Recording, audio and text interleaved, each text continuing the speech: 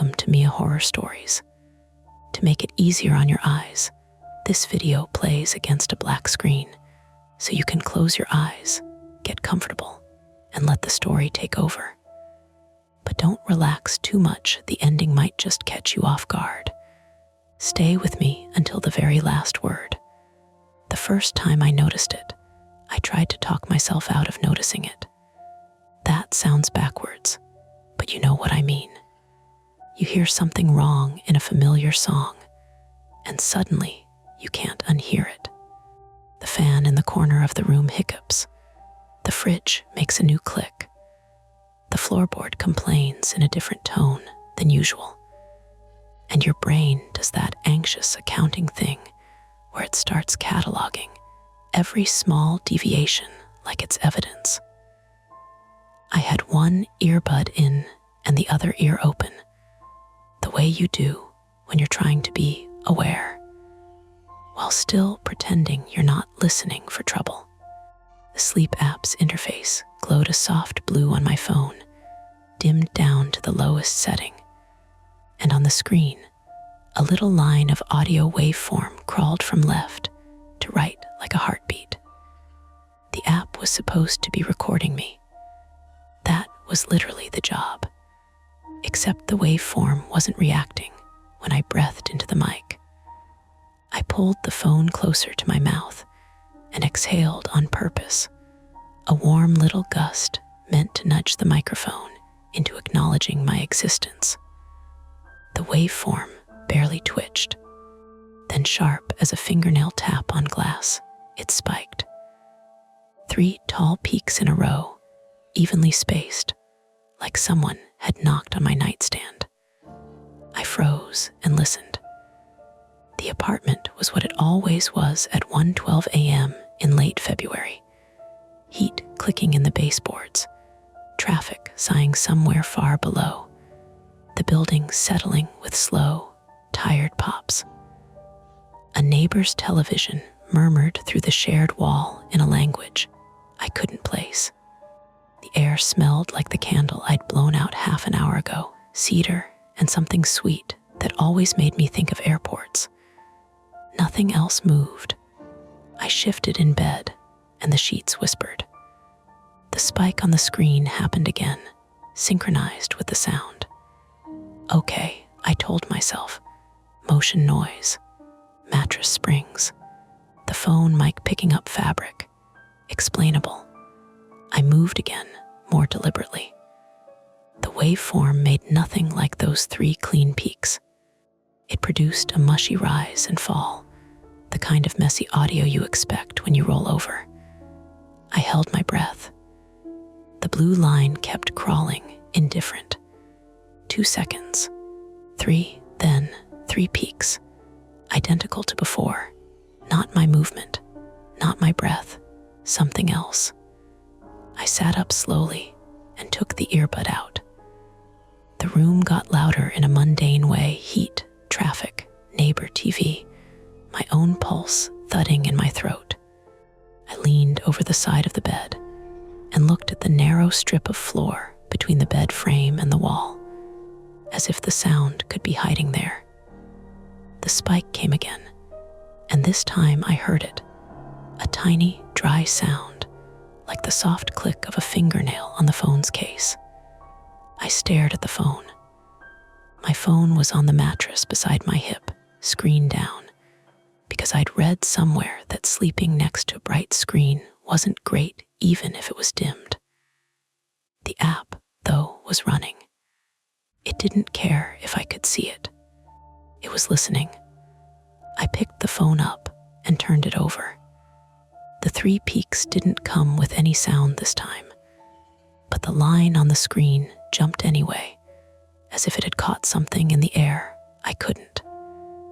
My chest tightened in that familiar, embarrassing way, like my body was trying to start a sprint before my brain had agreed to the idea. I hated that about myself. I always wanted to be the person who stayed calm and gathered information. In reality, I was the person who did calm second, after the first burst of adrenaline had already made my hands unsteady. Okay, I whispered, because my apartment always felt more controllable if I narrated it. I brought the phone closer to my face and watched the waveform like it might confess. A minute passed. The line stayed mostly flat, with small fluctuations that could have been anything. The heater, my breath, the neighbor's TV. My shoulders loosened. Then the screen lit up with a notification. Sleep session. Audio marker detected category. Voice confidence. 61%. I blinked at it, then tapped into the audio log. The app I was testing was called Hush Night, and the company Hushworks had hired me and a handful of other contractors to run it through real-world conditions. That was how they phrased it, real-world conditions. It sounded like something important people said in glass offices. I didn't work in a glass office. I worked in my bedroom in a third-floor walk-up in Cambridge, Massachusetts, a mile from the Charles River, with a radiator that wheezed and a window that didn't seal properly. I tested sleep apps because it was flexible, because it paid enough to cover my half of rent, and because I'd once convinced myself it would help me fix my own sleep. That last one was the kind of lie you tell yourself with a straight face for years, as if repetition turns it into truth. I tapped the voice marker.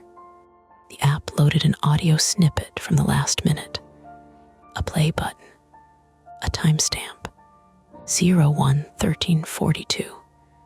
I held the phone like it was fragile and hit play. At first, there was only the low shush of the room, the sort of noise you never notice until it's captured and handed back to you. Then, faintly, the neighbor's TV, a bright laugh track buried behind the wall.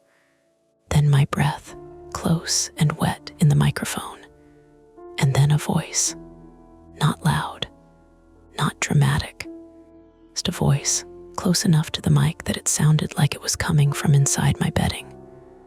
Hey, it said, soft and clipped, like someone testing if you're awake. I stopped breathing. My thumb hovered over the screen, ready to pause, ready to delete, ready to do anything except keep listening. But I didn't pause it. I didn't delete it. I let it play because a part of me, the part that always ruins my life, needed to know exactly what kind of problem I had. The voice continued. Hey, you up? It wasn't mine. That was the first undeniable thing about it. It wasn't my cadence or my pitch. It wasn't my way of speaking. It was male, young-ish, maybe late 20s to early 30s, with that flattened, casual tone people get when they think they're being quiet. It sounded like it was in my room. I slammed the audio off and sat there, phone in hand, heart going hard enough that I could hear it in my ears.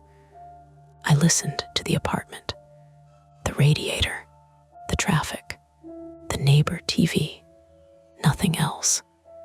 No footsteps in the hall, no door clicking, no whispering.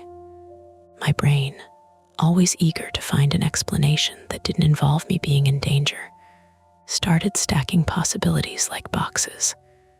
App glitch, mislabeled audio, someone else's recording wrongly attached to my account, interference, Bluetooth leak, phone picking up something from the building, someone talking on a landing, someone in the stairwell, a passing voice on the sidewalk.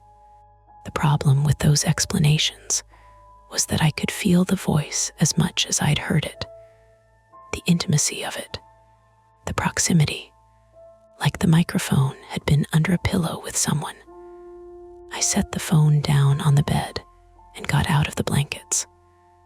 The floor was cold enough to make my toes curl. I crossed the room and flipped the light switch. The overhead bulb came on with a thin buzz, throwing hard shadows. My bedroom looked like it always did under harsh light.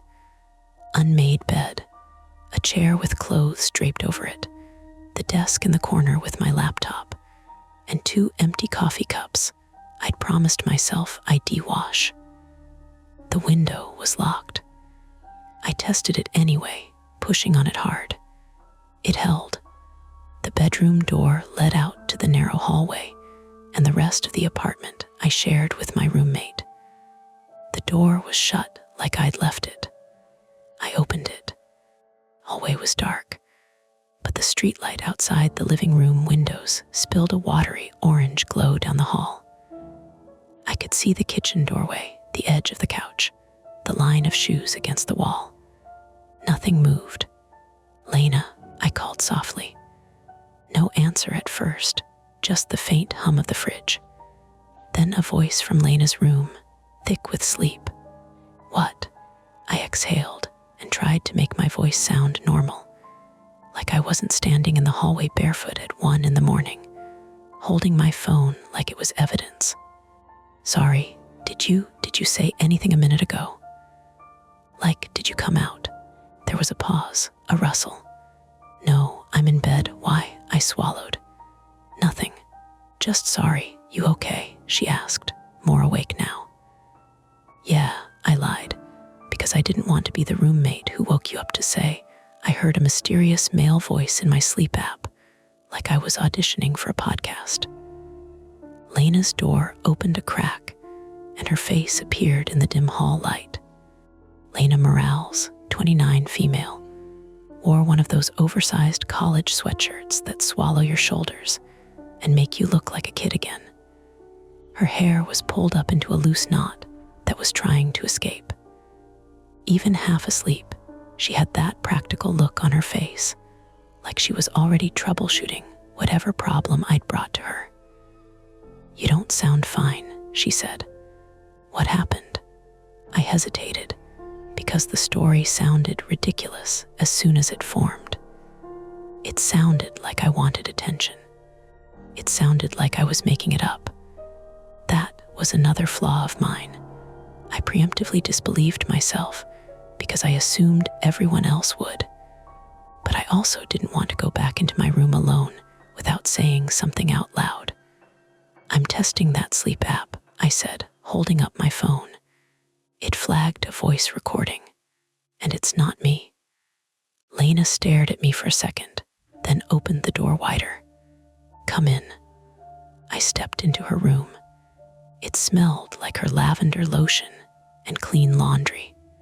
She had a small, dim lamp on her nightstand that made everything soft, the opposite of the harsh overhead light in my room. Her bed was neatly made in a way mine never was. There was a paperback on her pillow, face down, bookmarked by habit. The normalcy of it made my throat tight. She sat on the edge of her bed and patted the spot next to her like we were 12 and whispering about ghosts at a sleepover. "Play it." I sat, suddenly aware of my bare feet and my stupid pulse. I reopened the app, went to the marker, and held the phone out between us. "Okay," I said. "Listen, it could be nothing." "You're shaking," Lena said, not unkindly.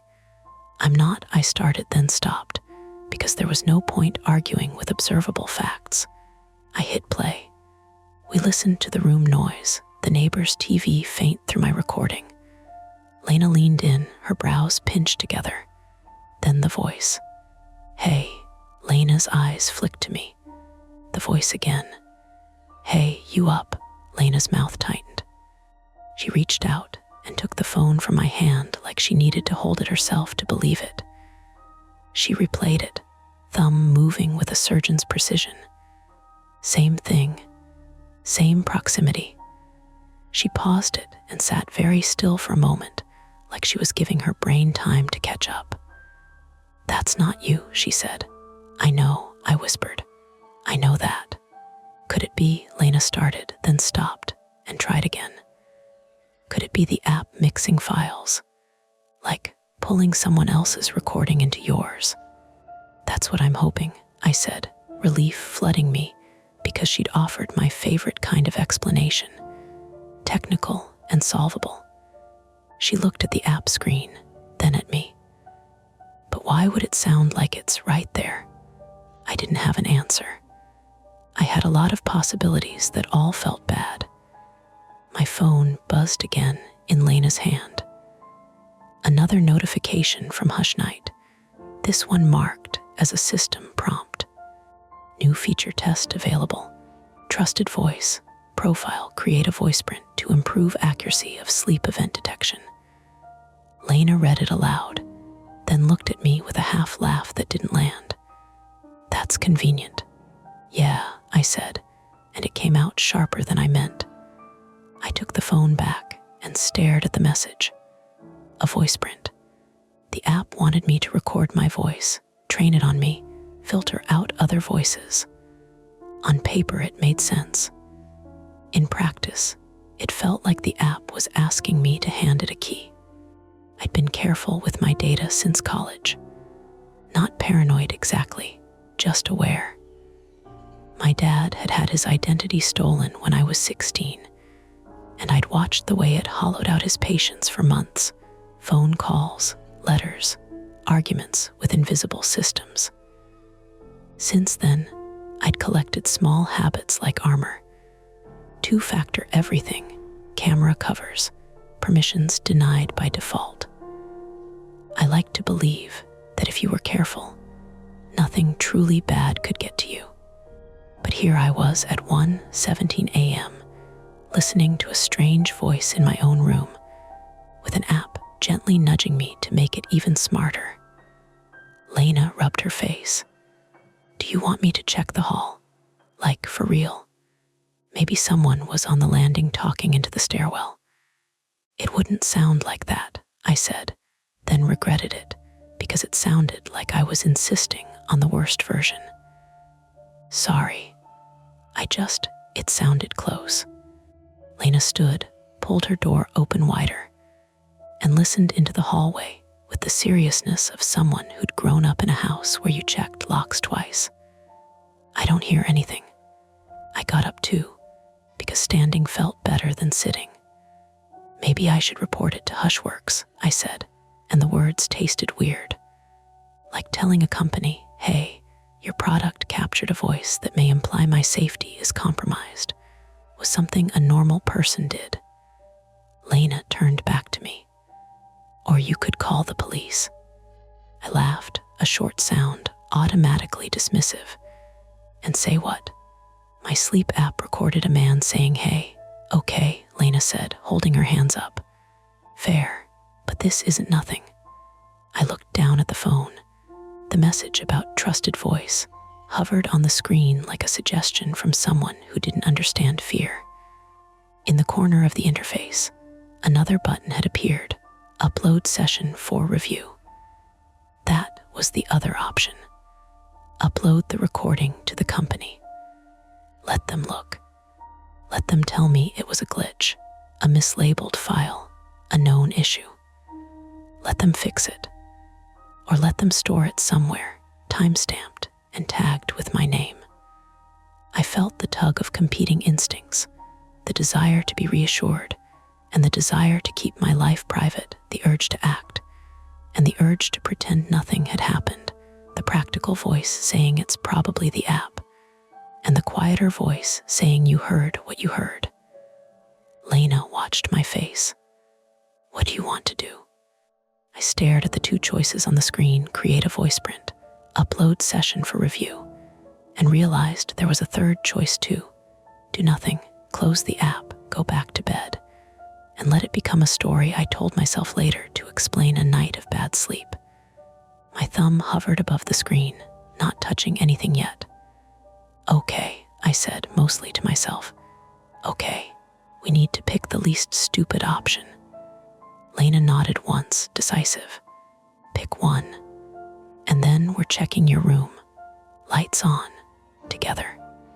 I swallowed, and the normal apartment sound seemed to lean in, as if listening for my decision.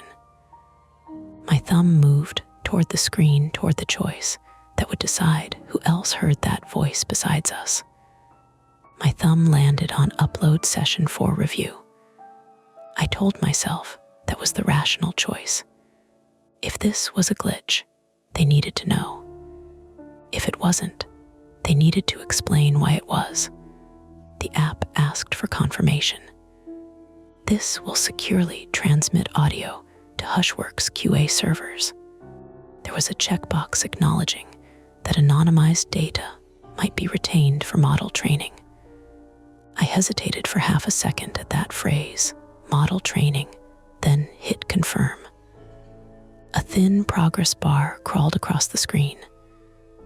Lena stood close enough that her shoulder touched mine. "Okay," she said quietly. "Good, that's good. Now we wait." We didn't have to wait long. My phone buzzed again before the bar even reached the end.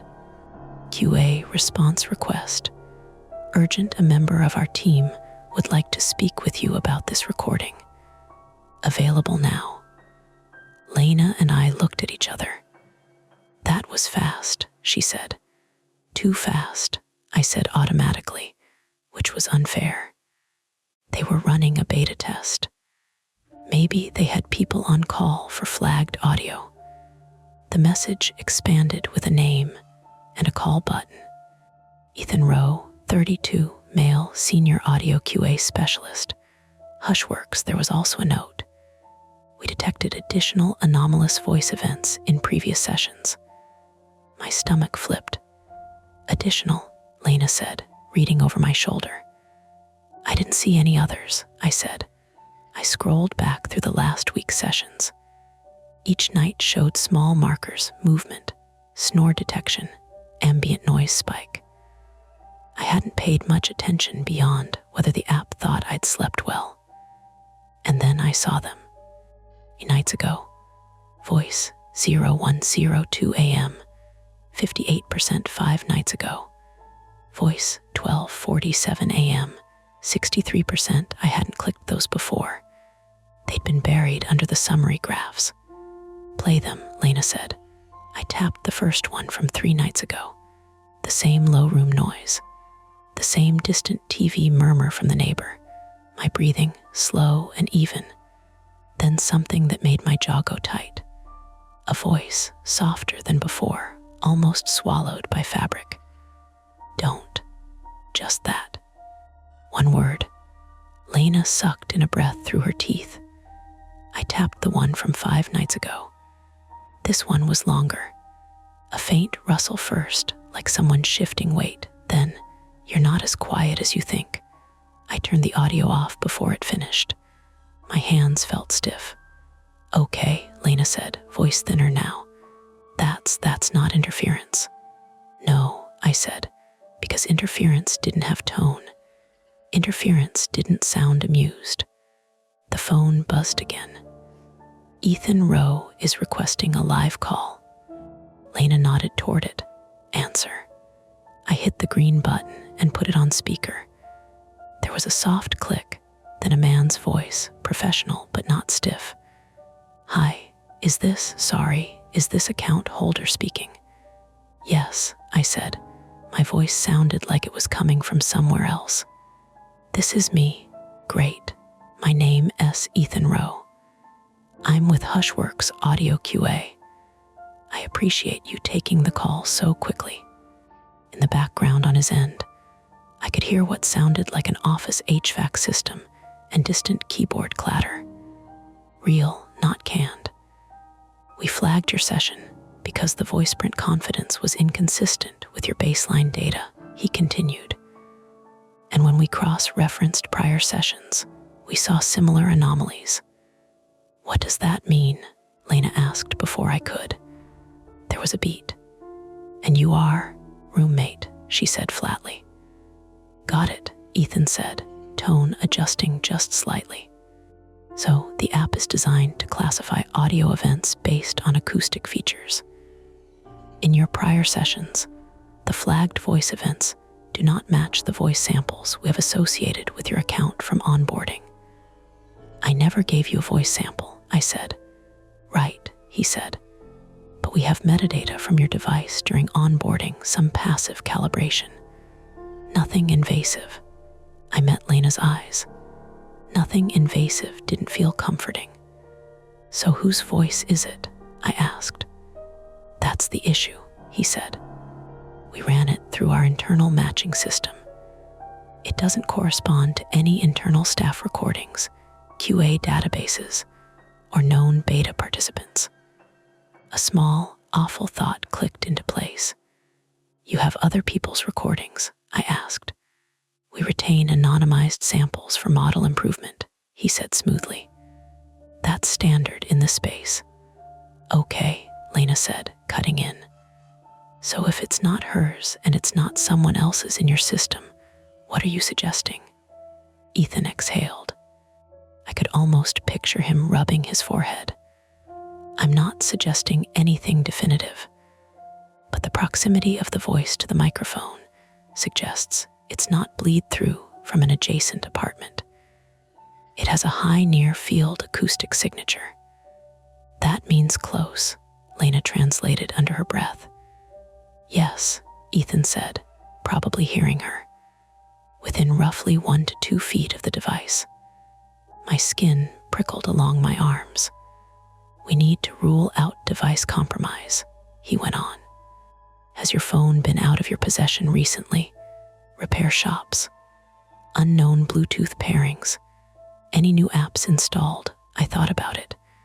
I was obsessive about that stuff.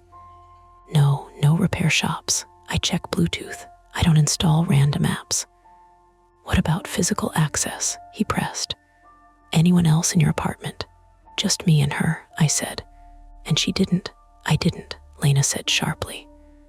Understood, Ethan said quickly. I'm not implying that. I just need to ask. Paused, then shifted tone. There's one more thing.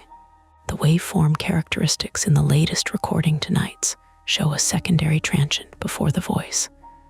What does that mean? I asked. It sounds like a light tap on the device housing, he said. Lena and I stared at each other.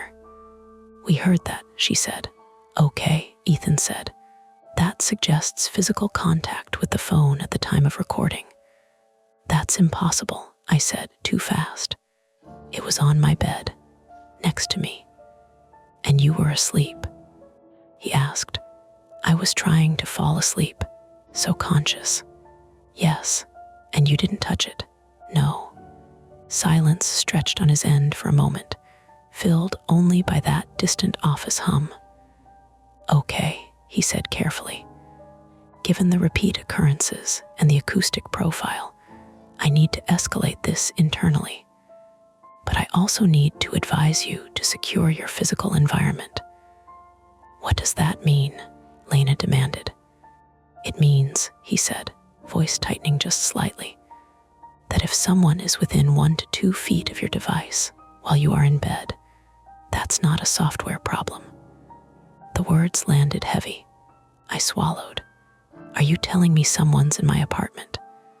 I'm telling you the data suggests close-range human speech near your device. It does not indicate remote injection, file corruption, or network tampering. So it's not a hack, Lena said. Highly unlikely, he replied. My brain tried to latch onto that not a hack, because at least that was impersonal. But the alternative was worse. Ethan continued, for your safety, I recommend checking all entry points. If you feel unsafe, contact local authorities. We will freeze your account data and preserve the logs in case they're needed. Preserve the logs, like evidence. Can you send us the raw audio file? I asked suddenly. Not just through the app, the actual file. There was a pause. That's not standard procedure. I'm a contractor, I said, my voice steadied, anger bleeding in where fear had been. You hired me to test this under real-world conditions. This is a real-world condition. Another pause, keyboard clicking. I can export a high-resolution WAV file and send it via secure link, he said finally. But I need to warn you, if this is part of an active security issue, distributing the file could complicate things. It's my voice, I snapped. Or not my voice. He didn't argue. I'll send the link within 10 minutes, he said. In the meantime, I strongly advise you not to remain alone. The call ended with a soft click. For a few seconds, Lena and I just stood there in her room, the lamp casting a small circle of light that suddenly felt inadequate. "Okay," she said, practical voice back online. "We check everything." We moved through the apartment methodically. Front door first. It was locked. The deadbolt was thrown. Lena tested it twice, then 3 times. The chain was hooked. The windows in the living room were closed, but one of them, the one that never sealed properly, had a thin gap at the top. Cold air slid through it. "Could someone have gotten in?" I asked. "3rd floor," Lena said. "They'd need a ladder or to be Spider-Man." She checked the bathroom window. Locked. We opened closets, looked behind the shower curtain, under beds. It felt absurd, like acting out a horror movie checklist, but it also felt necessary. In my room, the overhead light was still on. My bed looked disturbed now, sheets pulled back where I'd gotten up. The phone sat on Lena's nightstand in the other room. I stepped closer to the bed and crouched down, peering underneath. Just storage bins, a stray sock, dust. "Nothing," Lena said behind me. I stood, brushing my hands on my pajama pants. "Okay," she said slowly. "Let's assume for a second no one's physically in here. That still leaves the voice." My phone buzzed again. An email from Hushworks. Secure link attached. I opened it and downloaded the file. The WAV icon appeared in my Files app. "Play it on the laptop," Lena said. "Better speakers." We moved to my desk. I plugged the phone into my laptop and transferred the file. The progress wheel spun too slowly for my liking. When it finished, I double-clicked the file. The audio opened in a basic media player. I turned the volume up slightly. The room noise filled the space, bigger now through laptop speakers. Could hear more detail, the radiator's uneven rhythm, a faint car horn outside. Then the tap, clearer than before. A distinct plastic-on-plastic click. Then the voice. "Hey," Lena flinched. "You up?" Through the speakers, it sounded closer. Intimate in a way that made my throat feel tight. "Zoom in," Lena said, pointing at the waveform in the player. I didn't have professional software, but I could at least drag the timeline slider. I isolated the tap and replayed it 3 times. It wasn't random. It had a cadence.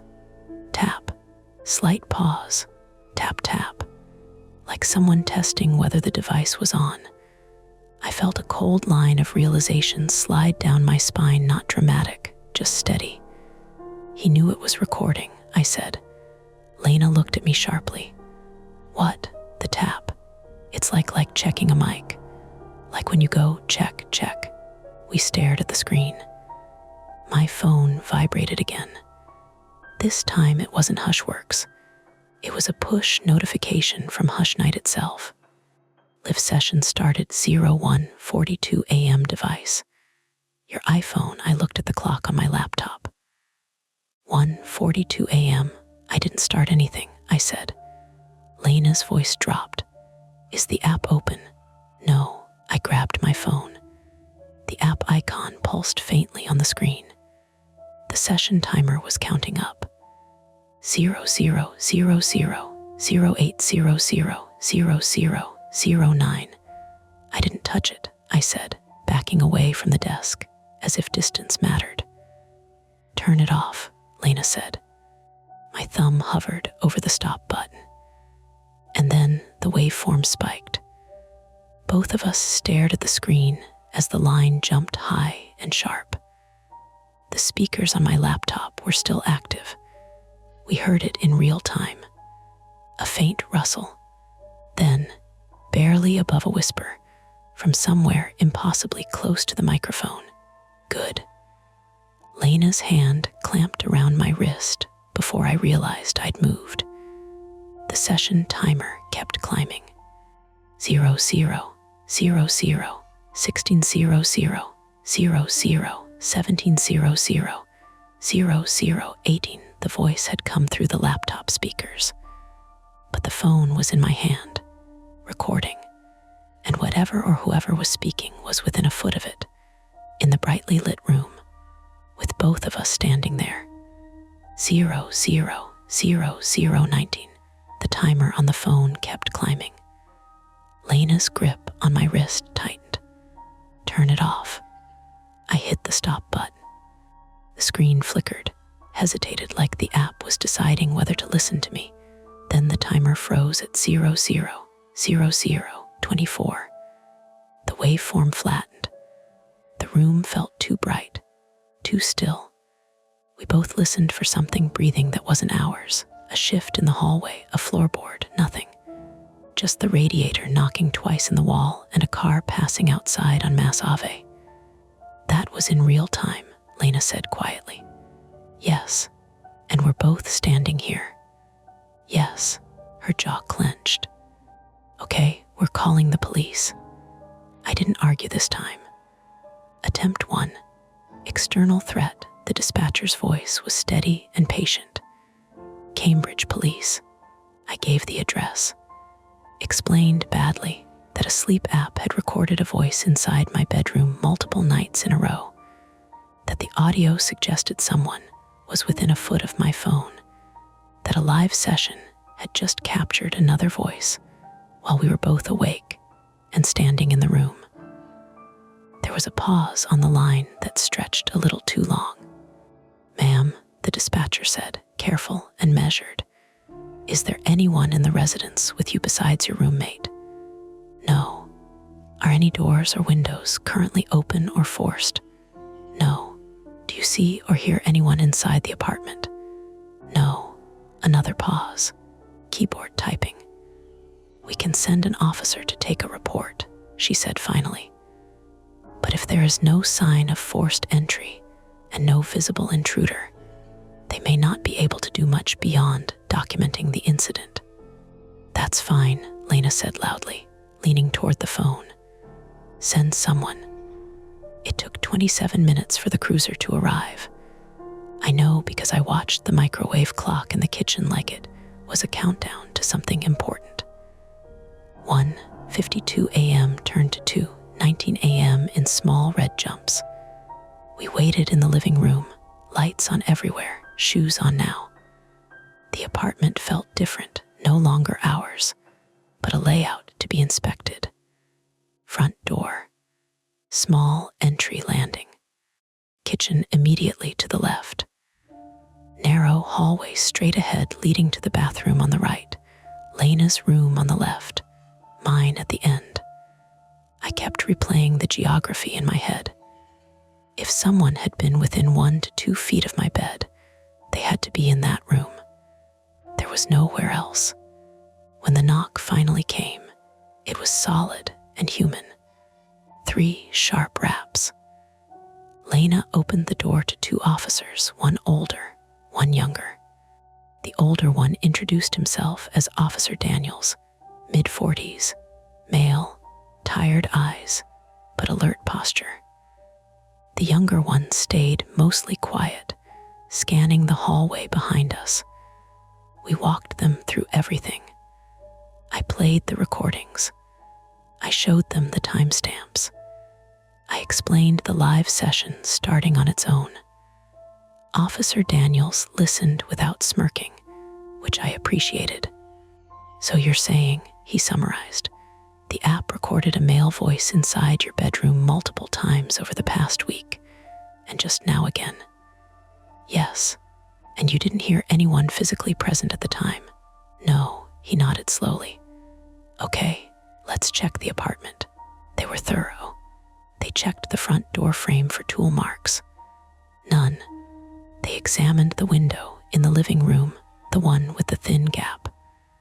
Officer Daniels ran a finger along the frame.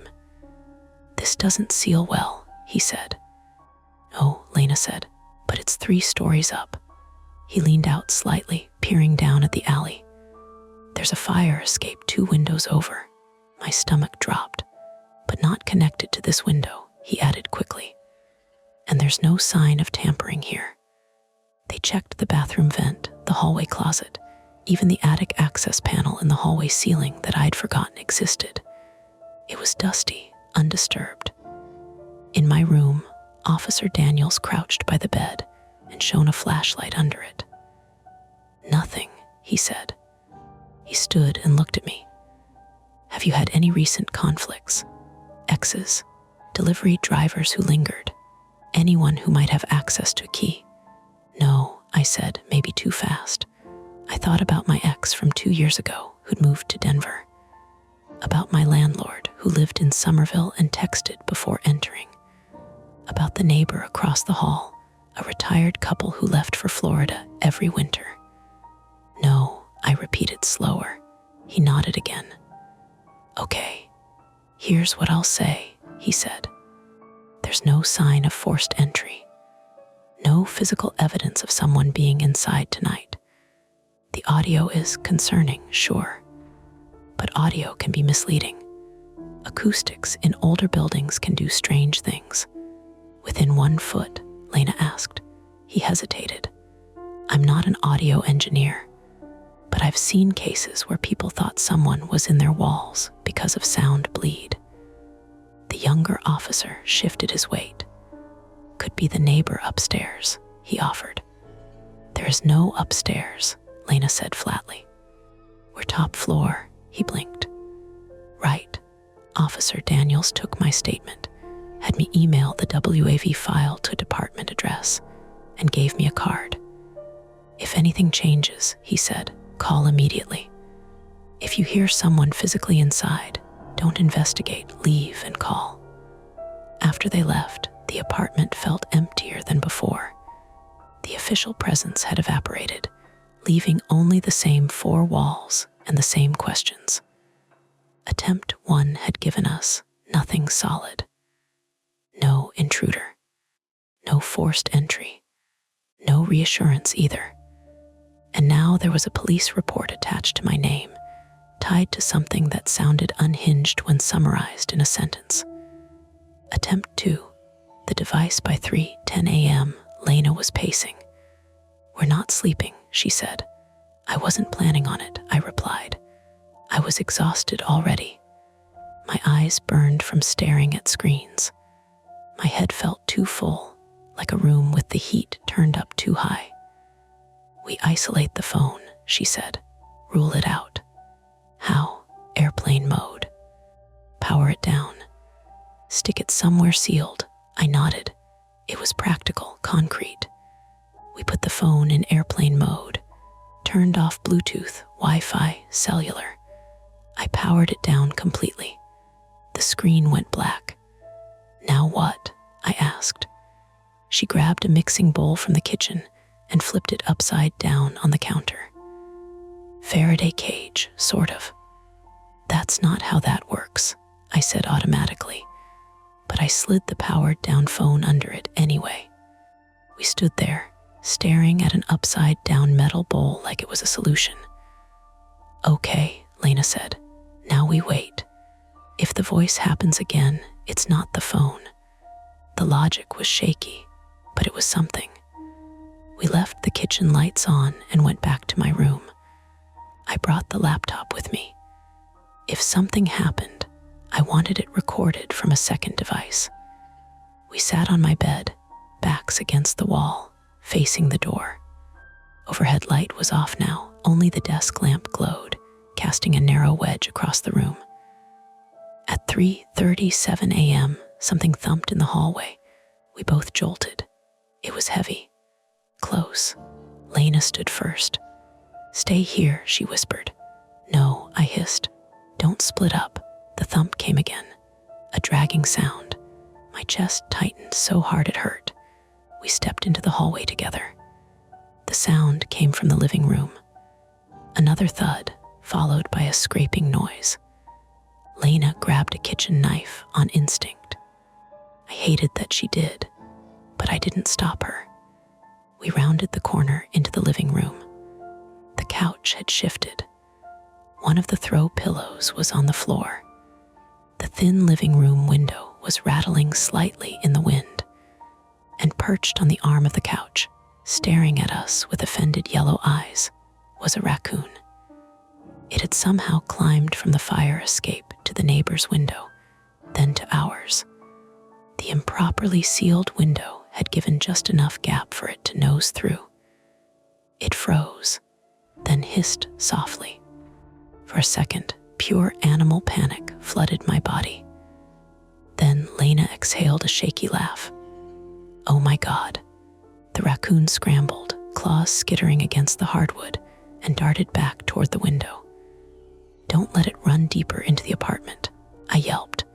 We flailed uselessly, making noise, until it squeezed back out through the gap and disappeared into the night. Silence returned. Lena leaned against the wall and laughed again, high and brittle. Okay, she said. That was not a man. No, I said, heart still hammering. Not a man. We taped the window shut.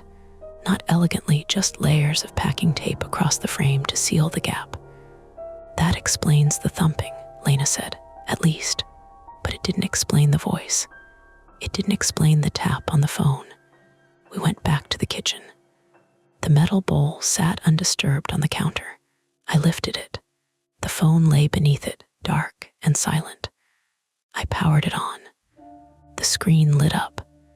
Notifications cascaded in emails, news alerts, and one from Hush Night.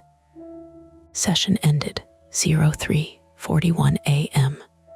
Duration 01:59:12. My blood seemed to drain from my face. That's impossible, Lena said. I turned it off, I whispered. I powered it down. The session log showed a continuous recording from 1:42 a.m. to 3:41 a.m. 2 hours. Play it, Lena said, voice tight. I scrolled to the beginning of that session. There was nothing for the first several minutes, just room noise from earlier. Then around 2:03 a.m., after the police had left, the audio shifted. Not a voice. A faint metallic click. Then the sound of footsteps, very soft, carpeted, slow, moving from the bedroom doorway toward the bed. I stopped the audio. The geography snapped into place in my head. My bedroom door, 10 feet from the bed. Hardwood floor until the rug by the bed. The rug would muffle steps. The recording captured steps crossing that exact distance. Lena's face had gone pale. We were in the living room, she said. Yes. And the phone was in the kitchen. Yes. We both looked toward the kitchen. The counter, the metal bowl, the spot where the phone had been. The audio can't be real, she said. It's time-stamped. That doesn't mean. I scrolled further. At 2:17 a.m., a whisper. So faint I almost missed it. Still here. The words were barely audible, but they were there. And the room tone around them was my bedroom. The radiator rhythm. The slight whistle from the window seam. The phone had been under a metal bowl in the kitchen. It could not have recorded my bedroom at 2:17 a.m. unless it hadn't been under the bowl. Unless someone had moved it. My mind raced through the timeline. We depowered it down around 3:10 a.m. That meant from 1:42 to 3:10, it had been on, recording. We'd been in the living room from roughly 2:00 to 2:30 with the police. The phone had been on my desk then, not in my hand, not in my sight. The police had walked through every room. My stomach twisted. Do you think? Lena started, then stopped. I finished it. One of them. We both knew how bad that sounded, how unlikely, how dangerous to even suggest without proof. But the timing was there. The audio at 2:03. After the police left the bedroom. The footsteps toward the bed. The whisper. My skin crawled. Or, Lena said slowly, someone was already in here. The attic panel in the hallway. The dusty latch. We both turned toward the hallway ceiling, as if we could see through plaster. A small crack in the paint ran along the edge of the panel. I hadn't noticed it before. My exhaustion hit me all at once. My head throbbed behind my eyes. My body felt heavy, like I'd been awake for days instead of hours. "We can't stay here," Lena said. I nodded. Going to a hotel at 4:00 a.m. felt dramatic, but staying felt worse. I grabbed my laptop. Lena went to pack a bag. As I stepped into my room one last time to grab my wallet, something caught my eye. On my desk, near the lamp, was a small object that hadn't been there before. A white square, about the size of a postage stamp. I picked it up. It was thin plastic, with a tiny pinhole in one corner, a micro camera, not attached to anything, just sitting there. My hands went numb. "Lena," I said, and my voice came out flat. She came to the doorway. I held up the square between my fingers. Her face drained of color. "That wasn't there," she said. "No," the trap tightened. "This wasn't a glitch. It wasn't acoustics. It wasn't a raccoon. Someone had been inside my room. Someone had left something behind. And we had just told the police. We had just handed over audio logs. We had just made ourselves visible. Retreat, pretending it was nothing. Staying quiet, closing the app was no longer possible. Whoever had been here knew we knew." Lena didn't take the micro camera from my fingers. She didn't touch it at all. "Put it in a bag," she said, voice tight. "Don't smear it." "I don't have Ziploc," she snapped, already moving. She yanked open the kitchen drawer, rummaged with furious purpose, and came up with a sandwich bag like she'd been waiting her whole life to need one. I slid the little square inside. It made a tiny plastic tick against the counter, pathetic for something that had apparently turned my bedroom into a stage. My mouth was dry. My whole body felt hollowed out, like the adrenaline had burned through the top layer of me and left everything raw underneath. "We're leaving," Lena said again, but it sounded less like a plan now and more like a prayer. I nodded, grabbed my wallet, shoved my laptop into my tote, and then, because my brain apparently hates me, I hesitated. If we left, whoever had been here could come back, could take the camera, could take whatever else they'd planted, could wipe away the only concrete proof we had. "If we go," I said, "we lose the apartment." Lena's eyes narrowed. "We keep our lives." "I'm not arguing that," I said quickly. The phone buzzed on the counter. A Hushworks email. "Ethan Rowe, please do not remain in the residence. If you can, preserve the device and any physical evidence. Call authorities." Like he was in the room with us, reading the air. Lena looked at the phone, then at me. Authorities already came. My stomach tightened at the memory of Officer Daniels' flashlight beam moving across my bed, across my desk, across the exact spot where the micro camera now sat in a bag. "They didn't find anything," I whispered. "Because it wasn't there yet," Lena said. "Or because they didn't look. Or because someone wanted to be looked at without being seen." My throat closed around that thought. Lena paced, hands fisted. "Okay, we can't sleep here. We can't pretend this isn't real. If we leave right now, we're giving whoever it is ours in our place." I stared at the hallway ceiling, at the attic access panel I'd forgotten existed until tonight. The crack in the paint looked like a line drawn with a fingernail. "Attic," I said. Lena stopped pacing. "You think they're coming through there? It's the only thing that makes sense," I said, and the fact that I was saying makes sense about an intruder hiding in my ceiling made me want to laugh and throw up at the same time. Lena's voice went low. "Then we call 911 again. Tell them we found a camera. and we tell them we think someone S in the attic. I nodded. I pulled up the non-emergency email address Officer Daniels had given me, then stopped. No, I said, 911. My finger hovered over call. Then the hallway ceiling creaked. Not the settling pop of an old building, not a radiator knock, a slow, pressured sound, like weight shifting over beams. Lena's eyes locked on mine. Now, she mouthed. I hit call, put it on speaker, and kept my voice as steady as I could. Cambridge Police, the dispatcher answered. This is the same address from earlier, Lena said, cutting in before I could stumble. She gave the apartment number, then added, we found a micro camera in the bedroom. We believe someone may be accessing our unit through the attic hatch. We're hearing movement. The dispatcher asked the usual questions. Are you safe? Are the doors locked? Do you see the person? Lena kept answering, clipped and controlled, while I stood in the kitchen staring at the ceiling. Another creak, closer to the hallway. Then, faintly, a tiny scrape.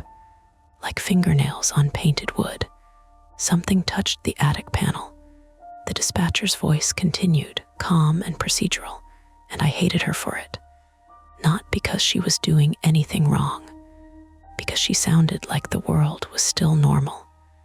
Lena muted the phone with her thumb and whispered, we need to get out, now, and leave the evidence. Whispered back. Bring the evidence, she said. The camera, the phone, your laptop, everything. What about the hatch, I said. If someone's up there, Lena's face tightened. We are not opening it. That was sensible. It was also unbearable, because the thought of someone above us listening, waiting, made my skin crawl. We moved as quietly as we could toward the front door. Lena kept the line open, the dispatcher still asking questions. I held the Ziploc bag with the micro camera like it might explode. Hallway felt longer than it ever had. Halfway to the door, the attic panel shifted. Just a millimeter at first, and almost nothing movement, the kind your brain would normally edit out. Then it lowered another fraction, as if someone were easing it down with care. Lena stopped dead. I stopped too, my bare feet planted on the runner rug. We both stared upward. The panel didn't fall. It didn't swing open dramatically. It lowered slowly, controlled, like someone testing whether we were watching. A thin line of darkness appeared between the panel and the ceiling. Then, so quiet it almost registered as imagination, a whisper drifted down. Hey, not from my phone, from above us. My lungs locked up. Lena's grip found my forearm and squeezed hard enough to hurt. Her face was pale, but her eyes were sharp. Back, she mouthed. We backed toward the living room, still facing the hatch, still moving like sudden motion might trigger something. The panel lifted back into place, closing with a soft click. The hallway went still again. On the speaker, the dispatcher's voice rose slightly. Ma'am, are you still there? Lena unmuted. We heard a person speak from the attic. We are leaving the apartment now. The dispatcher told us units were en route. Stay on the line. Don't confront. But we were already in confrontation just by existing under that ceiling. Lena yanked open the front door. The stairwell outside was dim and smelled faintly of old paint and someone's cooking, garlic maybe.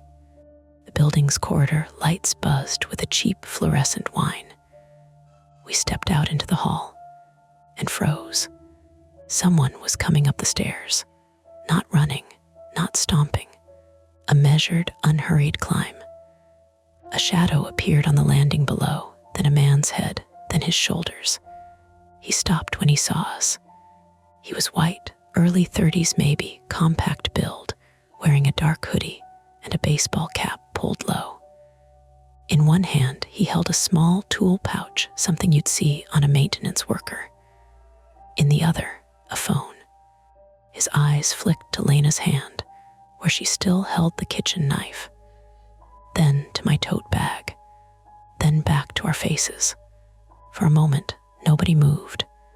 Then he lifted his phone a fraction, like he was about to speak into it, like he'd been interrupted mid-act. His mouth opened. I recognized his voice before he said anything. It was the same flattened, casual tone from my recordings. "Hey," he said softly. "You up?"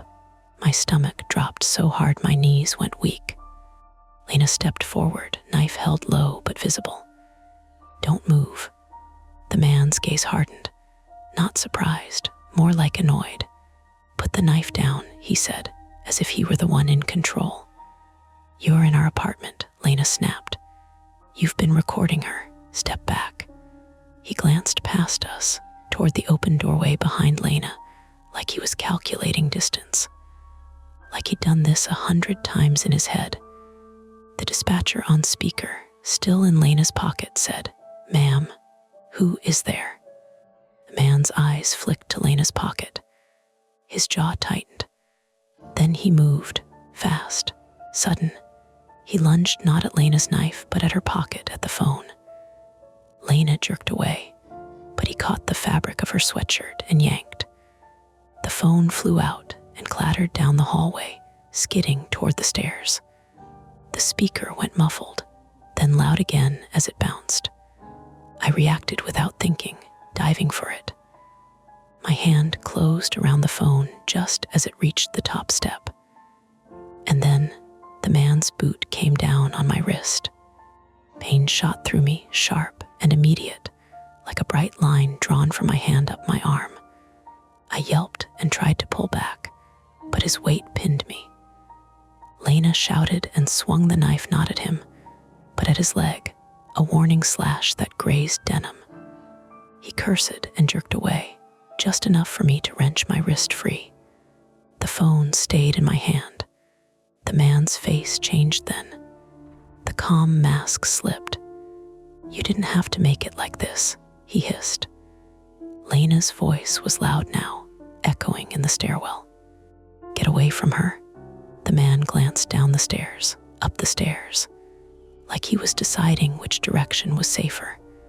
Then he darted sideways past us toward the open apartment door. "No," I shouted, and it came out ragged. He slammed his shoulder into Lena, knocking her back a step. She caught herself on the doorframe, knife still in hand, but he was already inside. The apartment swallowed him in orange streetlight and lamplight. Lena looked at me, eyes wide. "Don't go in," she said. But if he got back into the apartment, he could grab the micro camera bag. He could grab the phone under the bowl if he'd moved it. He could run through my room and erase whatever trail he'd left. My private fear, losing control of my own data, my own proof, flared into something bigger, uglier. The fear that he'd get away with it, because everything he'd done lived inside devices, inside logs, inside places people dismissed. I pushed past Lena. We entered the apartment together. Lights still on, and bright. Living room lamp casting soft shadows. The hallway ahead was dark beyond the spill of light.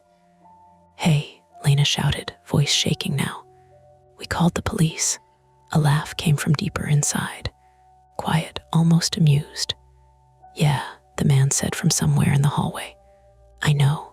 We edged forward, using the wall for cover, moving slow because fast felt like a mistake. My wrist throbbed, and I couldn't fully bend my fingers. From the kitchen, I could see the hallway ceiling. The attic panel was closed. Innocent looking. Then the panel shifted again, not downward this time, upward, as if someone had pushed it from below to create a gap. Lena saw it too. "There's someone else," she breathed. My mouth went dry. That's when the living room window taped shut made a soft tearing sound. The tape lifted at one corner, not because of wind, because fingers were peeling it from outside. A silhouette moved behind the glass, framed by streetlight and darkness. Lena's eyes went huge. "Back door," she whispered. Now, we didn't have a back door, just the front door and windows. 3rd floor. The silhouette outside pressed closer. A hand slid along the frame. A second person, or the same one circling faster than physics should allow. My brain tried to keep up and failed. In the hallway, the man's voice spoke again, closer now, like he'd stepped out of hiding. "Don't do this," he said. "Just give me the phone." "What do you want?" I managed. A pause. A small exhale that sounded irritated. "Your recordings," he said, like it was obvious. "The logs, the upload." My stomach turned. "You work for them," I said. He didn't answer that directly. He didn't have to. "I don't want to hurt you," he said, "but you're making it hard." Lena lifted the knife again, hands trembling. "Stay back."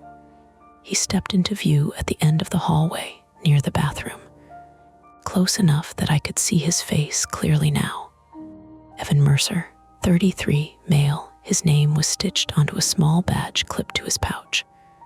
The kind contractors sometimes wear when they've been on a job site too long and forget it's still there. His eyes were bloodshot with exhaustion or adrenaline. His mouth was set in a line that looked practiced. "Evan," Lena said, voice sharp. "Leave now." He smiled, humorless. "You don't get it." The attic panel above us creaked again. Dust sifted down like dry snow, glittering in the kitchen light. Someone was up there, watching. My pulse hammered so hard it made my vision blur at the edges. The dispatcher's voice crackled from the phone in my hand, somehow still connected, still open. "Ma'am, officers are arriving. Stay on the line."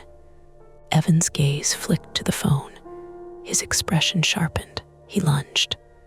Lena swung the knife. This time it landed, slicing his forearm. A thin line of blood appeared instantly, bright under the light. Evan swore and backhanded Lena hard across the face. The sound cracked through the apartment like a dropped plate. Lena stumbled, hit the kitchen counter with her hip, and went down, gasping. The knife clattered on the tile. "Lena," I shouted. Evan reached for me. I backed up fast, my heels slipping on the tile. I grabbed the first thing my hand found on the counter, an empty glass jar from the recycling, and hurled it. It hit him in the shoulder, shattered, and glass skittered across the floor. He flinched, more surprised than hurt. And in that half second, I did something stupid and desperate. I bolted for the hallway. Not to run past him, but to my bedroom. Because the micro camera bag was on my desk. Because the only thing I could control was evidence. My feet slapped the hardwood. My wrist screamed with each jolt. I heard Evan's footsteps behind me, heavier now, angry. I reached my bedroom door and slammed it. No lock. Of course, no lock. I shoved my chair under the handle as a wedge, the cheap wood scraping. Evan hit the door once hard. The chair shifted but held. "Open it," he said, breathing hard. "Open it or I'm coming through." I grabbed the Ziploc bag with the camera and stuffed it into my tote. My hands shook so badly the zipper fought me. Evan hit the door again. The chair slid a few inches. I looked around wildly. Window. Fire escape wasn't on my side, but if I leaned out, I could see the neighbor's fire escape across 2 windows in the living room. Not reachable from here. Closet. Under bed. No, the attic. My eyes snapped to the ceiling. In the corner of my bedroom, I saw something I hadn't before. A faint line, a seam where plaster met a panel I'd assumed was just design. A smaller access point, maybe a crawlspace connection. My mouth went dry. Evan hit the door a 3rd time. The chair buckled. It wasn't going to hold. I did the only thing I could think of. I grabbed my desk lamp and smashed it upward hard into the seam. Glass shattered. The bulb popped. Darkness flared and then settled, leaving only the spill of light from the hallway under the door. I hit again. The seam cracked. Dust rained down. A panel gave. Not wide, not easy, but enough for fingers. Something moved above it immediately. A shift. A breath. Not Evan's. A hand appeared in the gap, dirty knuckles, short nails, skin scraped raw. It reached down toward me like a reflex. I recoiled, heart seizing. A face pressed to the opening for a split second, eyes wide, startled, as if the person up there hadn't expected me to look back. Then it vanished, retreating into the dark. The door behind me splintered. Evan forced his shoulder through. He saw the broken ceiling panel, the dust, the movement that had just happened. His expression changed, fear flickering beneath anger. "Stop," he said, not to me, upward. "Stop. Get out." So there really was another person. Evan stepped into the room, eyes darting between me and the ceiling. "Give me the phone," he said again, but his voice had lost some of its certainty. "Please." I held it tighter. My wrist throbbed. I tasted copper in my mouth from biting my tongue. In the hallway behind him, Lena's voice rang out, broken but fierce. "Cambridge police.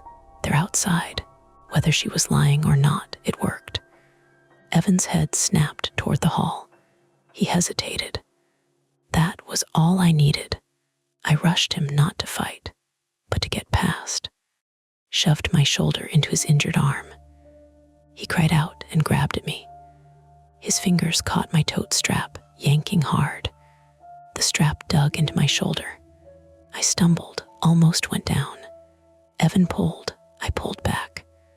The tote tore at the seam with a ripping sound. My laptop slid halfway out. I let it go.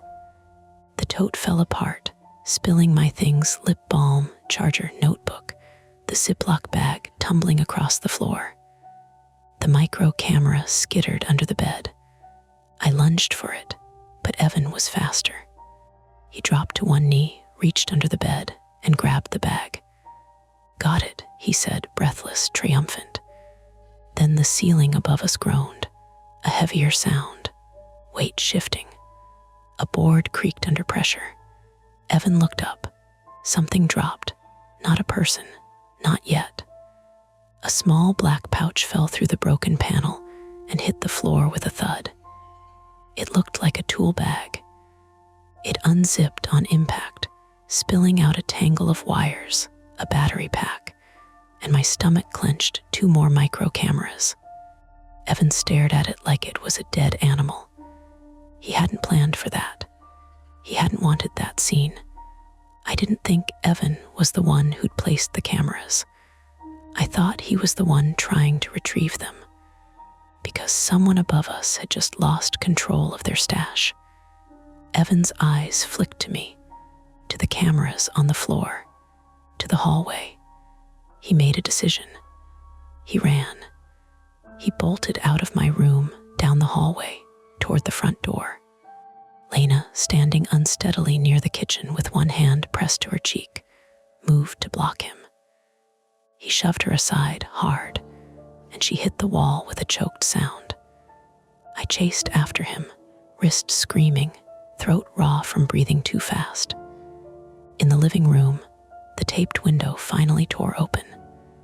A figure outside, hooded, face obscured, yanked at the window frame, trying to force it. Evan saw the figure and flinched like he recognized them. He didn't go toward the window. He went for the front door. He threw it open and nearly collided with Officer Daniels. Officer Daniels' flashlight beam flooded the entryway. Behind him, another officer had a hand already on their holster. "Hands," Officer Daniels barked. "Hands where I can see them."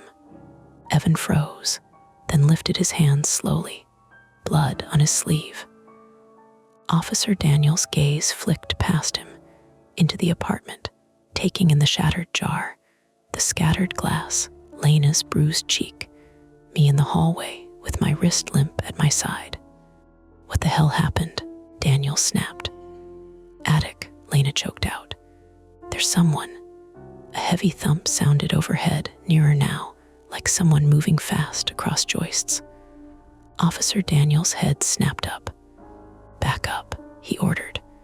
But it was too late for backing up. The attic panel in the hallway outside my room finally gave way completely. It didn't open gently this time. It dropped. A man fell with it, hard, uncontrolled, landing on the hallway floor in a tangle of limbs and drywall dust. He was older than Evan, mid-40s maybe, gray stubble, workman's hands, a cheap headlamp still strapped around his forehead. For a split second, the whole apartment went still. Then the man scrambled, trying to regain his feet. Officer Daniels moved faster than I thought he could. He tackled him into the wall with a brutal, efficient slam. The man shouted, panicked and animal, trying to twist free. Officer Daniels pinned him, cuffed him, and barked at the other officer to secure Evan too. Evan didn't resist. He just stood there breathing hard, eyes fixed on the older man like he hated him and feared him at the same time. The older man spat drywall dust and glared at us. Calvin Rusk, 46, male, his name came later, from his ID and from the landlord's paperwork. But even in that moment, you could see the kind of person he was. Someone who'd spent a long time believing other people's homes belonged to him if he could get into them quietly enough. Officer Daniels hauled him upright. "Do you live here?" Daniels demanded. Calvin's lips curled. "No." "Then why are you in the attic of this building?" Calvin's eyes slid toward me, toward my phone, toward the cameras on the hallway floor. He said nothing. Evan's voice came out strained, almost pleading. "It wasn't supposed to be like this." Lena laughed once, sharp and broken. "No kidding." My knees went weak. The adrenaline drained so suddenly, I had to grip the wall to stay upright. The dispatcher's voice still crackled faintly from my phone, like an echo of how long it took the world to catch up. Officer Daniels looked at me. "You're hurt." "My wrist," I said, and when I tried to flex it, pain flared bright and nauseating. He nodded at the other officer. "EMS. Now." Lena sank onto the couch, one hand still pressed to her cheek, eyes glassy with shock. "He hit me," she said, almost like she couldn't believe the words belonged to her. Officer Daniels' face hardened. "Document everything." Calvin thrashed once in his cuffs. "You don't know what you're talking about," he snarled at Daniels. This is nothing. This is just nothing," Lena's voice cracked. She gestured shakily toward the cameras, toward the broken ceiling, toward me. "You were in our ceiling." Calvin stared at her with flat contempt. Evan's gaze dropped to the floor. "I tried to get them back," he said, quieter now. "I told him to stop. I told him." "Who is he?" Officer Daniels demanded. Evan swallowed, eyes darting. "Maintenance. Contractor. He works for," he stopped, as if the name itself was dangerous to say. My phone buzzed in my hand. A Hushworks notification. "Account data preservation confirmed. Upload complete." The world narrowed. My heartbeat pounded in my ears. Evan saw the notification light up my screen. His face went blank, then tight, like someone had just closed a door he'd been trying to keep open. He whispered, almost to himself, "Too late." Officer Daniels' gaze flicked to the phone, then back to Evan. "What is that?" I swallowed. "The sleep app, the recordings. I uploaded them." Officer Daniels' expression darkened. "Good, we'll need that." Calvin lunged forward in his cuffs, trying to get closer, eyes wild. "You shouldn't have," Officer Daniels shoved him back. It was over in the sense that men were in handcuffs, and the hallway was filled with uniforms, and the building suddenly felt small and controlled again. But it wasn't over in the way my body understood. My bedroom door hung splintered. My ceiling was broken. My things were scattered. My wrist was swelling. Lena's face was already bruising. And somewhere inside my phone, inside servers I didn't control, there were now hours of audio. My sleep, my room, my life. The paramedics arrived and wrapped my wrist, and when they lifted it gently, I almost blacked out from the pain. They told me it might be fractured. They told me I'd need X-rays. Lena refused the ambulance. She insisted she was fine, even as her voice shook. She insisted on staying with me. Officer Daniels took photos of everything: cameras, ceiling panel, tool pouch, blood on Evan's sleeve, glass on the tile. He spoke in that steady cop voice, but his eyes kept drifting upward, as if he still didn't like the idea of what had been above us. As they led Calvin out, he turned his head toward me and smiled. Not triumphant, not even angry, just familiar. Like he'd been in my space so long he felt entitled to one last look. The sound he made was barely audible, swallowed by the hallway noise and the officer's commands. But I heard it anyway. A soft, clipped whisper. Hey. And even with him in cuffs, even with flashing lights outside, my body reacted like the word had fingers. The ER was fluorescent and beige in a way that made time feel like it had been scrubbed down. Everything smelled like sanitizer and warmed plastic, the kind of place where your body is suddenly not yours anymore. Your name becomes a wristband. Your pain becomes a number you're asked to assign, like a rating for a restaurant. My wrist had ballooned by the time we got there. The paramedics had wrapped it tight, but the swelling pushed against the gauze until my fingers felt thick and unfamiliar. Lena sat beside me in the waiting area, her sweatshirt stained with dust from the ceiling and a faint smear of my blood where she'd grabbed my hand without thinking. Her cheek had started to bruise in a neat arc along her jaw. She kept touching it like she didn't trust it to still be there. We didn't talk much. We watched other people exist in smaller emergencies, sprained ankles, coughing, a kid with a nosebleed who looked bored. It was almost obscene, the normalcy of it, how the world could keep rotating while my bedroom was full of glass and tiny cameras and strangers in cuffs. A nurse called my name, and we followed her down a hallway lined with curtained bays. Nina Choi, 34, female, introduced herself with the practiced warmth of someone who'd learned how to be kind without being consumed by it. She had a pen clipped to her scrubs, hair pulled back tight, and the calm eyes of a person who'd seen worse injuries than mine and still respected them. She checked my vitals, asked about allergies, then gently unwound the wrap around my wrist. When she touched the underside, I hissed. "Okay," Nina said softly, not apologizing, just acknowledging. "We'll get X-rays. Any head injury? Did you lose consciousness?" "No," I said, "just got stepped on."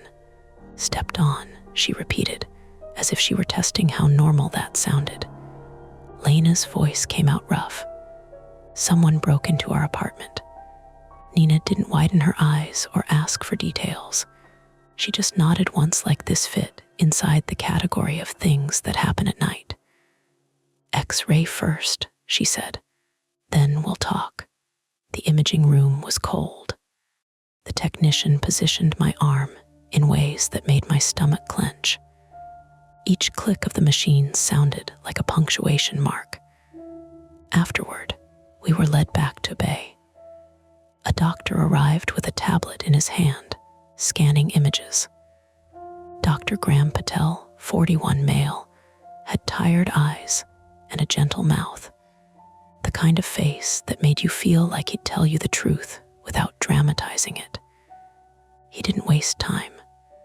"You've got a distal radius fracture," he said, tapping the image. "It's not wildly displaced, which is good, but it is a break. We'll splint it now. You'll need ortho follow-up within a week. You'll be sore." "Sore," Lena repeated, and her laugh was small and brittle. Dr. Patel looked at her bruised face. "And you?" "I'm fine," Lena said automatically. He didn't argue. "If you develop a headache, nausea, vision changes, come back. Being hit can surprise you later." While Nina wrapped my arm in a stiff splint, Lena sat on the edge of the plastic chair and stared at the wall like she was trying to memorize it. I wanted to say something comforting, something that would make the night feel like a contained event with a beginning and an end. Instead, I said, "We should call your mom." Lena's eyes flicked to me. "No." "Okay," I said, because pushing was the wrong move. I knew that. When we left the ER, dawn was starting to bleed into the sky, a thin gray light that made the city look washed out. The air outside had that damp, cold smell that always made me think of subway tunnels and wet wool. We didn't go back to the apartment. We went to a hotel off Memorial Drive that smelled like carpet shampoo and coffee. The desk clerk didn't ask questions beyond, "ID, please." The elevator music was low and cheery, insultingly so. In the room, Lena locked the door, then locked it again, then put the chair under the handle like she'd seen it in a movie and hated herself for doing it. I sat on the bed, splinted arm resting on a pillow, and watched her pace. At 7:13 a.m., my phone buzzed again. Not a text, an email. Detective Unit request for contact. There was a name and a number, a case reference. I stared at it until the letters stopped blurring. Lena stopped pacing. "What?" "Detective," I said. She exhaled hard, then nodded once, as if she'd expected this. "Call." I put it on speaker. "Detective Laura Mendel," a voice answered, crisp and controlled. Are you the caller from earlier? The apartment on?" "Yes," I said, and gave the address again because the night had turned it into a mantra. Laura Mendel, 38, female, introduced herself like someone who'd been awake too long and was staying sharp out of stubbornness. She didn't soften her tone for me, but she wasn't unkind either, just direct. "We recovered 2 individuals," she said. "One is in custody under burglary-related charges, assault, unlawful surveillance. We're still sorting the exact list. The second individual, Evan Mercer, has not been released. He's being held for questioning as well." My jaw tightened at Evan's name. "We also recovered multiple recording devices consistent with what you described," Mendel continued. "We're getting a warrant to search the apartment fully and to examine any seized electronics." "Electronics?" Lena asked. "We took phones, a tool pouch, and a bag with batteries and miniature cameras," Mendel said. "We'll need your cooperation to access anything relevant from your devices as well, including that sleep app." I felt my stomach turn. Mendel's voice stayed practical. "I know it's unpleasant, but the recordings may establish timeline and intent." I glanced at Lena. She looked like she'd turned to stone. "I uploaded the audio to the company," I said. "Hushworks, they have logs." There was a pause. "Okay, we'll need a contact there," I swallowed. "I have someone, Ethan Rowe." "Send me his details," Mendel said. "Also, did you see anyone else?" The question landed like a weight. There was a silhouette at our living room window, I said slowly. Someone outside peeling the tape. Lena cut in, voice tight. We don't know if it was a second person or understood, Mendel said. We're canvassing the area, but I want to be upfront. If that person left before officers arrived, we may not identify them unless we get good footage or a witness. Footage. My mind went to doorbell cameras on neighboring buildings. Traffic cams. The cities in different eyes.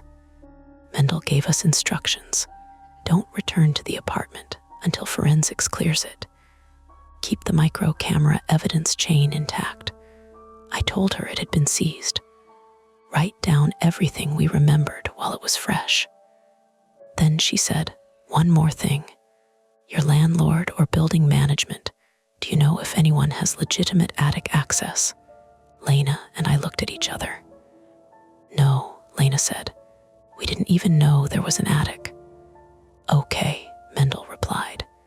We'll be contacting the owner.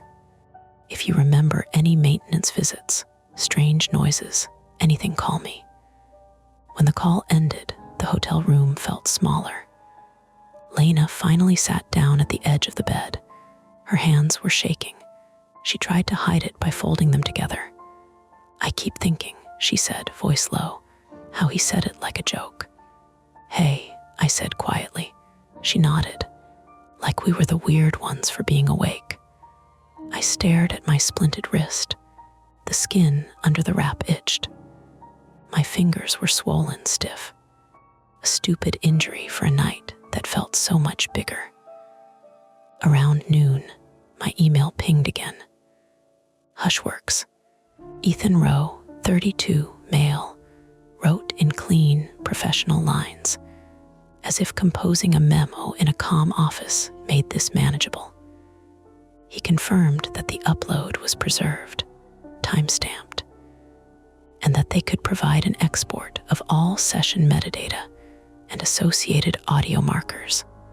He also wrote, in a way that made my stomach drop, we are initiating an internal review to ensure no employee or contractor misused access to test infrastructure or customer data. No employee or contractor. I pictured Evan's tool pouch, his badge, his voice saying, just give me the phone. I forwarded Ethan's email to Detective Mendel. Then I stared at the screen until my eyes hurt. The rest of the day was logistics. Ugly, exhausting logistics. Mendel called back to tell us the apartment had been cleared for a brief supervised visit, 10 minutes, to retrieve essentials. Officer Daniels would accompany us. A forensic tech had dusted surfaces, photographed the damage, collected remaining devices. They'd found 2 more micro cameras wedged behind my bookshelf and taped under the bed frame. The phrase under the bed frame made my stomach turn because it meant someone had been close enough to kneel beside where I slept. We returned just before sunset. Officer Daniels met us outside the building. He looked more tired now than he had in the early hours. He held himself like someone trying not to show regret. I'm sorry, he said, and it sounded real. For what? Lena asked, too sharp. He didn't flinch. For the first time, for not taking it more seriously. We see a lot of things that sound strange, but your situation wasn't nothing. Lena's jaw tightened. She didn't forgive him out loud. Neither did I. We climbed the stairs slowly. My wrist throbbed with each step. Every sound in the stairwell felt amplified. A door closing in another unit made me flinch. Inside the apartment, everything looked the same and ruined at once. The hallway ceiling was patched with a temporary board. My bedroom door had been replaced by a cheap hollow core slab with a new knob, installed by someone in a hurry. It didn't feel like protection. It felt like pretending. My desk was cleared. The spot where the micro camera had appeared was empty. A forensic evidence marker sticker clung to the corner. Officer Daniel stood in the hallway and watched us, hands visible, giving us space without leaving us alone. Lena walked to the living room window and touched the tape residue with her fingertip like she couldn't resist confirming it had been real. Her finger left a clean line through dust. I went to my room and grabbed clothes, my passport, a couple of notebooks. The mundane items felt strange, as if they belonged to someone who'd never been hunted by a whisper. On the floor near my bed, there was still a tiny sparkle of glass from the jar I'd thrown. It caught the light from the desk lamp. The sight of it made my throat tight. "Anything else?" Officer Daniels asked gently. My eyes landed on the attic seam I'd smashed open. It had been patched too. Fresh drywall, still lighter than the ceiling paint. A scar. I felt a ridiculous urge to climb on the bed and press my ear to it, to listen for a breath. I didn't. "We're done," I said. We left. 2 weeks later, life pretended to restart. My wrist healed slowly. The ortho cast it properly, then swapped it for a brace. I learned how much of my day relied on 2 hands opening jars, carrying groceries, washing my hair. The inconvenience was almost insulting. Like my body had chosen the most mundane way to register trauma. Lena moved out. Not dramatically, not with screaming, with quiet decisiveness. "It's not you," she said the day she packed her car. I can't sleep there. I can't even walk down that hallway without hearing him." "I know," I said, and meant it. She hugged me awkwardly, careful of my wrist. She left me a note on the kitchen counter in block letters. "Please check your windows. Please don't dismiss your gut again." I taped it inside my new planner like it was a warning label. Detective Mendel called with updates in short, unromantic bursts. Calvin Rusk had prior charges: trespass, minor theft, nothing that would have kept him off a contractor list if someone didn't look too closely. He'd been hired through a subcontractor for building maintenance. The landlord, under pressure, and suddenly very polite, claimed ignorance. They were pursuing additional charges under unlawful surveillance statutes. They had enough to hold him. Evan Mercer, meanwhile, was complicated. Mendel didn't say that word, but I heard it in what she didn't say. "He says he was trying to stop it," she told me. "That he discovered the devices and panicked when you uploaded the logs. He admits he returned to retrieve evidence. He admits assault. He denies placing cameras." "And you believe him?" I asked.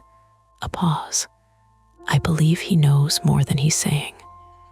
"What about the person at the window?" Lena asked, because she insisted on being on speaker for that call, still orbiting my fear even after she'd moved out. "We don't have a positive ID," Mendel said. "We have a partial figure on a neighbor's camera, hood up, face not visible. Could be a third party, could be Calvin alone earlier in the night. We can't confirm." The subtle thread stayed loose, not dramatic, just unresolved. At the end of that call, Mendel said, "One more thing. Your app company, Hushworks, cooperated. They provided logs. There's no indication of remote injection, but the recordings confirm repeated near-field voice events and movement consistent with what you described. That helps us. My sleep had become evidence. Hushworks sent me a final email, a polite termination of my contract, dressed up as pause in beta testing requirements. They offered a small bonus for extraordinary circumstances. They asked me to sign an updated NDA. I didn't sign anything. My lawyer, an exhausted woman my friend recommended, told me not to. Hushworks didn't push after that.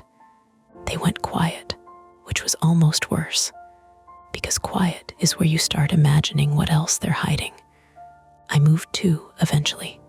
Not far, still in Massachusetts, but not that building, not that streetlight, not that hallway ceiling. On my first night in the new place, I did what I'd sworn I wouldn't do. I downloaded a different sleep app. Not Hush Night, not Hushworks. A basic one that claimed to track snoring and movement, nothing more. I told myself it was for routine, for normalcy, for the science of it, for proof that I wasn't crazy. I placed my phone on my dresser across the room, not on the bed. I triple-checked the locks. I checked the windows. I checked the closet, even though that was ridiculous. Then I lay down and stared at the ceiling until my eyes blurred. The building made its own sounds. Pipes, a distant elevator, someone's footsteps in a hallway I didn't know yet. Eventually, exhaustion won. Not peaceful sleep, just shutdown. In the morning, the app gave me a neat little graph and a number score, like the night had been a math problem. There was one audio marker. Voice 03:06 a.m. 22% my stomach dipped so hard I had to sit down. My fingers shook as I tapped it. Static, a muffled rustle, my own breath. Then faint, far away, like from another apartment, like from a hallway, a man's voice, laughing at something on television. Explainable, normal, not close. I let the recording play anyway, because my body needed to hear the whole thing before it could relax. It ended. The app asked if I wanted to improve accuracy by creating a trusted voice profile. I stared at the prompt for a long time. Then I deleted the app, not because I thought it would save me, not because I believed technology was evil, just because I couldn't stand the idea of my sleep becoming something that could be stored, tagged, reviewed.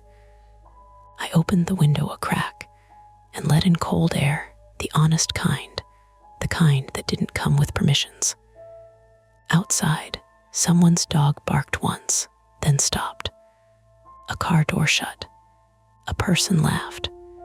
The world moved on, careless and alive. I sat at the edge of my bed and listened until my breathing matched the room. When I finally turned off the light, I didn't feel safe, but I felt awake in a way I hadn't been before, awake to how thin the line is between your private life and somebody else's access. And that line, once seen, doesn't disappear. It just becomes another sound you can't unhear. That's it for this nightmare. If you enjoyed it, please like the video, subscribe to Mia Horror Stories, and turn on notifications. It really helps keep the stories alive. And don't stop here. Dive into another one of our videos and keep the fear going. You're listening to Mia Horror Stories, and today's story is My Smart Doorbell Keeps Detecting Someone Standing Just Out of View. The screen will stay completely black, letting your imagination do all the work. No visuals, no noise, just a story that creeps under your skin. Don't skip a second, because every detail builds to the chilling end you won't want to miss. At first, I thought it was a bug. My phone buzzed on the kitchen counter, screen lighting up the underside of a mug ring, and the crumbs I hadn't wiped. The little banner at the top said, "Person detected front door." It had a thumbnail underneath it, washed out and grainy in that familiar night vision way. There was no person in the frame, just my porch, the square of welcome mat that still said hello, even though the letters were fading, the package bench I'd assembled wrong so one leg wobbled, the edge of the railing. The image stopped because the clip ended and then looped again. The motion was real because the infrared made the moths look like sparks, and a leaf skittered along the concrete and spun itself against the step. But the banner had been confident. Person detected. I set my dish towel down and leaned over the counter until my hair brushed the screen, like proximity would reveal a trick.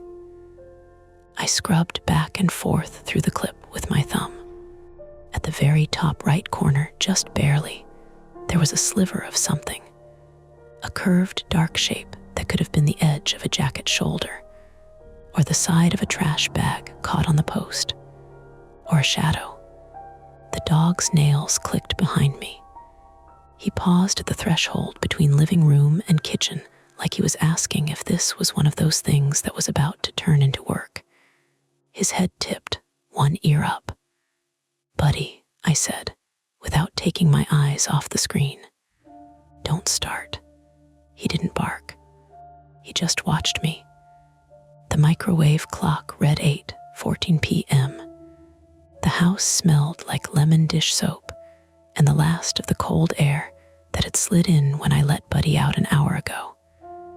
The old baseboard radiator ticked once, a polite mechanical sound like it wanted credit for still being alive. I hit live view.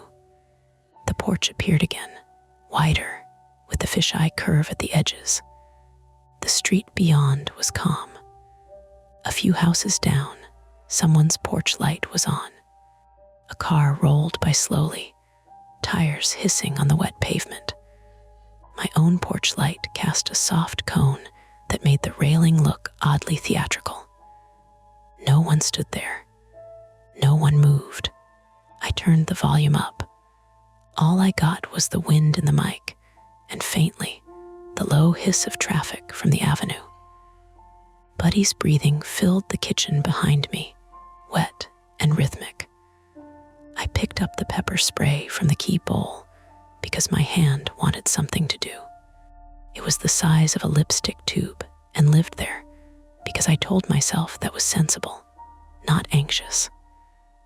Then I walked to the front window anyway, because what else do you do when your phone insists there's a person at your door?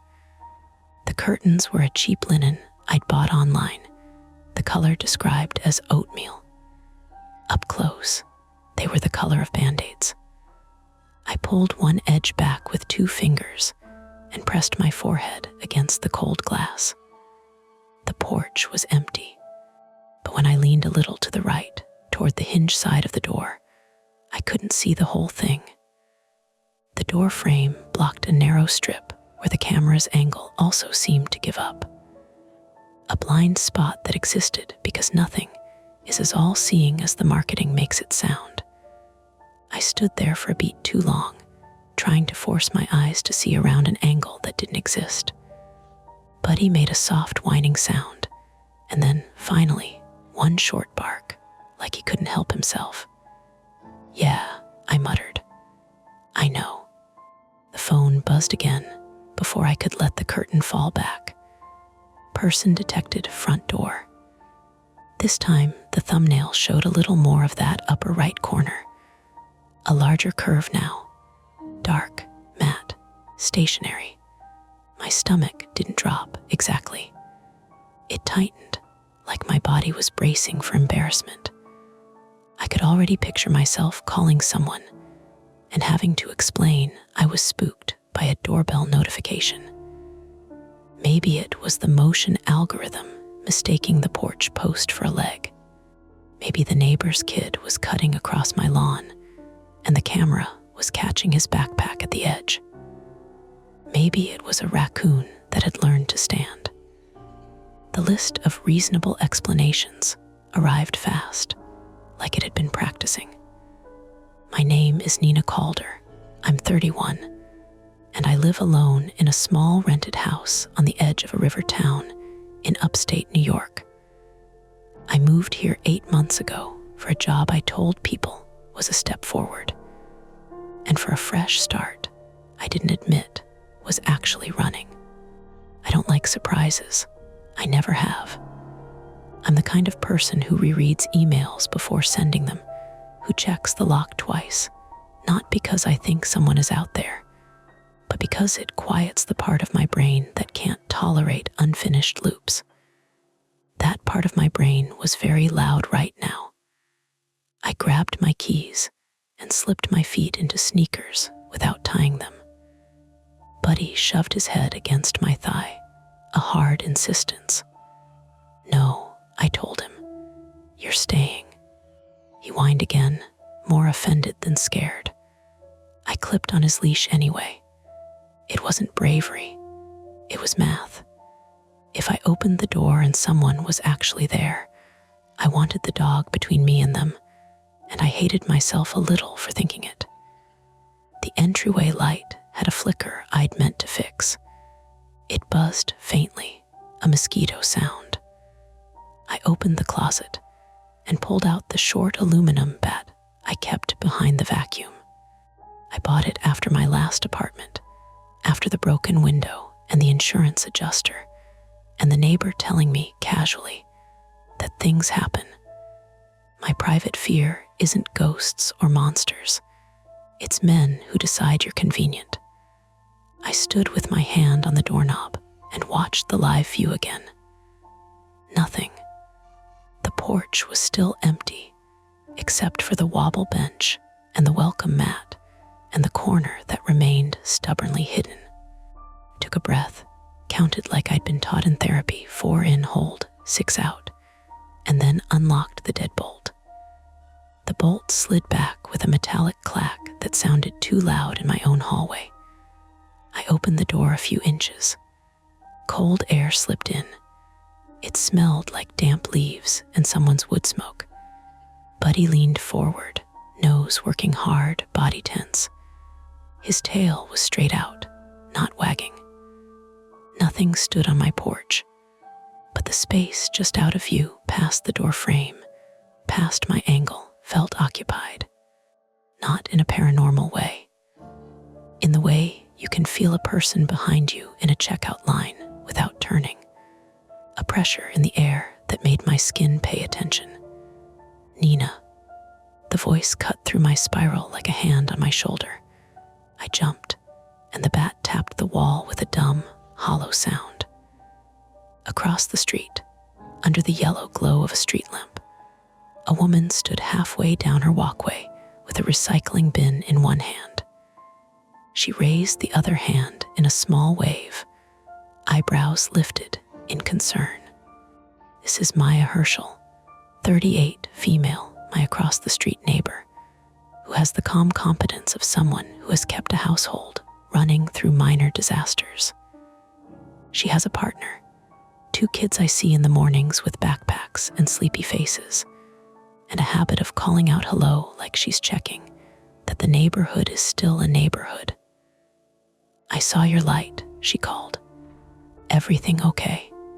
Buddy barked at her, which was rude and also a relief because it meant his attention had a target. "I'm fine," I said too fast. "Sorry, just my doorbell's acting weird." Maya stepped a little closer, not onto the street, but to the edge of her driveway. Weird how, I hesitated. Saying it out loud made it feel either dramatic or stupid, and I didn't want to be either in front of the person who could later be a witness to my embarrassment. "It keeps saying there's someone at my door," I admitted, "but it's not showing anyone." Maya's expression shifted, subtle. A quick mental inventory, the kind adults do automatically. "You want me to come over?" "I don't know," I said. The cold air sharpened the words. "Maybe it's just a bug, or a cat." Maya glanced at my porch, then at my front window, then back at me. "My brother installed ours," she said. "Those things can be finicky. The sensitivity gets weird when the weather changes." "Yeah," I said, clinging to that explanation like it was a railing. She smiled a little, the kind that tries to make normalcy contagious. "Do you want me to text him? He lives 10 minutes away. He's a cop, but like off-duty. He also likes gadgets." That made my throat tighten in a different way. Not fear, exactly. Something like resistance. I didn't want a cop at my house because my doorbell got confused. I didn't want to be on anyone's radar as the anxious woman who called the police because her app sent a notification. But I also didn't like the way the doorframe hid that strip of porch. And I didn't like that Buddy still wasn't wagging.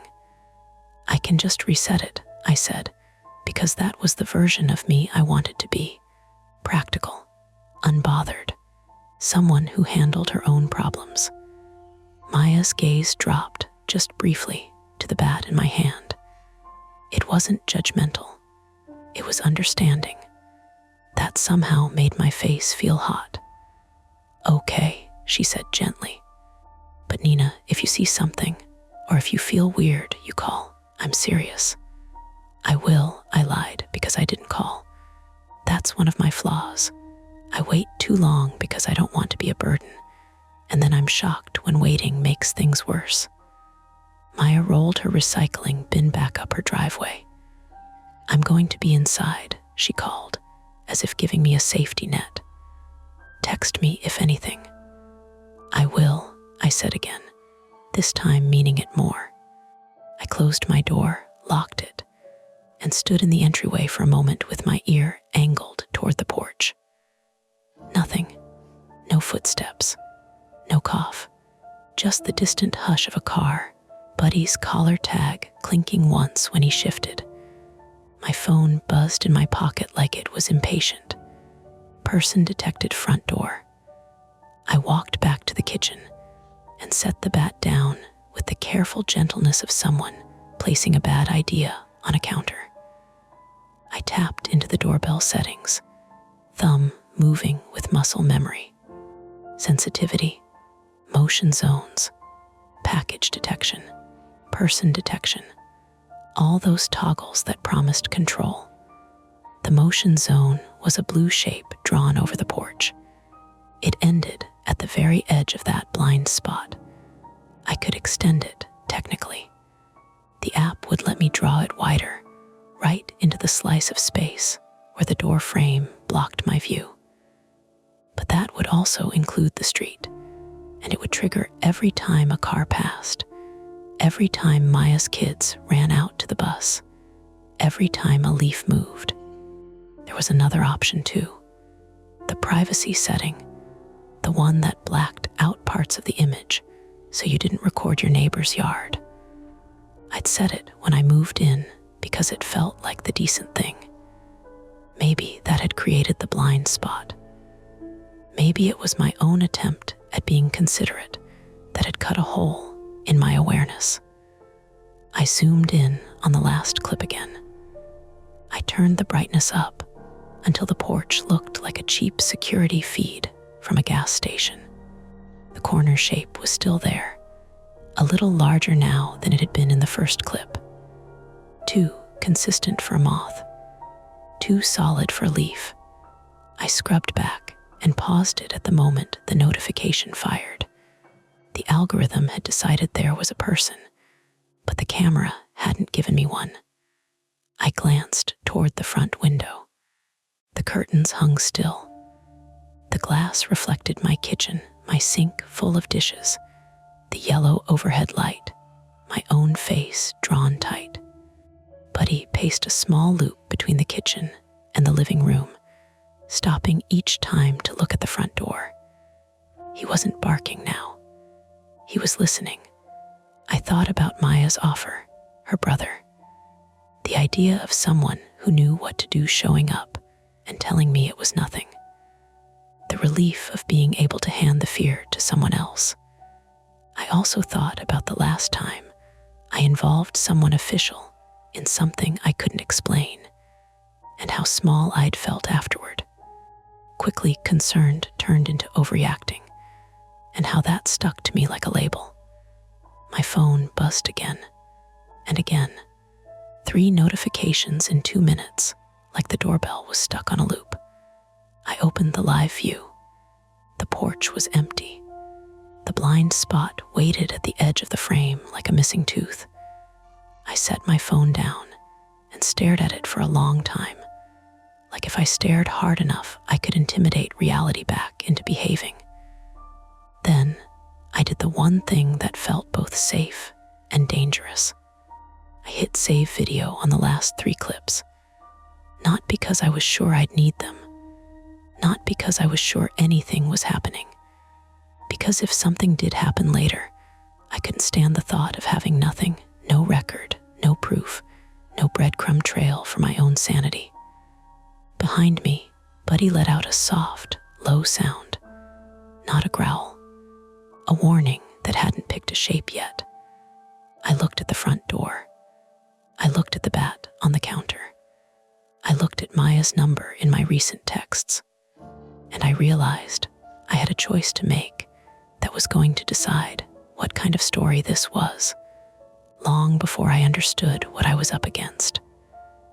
I could widen the motion zone and let the doorbell see more, even if it meant my phone would light up all night with useless alerts.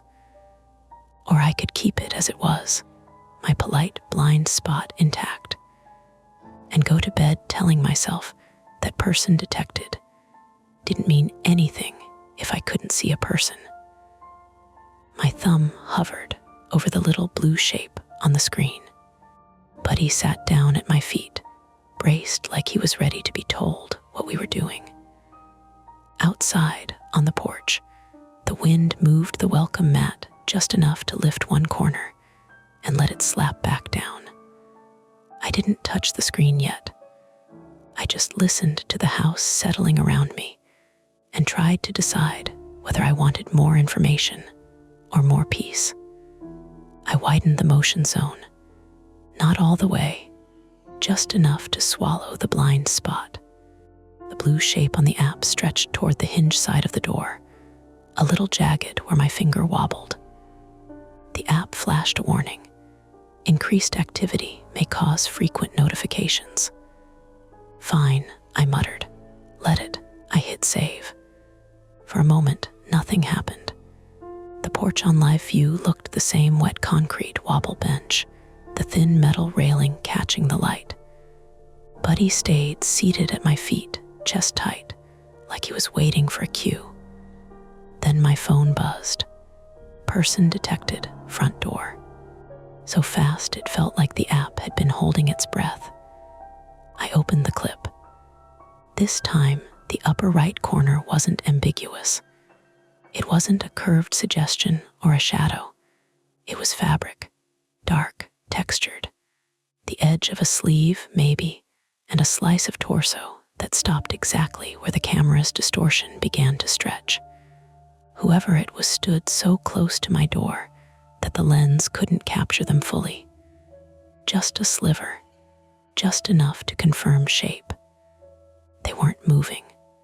The timestamp read 8:31 p.m. I scrubbed forward. The person didn't knock, didn't shift. The clip ended at 10 seconds. I opened live view, empty. My breath had gone shallow without me noticing. I let it out slowly and checked the previous 3 saved clips. The shape had been there too, just less obvious, closer to the edge of detection. So someone had been standing there for at least a few minutes, not ringing the bell, not knocking, just there. Buddy stood up abruptly and padded to the door, nose low, tail stiff. He sniffed at the bottom seam and made a soft, frustrated sound. "Hey," I whispered, as if volume mattered. I walked to the window again and peeled the curtain back the smallest possible amount. The porch looked empty, but I could see now how someone could stand flush against the hinge side of the door, pressed to the siding, and be invisible from my angle unless I leaned dangerously far. I didn't lean. My phone buzzed again. Person detected, front door. I opened the clip immediately. The sleeve was closer now, more of it visible, a wrinkle in the fabric where an elbow bent slightly. They had moved, not away, closer. A pulse of anger surprised me, cutting through the fear. If someone wanted something, they could knock. If they were lost, they could step back into frame. Standing there deliberately out of sight felt intentional. Testing. My private fear, men who decide you're convenient, stirred like something being poked with a stick. I grabbed the bat without thinking. "Okay," I said out loud, because silence felt like surrender. "Okay, we're not doing this." I opened the door hard. The cold air hit my face first. Then the porch light caught on fabric. He was right there. A man stood flat against the siding, shoulders turned so his body fit into the narrow wedge between the hinge side of the door and the railing. He'd been positioned exactly where the camera could only see a slice. He jerked back when the door swung open, as startled as I was. He was taller than me, maybe mid-30s, dark hoodie zipped halfway, jeans damp at the hem. His face was pale in the porch light, eyes wide, not feral, not cartoonish, just human and caught. "What the hell?" I said, the bat already raised before I could think about how that looked. Hey, okay," he said quickly, palms up. Sorry. I didn't mean to freak you out." Buddy exploded into barking, lunging forward, until the leash snapped taut in my hand. "Why are you standing there?" My voice sounded thin and sharp. He glanced past me into the house like he was checking something. "I think someone stole my phone. I tracked it to this address." The sentence landed in pieces. "What?" "My phone," he said, speaking faster now, like speed could make it credible. "It pinged here." I didn't want to knock because I wasn't sure if whoever had it would answer. I just wanted to see if I could hear it. He had been listening. "To what?" I asked. "To my ringtone. It's on loud." My brain tried to assemble this into something reasonable. Phones get stolen. They get tracked. People do weird, socially awkward things when they're anxious. But he hadn't knocked. He hadn't stepped back into view. He'd chosen the one place on my porch where he couldn't be seen directly. "Why didn't you just ring the bell?" I demanded. "I didn't want to tip someone off," he said. "Look, I know how this looks. It looks bad." "I'm not," he exhaled, visibly trying to steady himself. "I'm not here to hurt anyone. I just want my phone." "Your phone," I repeated. He nodded. "It was in my car. I was at the gas station on River Road. I came back and it was gone. I tracked it on my friend's phone. It says it's here." River Road was real. The gas station was real. It was about 8 minutes from my house. "That's not possible," I said. "I've been home all night." "I'm not saying you took it," he snapped, then immediately softened his tone. "I'm just saying the map shows this location." "Show me," he hesitated, just a fraction too long. "It's dead now," he said. "Battery ran out. That's why I was trying to hear it before." Buddy's barking shifted into a lower growl, a vibration I felt through the leash. I realized my heart was pounding so hard it was making my fingers tingle. "What's your name?" I asked. "Eric," he said. "Eric Nolan." "ID?" He blinked. "What? Show me your ID." He looked annoyed, but he reached into his back pocket slowly and pulled out a wallet. He held up a driver's license. I stepped forward just enough to read it without lowering the bat. Eric Nolan, 34. Address in a neighboring town, about 20 minutes south. It could be real. "Why were you pressed against my door?" I asked again. "Why not stand where the camera could see you?" He glanced at the small doorbell camera, then back at me. I didn't want whoever had it to see me on the app. My skin prickled, so he knew I had the app. "You think someone inside my house stole your phone?" I said. "No," he said quickly. "No, I didn't think this through." I panicked. "I saw the pin drop here and I drove." "Did you call the police?" He let out a short laugh. "For a phone, they won't do anything." That part was probably true. Behind him, across the street, Maya's front door opened. Light spilled onto her porch. "Nina," she called. Eric's head snapped toward the sound. I stepped fully onto the porch now, putting my body between him and the doorway. "Stay there," I said to him, then raised my voice. "Maya, I'm okay." Maya walked halfway down her steps, phone in hand. "Everything good?"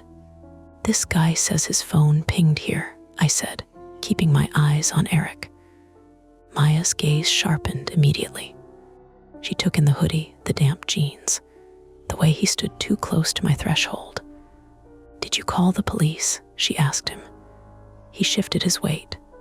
"No, it's just a misunderstanding." Maya lifted her phone slightly. "I can." The air felt tight. "I don't want cops involved," Eric said quickly. "It's probably a glitch. The map's not exact." "It brought you to my house," I said. "Yeah, but those GPS pins can be off by a house or two." "Then why are you standing on my porch?" Maya asked. He opened his mouth, then closed it. I realized something then, a small procedural detail that slid into place like a key. "If your phone was on loud," I said slowly, "and you were trying to hear it, why didn't I hear it too?" He stared at me. "It's quiet out here," I went on. "I would have heard it. Maybe it died before you said it just died." Silence stretched. Not dramatic, just thick with the kind of pause where someone decides what lie to tell next. But he lunged again, barking hard enough that spittle hit my wrist. Eric took a step back off the porch. "Look," he said, "I don't want trouble. I'll check the next house." He turned quick and walked down my steps. "Wait," Maya called. "What gas station did you say?" But he was already moving toward the sidewalk. I watched him cross the street, not toward the next house, but toward the corner. He didn't knock on anyone else's door. He didn't check another porch. He just kept walking until the darkness swallowed him past the lamppost. Maya crossed the street without asking and came up my steps. "You okay?" she asked quietly. "I think so." "You don't look okay." "I'm fine." That automatic answer again. The flaw that keeps me isolated. Maya glanced at the camera. He knew about the app. "Yeah," and he knew where to stand. I nodded. Buddy finally stopped barking, but he stayed pressed against my leg, vibrating with leftover adrenaline. "You should call someone," Maya said. "At least make a report." "For what?" I asked. "A guy standing on my porch. For that," she said firmly. "For him lying." I looked down at my phone. Another notification sat there, unopened. Person detected front door. 8:42 p.m., but we were standing on the porch. The motion zone now covered the entire area. "Did you get that just now?" Maya asked, seeing my expression. I nodded. We both turned slowly toward the camera. There was no one else here. I opened the clip. The timestamp was 8:42. The frame showed the porch empty except for a second, barely a second, where a shadow slid across the very bottom edge of the frame. Low, fast, too low for a standing person. "Could be a car," Maya said. There wasn't one. We both listened. No engine, no footsteps. "Maybe he doubled back," she whispered. My throat went dry. We stepped off the porch together and walked to the edge of the lawn. The street looked normal. A sedan drove by at a steady, unhurried pace. The houses across the way glowed with TV light and dinner dishes. "He left," Maya said. "I saw him." "So did I." My phone buzzed again in my hand. Person detected front door. 8:44 p.m. This time, the thumbnail showed something unmistakable. The porch empty, and my front door handle turning. The clip ended before it finished its rotation. Maya inhaled sharply beside me. "You locked it," she said. "Yes." We both looked at the door. It was closed, still, the porch light steady. My hand shook as I tapped live view. The camera loaded slowly, like it was considering whether to cooperate. The image came up. The door handle was still. But the door was open, not wide, just a thin black line where the frame met the jamb. I felt it then, not a cinematic jolt, but a sinking recognition. I had stepped fully outside. I had been talking. And at some point, in that small gap of distraction, I hadn't heard the click. Behind us, the house sat quiet. Buddy's leash went slack in my hand, and the entryway light inside flickered once, like something had brushed past it. Maya grabbed my wrist before I could move. "Don't just go in," she said. Her voice was low, steady in that way people get when they're actively choosing not to panic. The front door sat 10 feet away from us, slightly ajar. The porch light washed over it, making the gap look darker than it probably was. From the lawn, I could see the narrow slice of my entryway, the small runner rug, the closet door with the dent near the knob, the edge of the radiator. "Buddy," I whispered. He wasn't barking. He wasn't moving at all, just staring at that gap. Maya took her phone out. "I'm calling my brother." I almost told her not to. Reflex. Pride. The old instinct to handle it myself. But then I pictured Eric's shoulder pressed against my siding, the way he'd known exactly where to stand. "Call him," I said. She stepped a few feet away, voice dropping as she explained quickly. Possible break-in, man lingering, door opened while we were outside. I caught the words "right now" and 2 houses down. My own phone felt heavy in my hand. I opened the last clip again. The handle turned, not violently, not forced. It looked like someone testing it. "Did you lock it?" Maya asked when she hung up. "Yes." "Deadbolt too?" "Yes." We both stared at the door. "If the deadbolt was locked," she said slowly, "the handle shouldn't open it." "It didn't swing wide," I said, "just that much. Maybe you didn't pull it all the way closed earlier." I did, but doubt crept in anyway. Had I? I'd stepped out fast. I'd been holding a bat. Maybe I hadn't felt the latch catch. "Okay," Maya said. "We're not going in blind." Her brother's headlights turned the corner 2 minutes later, bright and white, and too loud in the quiet street. Parked crooked in front of her house, and got out fast, not in uniform, jeans, boots, jacket zipped halfway. He moved with the loose confidence of someone used to stepping into other people's problems. "This is Daniel Herschel, 42, male, Maya's older brother, patrol officer in a neighboring county. The kind of guy who fills a doorway even when he's relaxed." "What have we got?" he asked, eyes already scanning my porch. "Door opened while we were out here," Maya said. "Guy was lurking before that." Daniel looked at me. "You see him leave?" "Yes." "Did he threaten you?" "No." "Did he try to force entry?" "I don't know." He nodded once, processing. "Okay, I'm going to check inside. You stay behind me." He didn't draw his weapon. He didn't act dramatic. He just walked up the steps and pushed the door open fully with his knuckles. The entryway light flickered again when the door moved. We followed, a few steps behind. My house isn't big. You can see most of it from the front door. Straight ahead is the narrow hallway that leads to the bathroom and bedroom. To the left, the living room opens up, couch against the far wall, TV stand beneath the window.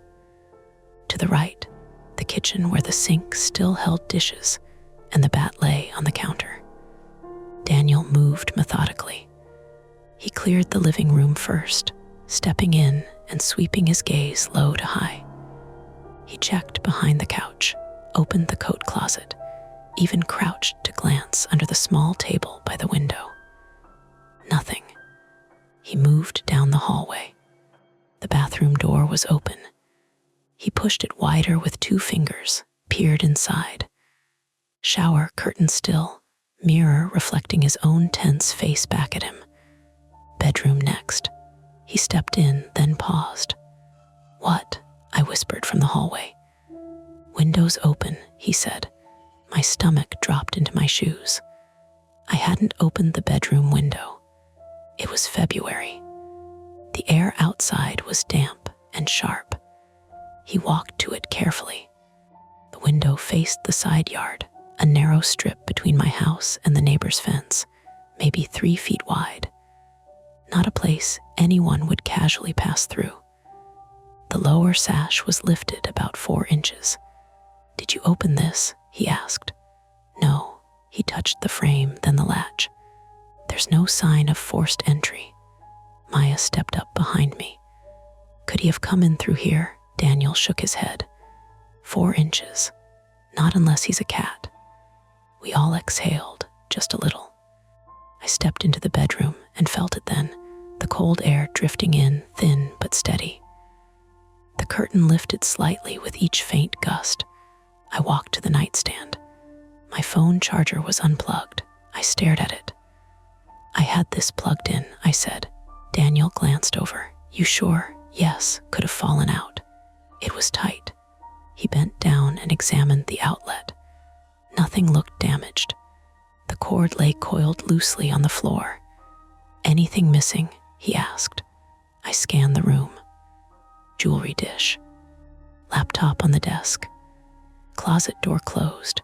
Bed unmade the way I'd left it. "No," I said slowly. "I don't think so." Daniel nodded. "Okay, let's check the rest." We moved back through the house. Kitchen unchanged. Back door still locked. He opened it anyway, scanning the small fenced yard.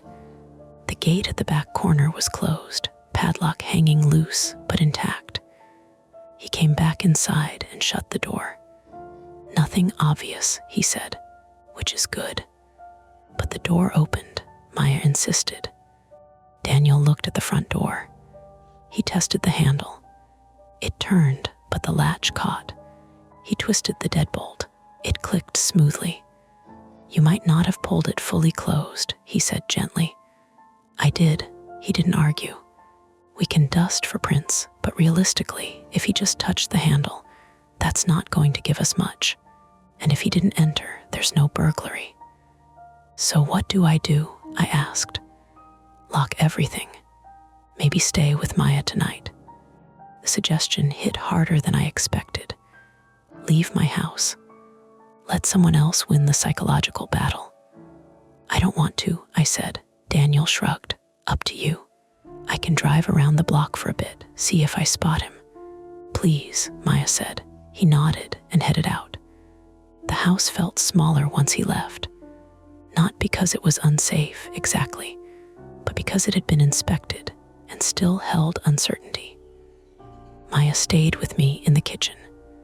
She leaned against the counter, arms folded. "Okay," she said. "Let's assume he didn't get in." "Okay, but he was definitely here." "Yes, and he knew about your camera." "Yes." "Did he look like he'd been in your yard before?" The question made me pause. I thought about the way he'd positioned himself, the confidence in that narrow wedge. He hadn't been guessing. "He looked comfortable," I admitted. Maya nodded grimly. "That bothers me." My phone buzzed again. We both flinched. Person detected, front door. 9:07 p.m. we were inside. Daniel was driving around the block. I opened the clip. The porch was empty.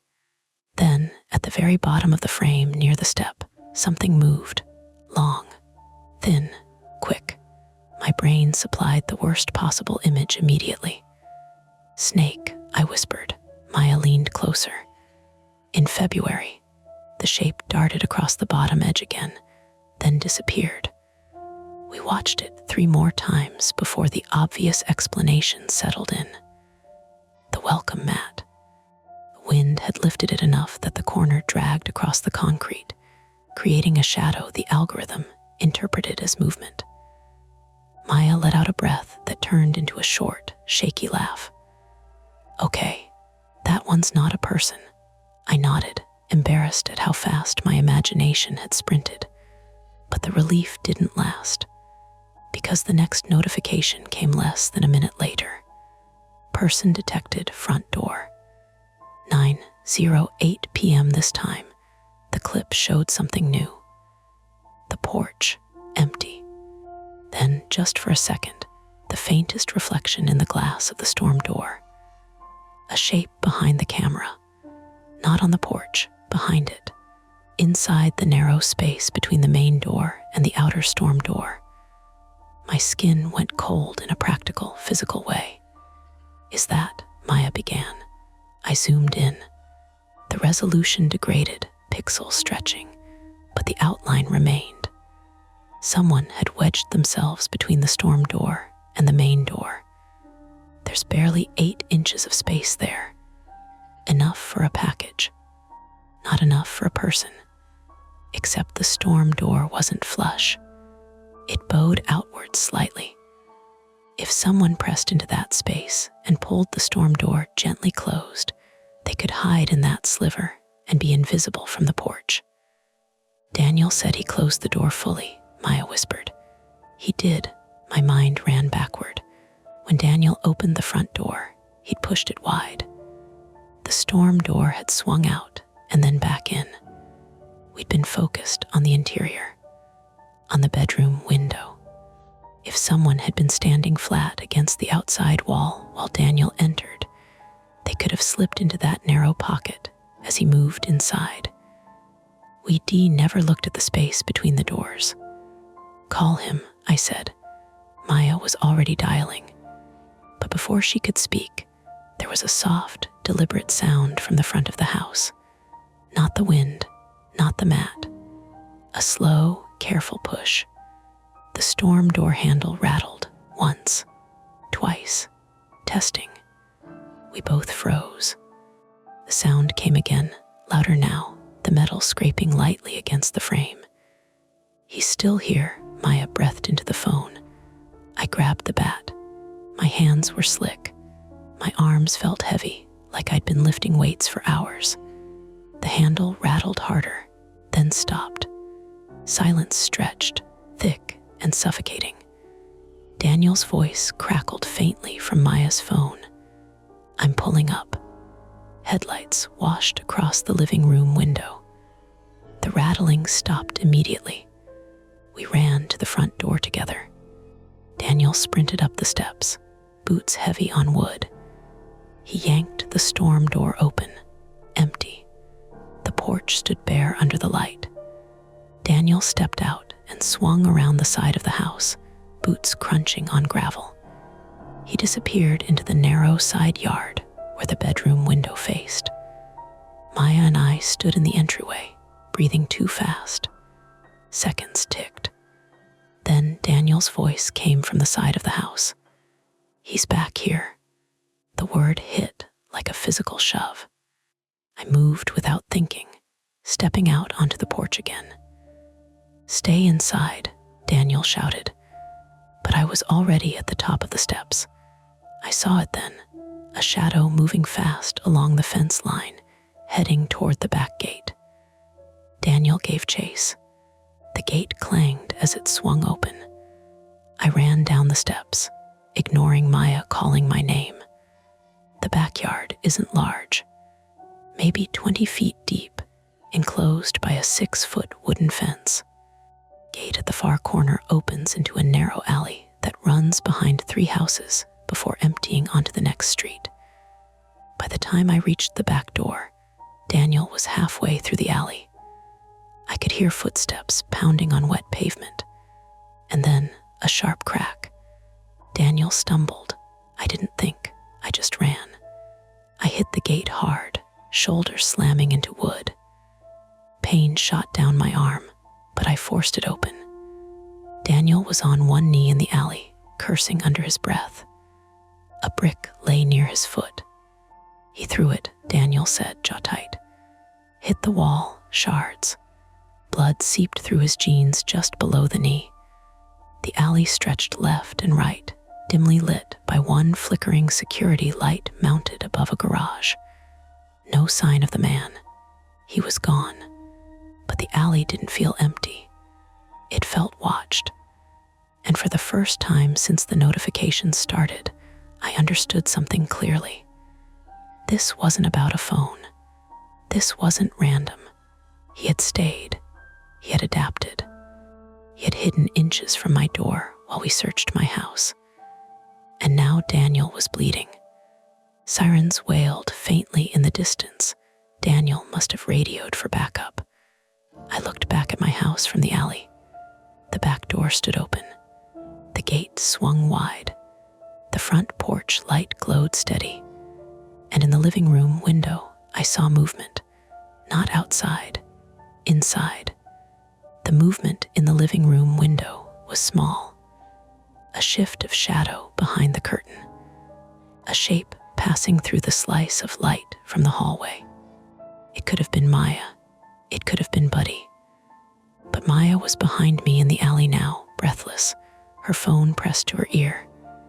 And Buddy was inside the house, yes, but Buddy didn't move like that. Buddy didn't make the curtains pulse outward for half a second, as if someone had brushed past them. Daniel swore, low and tight. He pressed his palm to the cut below his knee. The blood was dark in the alley light, soaking into denim. "Nina," he said, "back. Now." My legs didn't want to. They felt disconnected, as if my brain had to shout down a hallway to move them. I looked at the gate, still swinging slightly on its hinges. I looked at the back door, standing open to the kitchen.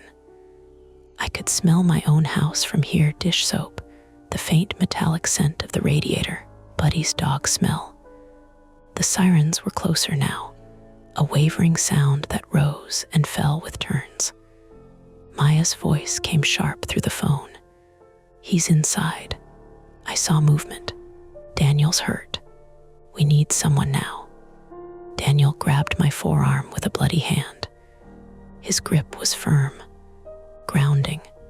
"Do not go back in ahead of me." I started. "I know what you saw," he said. "Listen, you stay with Maya. I'm going to secure the back door and hold. Backup's coming." He took one step and hissed, the injury pulling. It wasn't dramatic. It was the plain, sickening reality that he couldn't sprint now. He couldn't charge through rooms. If there was someone inside my house, he was moving with a limp cop and 2 women in the alley and sirens approaching. He had options. Hide, run out the front, take something, take someone. And my front door, I suddenly realized, would still be visible from the street. If he slipped out there, he'd be in a pool of porch light and then just gone. "Buddy," I said, like my dog was a plan. Maya grabbed my sleeve. "Nina, don't." Buddy barked inside the house, then hard, frantic, a sound that wasn't warning anymore, but demand. Daniel's eyes went up, wide now. That dog is engaging. He shifted toward the back door, jaw set. Okay. We might not have the luxury to wait." The alley light flickered. The sirens grew louder. Something thumped inside my kitchen.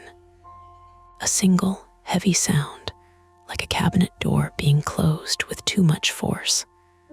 My body moved before my pride could.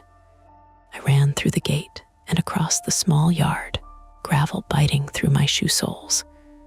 The back door yawed open. The kitchen light was on, warm, ordinary. The contrast made everything worse.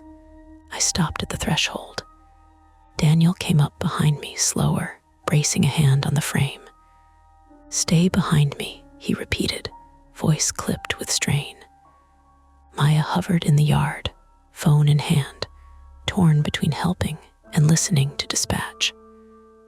Buddy's barking was coming from the front of the house now, not the kitchen. Living room area. "Buddy," I called, and my voice sounded too high, too thin in my own ears. No response, obviously, but the barking changed pitch, as if he'd heard me and got angrier. Daniel drew his weapon then, not smoothly. It came out with the slightly awkward motion of someone doing it while injured. The sight of it made my stomach twist. It also made the situation feel suddenly irreversible. We were past, maybe, past glitch, past misunderstanding. Daniel stepped inside. I stayed one step behind him anyway. The kitchen was untouched at first glance. Sink full, bat missing from the counter. My phone was still there, face down. The back door chain lock was broken. I'd never fixed it after the last tenant. I saw it now, dangling uselessly from the door jamb like a loose tooth. Daniel moved toward the hallway, gun up, light from the kitchen falling across the floor runner.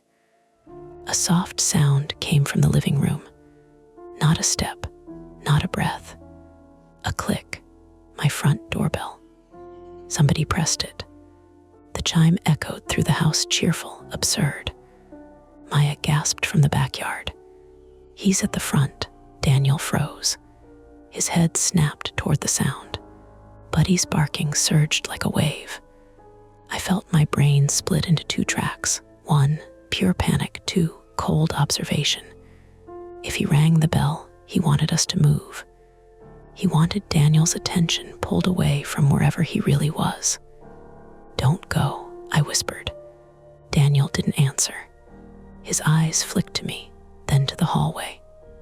He was making a decision with incomplete information, and I could see the anger in it, at himself, at the situation, at whoever had orchestrated this. The doorbell notification buzzed on my phone on the counter. Person detected, front door. Even as we stood in the kitchen, Daniel's gaze snapped to it. "Show me." I grabbed the phone with shaky fingers and opened the clip. For a second, the porch was empty. Then a shoulder slid into frame, dark hoodie, close enough to blur. The lens caught the edge of his jaw. And behind him, at the hinge side of the door, a sliver of something pale, a hand, not at the doorbell, at the doorframe, holding the storm door slightly open, like he was trying to keep a pocket of space to slip into again. Daniel swore. He's trying to wedge himself. He started forward. "No," I blurted, louder now. "He wants you up there." Maya's voice came from outside, strained. "Daniel, he's at the front. I can see his shadow through the glass."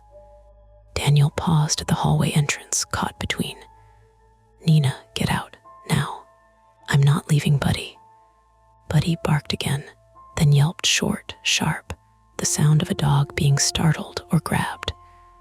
My blood turned to ice in the most literal way I've ever felt. Not dramatic, just instant cold flooding my arms and face. "Buddy," I ran. Daniel grabbed for me and missed. His injured leg buckled a fraction.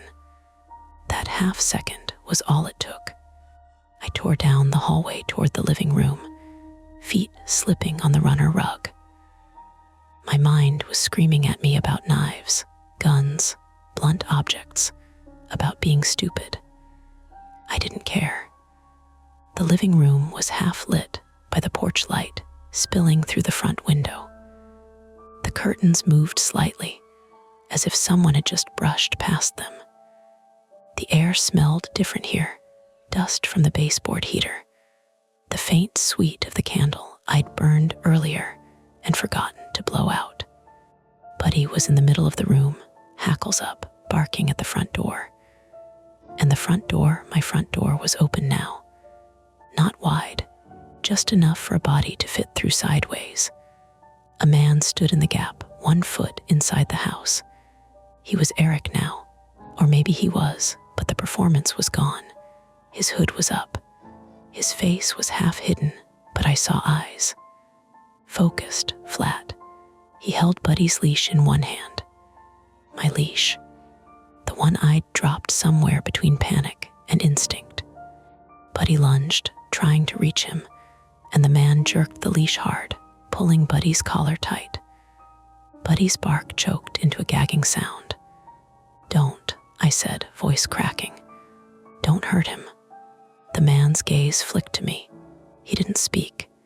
He stepped backward, pulling Buddy toward the open doorway. It hit me then.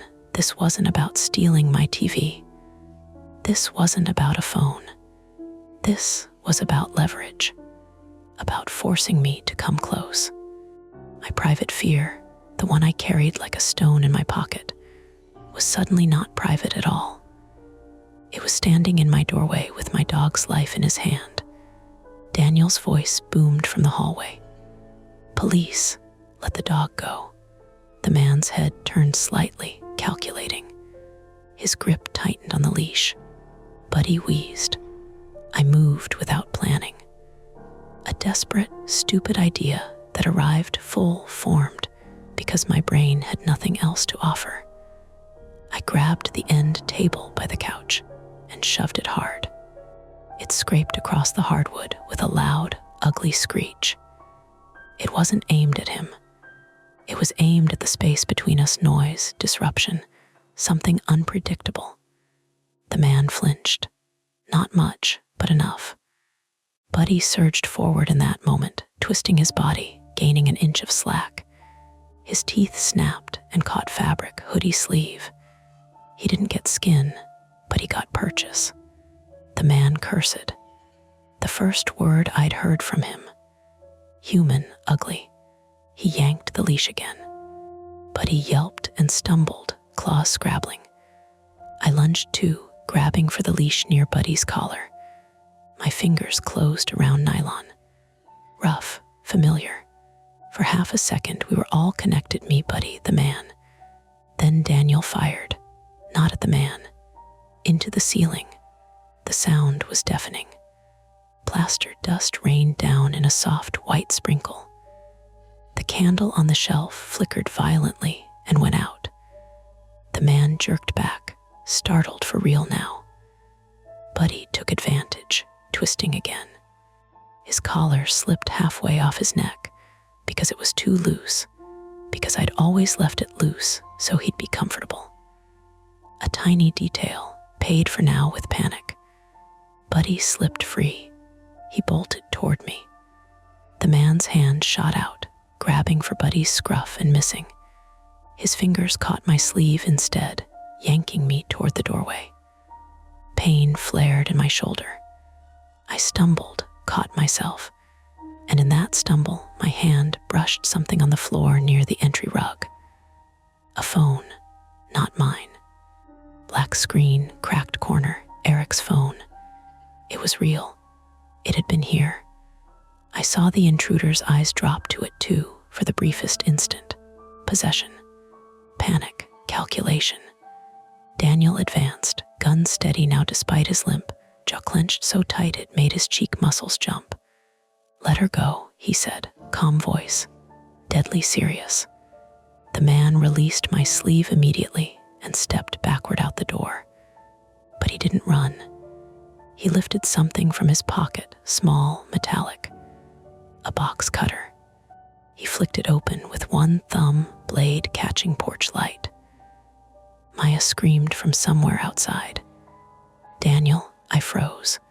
My body forgot how to move. Daniel didn't. He angled himself between the man and me. "Drop it," Daniel said. "Now."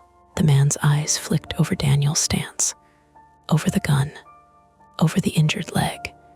He made a choice. He slashed, not at Daniel's throat, not at a movie target. At Daniel's forearm as Daniel reached forward instinctively. It was fast. A shallow cut, but it opened immediately, bright red against skin. Daniel swore and recoiled, just a fraction. That fraction was enough. The man turned and ran down the porch steps. Daniel tried to follow, took 2 limping steps, then stopped, breathing hard. Blood ran down his arm. He lowered the gun, grimacing not from pain, but from the knowledge that he couldn't chase. "Stay," he snapped at me, like a command he'd used 100 times. I didn't. I ran to the doorway anyway, heart hammering, Buddy pressed against my leg, as if he could anchor me. The man sprinted across the front yard, not toward the street lamp this time, but toward the side yard, the narrow strip by the bedroom window. He moved like someone who knew the route. He He vaulted the fence at the back corner with practiced ease, disappearing into the alley again. Sirens roared now, right at the end of the block. Blue and red lights flashed across the living room walls like broken TV. 2 patrol cars skidded into view, tires spraying water. Doors opened. Shouts. Daniel stepped onto the porch, arm bleeding, and raised his voice. Suspect fleeing through the rear alley. Hooded male. Maya appeared at the edge of my lawn, face pale, hair messy, phone still in hand. She ran to Daniel, grabbing his injured arm carefully. "I'm fine," he grunted, though he clearly was. One officer sprinted toward the side yard. Another ducked into the alley. Flashlights stabbed through darkness. Commands echoed, overlapping and harsh. I stood in my doorway, shaking so hard my teeth clicked. Buddy pressed his body against my shin, trembling too. My gaze dropped to the floor near the entry rug. The phone lay there, screen still black, cracked corner. Mud smeared along its edge. He dropped it when he grabbed for Buddy, or when I stumbled, or when Daniel fired. It was evidence.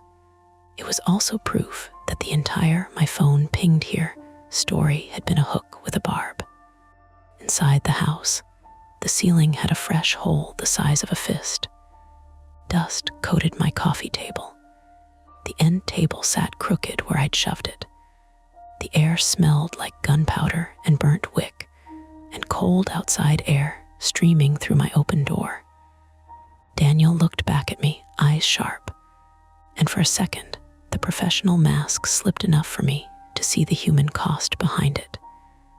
He was trying to keep it together on adrenaline and stubbornness. He was bleeding from 2 places. "You okay?" he asked, voice suddenly softer. I tried to answer. My throat wouldn't cooperate. A 3rd patrol car pulled up, and an officer approached me slowly, palms visible. "Ma'am," he said, "are you injured?" I stared at him. At the badge, at the radio mic, at the calm tone that arrived too late to keep things from happening. "No," I said finally, and the word came out like air escaping a puncture. The officer nodded. "We're going to clear the house again. You stay with your neighbor." Maya wrapped an arm around my shoulders, guiding me down the porch steps, as if I might float away. As we moved toward her house across the street, I looked back once. The porch light still burned. The doorbell camera sat solid and indifferent, its small lens facing outward. My phone buzzed in my hand, as if it had waited politely for the violence to pass. Person detected, front door. 9:23 p.m. I opened the clip without thinking. The porch was full of officers now. Flashlights, uniforms, movement. But the detection box, the little green outline that signaled person, wasn't around any of them. It was drawn, instead, at the hinge side of my door, around empty space. As if the camera still insisted someone stood there, pressed flat against my house, just out of view. The sirens stopped feeling urgent once they were parked. Blue and red lights washed across my house in slow, lazy pulses, while officers moved through it with deliberate steps. Flashlights swept corners that had already been checked. Radios crackled. Names and descriptions were repeated in flat, professional voices. I stood on Maya's porch, wrapped in one of her kids' fleece blankets, even though I wasn't cold anymore. Adrenaline drains quietly. It doesn't announce when it's leaving. It just takes your steadiness with it. Buddy lay pressed against my leg, chin on my foot. Every time a car door slammed or a radio squawked, he flinched. His collar hung crooked around his neck where it had slipped. I reached down and tightened it one notch with hands that still wouldn't quite behave. Across the street, Daniel sat on the bumper of a patrol car while an EMT cleaned the cut on his forearm. "Hold still," the EMT said. "I am," Daniel muttered, though he was.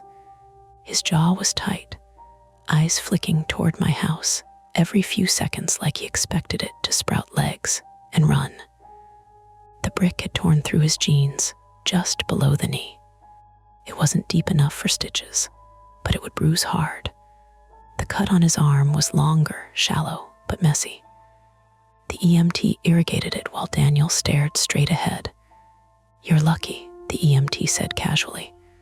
"Another inch and that'd be muscle." Daniel didn't respond. Maya squeezed my shoulder. "You should get checked too." "I'm fine." I wasn't bleeding. My shoulder ached where the intruder had grabbed me, but it felt like a distant thing happening to someone else. An officer approached us. Younger. "Rias." "Ma'am, we need a statement." "Okay."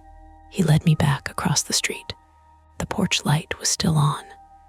The front door stood open, held that way by a uniformed officer with a clipboard. The ceiling in my living room had a jagged hole the size of a grapefruit. White plaster dust coated the TV stand. My end table was tipped over. The candle had burned down into a shallow puddle of wax. It looked like a house that had survived something clumsy. I stepped inside and felt the shift immediately. My house no longer felt like mine. It felt like a scene, something cataloged. The officer asked me to sit on the couch while he took notes. "Start from when you first noticed anything unusual," he said. I told him about the notifications, the blind spot, the man claiming his phone had pinged here, the door opening while we were outside, the storm door reflection, the brick, the box cutter. When I got to Buddy's leash, my voice faltered. The officer's pen paused. He grabbed the dog. "Yes." "Did he say anything threatening?" "No." "Did he attempt to enter further than the doorway?" "He had one foot inside." The officer nodded, writing. "Do you recognize him from anywhere?" he asked. "No." "You mentioned a name, Eric Nolan. He showed me an ID. We'll check that." He glanced toward the cracked phone now sitting in an evidence bag on my coffee table. "Forensics will process that. If it's his, that helps." "If it's not?" I asked. He gave a small shrug. "Then we're looking at someone who planned to drop it." The idea settled into my stomach like a stone. Outside, a K9 unit arrived. The dog barked once and then went quiet as it was led into the alley. I sat through the rest of the statement with the strange detachment of someone listening to their own story from across the room. Eventually, the officers finished clearing the house again. No one inside. No one in the crawlspace. No one on the roof.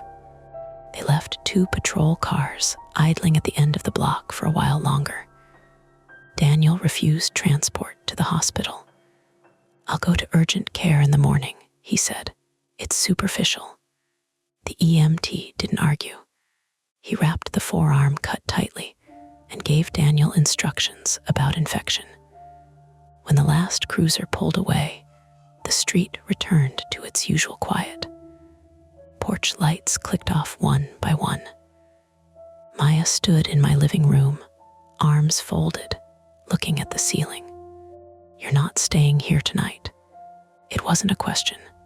"I am," I said automatically. "Nina." I looked at the hole in my ceiling, at the scuff marks on the hardwood where the end table had scraped, at the faint smear of blood near the entry rug that didn't belong to me. "I need to," I said. "If I leave, it feels like I don't know." "Like he wins," she supplied gently. "Yes." Daniel stepped in from the porch, moving slower now that adrenaline had thinned. "He doesn't win either way," he said. He ran. He looked around my house, assessing it not as a cop now, but as a brother. "But you're not wrong. If you stay, you need better locks by morning, and you're not sleeping alone." "I'll stay," Maya said immediately. "No," I said, "you have your kids.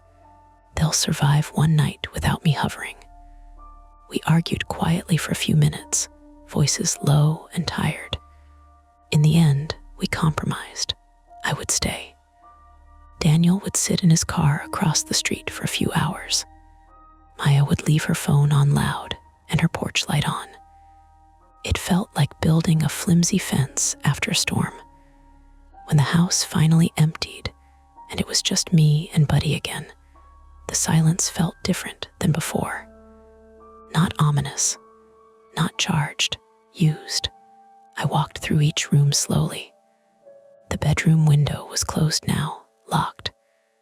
The unplugged charger lay coiled neatly on the nightstand where an officer had placed it after photographing the outlet. In the kitchen, the back door chain still dangled broken. I closed the door and slid a chair under the knob, the way people do in bad hotel rooms in movies. It wasn't elegant. It made a scraping sound against tile. In the living room, I righted the end table. The candle had left a streak of soot on the wall above it.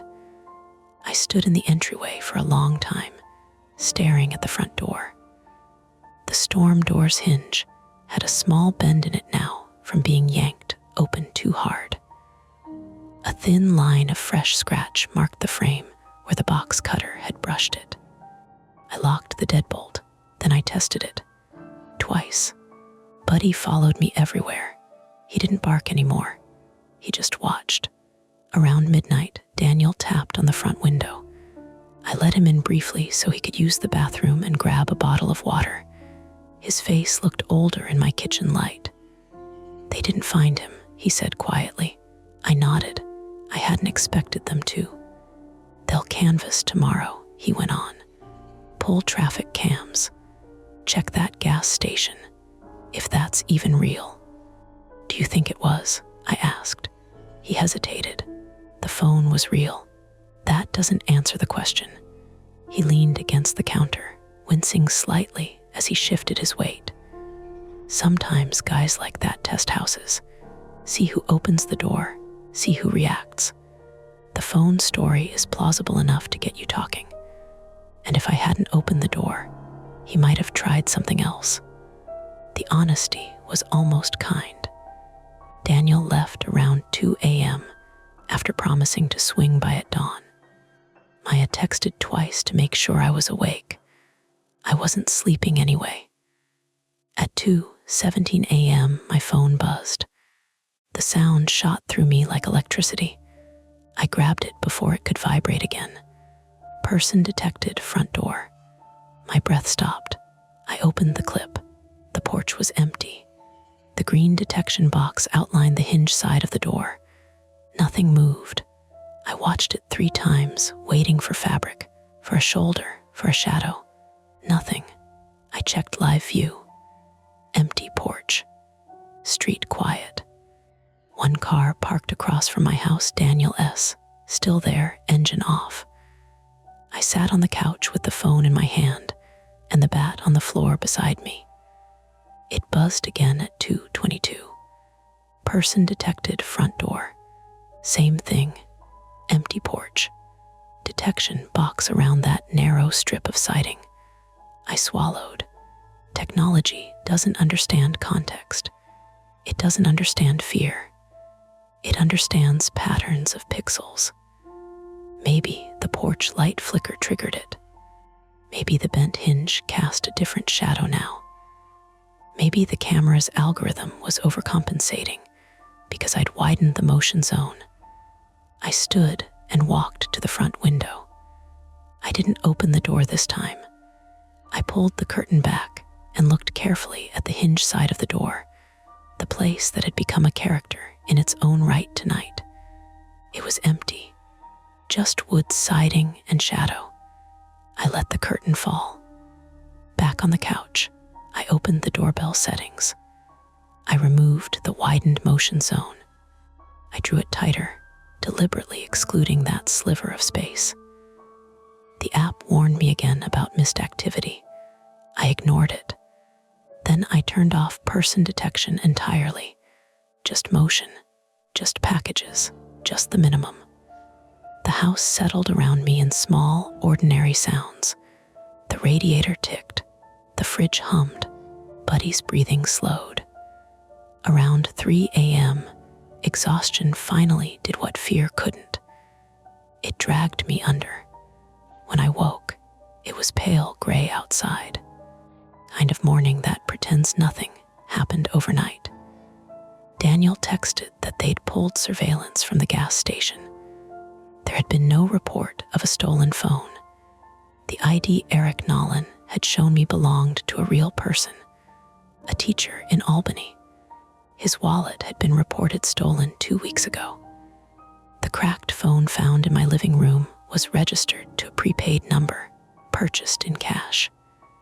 He planned enough, Daniel said when he stopped by later. Not perfectly, but enough. They would keep looking. That was the official line. By afternoon, a contractor had patched the ceiling hole temporarily. The broken hinge on the storm door was replaced. I scheduled a locksmith to install a reinforced strike plate and a smart deadbolt that sent alerts directly to the police if forced. Maya brought over soup. Her kids hovered in the doorway, curious and quiet. Life pressed back in around the edges. But that night, when I locked the door and sat on the couch, the house felt slightly different. Not haunted, not cursed, mapped. I knew now exactly where someone could stand to disappear from view. I knew how long it took for police to arrive. I knew what it sounded like when a brick hit a wall. I knew how quickly a leash could become leverage. At 8:14 p.m., almost exactly 24 hours after the first notification, my phone buzzed. I had forgotten I'd turned person detection off. It wasn't that. It was motion.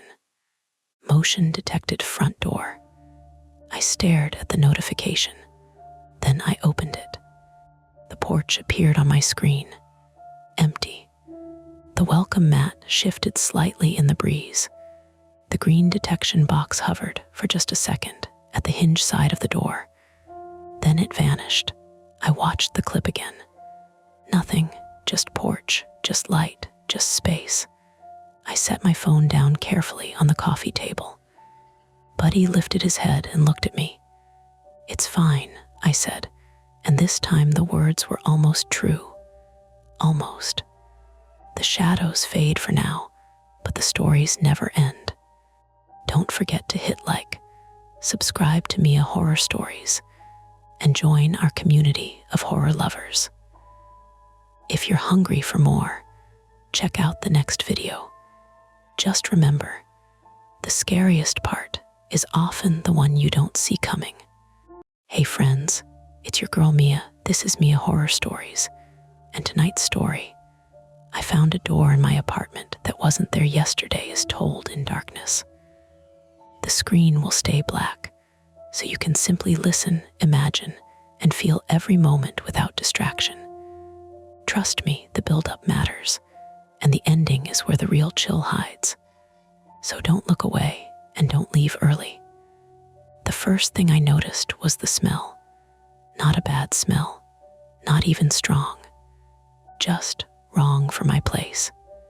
My apartment always smelled like laundry detergent and old wood, and whatever I'd cooked 2 nights ago. This was cleaner than that. It had a faint chemical edge, like fresh paint that had already dried. Like someone had wiped something down with disinfectant and wanted it to feel normal again. I stood in the doorway with my keys still in my hand, thumb pressed into the little grooves on the fob like that could anchor me. The hall outside was its usual. Beige carpet rubbed flat in a path, a flickering lead ceiling panel, someone's curry drifting from 4B, and the low, steady whoosh of the building's HVAC. Nothing dramatic. No alarms. No broken glass. Inside, the light was different. Not brighter, just angled. like the afternoon sun had found a new way to slide in through the blinds. I stepped in and locked the door out of habit. The bolt slid home with that familiar metallic click. I exhaled without realizing I'd been holding my breath. Then my foot brushed something on the floor, and my heart gave a small, irritated hop because I hate surprises in my own space, even tiny ones. A strip of blue painter's tape stuck to the hardwood just inside the entryway, as if someone had marked a spot and then peeled most of it away. There were little fibers clinging to it. Carpet lint. I crouched and ran my finger along the tacky edge. It lifted with a soft, tearing sound and left behind a clean rectangle of wood that looked newer than the rest. Not freshly sanded, but like it hadn't been walked on in a while. I straightened slowly, eyes traveling along the baseboards. The baseboards were intact. No gouges, no obvious pry marks, no sign of my door being forced. My TV was still on its stand. My shoes were still where I'd kicked them yesterday. My mail, 2 envelopes, and a grocery flyer sat on the little console table. And yet the air had that wiped-down smell. That was the small but undeniable break. The kind of thing you could explain away if you wanted to. Maybe the building did some kind of maintenance while I was at work, and the smell drifted in. Maybe my nose was just extra sharp because I'd forgotten to eat lunch, and I was in one of those thin, shaky moods where everything registers. I walked into the living room and tossed my keys into the ceramic bowl by the couch. The clack was too loud. The room felt a little emptier than it should, like the sound didn't bounce back the way it normally did. "Okay," I said to nobody, because that's what I do when I'm trying to convince myself I'm not bothered. "What did you do now, building?" "My name is Ethan Caldwell. I'm 32 male, and I live alone in a 1-bedroom on the 3rd floor of a converted brick building in a neighborhood that used to be warehouses and is now mostly people with dogs and expensive bikes. Philadelphia. Northern Liberties, technically, though everyone just calls it no-libs, like they're saving time they can't afford to lose. My apartment is not fancy. It's just mine. A mismatched couch, a coffee table I got from Facebook Marketplace, a row of plants I'm slowly killing by accident, and a kitchen that always smells faintly like coffee grounds because I never rinse the sink as thoroughly as I pretend to. I'm a data analyst for an insurance company, which means I spend my days staring at patterns and my nights trying not to see patterns where there aren't any. That last part matters more than I'd like. I kicked off my shoes and did the usual scan: window locks, stove knobs, the thin chain on the balcony door. I'm not paranoid, exactly. I just have a private flaw that comes out when I'm tired. I need things to make sense. If there's a gap in a story, my brain fills it. Sometimes it fills it with something reasonable. Sometimes it fills it with a version that keeps me awake. My phone buzzed in my pocket. A text. "Maya, you alive?"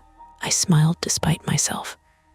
My thumb hovered, then typed, "Me, barely, long day." "Why?" The reply came fast. "Maya, because you didn't answer my meme, and that's out of character. Also, I'm downstairs with groceries because I'm a saint." I blinked. Then I walked to the window and looked down at the street. There she was, balancing 2 brown paper bags against her hip, dark hair shoved into a messy bun, face tilted up toward my building like she could see through brick. She waved like we were in some sitcom. I waved back, then frowned because the motion felt stiff, like my arm didn't fully belong to me. Maya Rios, 29, female, is my friend in the way adults are friends when they've been through one hard thing together. And now they don't have to pretend. We met 3 years ago at a volunteer event that was mostly an excuse for the company to post photos online. She was the only one who actually did the work. I offered her my gloves. She told me I was holding the shovel wrong. We got coffee afterward and have been in each other's lives ever since, orbiting the same few blocks, the same routines. Maya is a nurse at Jefferson. She has a blunt way of speaking that reads as rude if you don't know her. But if you do, it's a kind of mercy. She doesn't decorate reality. I buzzed her in. The intercom crackled. "Third floor," I said. "Yeah, I know where you live," she shot back, and I could hear the smile in it. I stepped away from the intercom, and that's when I saw it. The door. It was in the short hallway that led from the living room to the bedroom and bathroom. Same place the hallway had always been. Same light fixture overhead. One of those dome things that always makes everything look slightly sick.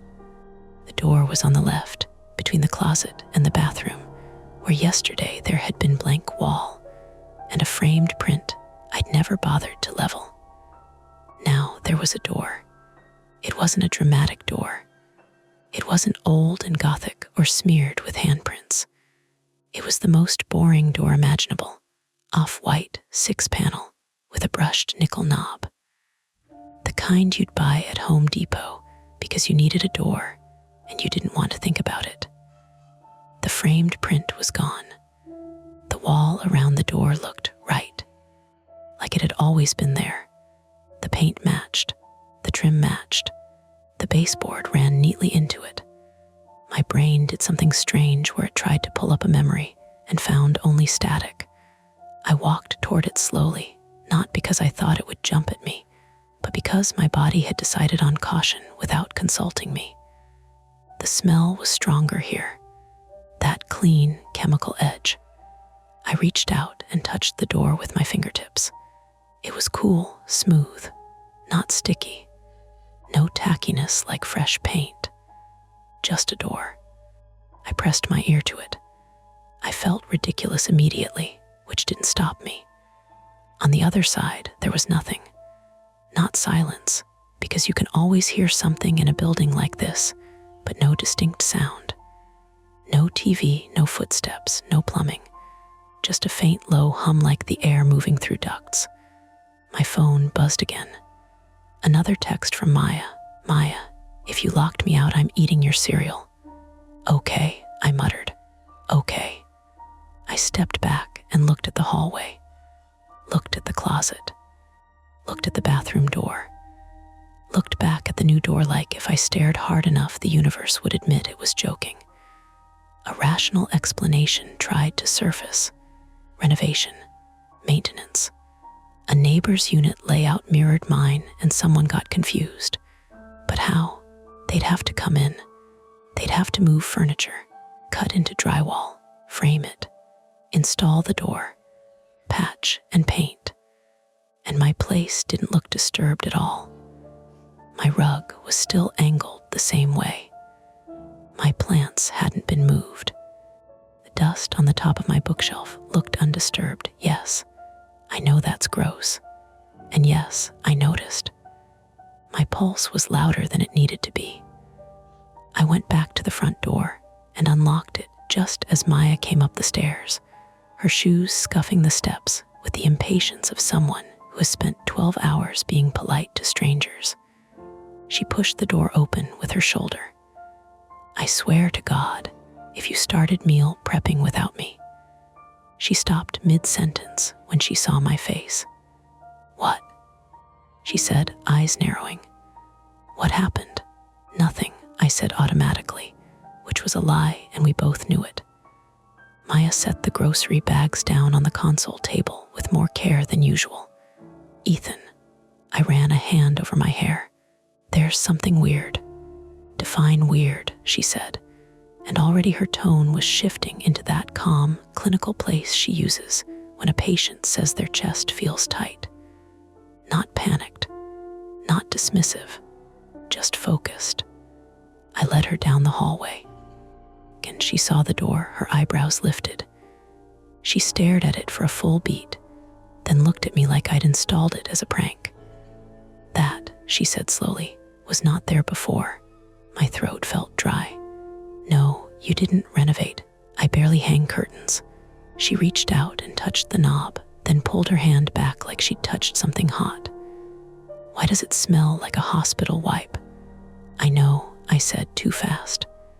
That's what I thought, like disinfectant or paint, but it doesn't look fresh.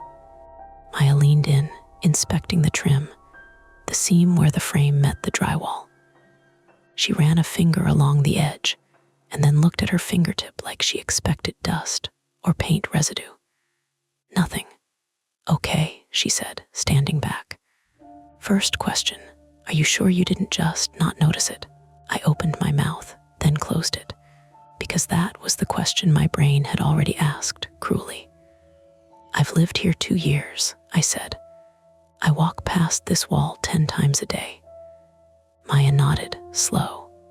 Second question, did you drink last night? Any sleepwalking? No, I was asleep by midnight. I had a meeting at 9. I stopped, because now I was listing my day like it could prove my sanity. No. She looked down the hallway toward my bedroom, then back at the door. What's on the other side? I don't know. You didn't open it. I swallowed. No.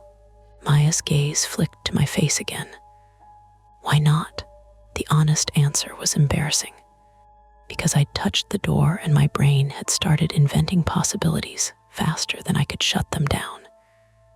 Because the last time something in my life didn't make sense, I chased explanations until I made myself sick. Because I'm good at finding patterns and terrible at stopping.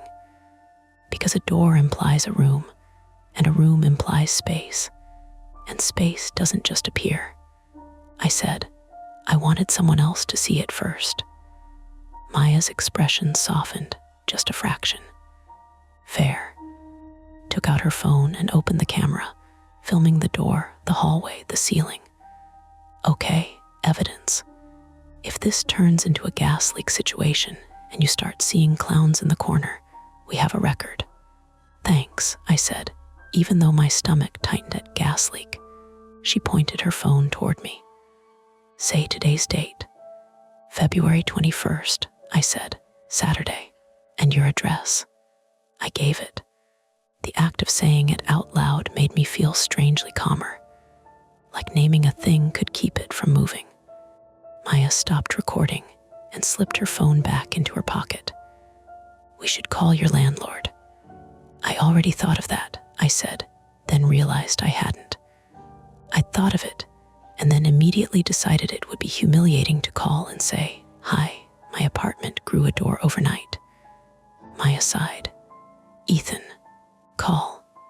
I pulled my phone out, thumb hovering over my building manager's contact.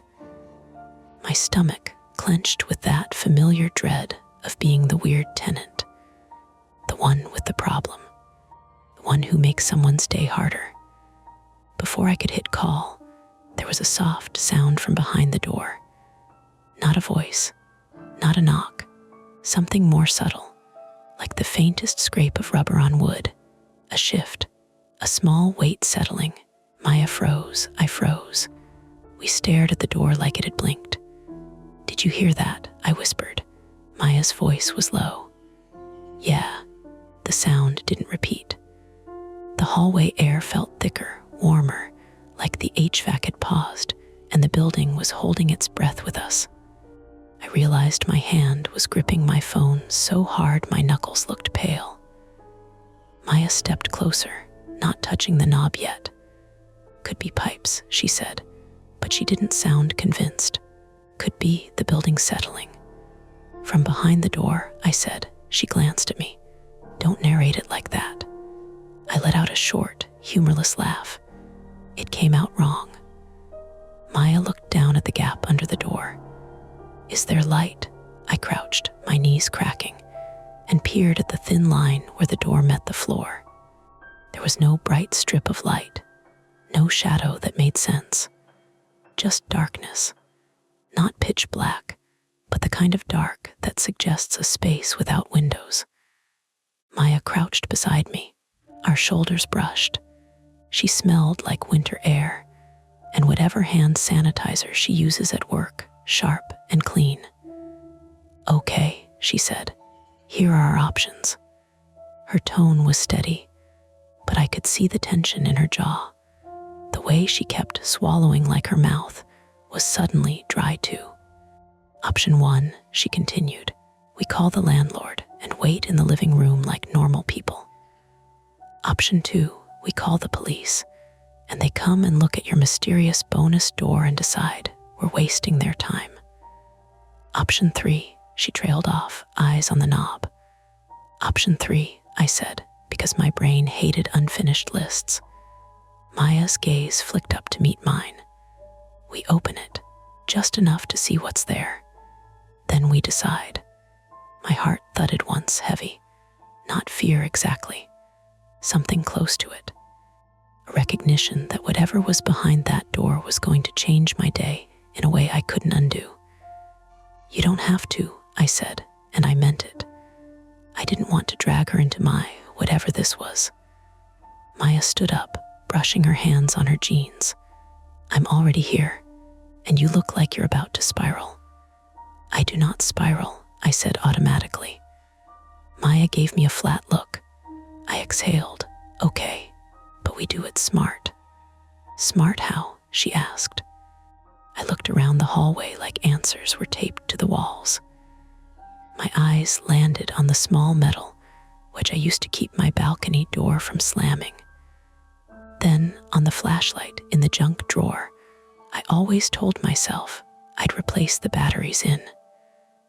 Then on my phone, still in my hand, with my landlord's number waiting.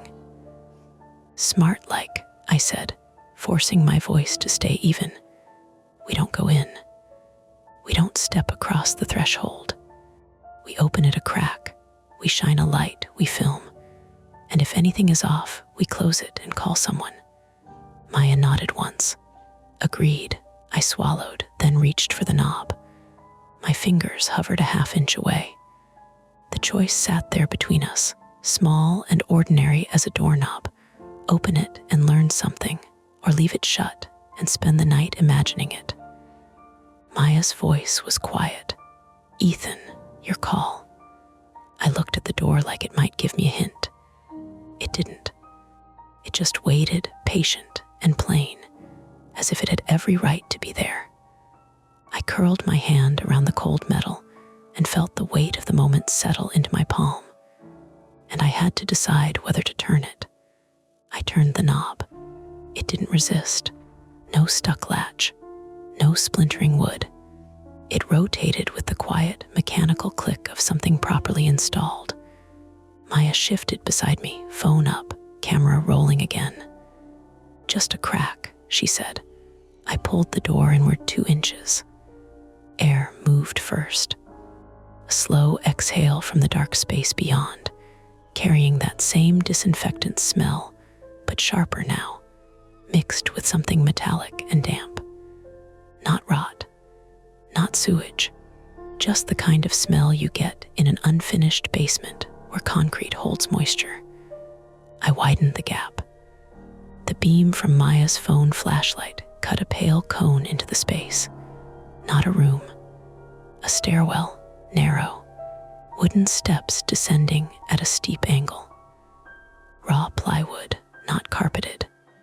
The walls were drywall, but unpainted, seams visible, screws catching the light like small, deliberate eyes. This building doesn't have internal stairs, I said automatically. My voice sounded thinner than I meant it to. No, Maya said, it doesn't. The stairwell dropped maybe 8 feet to a small landing. Beyond that, another door. Closed. The air down there hummed faintly, like an appliance running somewhere out of sight. Okay, Maya said slowly. That's not part of your unit. No. Maybe it connects to the basement. There's already a basement entrance in the lobby. She leaned in a little farther, angling the light. The drywall edges were clean. The wood looked recently cut. I could see faint sawdust in the corners of the steps, swept but not fully removed. How does someone build this without you noticing? She murmured. I didn't answer, because the only explanations my brain offered were either humiliating or alarming. Maya straightened. Close it. I did. The latch caught with a soft, tidy click. Too tidy. For a few seconds, we just stood there in the hallway, the door now looking almost offended to be questioned.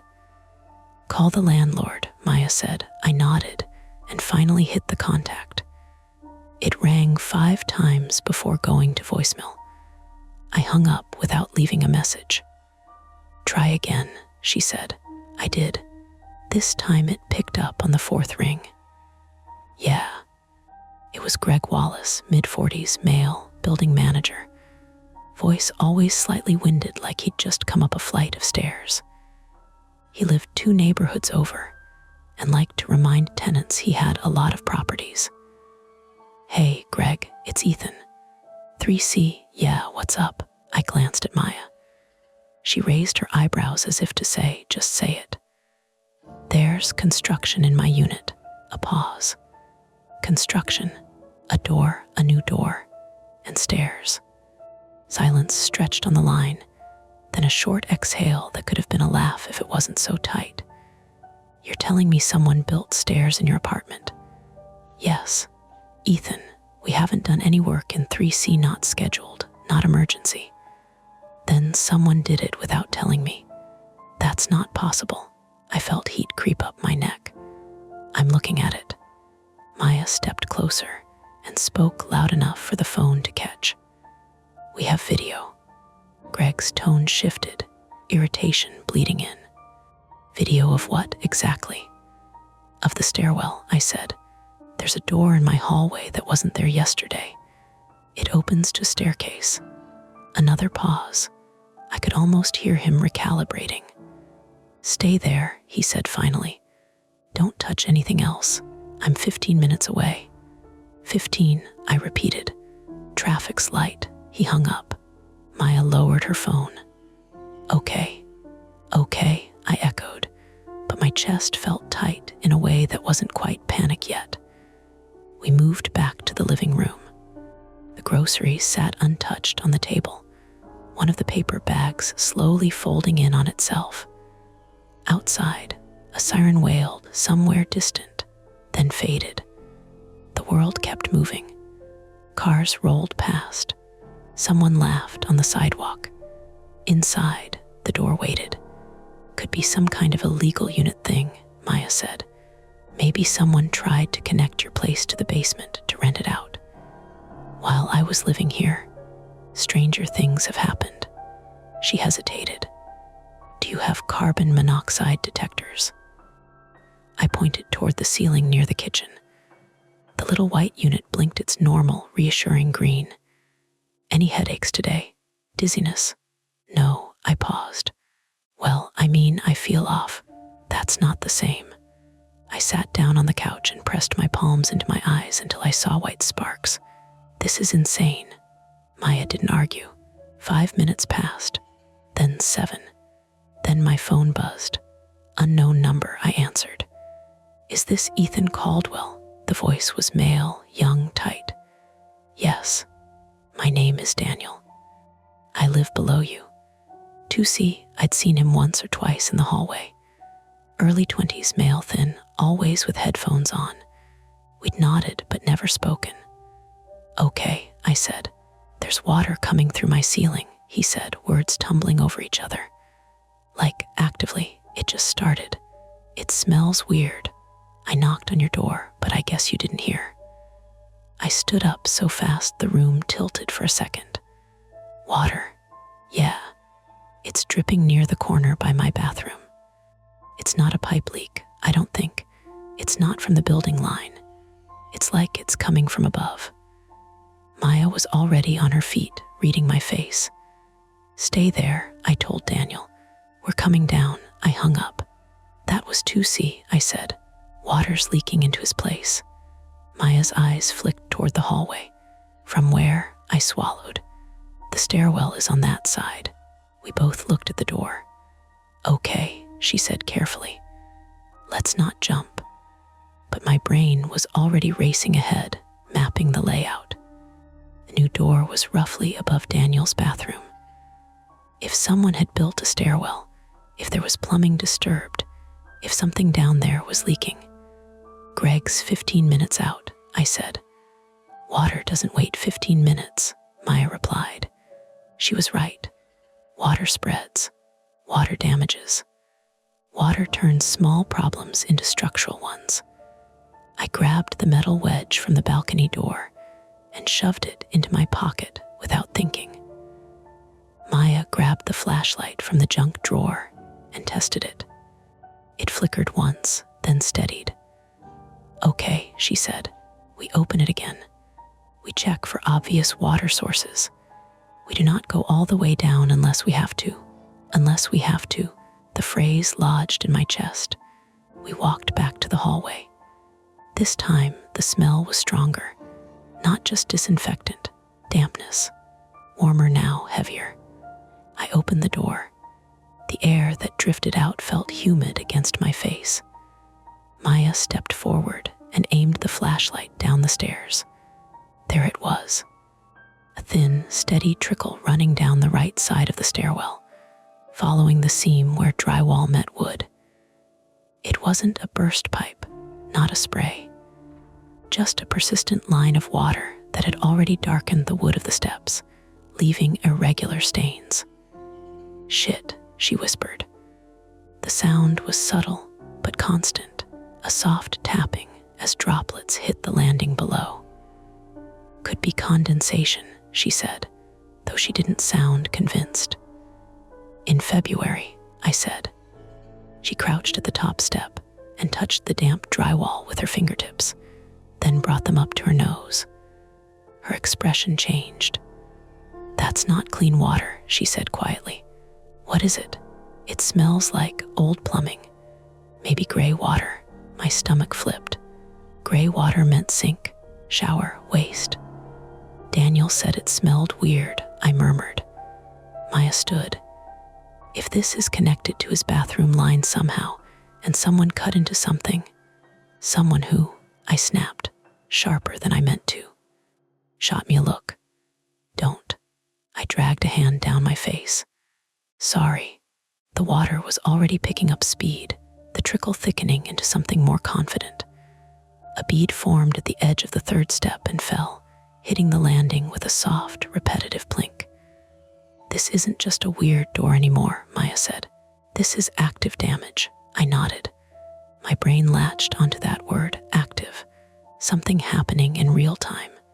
Something measurable. "We need to shut off the water," I said. "To the building."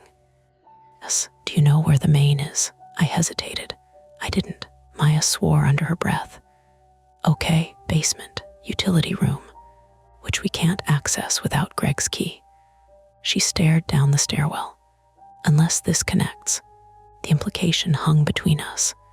The new staircase might lead to the building's lower level, to plumbing, to whatever was feeding that leak. "If someone built this illegally," she continued, thinking out loud, "they might have tapped into a line. And if it's failing, it could get worse fast." I imagined Daniel's ceiling sagging, drywall bowing, water pooling in light fixtures. I imagined mold, structural damage, tenants displaced. And beneath all of that, my private fear clawed at me, that this was somehow my fault, that I'd missed signs, that I'd ignored something obvious because I didn't want to be the difficult tenant, that my need to avoid making a fuss had let this grow, unnoticed, inside my own walls. Maya looked at me. "Ethan, we either wait for Greg and let it keep leaking, or we go down and see if there's a shutoff." The water sound was louder now, Not dramatic, just steady, relentless. I don't like this, I said. I don't either. From below, faintly, there was another sound. Not the drip, something heavier. A dull thud, like something shifting against concrete. Maya's grip tightened on the flashlight. You heard that too, I said. Yeah. We both went still. Another thud, closer this time, followed by a scraping noise, like something dragged a few inches and stopped. That's not plumbing, Maya said. My pulse spiked. It could be debris falling. It could be water hitting something unstable. It could be Daniel, I said suddenly. What? What if it's coming from his unit? What if something collapsed? Maya considered that. He didn't mention noise. Another scrape, not random, rhythmic. My mouth went dry. Okay, Maya said, voice tight but controlled. New possibility. Someone is down there.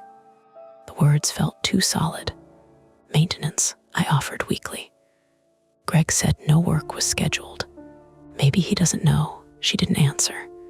The water was now running in two thin lines. One reached the 5th step and began to drip over the edge, accelerating. My phone buzzed again. Daniel, I answered on speaker. It's getting worse, he said immediately. I could hear water hitting tile in the background. My ceiling's bulging. I think it's going to. A sharp crack cut through the line. Then Daniel's muffled shout. Daniel, I said, part of it just came down, he gasped. There's insulation everywhere, and I can see. He stopped. See what? Maya demanded. There was a beat of silence. Then Daniel's voice dropped. There's wood, he said slowly. Like stairs above my bathroom. There are stairs inside my ceiling. Maya and I locked eyes. The scrape from below the stairwell came again. Louder now, followed by a distinct, unmistakable sound. A door slamming. Not ours. The one at the bottom of the new staircase. Daniel was breathing hard through the phone. There's someone down there, he whispered. The water hit the landing below with a steady, urgent rhythm. Maya lifted the flashlight. Ethan, she said quietly, if someone is using this to access the building, they're trapped, I finished. Or we were. The sound of footsteps rose faintly from below, slow, measured, coming up the stairs. And Greg was still 10 minutes away. The footsteps didn't rush. That was the worst part. They moved with the steady rhythm of someone who knew exactly how many stairs there were. Maya's flashlight trembled just enough to make the beam wobble across the drywall. The water line had thickened into a glistening streak, running down the seam and dripping in heavier drops onto the landing below. The smell was stronger now, stale sink water and something sour underneath it. Close it, Maya whispered. I didn't argue. I pulled the door shut and slid the latch into place. It felt useless. Standard interior lock, not built for anything more serious than privacy. The footsteps continued, muffled now, closer. Daniel, Maya said, leaning toward my phone. Lock your door. Get out of your apartment if you can. Go to the lobby. I already ran into the hallway, he said, breath shaky. My ceiling is open. There's water everywhere. Good, stay there. I ended the call and stared at the door. The sound stopped right behind it. Silence, but not empty silence. The kind that feels occupied. My throat tightened. I forced my voice to work. Greg is 10 minutes out. Maya's jaw flexed. That's a long time. A soft knock came from the other side of the door. 3 taps, not frantic, not aggressive, measured. Maya and I looked at each other. Then a man's voice, slightly distorted by drywall and wood. Hello, my stomach dropped. Hello, he called again. Is someone up there? Maya swallowed. What the hell? I didn't answer. Another knock. I can hear you moving. He sounded young, maybe mid-20s. No slur in his speech, no obvious panic, Just calm. I found my voice. Who are you? A pause. Who are you? He replied. I felt heat flood my face. This is my apartment. Another pause, then, no, it's not. Maya shot me a look that said, do not escalate. Listen, she called out, voice steady but firm. There's water leaking into the unit below. We need to shut it off. Are you connected to plumbing down there? A faint scuff of shoes on wood. I didn't mean for that to happen, he said. The words didn't land right. Didn't mean for what? I asked. The knob rattled once lightly, as if he were testing it. Instinctively, I shoved the metal balcony wedge under the door, jamming it tight against the floor. It wasn't designed for this, but it bit into the hardwood enough to hold. The man exhaled on the other side. You shouldn't have opened it. Maya's hand found my forearm. Her grip was hard enough to ground me. Sirens flared somewhere outside, closer this time, then veered away. Greg's coming, I said loudly, more to myself than to him. Greg, the voice shifted. He doesn't know. My pulse hammered. How long have you been down there? Maya asked. Silence. Then, it's not what you think. That line. Always that line. The water was running faster now, droplets splashing with a wet smack on the landing below. I imagined Daniel's bathroom, insulation sagging, drywall crumbling. We're calling the police, Maya said flatly. A sharper rattle of the knob. You don't want to do that, he replied. That did it. I stepped back and dialed 911 with fingers that felt stiff and clumsy. The operator answered quickly. I explained in clipped sentences. Unauthorized construction, water damage, unknown male in hidden stairwell between units. I gave the address twice. Officers are on the way, she said. Do not engage. Too late for that. When I hung up, the door shuddered under a sudden shove from below. The wedge held, but the impact vibrated through the frame and into my palm. Maya flinched, but didn't move away. Okay, she said, voice tight. First attempt failed. Attempt, I said, to talk him down. Another slam, harder. The drywall along the frame gave a small, ugly crack. We need a better barrier, she said. We moved fast. The hallway was narrow, door on the left, closet on the right, bathroom beyond. There wasn't much to work with. I dragged the heavy bookshelf from the living room, scraping it across the hardwood, plants wobbling on top. Soil spilled onto the floor in a dry sprinkle. Watch your hands, Maya snapped as I shoved it against the door. The man hit the door again. The impact was muffled by the bookshelf now, but stronger. You're making this worse, he shouted. My heart was beating so hard I could hear it in my ears. Who are you? I yelled back. I live here. In my ceiling, Maya shot back. A laugh came from the other side. Short, sharp, not amused. The water noise was louder. A steady pour now, my phone buzzed. Greg, I answered, breathless. I'm outside, he said. Why are there cop cars on the block? They're for this, I said. He's still down there. Someone built a stairwell between my unit and C. He's inside it. A stunned silence. That's impossible, Greg said. Come upstairs, Maya cut in. The front door burst open seconds later. Greg was flushed, windbreaker half-zipped, eyes wide.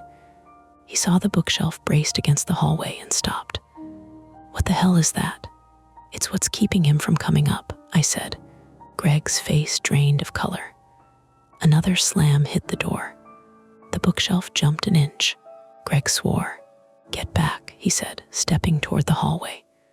Don't, Maya warned. He ignored her, pressing his ear against the side of the bookshelf. Hey, who's down there? No answer. The silence felt wrong again. Too clean. Then a sudden crash. But not from the door. From below, Daniel screamed. Maya's head snapped toward my phone. I redialed. He picked up immediately, breath ragged. "He's in my apartment." Everything inside me went cold and sharp. "How?" I said. "The stairs, they go down into my bathroom wall." He kicked through what was left of the drywall. Greg swore again, louder this time. "We're coming down," Maya said. "No," Daniel's voice cracked. He locked himself in my bedroom. A door slammed in the background. I could hear Daniel's footsteps retreating down the hallway. Police sirens wailed closer now, tires screeching as they turned onto the block. Maya grabbed my shoulders. Second attempt. Blocked him upstairs. He changed route. The geography snapped into focus in my head. The hidden stairwell ran from my hallway down into the cavity above Daniel's bathroom. From there, it connected directly into his unit. 2 entry points. Ours and his. We'd only secured one. "Stay outside your door," Maya told Daniel. "Police are here." The sound of fists pounding on my front door echoed through the apartment. "Philadelphia police," a voice barked. Greg rushed to open it. 2 officers stepped in, hands already near their belts. 1 male, 1 female. Both scanning quickly, taking in the bookshelf barricade, the wet floor near the hallway. I spoke fast. "There's an unauthorized stairwell behind that door." He broke through into 2C. The male officer's eyes flicked to Greg. "You the landlord?" Greg nodded stiffly. "You aware of construction in this unit?" "No," Greg said, voice thin. The officer's jaw tightened. "We have a second access point," I said, through 2C. The female officer was already on her radio. "We're going downstairs," the male officer said. "You 3 stay here." "No," Maya said immediately. "The water will handle it." They moved out fast. The apartment fell into a strained, vibrating quiet. Greg looked 10 years older than he had 15 minutes ago. "How is this possible?" he muttered. "How did someone build this?" My mind raced backward. The smell, the tape, the sawdust. Small details I dismissed because I didn't want to make a fuss, because I didn't want to be the difficult tenant. I leaned against the wall and felt my legs shake for the first time. "You okay?" Maya asked softly. "I should have noticed," I said. "You didn't know," she replied. Another crash echoed up through the building. Then shouting, police voices, Daniel's voice, and then a gunshot. The sound punched through the air, loud and concussive. My ears rang. Greg flinched so hard he stumbled. Maya grabbed my arm, nails digging in. For a full second, the world narrowed to that single possibility. Someone was dead. My stomach twisted. Then another sound filtered up. A man yelling, not in pain, in frustration. "Stop, stop moving." The female officer's voice cut through the chaos, sharp and commanding. Seconds stretched. Then the male officer's voice, closer now. No weapon, just tools. My knees nearly buckled. The gunshot had been a taser. A beat later, we heard it clearly, the crackling electrical snap, the heavy thud of a body hitting tile. Maya let out a breath I didn't realize she'd been holding. Greg sagged against the wall. Footsteps pounded up the building stairs. The officers reappeared in my doorway, hauling a thin, pale man in his mid-20s between them. He was breathing hard, eyes wild, hair matted to his forehead with sweat. In one hand, still clenched loosely, was a reciprocating saw. The blade was wet, not with blood, with gray water. The misdirection settled into something real and terrible. He hadn't come up to attack us. He'd been trying to cut something. "Is this him?" the male officer asked. I nodded. The man looked at me with a strange mix of anger and desperation. "You weren't supposed to see it," he said. "See what?" I asked. He smiled faintly. "The space." The officers pulled him away. Paramedics pushed past us toward the stairwell, then down toward 2C. The water was still running. I stepped toward the hallway, toward the door we'd barricaded. The bookshelf was soaked along one edge now, water creeping beneath it in a widening sheen. Maya followed my gaze. "It's not stopping," she said. Greg cursed under his breath. If that line ruptures, a loud crack split the air, this time from inside my walls. The floor beneath my feet vibrated. A low, groaning sound rolled through the hallway as something structural shifted. The doorframe of the hidden stairwell warped slightly, drywall crumbling at the edges. The water pouring down the stairs turned into a rush, not a trickle anymore. A full, steady stream.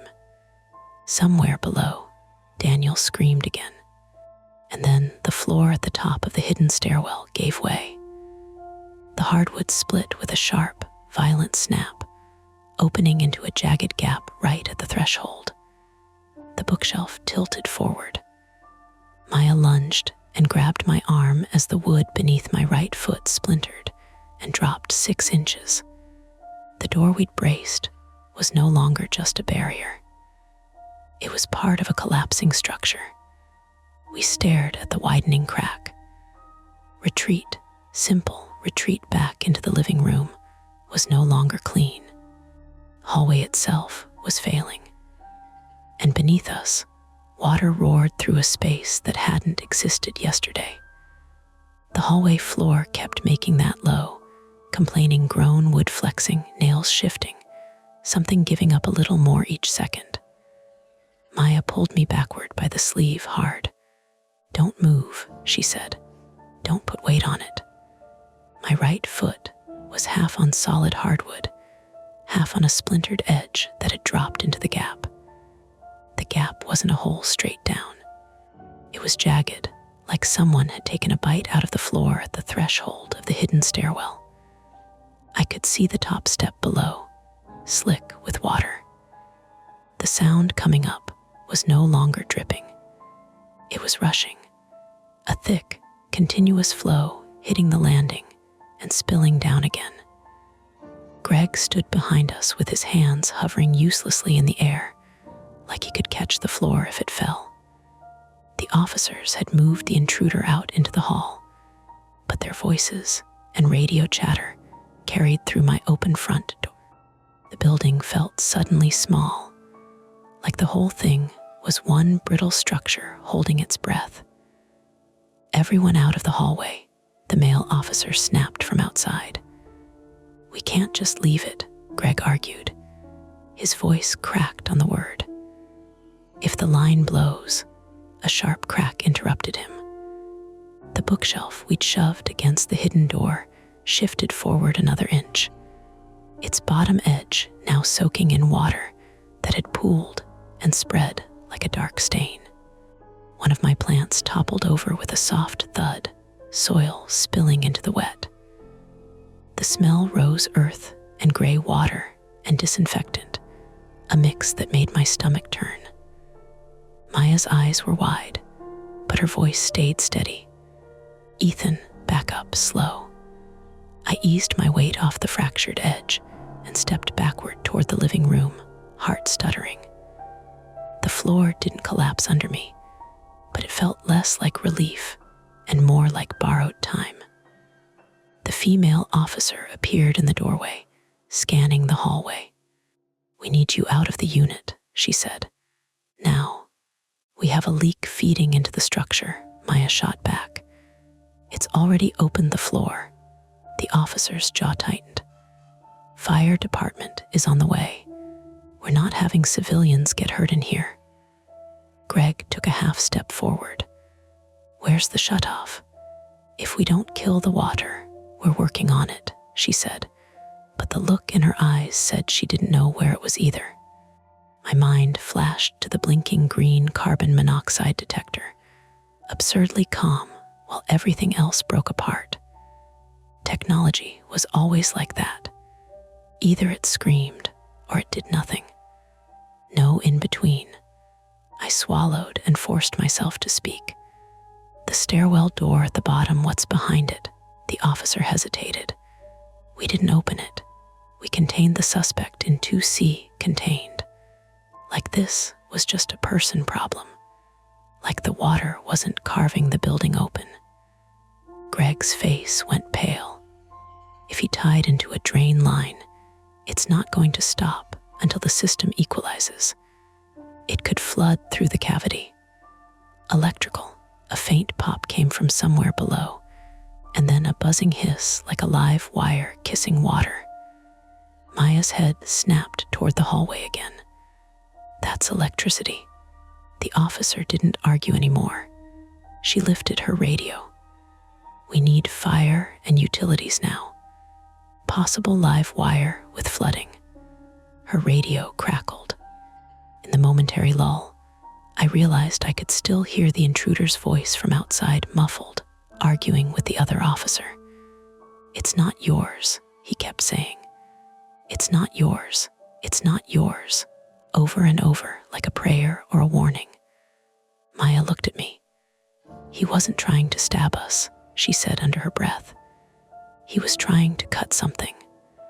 My eyes went to the wet blade of the saw in my mind, not blood, but gray water.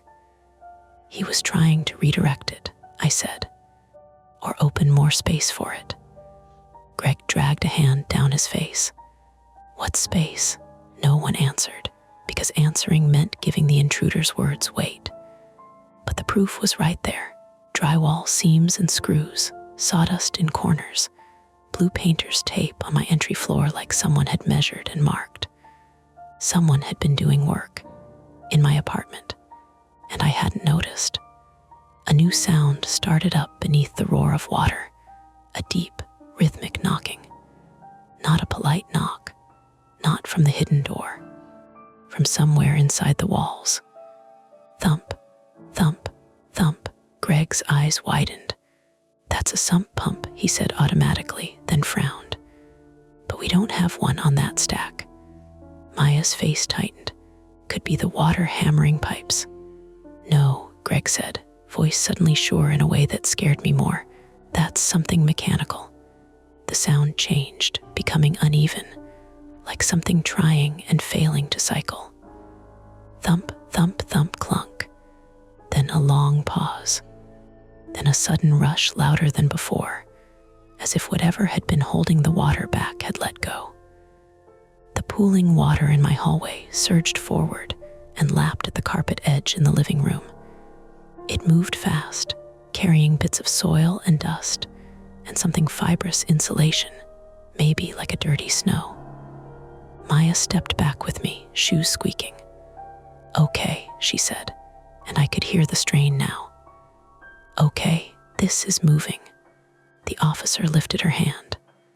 Out now. Greg didn't move. If this reaches the electrical panel, out, she repeated, sharper. Then, from outside in the hall, the male officer yelled. He's slipping his cuffs. The intruder's voice spiked, raw with sudden panic. No, wait, you can't just, a scuffle, a grunt. The sound of a body hitting drywall. Maya's head turned toward the front door, torn between threats. And then the intruder screamed, not in fear of police, in fear of the building. It's going to drop, he shouted. The landing, THE landing. The words hit me like cold water. The landing. The one halfway down the hidden stairs. The one catching the flow. I saw it in my mind, water pouring onto that small platform, saturating whatever was beneath it, weight increasing, wood swelling, fasteners failing. If that landing collapsed, the water wouldn't just run. It would fall, straight down into the cavity between floors. A vertical flood. It could undermine the structure under my hallway, under Daniel's bathroom, under everything in that stack. The officer in my doorway stiffened. She hadn't heard him clearly, but she caught the urgency in his voice. She stepped back out into the hall. Greg finally moved, stepping into my living room, eyes darting. Where's your breaker panel? he asked. In the closet by the entry, I said. That hallway's compromised, Maya warned. Greg glanced at the rising water. If we kill power to the unit, we reduce the risk of electrocution while fire gets here. The logic was good. The execution was bad. He started toward the hallway anyway. Maya grabbed his sleeve. No, you don't know how stable that floor is. Greg yanked free, desperation making him reckless. This is my building. He took one step into the hall, toward the closet. The floor gave a sharp, brittle crack under his foot. His weight shifted instinctively to catch himself, and the fractured edge at the stairwell threshold snapped. Greg's leg plunged down into the jagged opening. He went down hard with a strangled shout, hands slapping the wet wood. The bookshelf tilted and slid, its weight grinding against the doorframe. One shelf corner caught on the trim and held for a fraction of a second before slipping. Maya and I lunged at the same time, grabbing Greg's arms. Don't move, Maya yelled at him. His face was white, eyes huge. I can't, my leg, I looked down. His shin was wedged against splintered hardwood. The top step below was slick, water streaming over it. His boot was already half submerged. If he twisted wrong, he'd shred skin on nails and wood. If we pulled wrong, we'd drop him further. The officer's voice shouted from the hall, "Everyone out." Maya's voice cut through. "We have a man trapped." The officer appeared, then froze at the sight. "Call fire," Maya barked at her, like she was back in a trauma bay. Now, the officer grabbed her radio. Greg made a wet, choking sound. "It's broken," he whispered. "I think it's broken." Blood began to bloom through his pant leg where the wood had sliced him. Not a dramatic gush, but enough to turn the water around his boot pink in thin ribbons. "Okay," Maya said, voice low, controlled. "Greg, look at me, don't fight us." He nodded, jaw trembling. My arms burned from holding his weight. My feet slid slightly in the shallow water. My heart hammered so hard it made me dizzy. "We need leverage," Maya said, scanning the room. "Something to distribute weight." My brain latched onto the stupidest detail, the blue painter's tape residue by the entry, like a mark. Then it snapped to something useful, my coffee table. Solid wood, low, heavy. "I can get the table," I gasped. Maya shook her head immediately. "Not alone, and not past that crack." I looked around, the dining chairs, the couch, the broom in the corner. The metal wedge was still in my pocket. Maya's eyes followed mine as I pulled it out. "Yes," she said. "Use it. Jam it under the bookshelf. Stop it from sliding more." I actually crawled onto the living room floor, keeping my body low, spreading my weight, moving like the floor was thin ice. The water soaked into my jeans, cold and filthy. My palms pressed into grit and damp soil. I reached the bookshelf base and shoved the wedge under it where it met the hardwood. The wedge bit. The bookshelf stopped shifting. For the moment, Maya was still gripping Greg's arms. Her shoulders shook with effort. "Ethan," she said through clenched teeth, "we need to pull him back without widening the hole." "How?" "Slow, straight, no twisting." I crawled back, slid my arms under Greg's other shoulder, and found a grip. His skin was slick with sweat and water. He grunted as we adjusted him. "On 3, Maya said.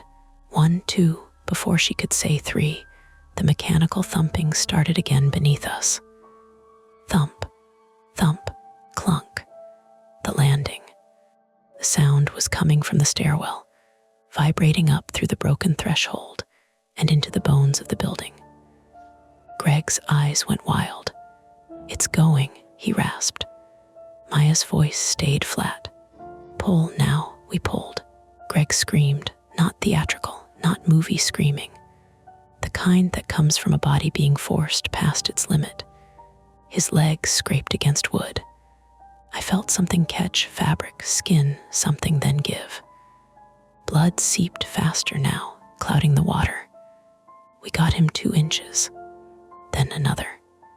The thumping below turned into a prolonged, crackling groan. The whole hallway shuddered. The bookshelf shifted despite the wedge, grinding, pushing, as if the floor beneath it was sliding. "Move," the officer yelled from the doorway. "Move now." Maya didn't let go, not without him. And then it happened. A sound like a thick branch snapping underfoot, followed by a sudden, sickening drop. The landing collapsed. Water didn't roar anymore. It detonated. A heavy, vertical gush surged up through the stairwell opening, blasting against the underside of the broken threshold like a fire hose pointed upward. It sprayed into the hallway and living room in a chaotic arc. Cold, filthy water slammed into my face, into my mouth. I choked, sputtering, eyes burning. The force shoved the bookshelf. The wedge popped out with a metallic ping and skittered away. The bookshelf lurched forward, and the hidden door, already warped, finally gave. The doorframe ripped free with a splintering scream, opening the stairwell fully into my apartment. The sudden openness made it worse. Now there was no contained channel, just a gaping, collapsing wound in my home, pouring water and debris. Maya screamed my name, but her voice was swallowed by the rush. Through the spray, I saw Greg's leg shift again, slipping. I reacted without thinking. I threw myself over his torso, pinning him, using my weight to keep him from sliding down into the hole. It was stupid. It was desperate. It worked for half a second. Then the floor under my left knee cracked and dropped. Pain ripped up my leg as my kneecap slammed into the hardwood edge. White hot, immediate. My vision narrowed. Maya grabbed my shirt and hauled me back, straining like she was dragging a patient across a slick ER floor. The officer surged forward and helped, hooking her arms under Greg's shoulders. Between the 3 of us, Maya, the officer, and me, we yanked Greg backward onto safer hardwood. His leg came free with a wet tear of fabric. He howled, then went limp, shock setting in. For a moment, there was a lull, just panting, water rushing, the building groaning like it was alive. I lay on my back, water soaking my hair, staring at the ceiling light that still shone sickly through it all. My knee throbbed in a steady pulse that matched the roar. Maya's face hovered above me. Her cheeks were streaked with dirty water. "Can you move?" she demanded. Yeah, I lied. She didn't let me sit up. She pressed her hand to my knee gently, then harder. I bit down on a sound. "Swelling," she muttered. "Maybe a fracture, don't stand." The officer was on her radio again, voice clipped. "Collapse, active flooding, injured male with leg laceration, 1 civilian with possible knee injury. We need fire now." Outside, more sirens converged, louder, closer, a rising chorus. The intruder's voice echoed from the hall again, still fighting, still desperate. I told you. It was going to drop." I turned my head toward the gaping stairwell. Debris floated in the churning water, insulation, splinters, dirt. The stairs were visible now, slick and streaming, leading down into darkness that wasn't supernatural. Just unlit space, just unfinished construction. But the dread in it wasn't about ghosts. It was about the fact that someone had built a hidden access route inside a building full of sleeping people, tied into plumbing like it was nothing. And no one, me, Greg, anyone, had noticed until it started to fail violently. The central threat wasn't just the intruder anymore.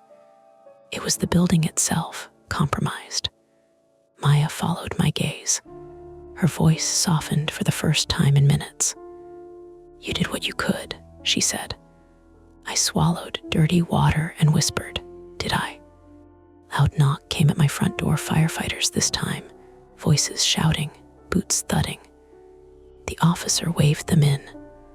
They moved fast, professional, not dramatic. One of them took one look at the gaping stairwell and the rushing water and shouted for the main shutoff.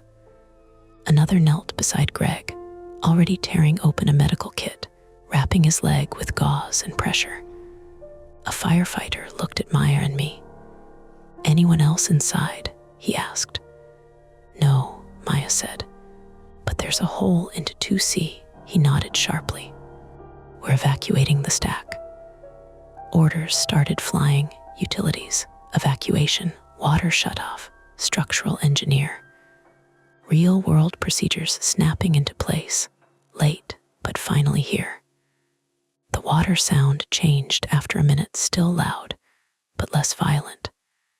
The fire team must have found a valve somewhere. The stream weakened, becoming a heavy pour instead of an eruption. The building's groan eased, not because it was safe, but because it wasn't being actively punched by water anymore. The officer leaned down near me. "We've got him," she said, meaning the intruder. "He's in custody, he'll talk." I stared at the stairwell, the raw drywall, the screws catching light. I thought of the tape, the measured rectangle, someone marking where to cut. I thought of all the times I'd smelled something faint in the hall and assumed it was someone else's cooking. All the times I'd heard a sound in the night and told myself it was pipes, because pipes are easier than people. The fire medic finally looked up at me. "We need to get you checked," he said. "That knee could be bad." Maya squeezed my shoulder. Her hand was shaking now that she didn't have to hold Greg. Greg was conscious again, breathing in shallow gasps, eyes unfocused. He looked at me like he wanted to apologize and couldn't find the words. The climax didn't end with a clean victory. It ended with containment. The water slowed. The intruder was cuffed. Greg was stabilized. But my apartment, my safe, boring, predictable one-bedroom, had a torn open throat in the hallway, leading down into a space that shouldn't exist. And every time the building settled, every time a pipe pinged, every time the HVAC sighed, my brain would remember that there had been footsteps on those hidden stairs. Not running, walking, like they belonged there. They put me in the back of an ambulance I didn't technically need. That's what the medic said, almost apologetic. "Protocol," he added, like that made it easier to swallow. My knee had swollen to the size of a grapefruit, stiff and hot under the makeshift wrap. I could move my toes. That was the good news. The bad news was the way it throbbed in slow, punishing pulses that matched the residual rush of water still draining somewhere inside the building. Maya climbed in after me without asking. She smelled like smoke now. Firefighters had cut into the ceiling of 2C and the stairwell cavity to check for electrical fire. The whole stack of units smelled faintly charred and wet, like a basement after storm. Outside, Northern Liberties looked exactly the same. Bars were opening for the night.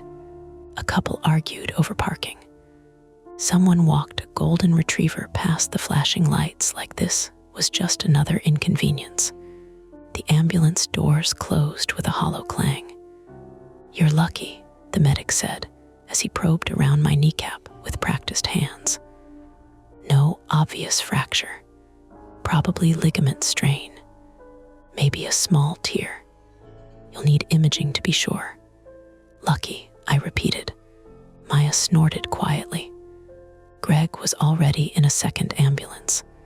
His leg had taken the worst of it, deep lacerations, and what looked like a tibial fracture.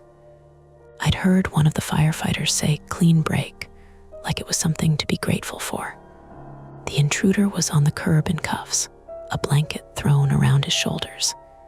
He looked smaller out there, soaked and shivering.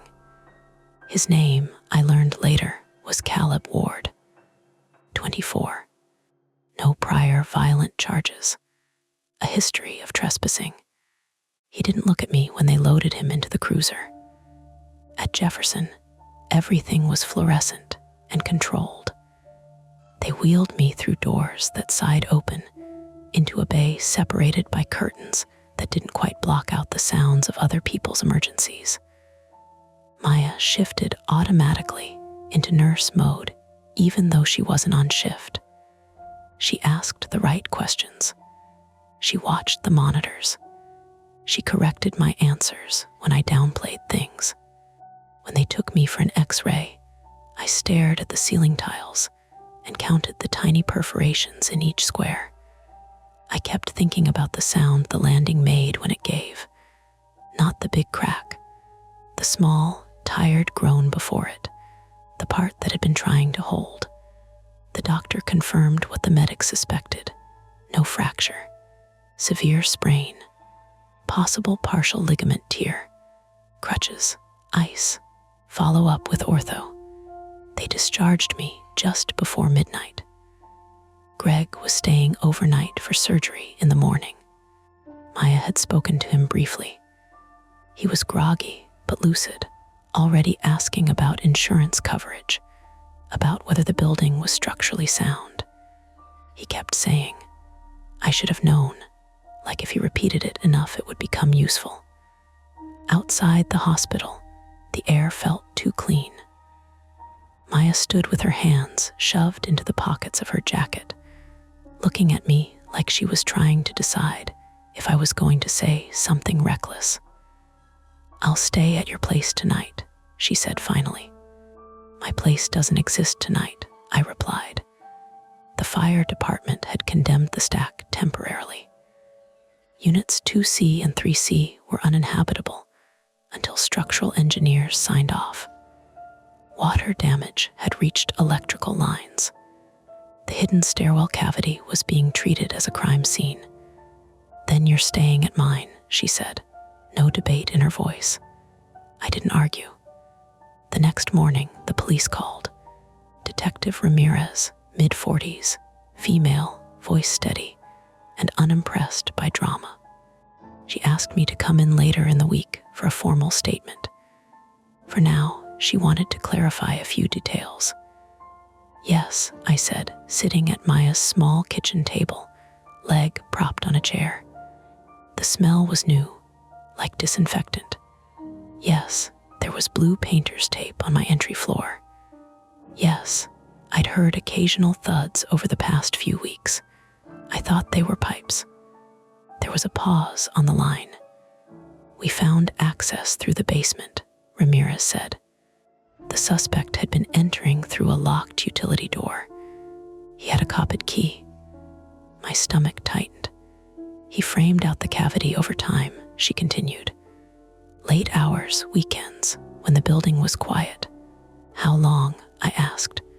Based on materials and where, maybe 2 months. 2 months. 2 months of someone measuring inside my walls. 2 months of footsteps I'd written off. He tied into a gray water line, she said, improperly. Looks like he was attempting to reroute drainage from the units above into a separate channel, possibly to prevent detection of usage. Usage, I repeated. We're still investigating. The word hung there. Usage. After I hung up, I sat there for a long time, listening to Maya's refrigerator hum. Later that afternoon, we went back to the building. Fire tape crossed the front entrance. A temporary notice was taped to the door, heavy with official language. Structural assessment pending. Do not enter without authorization. Greg was there on crutches, pale and sweating despite the cool air. He insisted on being present when the engineers walked through. Daniel stood off to the side with a small suitcase, staring at the building like it had personally betrayed him. When he saw me, he gave a tight nod. "Ceiling S gone," he said flatly. "Bathroom's a mess." "I'm sorry," I said, and meant it. "For what?" he asked. I didn't have a good answer. They let us in briefly, escorted. Hallway to my unit smelled like wet plaster and something metallic. My front door hung open. Inside, the living room looked like the aftermath of a storm contained in 4 walls. The carpet was rolled back. Industrial fans whirred loudly, pushing damp air toward open windows. My couch had been moved, cushions stacked to dry. And the hallway was a wound.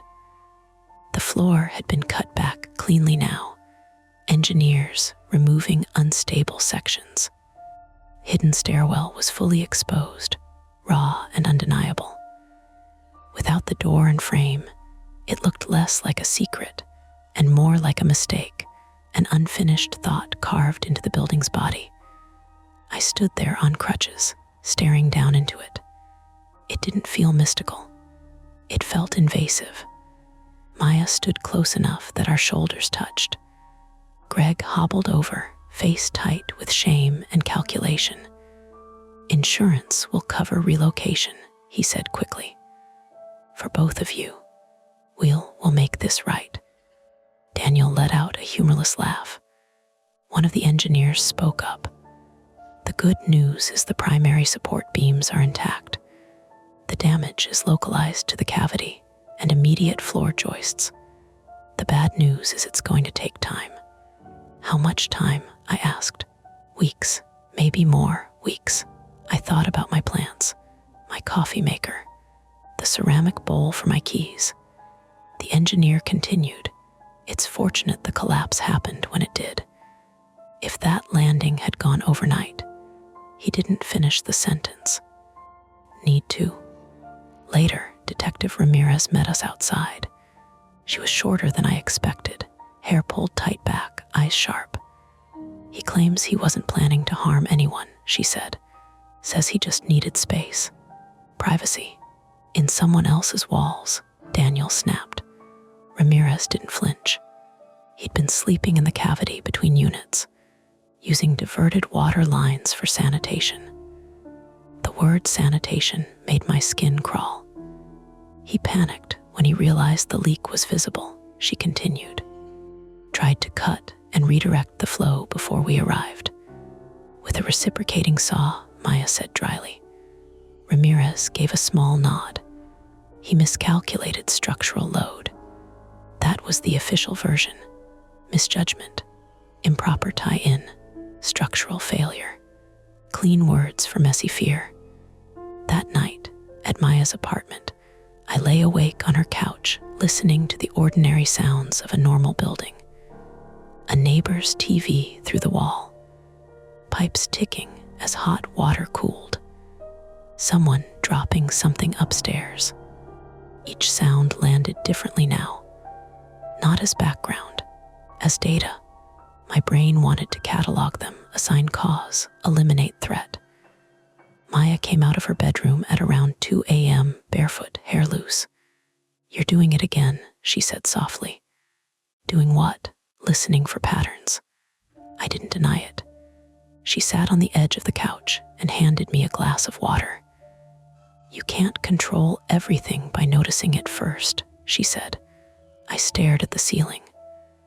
"I should have said something," I said quietly. "When I smelled it, when I heard things." "About what?" she asked. "Vague sounds, a smell you couldn't place." "Yes," she shook her head. "That's hindsight, not foresight." I wanted to believe her. A week later, I went back one last time before they sealed the cavity. I stood at the top of the exposed stairwell, careful on my crutches. The drywall seams were marked with red tape now. The sawdust had been vacuumed. The water damage cut away. It looked less dramatic, less alive.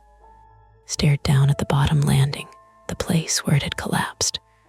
It was just wood and screws and poor judgment. But I remembered the footsteps, slow, measured, as if they belonged there. As I turned to leave, something caught my eye near the baseboard by my entryway. A thin, almost invisible line where the paint didn't quite match. I crouched awkwardly, balancing on one crutch, and ran my finger along it. The paint was dry, solid, no hollow sound when I tapped. Probably just patchwork from the cleanup. Probably. I stood there longer than I needed to, listening. The building was quiet, ordinary, but I knew now how much could exist inside a wall without anyone noticing. And that knowledge didn't go away just because the door did. The door is gone, but the knowledge that a door can appear where a wall once stood and exist for months remains. And that's the part that doesn't close. And that's the end of today's chilling tale. If you enjoyed this story and want more nights full of suspense, don't forget to hit that like button, subscribe to Mia Horror Stories, and turn on the bell so you never miss a scare. I've got plenty more stories waiting for you, so stick around and check out the other videos on the channel. Thanks for watching, and now let's move on to the second story. Welcome back to Mia Horror Stories. Tonight's tale, I work the graveyard shift at a call center, and one caller only breathes his best experienced in the dark, which is why the screen will stay black. No distractions, no flashing images, just you, your imagination, and the story. So sit back, relax, and listen all the way to the end if you dare.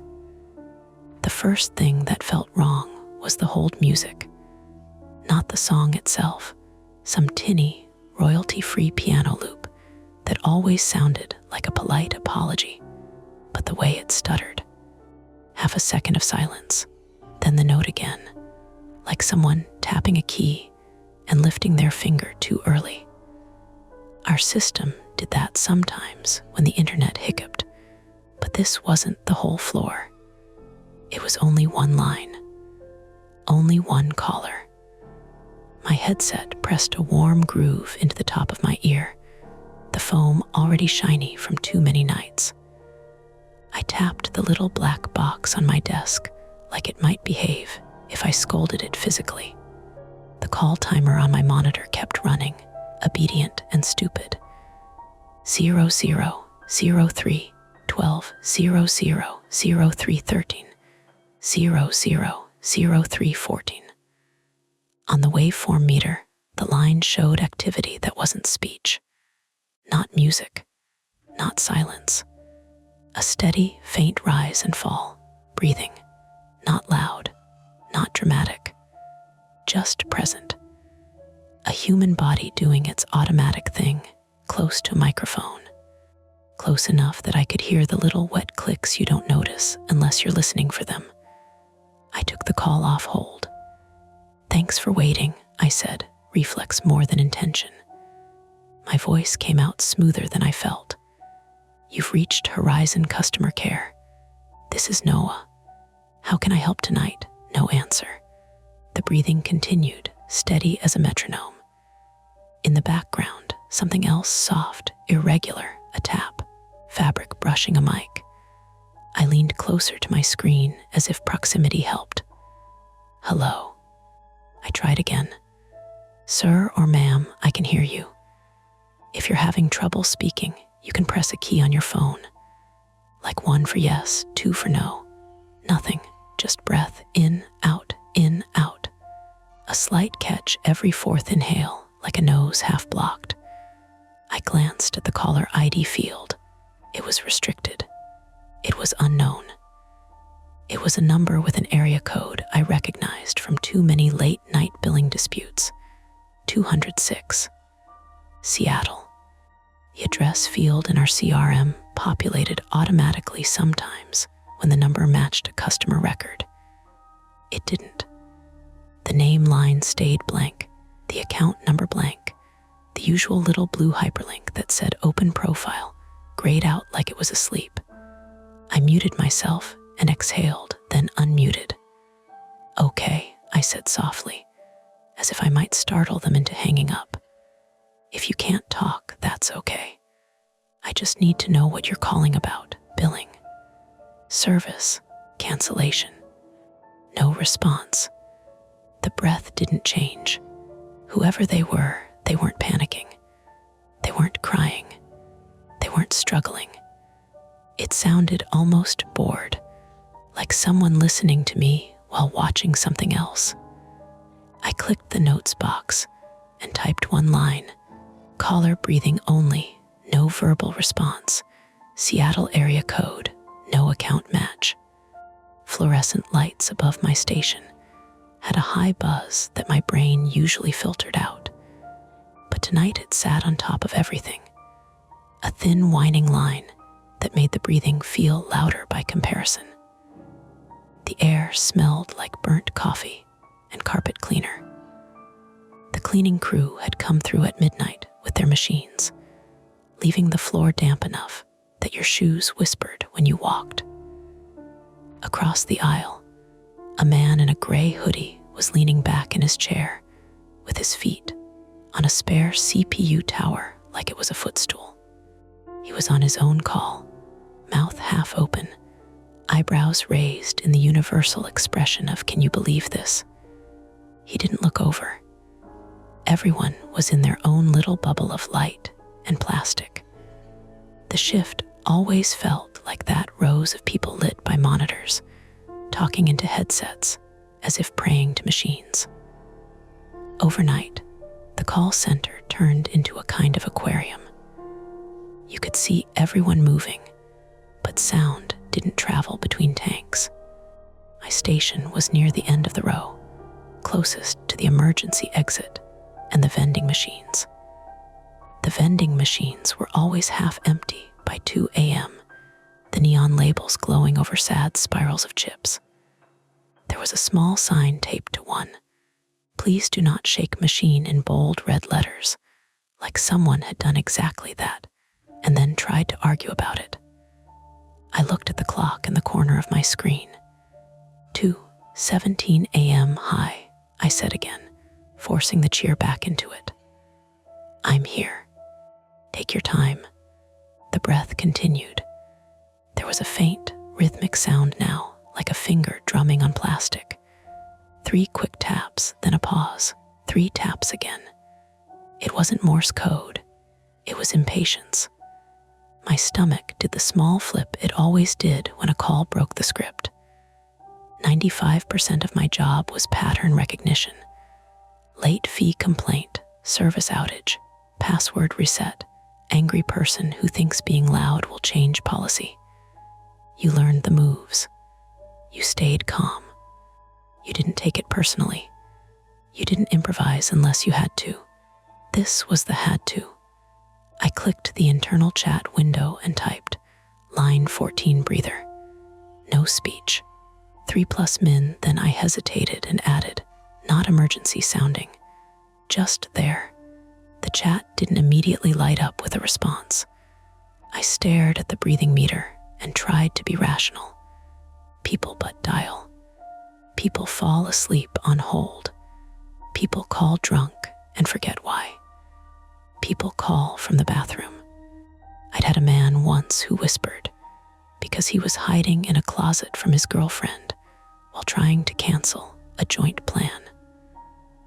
I'd had a woman who asked me to stay on the line because she was scared to walk from her car to her apartment and wanted a friendly voice. That one had gotten escalated and handled carefully because it wasn't technically in our policy to be a human safety line. But you can't just hang up on fear. I lifted the edge of my headset cup and scratched the skin behind my ear. The foam was slightly damp.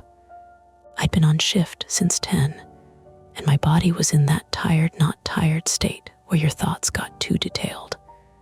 I noticed everything. The way the keys on my keyboard were polished smooth where my thumbs hit spacebar, the faint smear of hand lotion on my mouse, the tiny fracture in the plastic stand holding my monitor. and the breath. I tried a different approach. "Okay," I said, keeping my tone even. "I can hear that you're there, but I can't help unless you give me something. If you're having an emergency, you should hang up and dial 911. A tiny change then. The inhale paused at the top, just for a beat, like the person on the other end had listened to the number and thought about it. Then they exhaled, slowly. It sounded like a laugh if you squinted your ears at it. I felt my shoulders tighten. "That's not a joke," I said, then immediately regretted giving it that weight. The moment I treated it like intention, it became personal. I stared at the end call button. It was right there, red, tempting. But we had metrics. We always had metrics. If you ended a call without disposition, it flagged. If you marked it as prank too often, it flagged. If you let a call run too long, it flagged. Everything flagged. And like an idiot, part of me didn't want to give up. Part of me wanted the breathing to turn into words, so I could file it away in the part of my brain that handled normal life. A chair squeaked behind me. I turned. Mara Haynes, 32, female, our overnight floor lead, came down the row with her tablet tucked under one arm and a paper cup of coffee in the other. Mara moved like someone who didn't waste steps. Her blonde hair was clipped up, and she wore the same navy cardigan every night like it was part of a uniform. Stopped at my station, glanced at my screen, then at my face. "You look like you're about to throw your headset," she said. I mouthed breather and pointed at my monitor. I kept my mic muted with my thumb. Mara leaned in just enough to see the call timer and the blank account fields. Her eyes narrowed, not in fear, but in annoyed focus. "No account match," she murmured. "What's the number?" I slid my notepad toward her with the digits I'd scribbled. She frowned at the area code. "Seattle," she said quietly. Again, I whispered back, and hated the way the word came out sharper than I meant, like I'd been excluded from a joke. Mara's mouth made a line. She took a sip of coffee and winced like it was too hot even though it had been sitting. "We had one like this 2 nights ago," she said. "Different rep. Same kind of thing. Breathing, no speech. Stayed on for 12 minutes until it dropped." "Did it?" I started, then stopped. The question in my head was, did it feel like this? Which was not a question I wanted to say out loud in a building full of sleepy people and buzzing lights. "Just dispose it as non-responsive," Mara said. "If they don't answer after the script, we can end." I nodded. The relief was immediate and also disappointing, which made me feel ridiculous. Mara watched me for a second like she could see the tug of war in my brain. "What?" she asked, softer. I swallowed. "It's close," I said, like they're holding the phone right up to their face. Mara looked at the waveform meter. Her expression didn't shift into horror. It shifted into calculation. "Could be a headset," she said. "Could be a pocket call. Could be someone messing with us. Could be someone who can't talk," I said before I could stop myself. Mara's gaze flicked to me, not unkind, but sharp. "Noah," she said, like she was stepping around something delicate. "We're not a crisis line." I nodded again. That wasn't what I meant, but it was true. We weren't trained for that. Trained to keep our voices calm and our notes clean. Mara tapped the edge of my desk with one finger. "Do your 3 prompts," she said, "then end. If they call back and do it again, we'll flag the number." I unmuted and tried to make my voice normal again, like I hadn't just had an off-script conference about a stranger's lungs. "Hi," I said into the mic. "I'm going to try one more time. If you don't respond, I'll have to disconnect." The breathing didn't change. Tap, tap, tap. Pause. Tap, tap, tap. My skin prickled, not from fear exactly, but from that old private flaw I carried into every interaction. I hated not being able to fix things, even small things, especially small things that made no sense.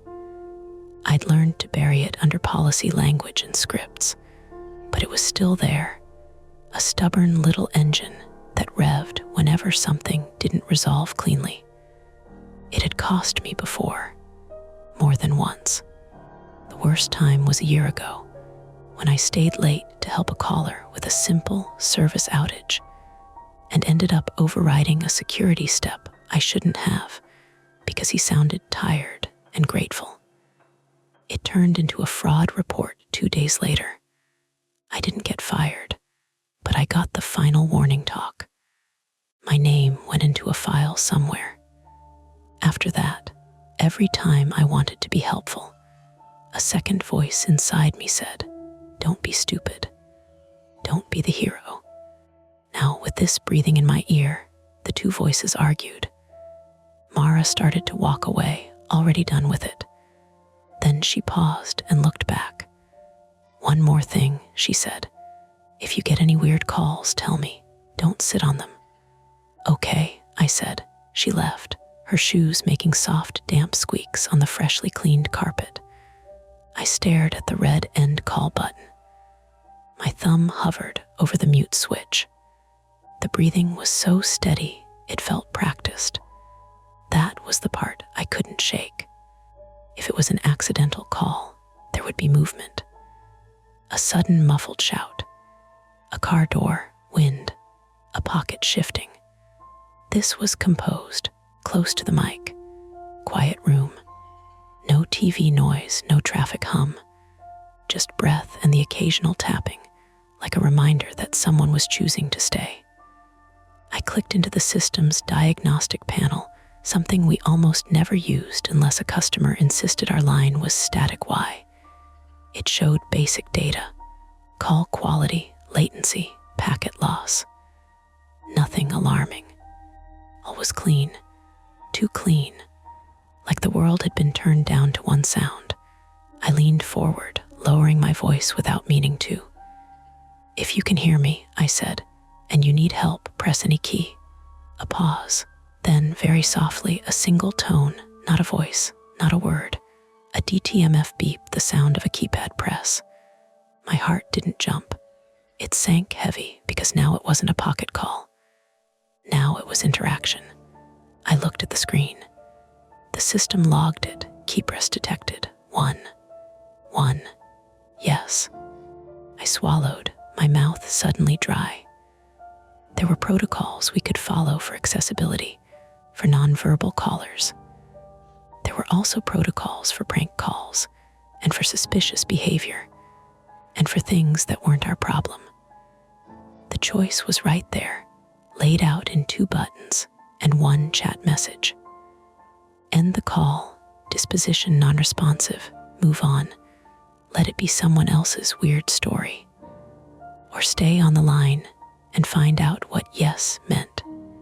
I took my thumb off the mute switch and reached for the internal chat window, hovering over Mara's name, while the breathing continued in my ear, steady, close, patient, as if the person on the other end already knew which way I'd lean. And for a moment, under the buzz of fluorescent lights and the soft click of keys from the other reps, my screen felt like a doorway I shouldn't open. The beep hung in my headset longer than it should have. Not the tone itself, that was quick, clean, logged, and gone, but the fact of it. The system registered the key press. The caller was there, listening, choosing. I swallowed and leaned into the mic. "Okay," I said carefully. "You pressed 1. That's yes, right, breath, steady, close." I pulled up the accessibility protocol tab with my free hand. We had a script for callers who were nonverbal or hard of hearing. It wasn't common at 2 in the morning, but it existed. "I'm going to ask you yes or no questions," I said. "Press 1 for yes, 2 for no." There There was a faint shift on the line, like fabric moving. Then the breath resumed, same rhythm. Are you calling about an issue with your account? Silence. I waited 5 seconds. 10. No tone. Okay, I said. Are you in immediate danger? The inhale caught. That same tiny snag at the top. Then, beep. Key press detected. 1. Yes, my stomach tightened. Not dramatically. Not in a movie way. Just a quiet, internal clench that made the room feel a little smaller. I kept my voice level. All right. If you're in danger, I need you to hang up and dial 911. We can't dispatch emergency services from here. No response. Just breath. Tap, tap, tap. Pause. Tap, tap, tap. It wasn't random. It was patterned. I stared at the waveform again, like it might reveal something human beyond the shape. Are you alone? I asked. Beep. Yes. Are you somewhere you can't speak safely? A longer pause this time. The air on the line thinned for a second. Beep. Yes. I glanced over the top of my monitor toward Mara's station at the end of the row. She was bent over someone's desk, talking quietly. I hovered over the internal chat again, but didn't type. Not yet. Are you in your home? Nothing. The breath didn't change. Are you in a vehicle? Silence. My fingers felt clumsy on the keyboard. I typed in the notes box. Caller confirms in danger, alone, cannot speak safely. There was no way to verify any of it. Listen, I said softly. I need a location. Can you press a number for your state? For Washington, press 5. That was stupid. I knew it as I said it. There were 50 states. No system for this. My brain was moving faster than the protocol allowed. No beep came. The tap, tap, tap started again, more urgent. 3 taps. Pause. 3 taps. The rhythm was starting to irritate me. It was too controlled, too deliberate. I leaned back and exhaled through my nose. Think the area code was 206. Seattle. That meant Washington State, unless it was spoofed. Our system sometimes showed partial routing info if you clicked deep enough. I opened the call diagnostics panel again and dug into the SIP data. Most of it was technical garbage, but one line caught my eye. Cellular carrier, Northwest Wireless. Not helpful. Mara, I called softly, lifting one ear cup off my head. She looked up, annoyed for a second, then saw my face and walked over. What now? She asked. He pressed 1 for danger, I said quietly. Alone, can't speak safely. Mara didn't roll her eyes. She didn't smile either. She just took a slow breath of her own. Okay, she said.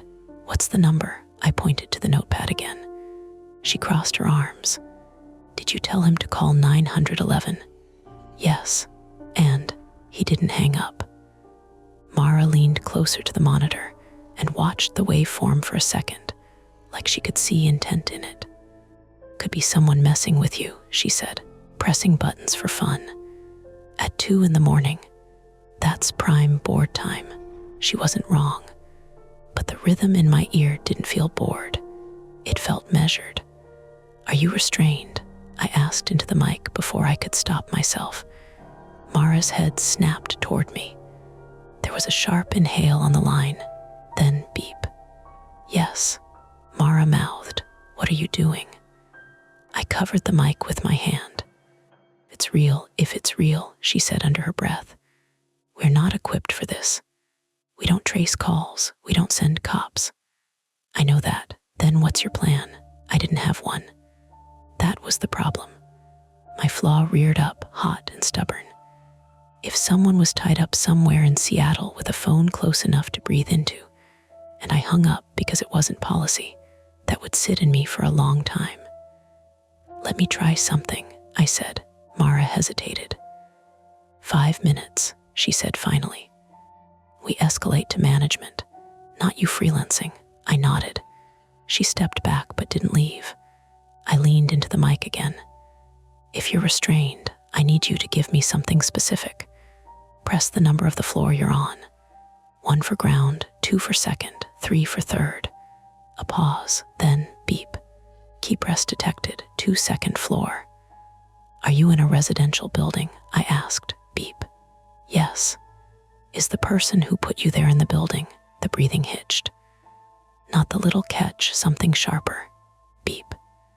Yes, my mouth went dry. I looked at Mara. She had stopped pretending this was a prank. Her jaw was tight now. Ask if he can see the person, she whispered.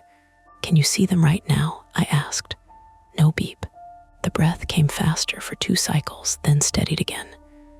No means no key press, I muttered, more to myself than to Mara. Ask if the door is locked, she said. Is the door locked? Beep. Yes. Can you reach a window? Silence, then beep. Yes. Is the window open? Nothing. Tap, tap, tap. I frowned. If the window is open, press 1. If it's closed, press 2. A beat. Then 2 quick tones in succession. Key press detected, 2 closed. Mara exhaled slowly. This is insane, she said.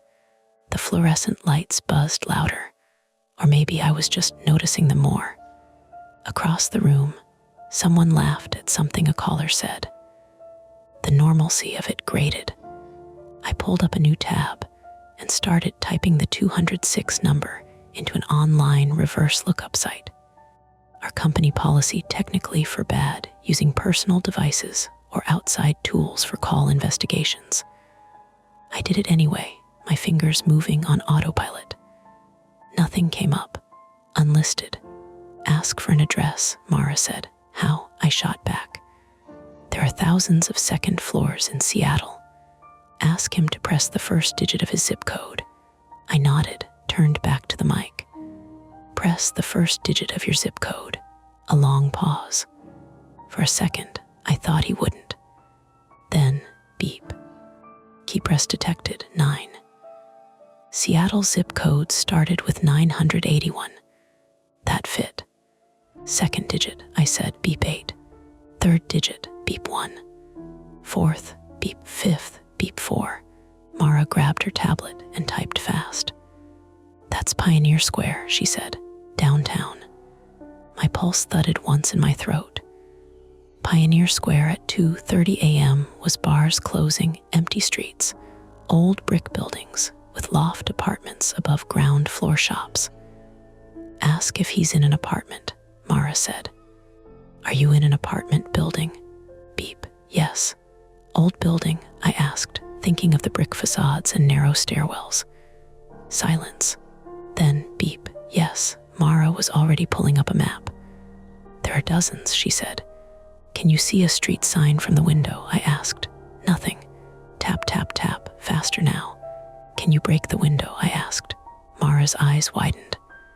No, beep. Yes. The breath on the line had changed. It wasn't steady anymore. It came in shallow pulls, like he was testing something. Don't tell him to break it, Mara hissed. If he's restrained, I didn't say to, I whispered back. I turned to the mic. If you try to break the window, will the person hear you? A pause so long I thought the line had dropped. Then, beep, yes. The call timer ticked past 12 minutes. I felt the weight of that number, 12 minutes. The same as the previous call Mara mentioned. Is the person armed? I asked quietly. There was a sharp intake of breath. Not a catch. A full, audible pull. Then, nothing. No beep. The tapping stopped entirely. The line went so still I thought for a second we'd lost connection. I glanced at the diagnostics. Still active. Good signal. Hello, I said. The breathing returned, but different. Not measured, faster, irregular. Mara leaned closer. What did you ask? If the person's armed? She swore under her breath. Listen, I said into the mic, lowering my voice instinctively.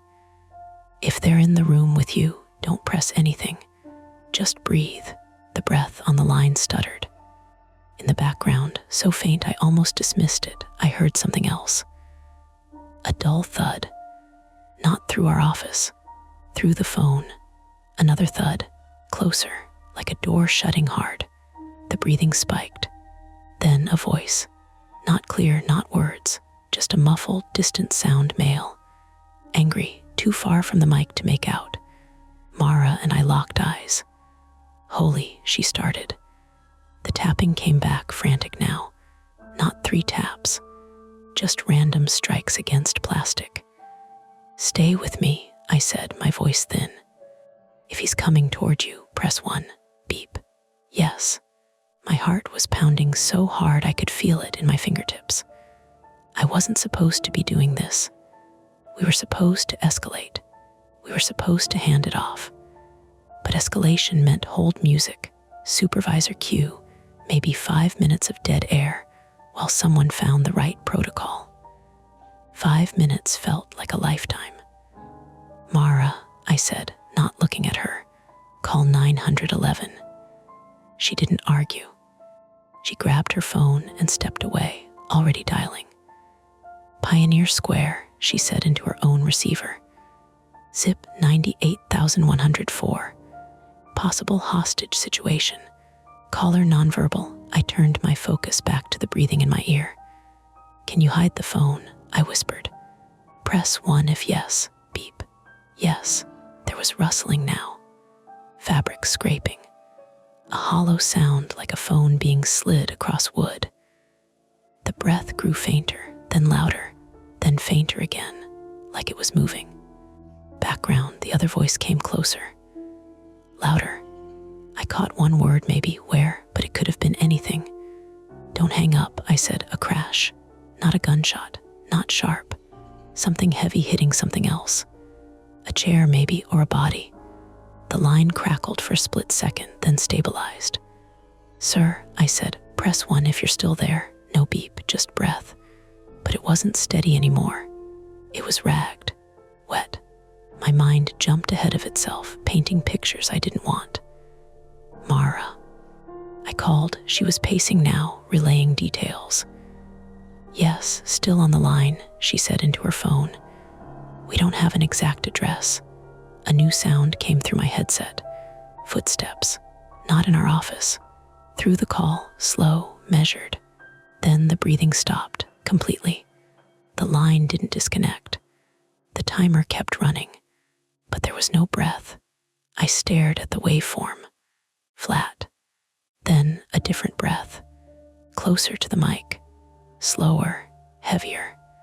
Not the same rhythm as before.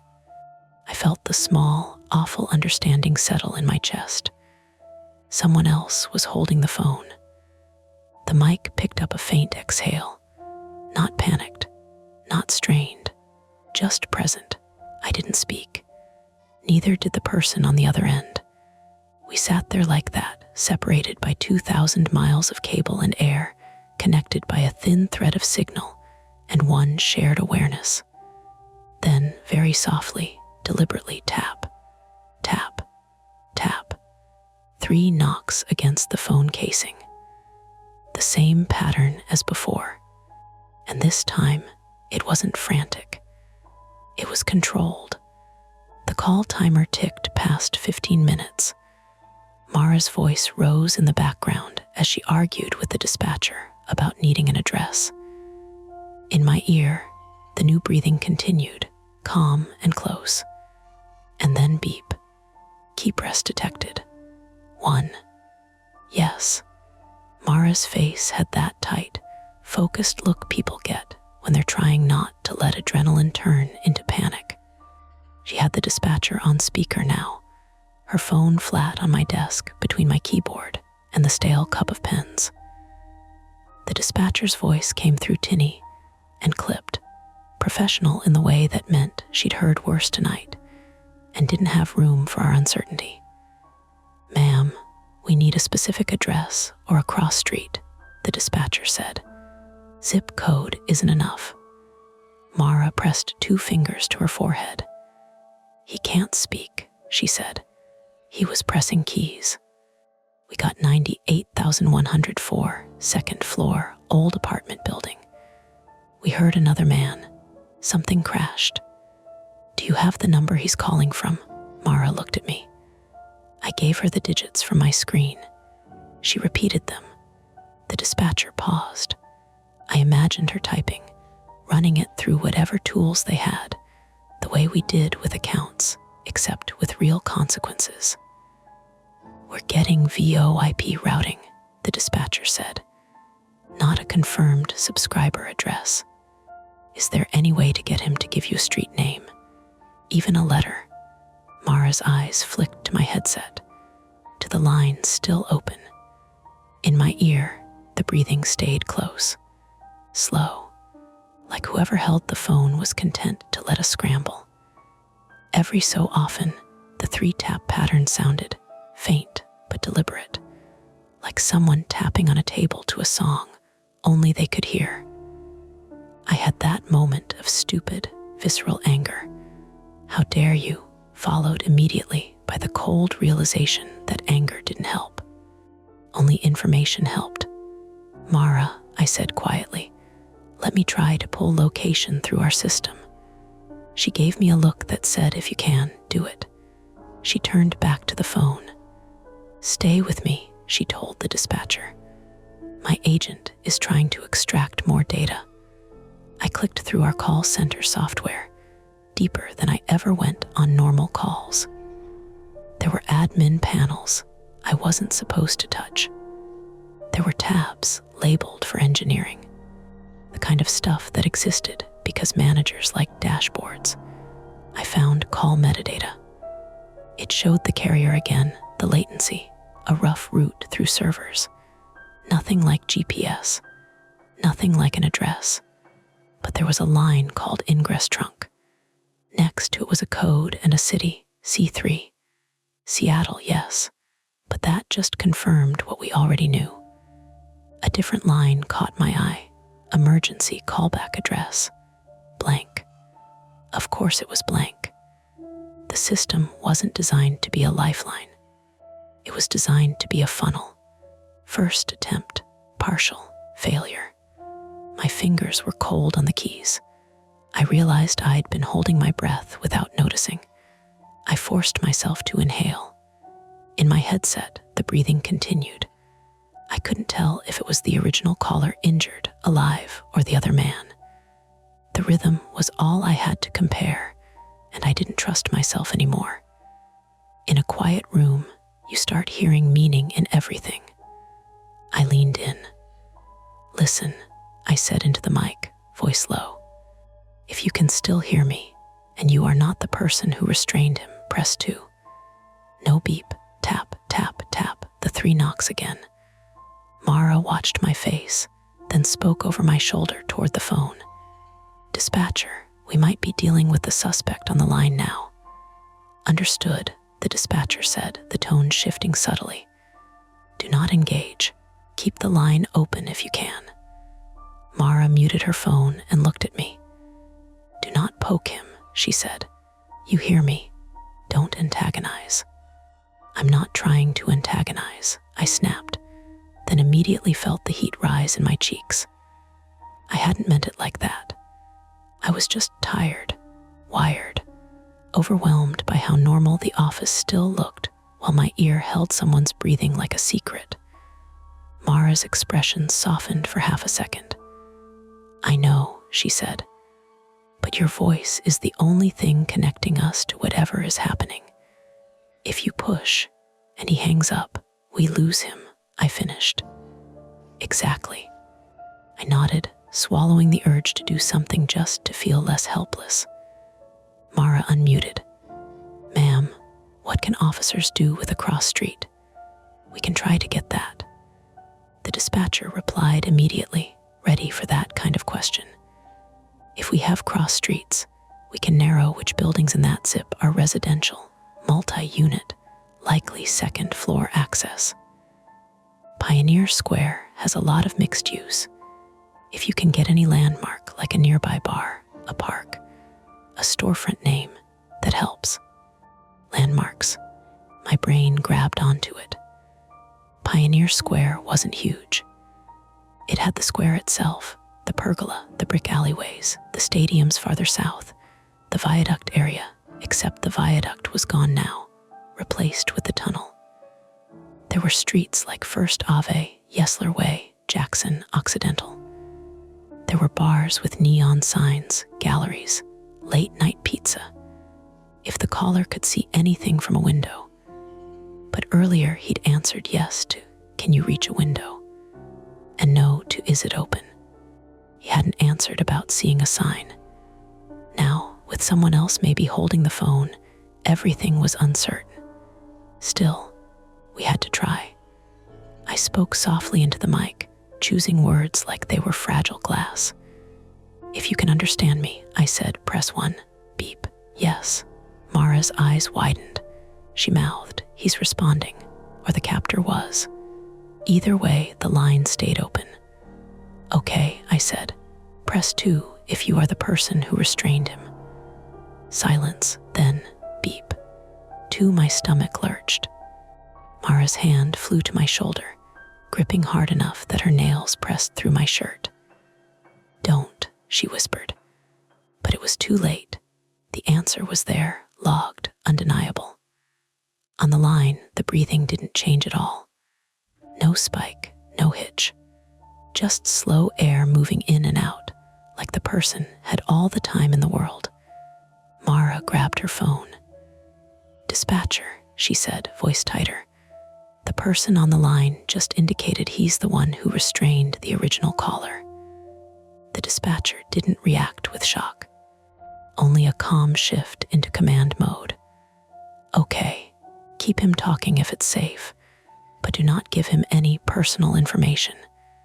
If he says anything about location, repeat it back for confirmation." He wasn't talking. That was the point. "Can you see outside?" I asked into the mic. "Press 1 for yes, 2 for no, beep 1. "Do you see a street sign?" "Press 1, beep 1. "Can you press the first letter of the street using the phone keypad?" "Like 2 for A, B, C3 for D. E, F." My voice sounded absurd even to me. Like I was trying to play a children's game while someone might be bleeding on a floor. Tap, tap, tap. Then the breathing shifted closer, as if the phone was raised higher. A sound came through the line, metallic and buzzing, and for one bright, terrifying second, my brain went straight to power tools, saw something being cut. I flinched so hard my chair rolled back a few inches and bumped the low partition behind me. The buzz continued, then faded. Mara saw my face. "What?" It sounded like I started.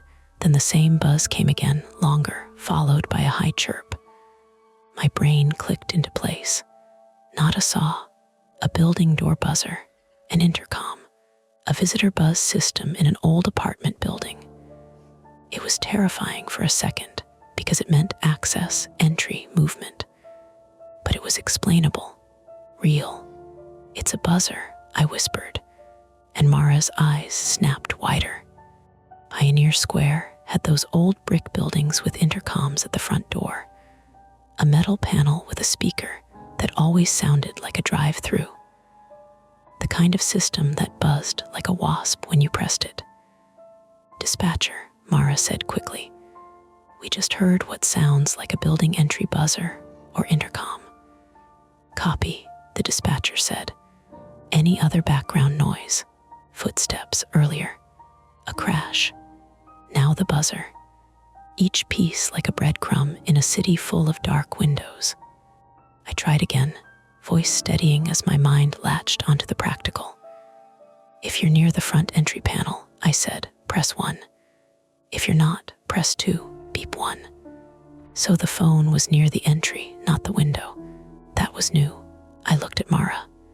"He moved," I mouthed. Mara nodded grimly. Second attempt, get location through landmarks, through the intercom. Partial success, but it meant the captor had mobility and was in control. "Can you press the number of your building unit on the intercom?" I asked, then realized how stupid that was. The intercom number wouldn't mean anything to us. But the idea sparked something else. Most of those old intercom panels in Seattle had the building address printed above them, sometimes in raised metal letters, sometimes on a little plaque. If the captor was at the entry panel, he might be staring at the address. "Look at the panel," I said carefully. "Is the building address visible? Press 1 for yes." Beep 1. My pulse hammered once. Press the first digit of the address. No beep. Tap, tap, tap. The breathing deepened like an exhale through the nose. And then in my ear, a new sound, paper sliding, a sharp crinkle, like someone handling a bag or a wrapper. It was mundane. Too mundane. It made my skin crawl because it suggested ease. Someone doing ordinary things while another person might be bound upstairs. Mara's grip on my shoulder loosened. "He's messing with you," she mouthed. "Maybe." Or maybe he was simply unbothered. The dispatcher's voice cut in. "Ma'am, officers are staging near Pioneer Square. Without an address, response will be delayed. Keep trying." Mara's face twisted with frustration. "We're trying." I tried again, more direct. "Press the first digit of the address. Just one digit." A pause, then beep 1. My heart jumped. Second digit, beep. Third, beep. 100. Fourth. Silence. Tap, tap, tap. My hand shook slightly on the mouse. "Come on," I breathed, not into the mic, but into my own mouth, like I could will digits out of him. "Fifth digit," I said. No beep. He stopped. He'd given us just enough to make it feel like a thread, then tightened his fist around it. Mara swore under her breath and turned to the phone. "Dispatcher, we have 100. Then he stopped. "It may be a 100-block address." "Copy," the dispatcher said. "Ask for the street name again." Mara muted her phone and leaned close to my ear. "He's controlling this," she whispered. "He's giving you crumbs. If he hangs up, we're done. If he stays, he's choosing to stay." My flaw itched under my skin. The need to make it resolve, to complete the address, to hand the dispatcher something useful and concrete. My brain wanted to sprint, but sprinting made mistakes. And mistakes, in this situation, didn't just get you written up. They got someone hurt. I closed my eyes for half a second and forced myself to slow down. "Okay," I said into the mic, voice calmer, almost gentle. "You want control. I get it. But if you want me to understand you, we need a system. Press 1 if you're willing to do this step by step." Beep 1. Mara's eyebrows shot up. She mouthed, "He likes that." Or he liked being seen, being understood, being handled like a puzzle. "Good," I said. "We have 100. Now, press the keypad number that corresponds to the first letter of the street. 2 for ABC, 3 for DEF, 4 for GHI, 5 for JKL. Tap, tap, tap, then beep. 5 JKL in Pioneer Square, streets that started with J. Jackson. That was a major one. King Street started with K. Yesler started with Y, which would be 9. Occidental started with O. 6. "Is the street Jackson?" I asked. Beep 1. Mara inhaled sharply. Jackson Avenue ran along the southern edge of Pioneer Square, near the station. A lot of old buildings, mixed use. A lot of doors with intercoms. "Dispatcher," Mara said quickly. "We have possible address, 100 block of Jackson." He confirmed Jackson. "Copy," the dispatcher replied. "We can work with that. Ask if it's East or South Jackson." Seattle uses S. Jackson Street, right? Seattle's grid. Pioneer Square was around S. Jackson Street, not Jackson Avenue. I leaned into the mic. "Is it South Jackson Street?" Press 1 for yes. Beep 1. My skin prickled. It was coming together. 100 S. Jackson Street. There were specific buildings. There was King Street Station nearby, The Chinatown International District just east, the sidewalks that always felt slick when it rained. We were close. Too close, maybe. The breathing on the line changed again, subtle, like the phone was being lifted away from the mouth. Then back. Tap, tap, tap. Mara's phone, still on speaker, crackled as the dispatcher relayed. Units are moving to South Jackson in the 100 block. Continue to gather building-specific info. Mara nodded at me like keep going, but her eyes were wary now. The closer we got to pinning it down, the more dangerous it felt. If the person on the line realized we were narrowing the net, he might hang up, or he might do something else. I asked, "Is the building on the north side of the street?" Press 1 for yes, 2 for no. Silence. Then a new sound, sharp and close. A click, like a tongue against teeth. My stomach turned. It wasn't supernatural. It was human. Someone making a tiny sound because they knew you were listening. Then, beep, to south side. "Is the entry on a corner?" I asked. "Beep 1 corner, south side, 100 block of S. Jackson." Mara scribbled on a sticky note, her handwriting tight. "We're getting it," she whispered. And then, out of the corner of my eye, I saw a movement at the edge of our call center. A figure near the emergency exit.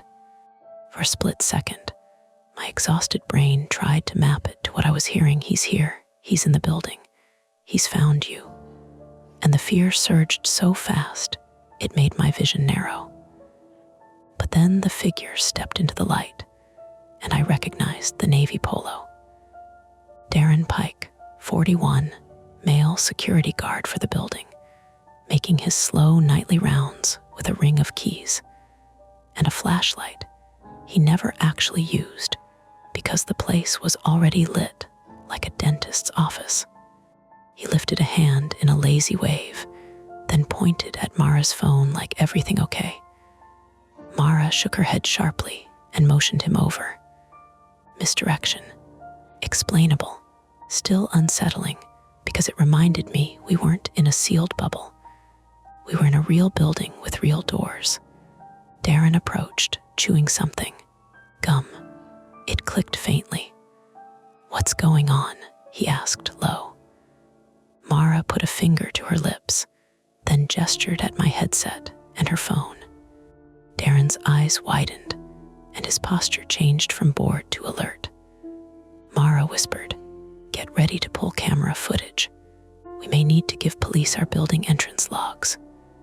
Darren nodded once, serious now, and stepped away toward his small office down the hall. My palms were damp. My shoulders ached from being hunched forward. The physical toll hit me all at once. How long I'd been awake, how much caffeine I'd had, the way my jaw clenched so hard my teeth hurt. In my ear, the breathing remained calm. I asked, "Is the building name posted at the entrance?" Press 1, beep 1.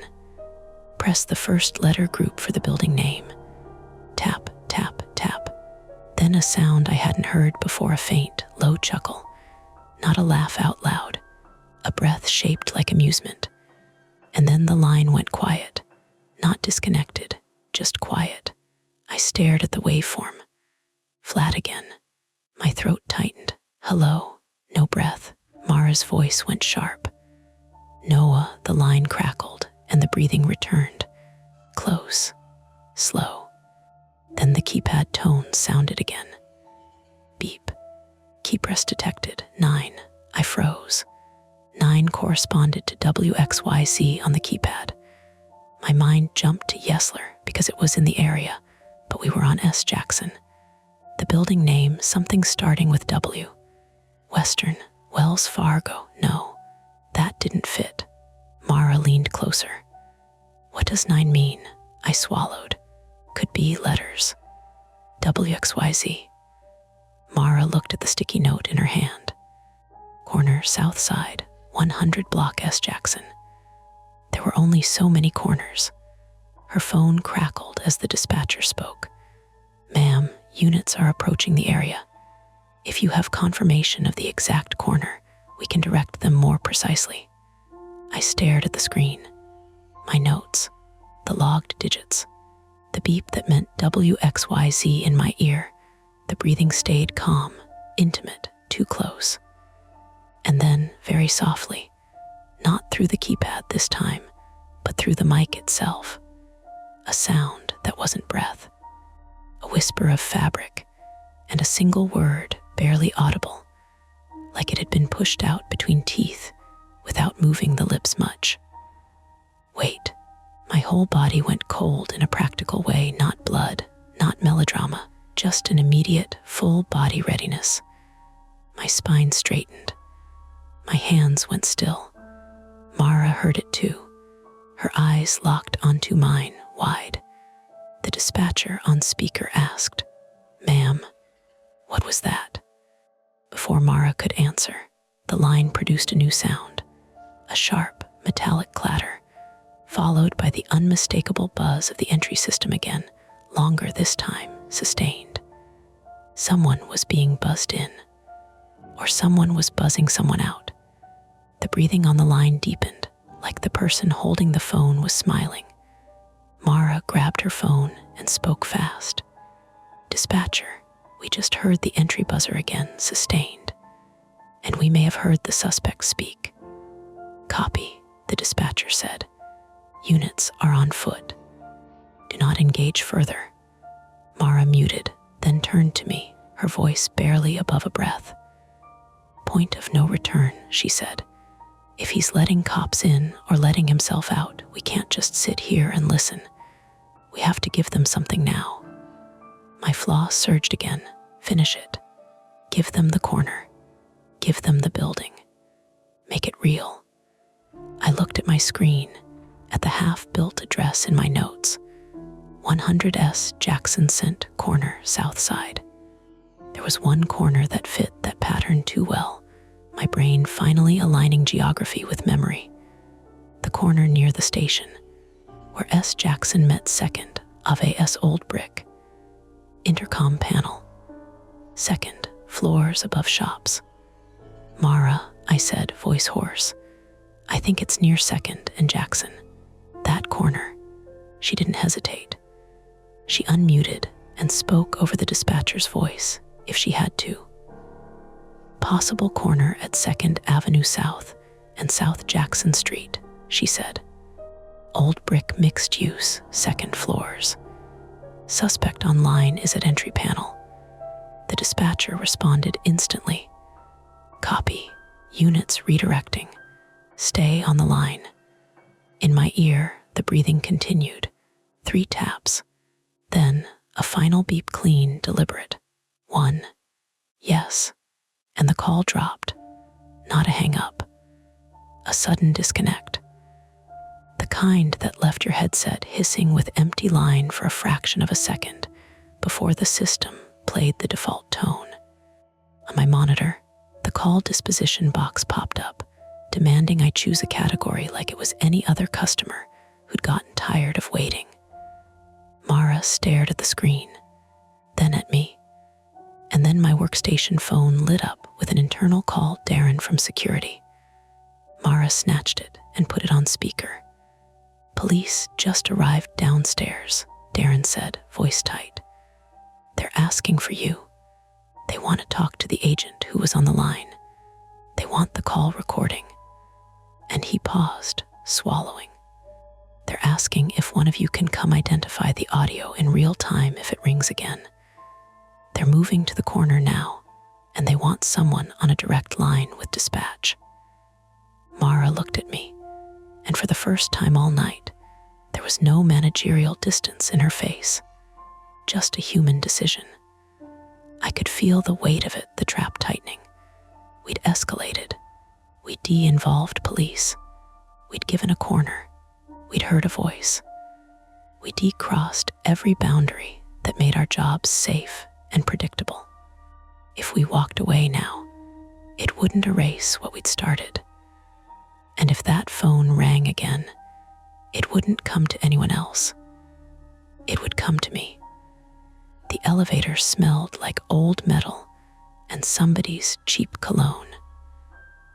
Darren's keys jingled as he led us down to the security office on the first floor, tucked behind a glass door with a faded authorized personnel only sticker.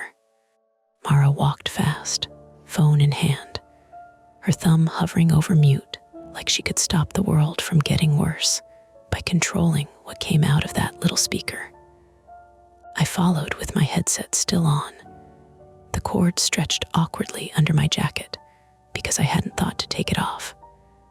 I felt stupid for that, but I also didn't want to break the chain like, if I removed the headset, the line might vanish from my reality, and the whole thing would become not my problem again. The door clicked behind us. The security office was cramped and bright. 2 monitors showing camera feeds our lobby, our loading dock, the parking lot. A coffee maker that looked like it had never been cleaned. A microwave. The hum of a small fridge. It should have been comforting, normal, but it just made me more aware that I was still in my city, still safe, while somewhere in Seattle, a person had been breathing into a phone like it was the only thing they could do.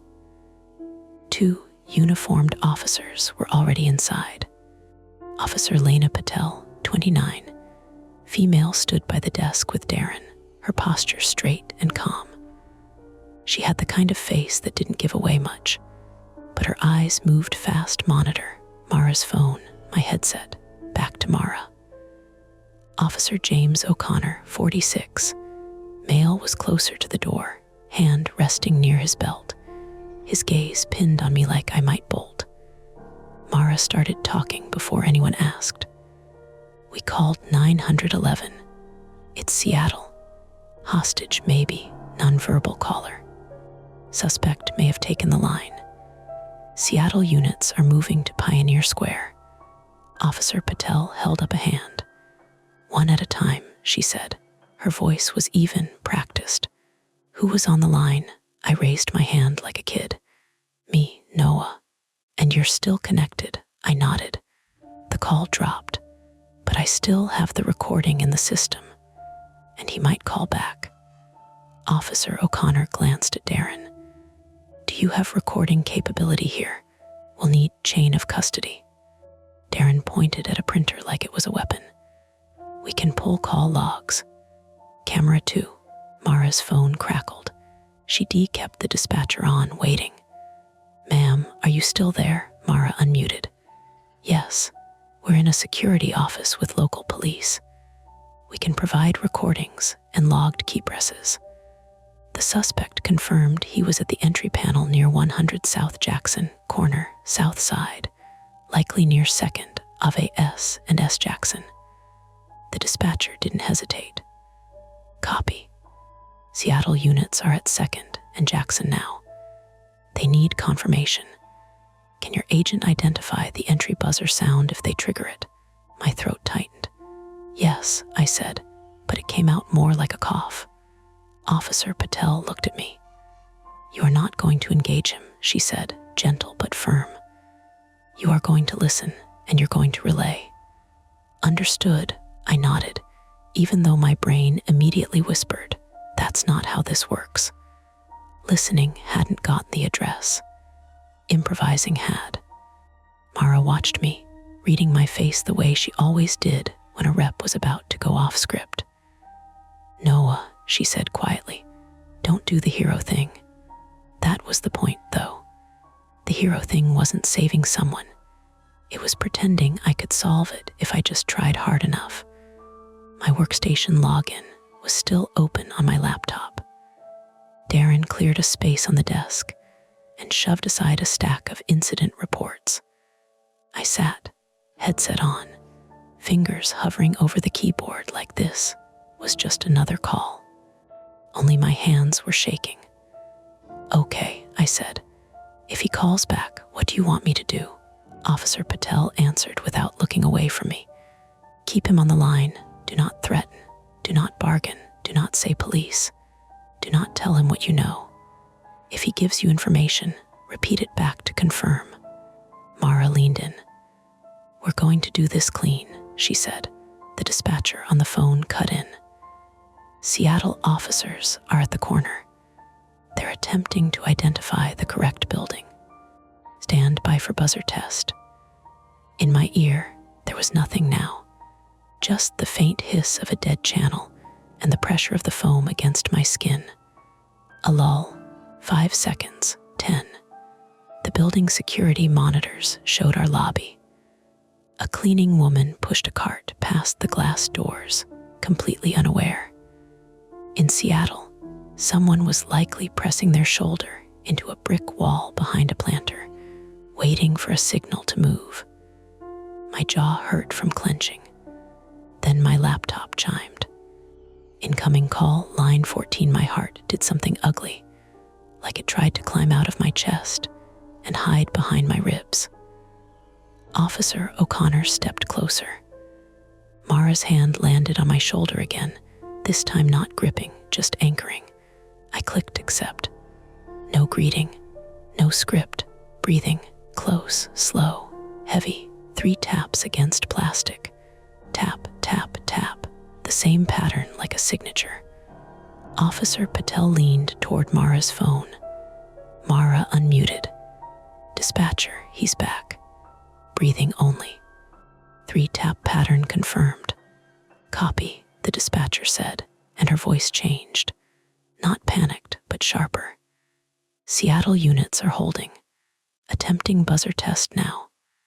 A squawk of radio leaked through Mara's speaker, Seattle officers coordinating in the background. In my headset, the breathing continued. No catch on the inhale this time.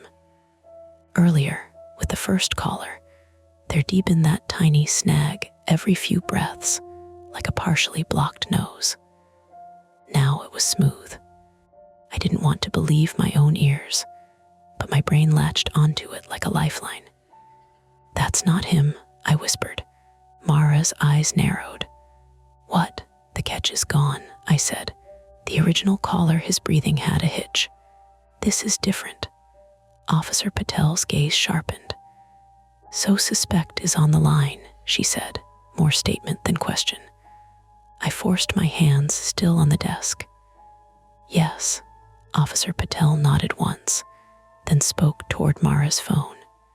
Dispatcher, agent believes suspect is currently on the line. Original victim breathing pattern changed. The dispatcher didn't argue. Copy. In Seattle, the radio chatter intensified. I couldn't make out words, just urgency. I stared at the waveform meter on my screen. It rose and fell with each breath, hypnotic, close enough to hear moisture. Tap, tap, tap. It felt like being toyed with. I didn't speak. I waited, like Officer Patel told me. But silence on my side didn't make the line safe. It made it a stage. The breathing paused at the top of an inhale. Then a single DTMF tone sounded. Beep. Keep rest detected. 9. WXYZ. Or Y or Z or just 9. Mara's lips parted. That again, she whispered. Officer O'Connor muttered. He's signaling something. The dispatcher's voice came through. Seattle is about to trigger the entry buzzer. Agent, be ready. I held the headset tighter to my ear as if I could physically catch sound. A second later, the buzz hit my line metallic, sustained, followed by the little chirp I'd heard before. My stomach dropped. It matched. It was the same sound, same timbre, same cheap speaker distortion. That's it, I said, voice cracking. That's the same buzzer. Mara spoke into her phone fast. Dispatcher, confirmed. The buzzer sound just heard matches the call audio. Copy, the dispatcher said. Seattle units, confirmed building entry panel match. Stand by. My ears filled with radio chatter. In the background of my headset line, I heard something else now too. Distant voices, muffled through brick and glass. Footsteps, a door latch. The suspect was near the entry panel. The police were near the entry panel. The distance between them was measured in feet, and I was measuring it in sound. Officer Patel leaned closer to me, voice low. If you can get him to do anything that confirms where he is, any detail, do it carefully. But do not say anything about police. Mara's fingers dug into my shoulder. Noah, she warned softly. I swallowed. My flaw screamed at me to act, to press, to finish it, to make it resolve. But I also heard the other part of me, the part that remembered the fraud incident, the final warning, the way my good intentions had turned into damage.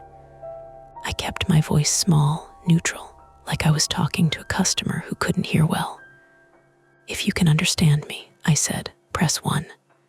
A pause, beep 1. Good, I said. Press 1 if the person you restrained is still alive. Mara's nails tightened in my shoulder. Officer Patel's eyes flicked to me controlled disapproval. But she didn't stop me. Not yet. The breathing on the line stayed calm. Beep 1 alive. My stomach turned. Relief and dread tangled together. Alive didn't mean okay. Press 1 if he is still inside the building. Beep 1. Still inside. Seattle units were at the door then, or about to be. If the victim was still inside, this wasn't a lure away from the real scene. Press 1 if he is on the second floor. A longer pause. I could hear faint movement now, like a hand sliding along a metal panel. Beep 1 second floor. The same as before. Mara's phone crackled. The dispatcher spoke fast. Seattle units are preparing to enter. Agent, keep him engaged if possible. Officer Patel held up her hand, palm down, signaling me to slow. Careful, she said. The suspect's breathing shifted closer, and the 3 taps sounded again. Tap, tap, tap. Then, finally, a voice barely there, just air shaped into sound. Listen. It wasn't theatrical. It was almost conversational, like he was standing in a hallway, speaking toward the phone without emotion. My mouth went dry. I didn't respond. Mara's eyes were wide now, fear edged with anger.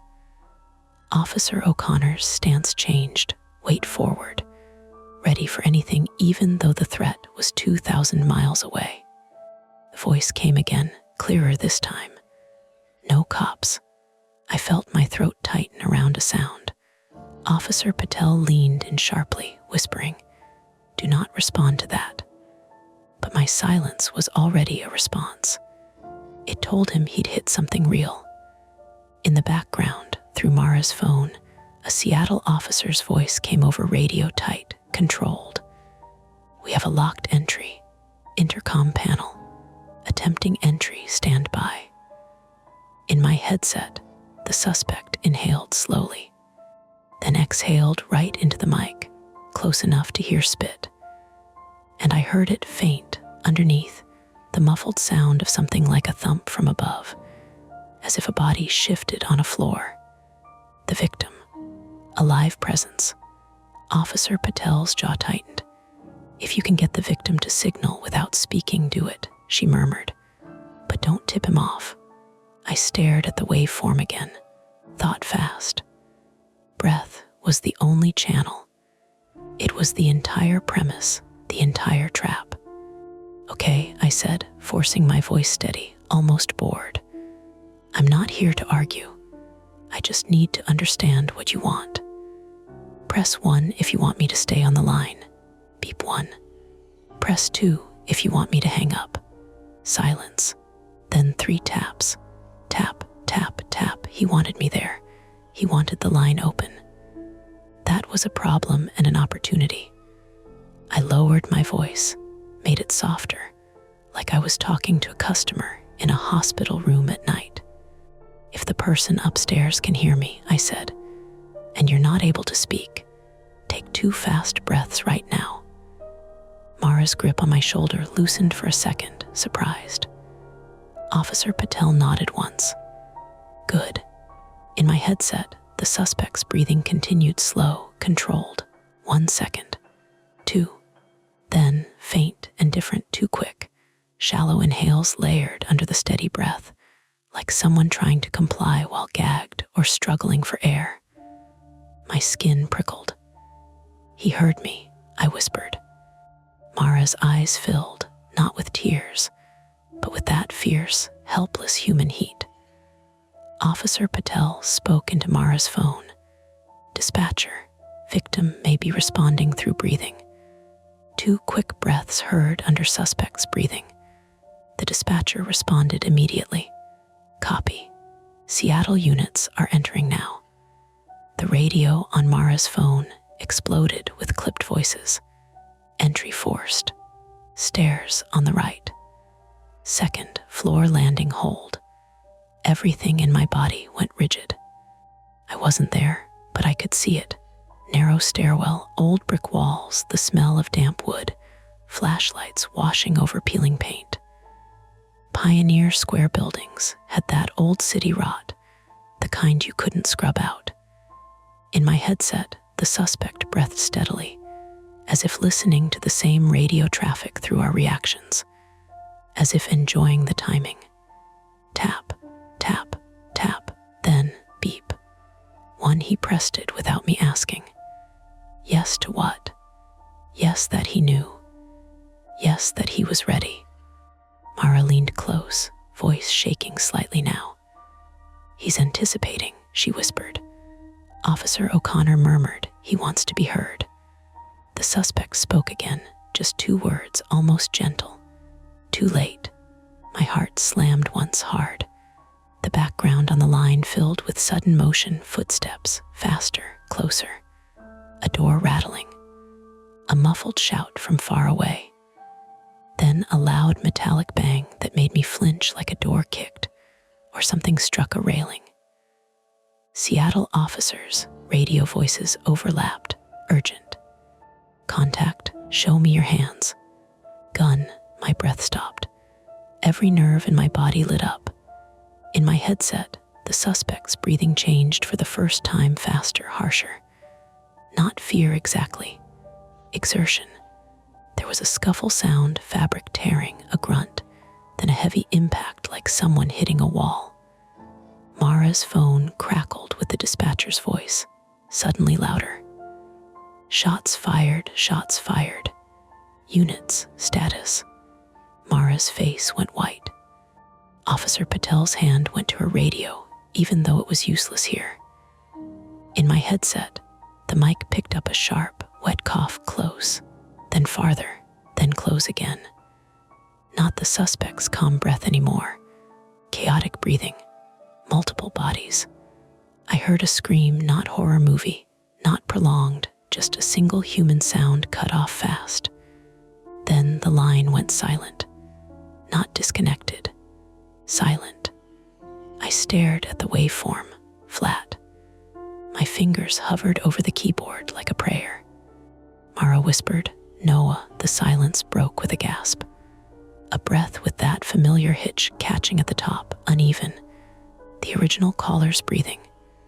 It was close now, too close, like the phone had been knocked near his face again. I felt tears sting my eyes, sudden and humiliating. Relief that he was breathing. Dread at what that meant had happened. I spoke without thinking, voice rough. "If you can hear me, 2 fast breaths." A pause. Then 2 quick, shallow breaths.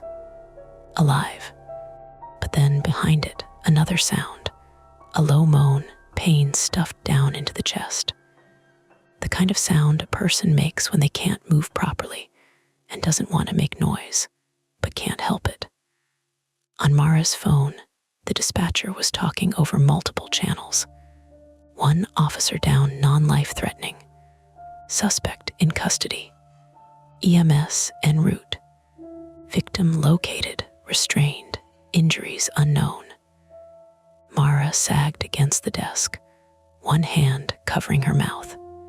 Officer Patel exhaled hard, like she'd been holding her own breath for minutes. Officer O'Connor closed his eyes for a second and opened them again, expression tight. In my headset, the victim kept breathing ragged, wet, close. I could hear the sound of duct tape shifting slightly with each inhale. It made my stomach twist. I didn't know what to say to him. Anything I said now would be meaningless. Police and medics were already there, but he was still on the line, and he could still hear me. I lowered my voice, softer than I'd ever used in a call center. "You did good," I said, the words slipping out before I could vet them. "They're with you now. Keep breathing." His breath hitched, then steadied a little. The call timer kept running like a metronome measuring trauma. Mara wiped her face with the heel of her hand, leaving a streak like she'd touched dust. "Seattle confirmed suspect in custody," she told the dispatcher, voice shaking, but controlled. "We have the agent on the line with the victim still connected." "Copy," the dispatcher said. "Maintain the line if possible for victim reassurance until Seattle commands otherwise." Officer Patel looked at me, and for the first time, there was no warning in her eyes, just respect edged with exhaustion. "You're going to need to write a statement," she said quietly. "And your company will too." Mara's mouth tightened. "We'll deal with that," she said, but the words were hollow. She knew. I knew. My ear, the victim breathed, and every inhale sounded like it scraped something raw. We'd resolved the immediate threat one way or another, but the cost was already in the room with us, sitting on our shoulders like weight. A few minutes later, the dispatcher confirmed EMS had the victim. The line finally disconnected from the other end, not abruptly this time clean, as if someone had pressed a button with gloved fingers and moved on to the next step in a long night. The hiss of empty line returned. I pulled the headset off slowly. The groove on my ear throbbed, as if my body needed something physical to focus on. Mara stared at my laptop screen with the call disposition box still open, asking me to categorize what just happened in a drop-down menu. "Non-responsive," she read aloud, voice flat, and then she gave a short, broken laugh that sounded like it hurt. Officer O'Connor looked away, jaw working like he was chewing on a thought he didn't want to swallow. Darren stood in the corner pale, his keys quiet for the first time. And I sat there, hands in my lap, listening to my own breathing. Suddenly too loud, too close, wondering how long it would take before the sound of someone else's breath stopped living in the back of my skull. By the time the sun came up, the call center smelled like lemon disinfectant and burnt toast. The cleaning crew had gone home. Someone in the break room had put bread in the toaster oven and forgotten it, and the little blackened smell clung to the hallway like an accusation. A few fluorescent lights had been turned off, which made the place look almost gentle, shadows pooling in corners where it never got dark during a normal shift. I sat at my station again because I didn't know where else to sit. My headset lay on the desk like a dead thing. The foam still held the shape of my ear. I kept looking at it and then looking away, like if I stared too long, I'd hear something that wasn't there. Mara stood behind me with her arms crossed, her navy cardigan pulled tight around her torso like it could hold her together. She'd been on the phone with corporate security twice, then with a lawyer once, then with HR. Every time she hung up, she made the same face, flat, controlled, a person who couldn't afford to crack while there were still steps to follow. Darren hovered at the edge of our row, talking to the day shift security guard in low tones. Every now and then he glanced at me, then quickly looked away, like he was afraid If we made eye contact, we'd have to talk about what we'd heard. Local officers Patel and O'Connor had taken our statements in the security office. They'd been careful with language, careful with time. Patel had asked me to repeat the exact words I'd heard: the wait, the no cops, the too late. She wrote them down without emphasis, like she was taking inventory of broken things. "What did the breathing sound like?" she asked. I'd stared at her and realized how absurd it was to describe another person's lungs to a stranger. I tried anyway. I said, "Close, wet, steady." I said, "There was a hitch earlier." I said, "The hitch went away." I said, "The taps were always 3. I said, "It sounded like somebody had time." O'Connor had asked about our policies. "Why didn't you disconnect?" He'd said, not accusing, just asking. "Because I couldn't," I'd almost said. "Because it felt like the only thread. Because my job trains me to keep people on the line, to keep them talking, to keep them from leaving before the box is checked." Instead, I'd said, "He pressed 1 for danger." I didn't want to hang up on that. O'Connor had nodded like he understood, and like he didn't want to be the one to say, "That's not your job." When they left, it got quieter in a way that made the whole night feel less real. Like the police presence had been a kind of scaffolding holding the story upright. And now that scaffolding was gone, and all that was left was us and the hum of the building.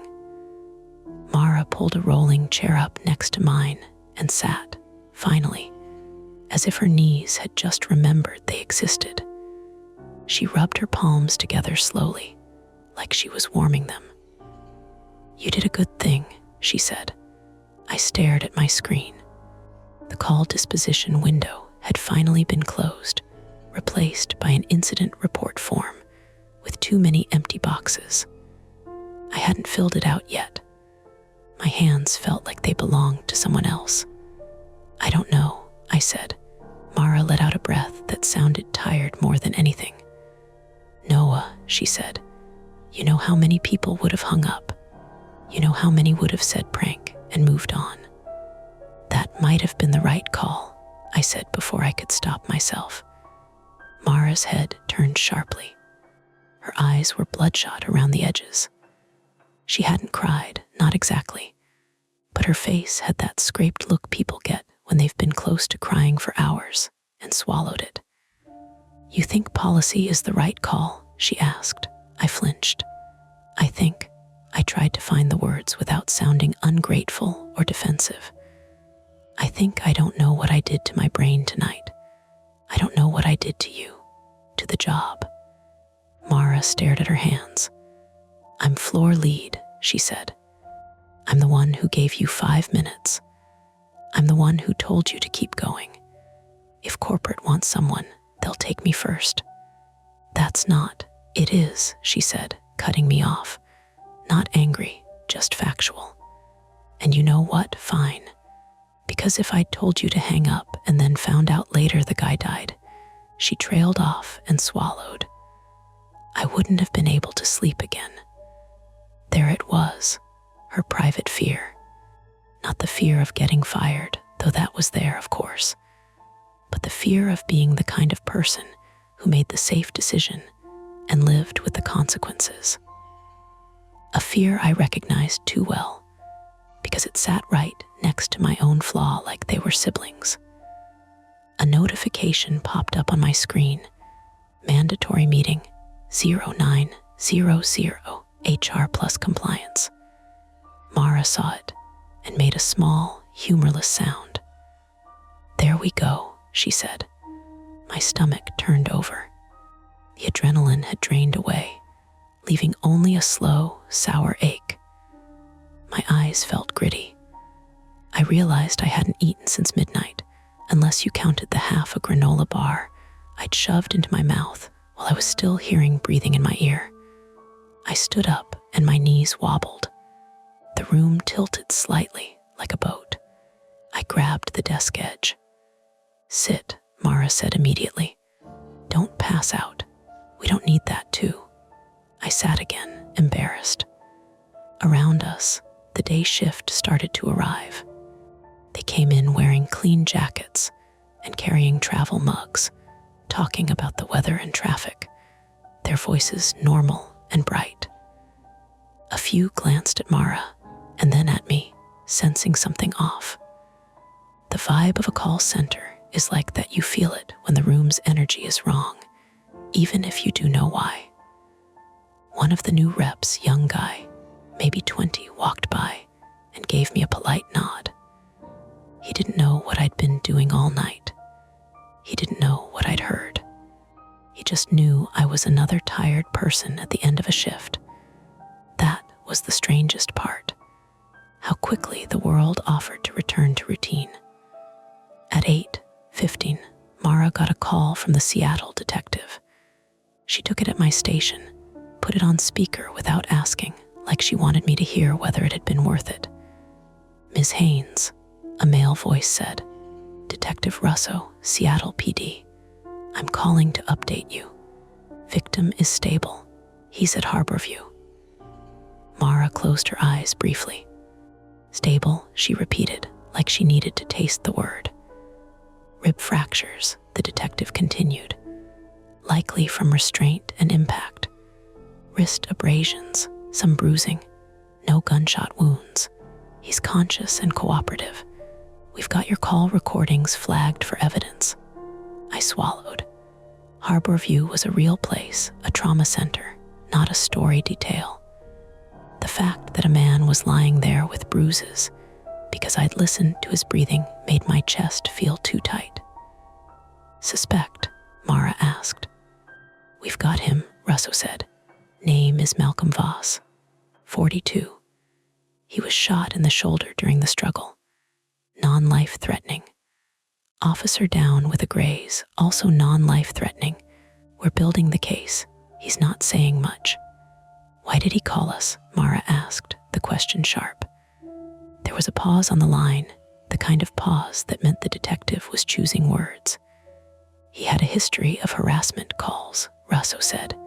"Different targets. Sometimes businesses. Sometimes public offices. He liked systems. He liked being heard without being seen. This wasn't random." My skin prickled. I looked at Mara. She looked back, and for a second we were both thinking the same thing 2 nights ago. Russo continued. "We're still piecing together motive. We're also going through his phone. He used a VoIP setup. Spoofing. But we've got enough." Mara's jaw tightened.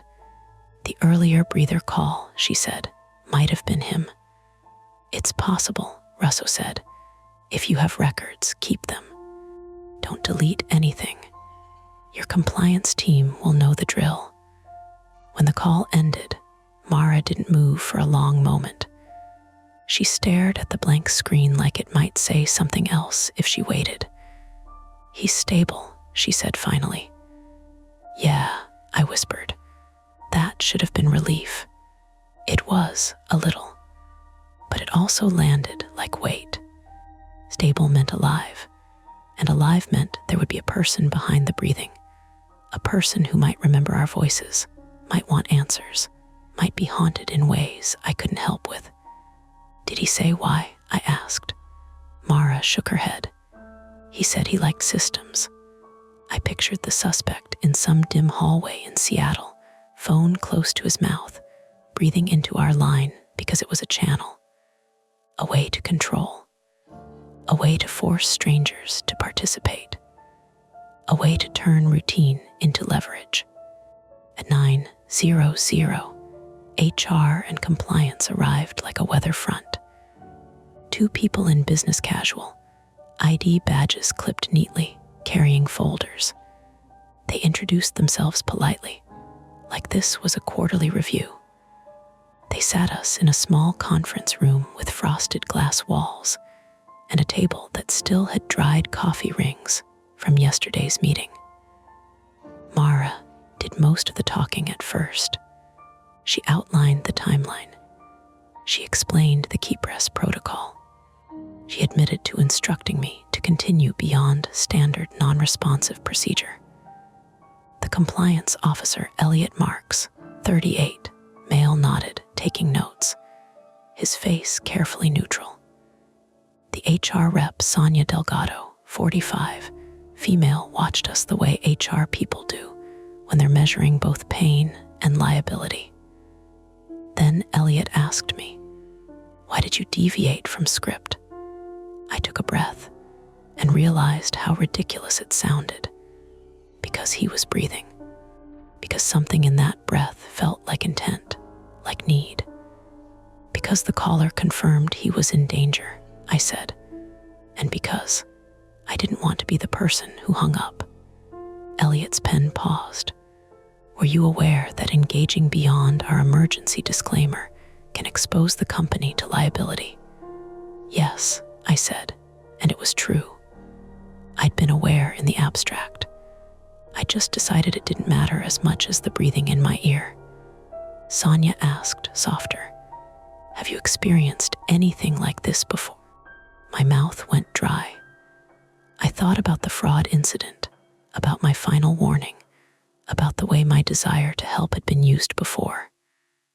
I realized that same flaw had been present tonight too, only this time it had pointed me in a direction that saved someone, and that made it harder to know whether to punish it or cherish it.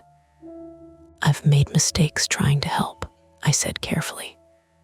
Mara's gaze flicked to me. She knew what I meant. She didn't say anything. They had us sign a statement. They told us not to discuss the incident publicly. They told us our call recordings would be handed to Seattle PD through proper channels. They told us we might be placed on leave pending review. When we left the conference room, the call center was fully awake.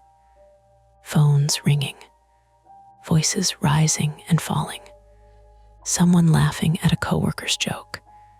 The day shift supervisor, bright-eyed, oblivious, walked by and said, "Morning," like it was any morning. Mara stopped me near the vending machines, the same ones with the "please do not shake" machine sign. She leaned against the wall for a second, eyes closed, then opened them. "Go home," she said. "I can't sleep," I admitted. "You can lie down," she said. "It's not the same, but it's something." I nodded. At the door, Darren handed me a printout, call logs, timestamps, notes. "For your records," he said quietly, then added, "I'm glad you didn't hang up." I wanted to say something wise, something comforting. Instead, I just nodded because my throat was tight. Outside, the morning air felt too clean. Cars moved like normal. People walked dogs. A woman in a bright scarf sipped coffee and scrolled her phone on the sidewalk, her face relaxed. The ordinary world kept going with no respect for what had happened overnight. I got in my car and sat there without starting it. My hands rested on the steering wheel. My phone sat in the cup holder. For a second, I imagined it ringing and me putting it to my ear and hearing that slow, close breath again. It didn't ring, but I still heard it, not as a hallucination, not as something supernatural, just memory. The way a sound can imprint itself when it arrives in the right conditions, when you're tired, when you're responsible, when you're listening too hard. I drove home through streets that looked washed out by early light. I made it to my apartment. I took off my shoes and left them by the door like I always did. I put my keys in the bowl on the counter. Routine, ritual, proof that I was still here. In the bathroom, I looked at my own face in the mirror. There was a red dent across my cheek from the headset band, like a mark someone could use to tell what kind of night I'd had. I brushed my teeth. The mint burned my gums. The taste made me gag a little. When I finally lay down, I didn't sleep. I stared at the ceiling and listened to the building's normal sounds. A neighbor's shower running, pipes ticking, someone's footsteps above me. Ordinary human life reduced to noise. My phone buzzed once. A text from Mara. Harborview says he asked if you were still on the line when they got to him. I stared at it for a long time. Then another text. He didn't know your name. He just said, the guy who kept telling me to breathe. I put the phone face down. I pressed my palms into my eyes until I saw bright shapes. It should have been closure, but the subtle thread, thin as a headset wire, stayed taut in the back of my mind. Detective Russo had said Voss liked systems, that this wasn't random, that he'd called other places before, and we'd only heard him breathe, not because he couldn't talk, because he'd chosen not to. I imagined his VoIP setup, his ability to route calls, to hide behind a number, to make strangers listen. I imagined him in a hospital bed now, shoulder bandaged, staring at a ceiling the way I was. Except he'd had control once, and people like that didn't always accept losing it. I rolled onto my side and listened to my own breathing, counting it the way I'd counted someone else's. In, out, just air, just life. But every fourth inhale, my nose caught slightly, and my breath hitched at the top. And I hated myself for noticing. And that's the end of today's chilling tale.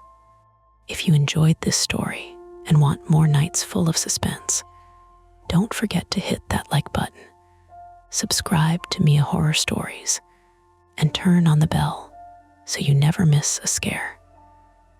I've got plenty more stories waiting for you, so stick around and check out the other videos on the channel. Thanks for watching, and until next time, stay safe and don't look behind you. Hey everyone, this is Mia Horror Stories, and the title of today's horror story is My Neighbor Waves at Me Every Night from Inside a Dark Apartment. For your comfort, the screen will stay black throughout the video, so you can relax without strain and just focus on the story. Make sure you stick around until the end. Sometimes the last few moments are the ones that stay with you the longest. The first time I noticed it, I was standing barefoot on my kitchen tile with a spoon in one hand and my phone in the other, watching the microwave count down like it was going to make a decision for me. 38 seconds. Outside, the courtyard lights in our complex blinked once, just once, like a stutter, then held steady again. I remember because I looked up at that exact moment, annoyed at myself for even noticing. I'd been trying not to notice things lately, trying to keep my world reduced to what I could touch and name. Mug, spoon, tile, leftover soup, notification badge. That's when the motion across the courtyard pulled my eyes to the building opposite mine. 3rd floor. Unit 3C, the windows were black. Not dim, not shaded. Black like somebody had painted over the glass. And behind that darkness, a hand moved. It pressed flat against the inside of the window pane, fingers spread, then lifted and wiggled slowly in a wave. Not frantic, not a plea, almost polite. My brain did that quick, useless thing it does when something doesn't fit. It tried to explain it before it let me feel anything. A reflection, I told myself. Someone in the hallway behind the window. A TV flicker. Maybe they'd left the lights off and were standing in the glow from the street. But the hand was too cleanly outlined, and it was on the inside of the glass. I could see the faint smear where the palm slid, the way condensation or grime caught around the fingertips. Microwave beeped, loud in the small kitchen. I flinched anyway, and the spoon clinked against the mug. A dumb sound that made the whole moment feel even more embarrassing, like I'd been caught staring. I looked back, the hand lowered out of view. The window stayed black. I stood there for another few seconds, staring at my own reflection in the glass of my patio door. The overhead light in my kitchen put my face over the night scene outside, an overlay of tired eyes and the courtyard's bare winter trees. Then I turned away, poured soup into a bowl, and told myself to stop inventing stories. My name is Claire Sutton. I'm 32, and until 3 months ago, I was the kind of person who fell asleep to podcasts about shipwrecks and woke up thinking about paint colors. Now, I live in a 1-bedroom in a renovated brick complex outside Portland, Oregon, close enough to hear the freeway when the wind shifts. I work remote for a small insurance tech company, mostly spreadsheets and emails, and the occasional call where someone says, circling back, like it's a prayer. And I have a private flaw that sounds stupid when I say it out loud. I can't stop looking. Not in the voyeur way. Not because I'm trying to catch people doing something. It's more like my attention is a magnet for the wrong details. The scratch on the elevator button. The guy at the bus stop who keeps checking his watch. The way a neighbor's porch light stays on through daylight like a stubborn thought. I notice, and then I obsess, because noticing feels like control. That habit got worse after the incident on I-5. A deer, a swerve, a truck too close. No one died. The official story ends there. But the part my brain replays at 2:13 a.m. is the moment right before impact, when I saw it coming and still couldn't stop it. That's the private fear underneath everything now, that I'll see the bad thing arriving and freeze again.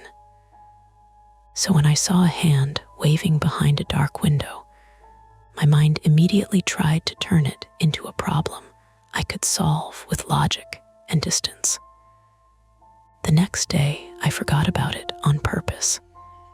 I had meetings. I had laundry. I had the pleasant dullness of routine. I even went for a walk along the sidewalk that curves behind our complex, where the air smells like wet cedar and someone's fireplace, and the distant metallic tang of the river.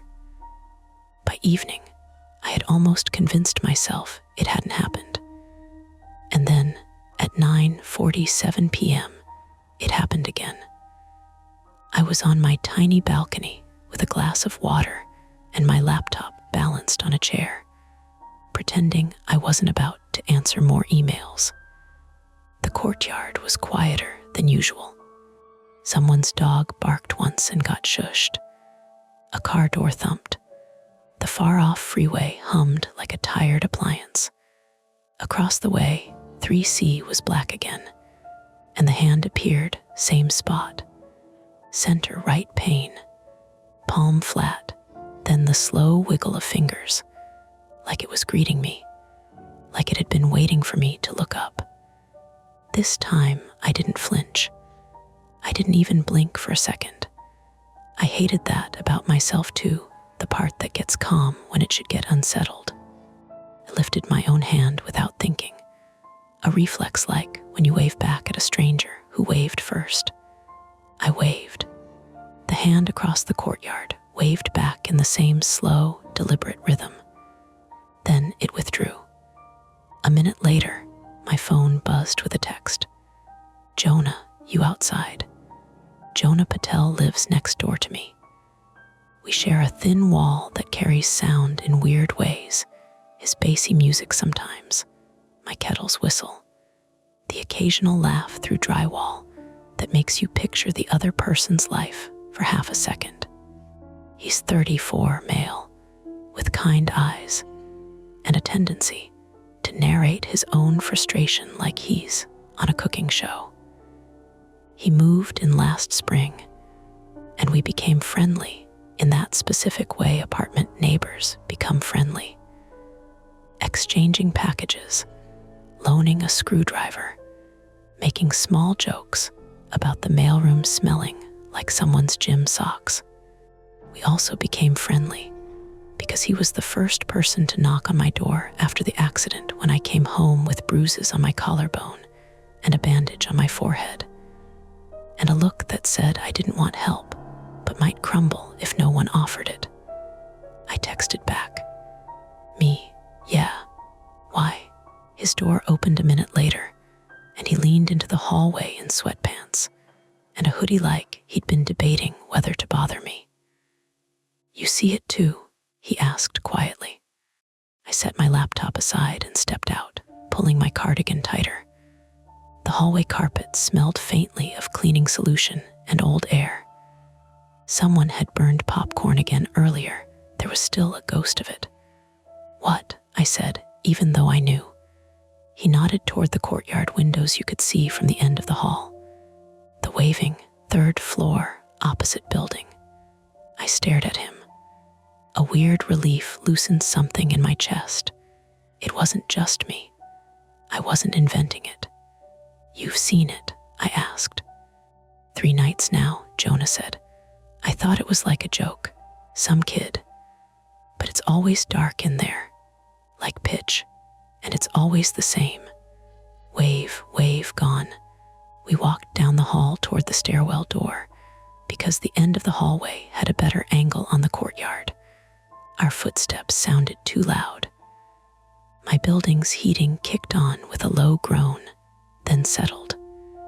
From the stairwell window, the opposite building was framed neatly, like a picture hung on glass.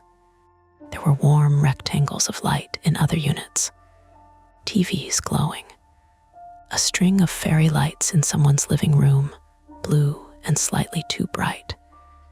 Unit 3C was a void. The hand didn't appear immediately. We stood there in silence, not the dramatic kind, just the kind where 2 people wait for something they don't want to admit they're waiting for. Jonah exhaled. "Okay, maybe it's not even," the hand appeared. Right on cue. Jonah's breath caught. Mine did too, but I forced myself to keep breathing through my nose. The hand flattened to the glass. The fingers wiggled in that slow, measured way, like a metronome. It didn't feel friendly now that I wasn't alone. It felt intentional. Jonah lifted his hand and waved back, quick and awkward. The hand in 3C paused, then waved again, slower, matching.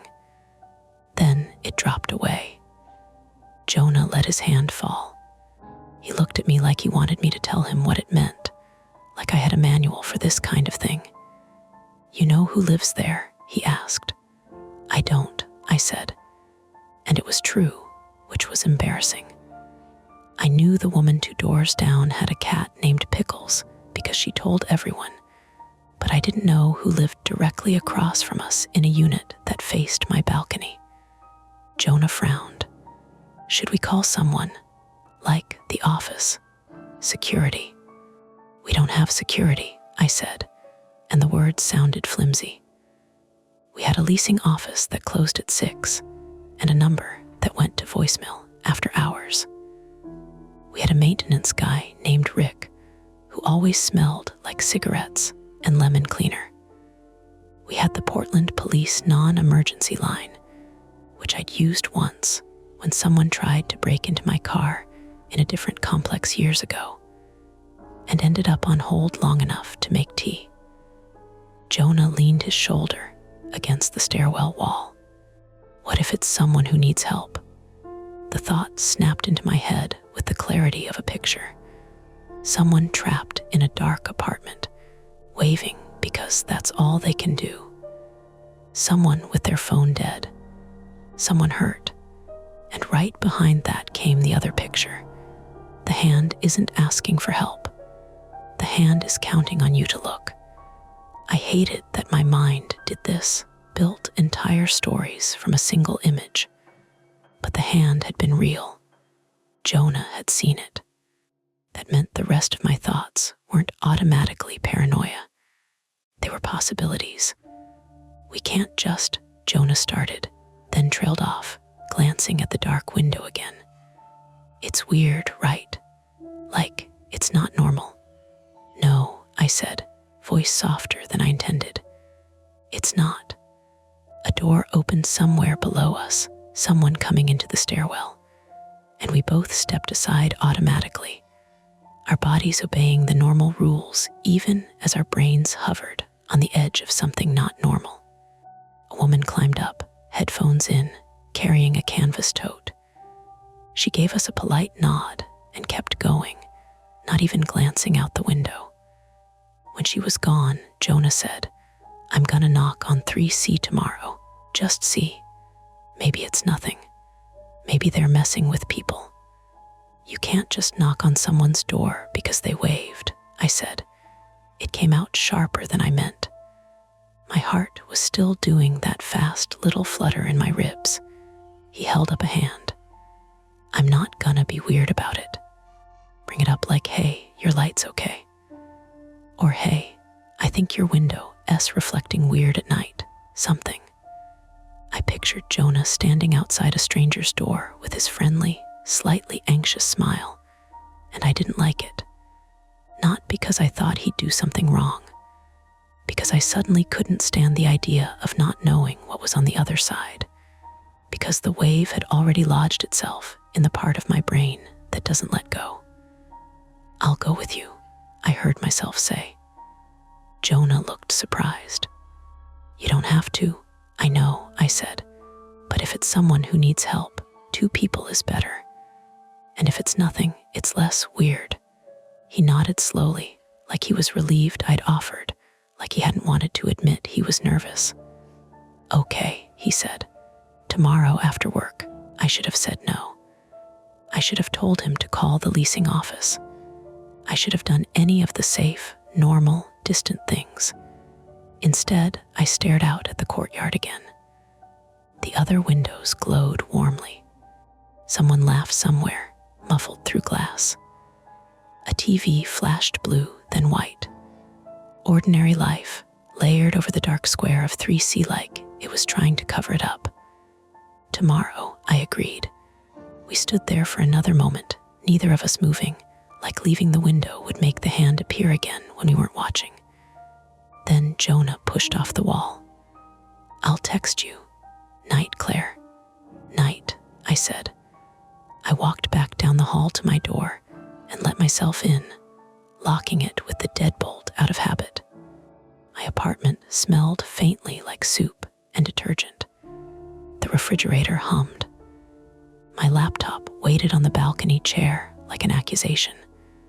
I closed the curtains, something I hadn't done in weeks, because I liked the sense of space the courtyard gave me. And as the fabric slid across the glass, I felt a prick of irritation at myself. Not fear. Not yet. More like the irritation of a person who can feel a splinter under their skin and knows they're going to keep prodding it until it bleeds. I turned off the lights, and the room fell into the soft gray of streetlight. In the darkness, my phone screen lit up with Jonah's last message, now a minute old. And for an instant, I imagined a hand on the other side of my own glass, palm pressed, waiting for me to look. I set the phone face down. I lay in bed with my eyes open, and I made myself a promise I didn't trust. Tomorrow, we'd knock. We'd get an answer. And this would go back into the category of things that happen in apartment complexes, and then fade into a story you tell at parties. But the problem with promises like that is they only work if the world cooperates. And the world, lately, hadn't been cooperative. By the time I got off work the next evening, the sky was already dimming into that bruised Oregon blue that makes everything look like it's underwater. Jonah texted at 5:42 p.m. Jonah. Still on for 3C. Jonah, before it gets too late. I stared at the message longer than necessary. My laptop was still open, inbox half cleared. The accident had left me with this new habit of over-preparing for everything, charging my phone to 100%, checking weather twice, mapping exits in buildings I'd never need to evacuate. If we were going to knock on a stranger's door, I wanted it done in daylight. I wanted witnesses, normalcy, options. Me, yeah. 6. He responded with a thumbs up almost immediately. I changed out of my soft house clothes into jeans and a sweater, tied my hair back. I told myself I was just being presentable, not bracing. When I stepped into the hallway, Jonah was already there, keys in one hand, phone in the other, like he'd been debating calling someone. "You ready?" he asked. "Define ready," I said. He gave a thin smile. "Fair." We took the stairs instead of the elevator. It felt more intentional, more controlled. The stairwell smelled like damp concrete and lemon cleaner, and somewhere below us, someone was cooking onions. Normal smells, normal building sounds. We crossed the courtyard without speaking much. Up close, the opposite building looked older than ours. Same brick, but more worn, the mortar cracked in places. I'd never really walked this side at night. The concrete path had a hairline fracture running down the middle like a seam. The directory inside the lobby listed tenants by last name and unit number. 3C Reed, M. Halpern, no first name. "You know that name?" Jonah asked. I shook my head. The lobby lights buzzed faintly overhead. There was a folding table in the corner with a stack of Amazon packages and a corkboard with old notices curling at the edges. Nothing about a missing person, nothing about maintenance, just routine. We climbed to the 3rd floor. The hallway up here felt tighter than ours. Carpet, a darker brown, air warmer. I could hear a TV murmuring behind one door, a laugh track bleeding through. Someone coughed 2 units down. 3C was at the end. The door looked unremarkable. Standard beige. Brass numbers slightly crooked. No welcome mat. Jonah hesitated, then knocked. The sound echoed more than it should have. We waited. No footsteps. No shuffle. No shadow under the door. Jonah knocked again, louder. "Mr. Halpern," he called, polite but projecting. "Hey, sorry to bother you. We're from across the courtyard." Nothing. I leaned slightly toward the door. There was no light bleeding out from the edges. Not even the thin line you get when someone's home, but keeping things dim. "Try the handle," Jonah muttered. "Don't," I said immediately. He glanced at me. "I'm just checking if it's locked." "That's still weird," I said. "We're not police." He exhaled through his nose, then knocked again, this time with his knuckles flat. "Mr. Halpern, we just wanted to check something about your window. It's, reflecting weird at night." It sounded ridiculous out loud. A door down the hall cracked open. An older woman with gray hair pulled into a bun peeked out. "You looking for Marty?" she asked. We both turned. She opened her door a little wider, but stayed inside the frame. She was in her late 60s, maybe early 70s, female, wearing a navy cardigan and holding what looked like a crossword book. "Yes, ma'am," Jonah said. "Is he?" She frowned. "Haven't seen him in a bit. He keeps to himself." "Why?" I stepped forward slightly.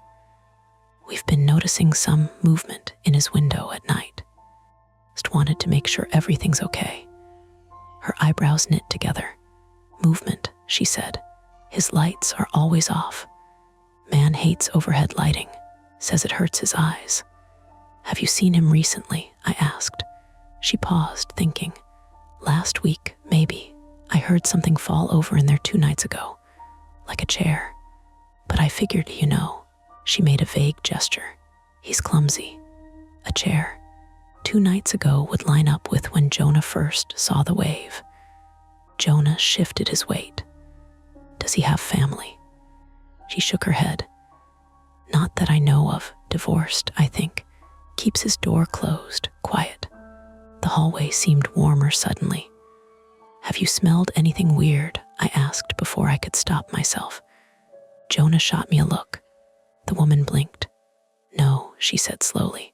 Should I have? No, I said quickly. Sorry, that was just covering bases. She studied us for another moment, then said, if you're worried, call the office. They've got keys. It's after hours, Jonah said. She nodded. Then you call the police for a welfare check. That's what they're for. Her door closed gently. Jonah looked at me. Well, he said, there's our answer. Is it? I asked. He frowned. Claire. I'm not saying we shouldn't call, I said. What if it's nothing? What if he's home and just weird? Police show up, break down his door because we got spooked by a wave. You saw it, Jonah said. His voice tightened. I saw it. And now we've got a possible fall 2 nights ago and no response to knocking. I stared at the door again. Beige, still, silent. My mind was building scenarios again. But this time they weren't abstract. They were procedural. If someone had fallen and couldn't get up, they might try to get attention. But why wave? Why not pound? Why not shout? Unless they couldn't. Unless they were conserving energy. Unless call non-emergency, I said finally. Jonah didn't argue. We stepped back toward the stairwell, and he dialed. I listened to the ring, then the recorded voice listing options. He navigated through them with increasing impatience. When a dispatcher finally picked up, Jonah explained, calm but clipped. Yeah, hi. We're at the Riverbend Apartments on Yes. We're concerned about a neighbor in 3C haven't responded to knocks. Possible fall. We've seen unusual movement in the window at night. He listened, nodded. Yes, we're willing to wait. He hung up. They'll send someone, he said. Said it might be a while. They're busy. Of course they were. We went back downstairs to the lobby to wait. It felt wrong to hover outside the door like vultures. The courtyard lights flicked on fully now that dusk had settled. Through the glass lobby doors, I could see our building across the way. My balcony, my closed curtains. Jonah leaned against the wall. You okay? He asked. I nodded, then shook my head. This is exactly the kind of thing I freeze on, I said before I could edit myself. What? I see something. I think about it. I analyze it. But when it comes to actually doing something, I made a vague gesture with my hands. Hesitate. You're here, he said. You didn't freeze. Not yet, I muttered. Time stretched. 10 minutes. 15. A patrol car finally rolled into the lot, lights off. 2 officers stepped out, 1 male, late 30s, solid build, 1 female, maybe mid-20s, hair pulled tight under her cap. They moved with that practiced casualness that isn't actually casual. We explained everything again. The older officer, Officer Ramirez, according to his badge, asked, You saw a hand? Multiple nights? Yes, Jonah said. Through a dark window, the younger officer asked. Yes, I said. She glanced at Ramirez just briefly. They went upstairs first without us. We waited in the lobby, my pulse ticking higher with each passing second. 5 minutes later, Ramirez came back down. We're not getting a response, he said. Neighbor confirms he lives alone. We're going to request a key from management. It's after hours, Jonah said. We've got an emergency contact, Ramirez replied. Another wait, phone calls, paperwork. The building felt too quiet now. The TV upstairs had gone silent. Even the onion smell was gone. Finally, a man in a wrinkled polo, Rick from maintenance, arrived, slightly out of breath, jangling a ring of keys. "What's going on?" he asked. "Welfare check," Ramirez said. 3C. Rick's expression shifted from annoyance to something else. "He's paid up," Rick said defensively, like that mattered. "Just need the key," Ramirez said. "We followed them upstairs this time at a distance." Rick fumbled through keys until one clicked in the lock. The door opened inward, dark, not dim, not shadowy, dark like the power was out or the bulbs were gone. "Mr. Halpern," Ramirez called. No answer. The officers stepped inside, flashlights cutting narrow beams through the room. From where I stood in the hallway, I could see only fragments. A couch, a coffee table tipped on its side, papers scattered, one dining chair on its back. Jonah's hand brushed mine briefly, then withdrew. The younger officer moved toward the window. "Sir," she called. Her flashlight passed over the glass. I strained to see. There were smudges on the inside of the pane, hand-shaped, multiple, some higher, some lower, like someone had tried to reach up more than once. My stomach tightened. "Bedroom's clear," Ramirez called from deeper inside. "Clear, not there." They swept the rest of the apartment quickly. Empty, no body, no person, no obvious sign of forced entry, just the tipped chair, the scattered papers, and the window. Ramirez stepped back into the hallway. "Apartment's unoccupied," he said. "We'll file a report. Could be he left in a hurry. Could be something else. We'll try contacting him." Jonah blinked. We don't see any immediate danger," Ramirez said evenly. "No blood. No signs of struggle beyond what looks like a fall or accident. We'll follow up." The officers left. Rick locked the door again, muttering something about paperwork. The hallway returned to normal too quickly. Jonah turned to me. "He's not there." "No," I said, "but the hand, I know." We stood there a moment longer, staring at the closed door of 3C like it might explain itself. "Maybe it was someone else in there," Jonah said finally.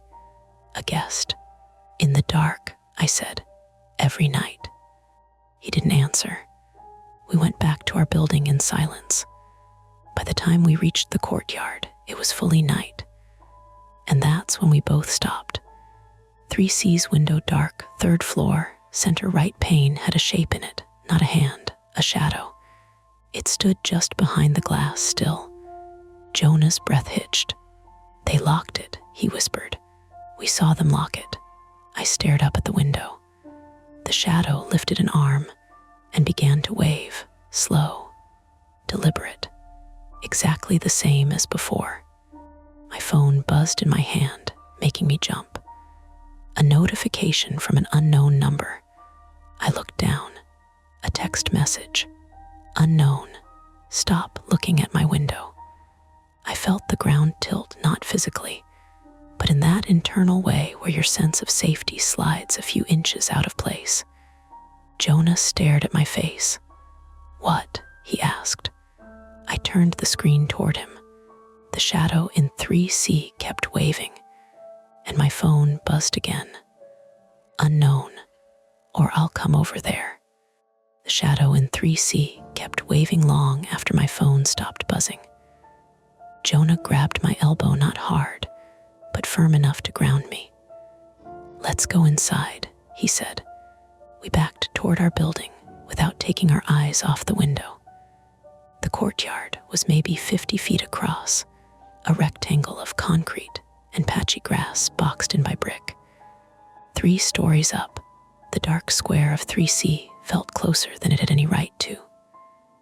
The shadow's arm moved slowly, methodically, like it had all the time in the world. We got inside our lobby, and the glass doors shut with a soft hydraulic sigh. The courtyard noise dulled. My heart didn't. Jonah looked at my phone again. "Unknown number? Yeah, answer it." "No," I said immediately. He frowned. "If they're watching, they already know you saw it." I hated that he was right. My thumb hovered. Then I tapped the number and hit call. It rang once, twice, then a click. No greeting, just air. I held the phone to my ear and heard breathing. Slow, even, close to the mic.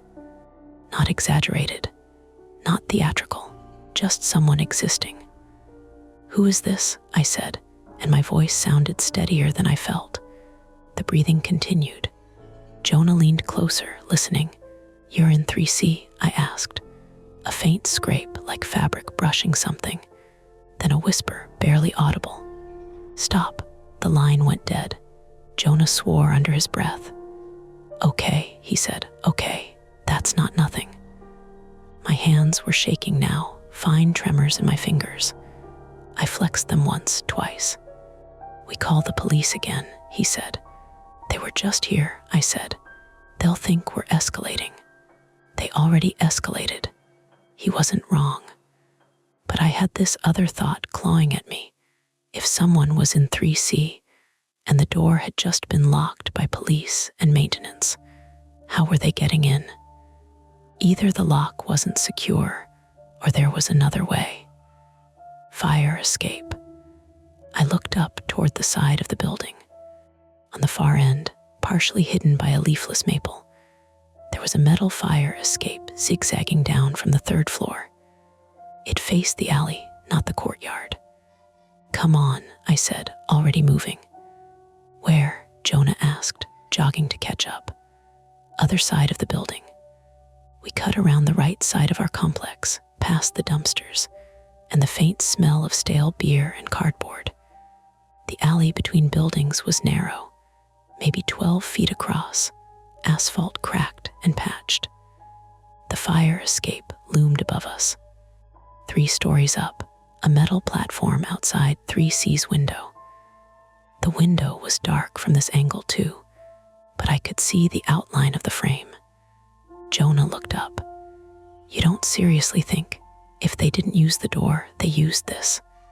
The ladder at the bottom of the fire escape was retracted, pulled up, and hooked in place about 8 feet off the ground. Standard safety measure. Jonah exhaled. "So they'd have to lower it.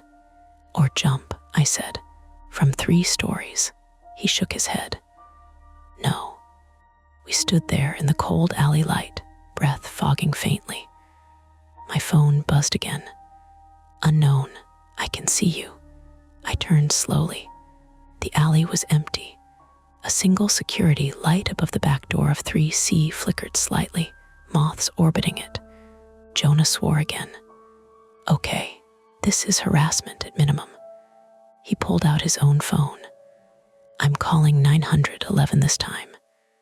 He started explaining before I could stop him. "Yeah, we just had officers here for a welfare check at Riverbend Apartments. Now we're receiving direct threats from someone possibly inside that same unit." He paced as he talked, voice clipped. I watched the fire escape. Something moved above, a sharp metallic rattle. My chest tightened. The ladder jerked once, then dropped halfway with a loud clang. Jonah froze mid-sentence. "Yeah, they just lowered the fire escape ladder." He gave our location to the dispatcher. The ladder hung now, swaying slightly. Neither of us moved toward it. A figure leaned over the top railing of the fire escape. From this angle, it wasn't just a shadow. It was a person, adult-sized, hood up. They didn't wave, they just watched us. "Police are on their way," Jonah said quietly. The figure's head tilted slightly, like they were listening. Then they stepped back out of sight. The ladder remained down. Sirens wailed faintly in the distance. Jonah looked at me. "We don't go up there," I nodded. My legs felt weak anyway. 2 patrol cars pulled into the alley within minutes. Different officers this time. Younger. Faster movements. They took our statements again. I showed them the texts. They asked for screenshots. They asked if I'd shared my number publicly. "No," I said, "not anywhere obvious." One officer shone his flashlight up the fire escape. "Anyone up there?" he called. No response. They climbed. Metal boots on metal steps echoing. We waited below, necks craned. A few minutes later, one officer leaned over the railing. "Window S locked from the inside," he called down. "No one visible." "What?" Jonah said. "That's not possible," I muttered. They checked the roof access. "Clear." They came back down. "Could have been someone from another unit messing with you," one officer said. "Fire escape connects to the roof." "But we saw them at 3C, I said. He gave me a look that was neutral but skeptical. "Get a restraining order if you can identify the sender," he said. "For now, stay inside. Keep doors locked." They left. Attempt 1, call police. Result: no suspect, no entry, no proof. The ladder was retracted again before they left. Jonah and I stood in the alley alone. "Okay," he said slowly. "Either we're missing something obvious, or someone's playing a long game. Or both," I said. We went back inside, but neither of us went to our apartments. Instead, we sat in Jonah's living room with the lights off, curtains barely parted so we could see 3C across the courtyard. It was nearly 10:30 now. My nerves were buzzing so hard I felt nauseous. "Let's think," Jonah said. "They have your number. How?" "I don't know," I said. "Package label, mailroom." He snapped his fingers. "The Amazon table in their lobby." I stared at him. "If he ordered something recently, your name and number could be on a package if you ever shipped anything here," he said. "I haven't." "Okay, but what about delivery apps, ride shares?" My brain raced backward. I'd had groceries delivered once last week. I'd met the driver at the door. My number would have been masked. Probably. A shadow moved in 3C's window. We both stiffened. The hand appeared again. Palm flat. Wave slow, deliberate. My phone buzzed. Unknown, wave back. I didn't. Jonah's jaw tightened. Block the number. I did. The hand kept waving, then it stopped. The light in 3C flickered on suddenly. We both jumped. For a split second, the entire room was visible through the window. Couch against the far wall. Coffee table upright now. No scattered papers. No tipped chair. Clean. Then the light snapped off again.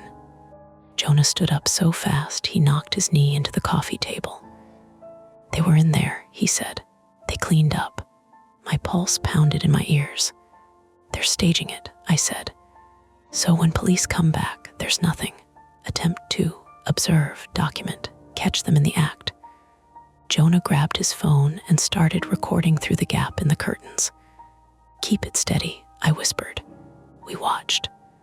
Nothing moved for a full minute, then a loud bang. From inside Jonah's apartment. We both spun. The sound had come from the kitchen. Jonah grabbed a heavy ceramic mug like it was a weapon and moved slowly toward the doorway. My heart hammered so hard I thought I might faint. He flicked on the kitchen light. The cabinet above the fridge hung open, one hinge loose.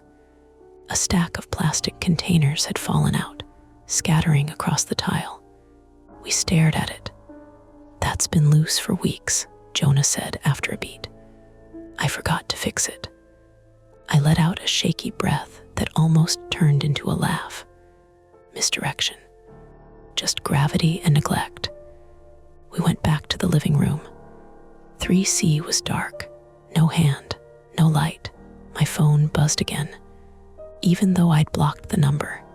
Different number this time. "Unknown 2, you should have waved." Jonah saw my face change. "What?" I showed him. He swore again, softer this time. "This is targeted," he said. "Not random." My exhaustion hit all at once then, like someone had cut a string holding me upright. It was past midnight now. My head throbbed. "I can't keep doing this," I said quietly. Jonah nodded. "Then we end it." "How?" He looked at the window across the courtyard. "We go over there now while they're inside." My stomach dropped. "That's insane." Police aren't seeing anything. They're not going to sit here all night. Whoever it is thinks we won't push. He stepped toward the door. Jonah, if they're in there, we catch them. If they're not, we prove it. I thought about freezing on I-5, about watching something come at me and doing nothing. This was different. This was a choice. Fine, I said. We left his apartment, crossed the courtyard again. The air felt colder now. The window of 3C was black. The lobby door of their building was unlocked. We didn't speak as we climbed to the 3rd floor. 3C's door stood in front of us again. Jonah knocked once. Hard silence. He tried the handle, locked. From inside, a faint sound. Footsteps. My breath caught. A shadow moved under the door. Jonah stepped back. Police are on their way, he lied loudly. The footsteps stopped. A click. The deadbolt turned. The door opened 3 inches. Darkness inside. A voice from within. You shouldn't have come.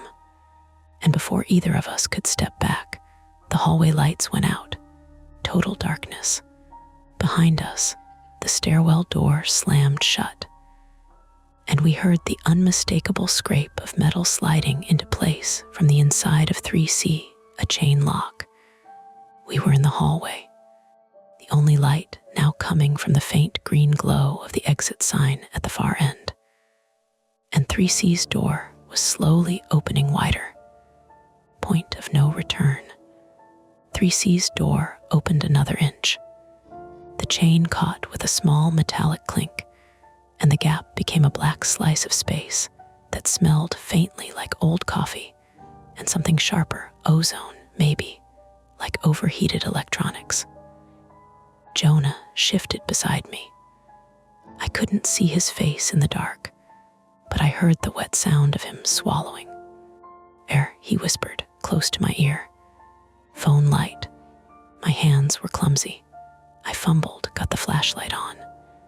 A hard white beam snapped into existence and carved the hallway into pieces. Brown carpet, beige walls, the green exit sign glowing at the far end like a toxic little moon. The light hit the door. A sliver of someone's face appeared behind the chain. Not ghostly, not pale in any dramatic way. Just a man's face, half hidden by a hood, skin oily with sweat. Late 20s or 30s. Stubble. Eyes that didn't blink. He leaned closer and the chain rattled. Turn that off, he said, calm voice, not loud, not panicked, like he was annoyed we'd brought a flashlight to his game. Jonah lifted his own phone, light on too. Who are you? The man smiled, and it wasn't friendly. It was the kind of smile that means the person thinks they've already won something. You're the one who called, he said, looking past Jonah to me. Twice. My stomach dropped. He knew which voice was mine. Where's Halpern? Jonah demanded.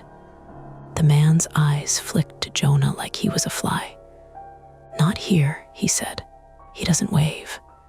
The chain shook again as he pushed the door a fraction wider, testing the limit. He couldn't open it fully without undoing it. He didn't. He wanted us closer. I took a half step back without meaning to. My shoulder brushed the wall, and the wallpaper's subtle texture rasped my sweater. Jonah stayed planted.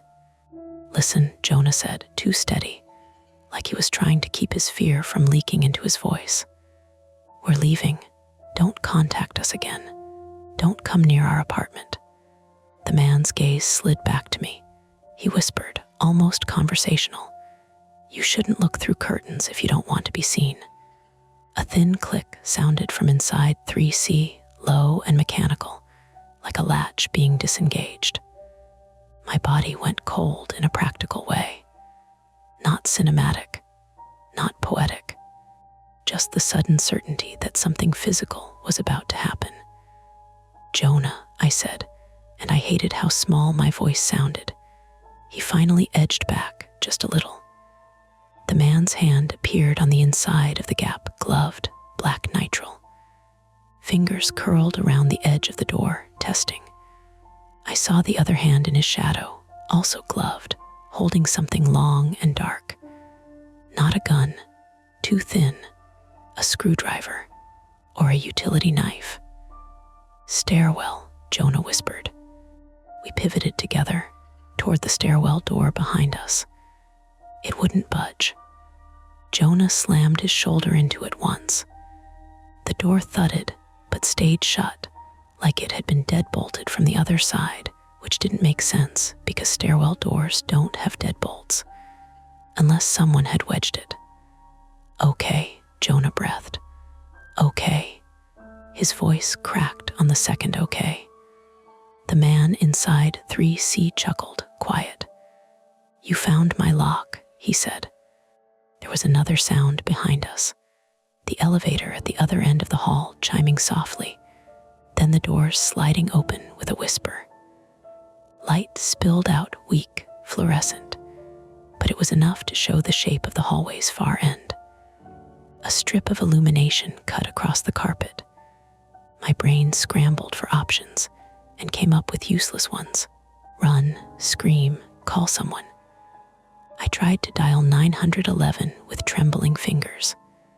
My screen flashed. No service. Of course. Concrete and brick, and that stupid dead zone that always ate calls inside certain stairwells. Jonah grabbed my wrist. "Fire alarm," he hissed. "There's one by the elevator." We started toward it fast. Behind us, the chain on 3C rattled. Metal scraped. The door shuddered. He was taking it off. He had made us come here so we'd be trapped between his door and the blocked stairwell. We moved faster, shoes scuffing the carpet. The elevator light made everything look sickly. Halfway there, the hallway lights snapped back on all at once. Not a gentle fade, an electrical pop, and then full brightness. I flinched hard. My eyes watered. The sudden brightness did one thing I didn't expect. It made 3C's interior visible through the open gap. Not the whole apartment, just a slice. And in that slice, beyond the door, I saw a folding chair set up facing the peephole, like someone had been sitting there waiting. A cheap phone tripod on the floor, a tangle of wires leading toward the living room. Jonah saw it too. "What the?" A hand grabbed Jonah's hoodie from behind. He shouted, stumbled. The man from 3C had come out fast, silently, chain gone. He moved like someone who'd practiced in his head 100 times. Hood up, gloves on, shoulders tight with purpose. He yanked Jonah backward, hard. Jonah swung blindly, elbow catching the man's jaw with a dull thud. The man grunted, not in pain exactly, more like irritation, and shoved Jonah into the wall. Jonah hit with his shoulder and made a sound I didn't like. I froze. There it was, my old reflex. The moment right before impact, the part where my body turned into a spectator. The man's eyes flicked to me. He lifted the thin, dark object in his hand, a box cutter. The blade glinted under the fluorescent lights. "Phone," he said to me. "Give me your phone." Jonah pushed off the wall, coughing. "Claire, go." The man slashed toward Jonah. Not a wild swing, a small, controlled motion. The blade caught Jonah's forearm. A bright line of blood opened instantly. Jonah gasped and staggered back. Something in me snapped, not heroism, not bravery, anger. The stupid, pure anger of watching someone hurt a person who'd been kind to me. My eyes darted. On the wall near the elevator, a red metal cabinet. Fire extinguisher. I ran for it, hands shaking so badly I almost missed the latch. The cabinet popped open. I grabbed the extinguisher by the handle, heavier than I expected, and yanked it free. The man turned toward me, box cutter still up. "Don't," he said, like he was warning me. I didn't aim. I just squeezed the lever. White powder blasted out in a violent cloud, loud and hissing, filling the hallway with choking dust. It hit the man full in the face and chest. He swore and stumbled, one gloved hand going to his eyes. Jonah used the moment. He lunged forward and slammed his shoulder into the man's torso, driving him back toward 3C. They hit the doorframe. The box cutter clattered to the floor. I kept spraying until the extinguisher sputtered. The hallway looked like a snowstorm. Powder coated the carpet, the walls, our clothes. The air tasted like bitter chalk. "Fire alarm," Jonah rasped. One hand clamped over his bleeding arm. I dropped the extinguisher, sprinted the last few steps to the pull station by the elevator. My fingers hooked it. I yanked. A siren began screaming immediately, sharp and relentless. A strobe light started flashing, painting the hallway in red-white pulses. The man coughed violently, eyes red and watering. He tried to back into 3C. Jonah grabbed the doorframe with his good hand and shoved hard, forcing the door wider. "Claire," he wheezed. "Lock him in." I understood what he meant the second he said it. If we could shut him inside 3C and hold the door until the building filled with alarms and neighbors, and eventually police, then we didn't have to fight. We just had to endure. I ran to the door. The man's hand shot out, palm flat against the door edge, exactly like the wave. Only now it wasn't a wave. It was leverage. He shoved back, trying to push past us. I threw my weight into the door. Jonah did too. The door moved an inch. 2. The man snarled, and the sound was more animal than human. Not because it was supernatural, but because desperation makes people ugly. He rammed his shoulder against the inside. The door slammed into Jonah's forearm, right where the cut was. Jonah cried out, stumbled. Blood splattered onto the powder in a bright red spray that looked wrong against the white. My throat tightened. The man surged forward, and for a terrifying second, I thought he'd get out. Then I saw it. The chain latch on the door. Little metal slider on the frame. It was still there.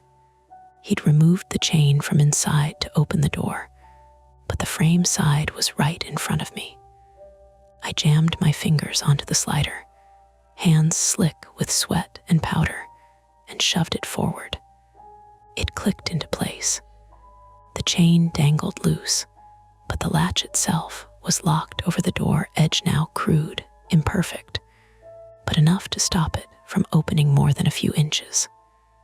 The man slammed into the door again. It held. He shoved harder, and the latch creaked, metal bending slightly. "Help," I gasped to Jonah, to anyone, to the empty hallway. Jonah, face pale under the powder, pressed his shoulder against the door. His injured arm hung useless at his side, blood dripping steadily. "It's gonna break," he said through clenched teeth. The alarm kept shrieking. Somewhere downstairs, a door opened. Voices rose in confusion. A woman shouted, "What's happening?" Footsteps pounded on stairs. The man inside 3C spoke through the narrow opening, voice suddenly low and intimate, like he was at a party leaning in close. "You didn't have to do this," he said. "You could have just waved." He rammed the door again. The latch groaned. I glanced down and saw the box cutter on the carpet, half buried in powder, blade still out. I snatched it up without thinking and slid it away from the door, toward the wall, out of his reach if he forced the gap wider. Aber appeared at the other end of the hall, male, maybe 40s, in sweatpants, eyes wide. Behind him, another door opened, a woman holding a phone up filming. "What the hell?" the man said. "Call 911, Jonah snapped, voice ragged. already are," the woman shouted, looking at her screen. The man in 3C laughed again, and it was awful because it sounded normal, like a guy laughing at a joke. "You think they'll believe you?" he called through the gap. "They didn't before." He slammed again. The latch finally bent enough to slip. The door jolted wider. His gloved hand shot out, clawing.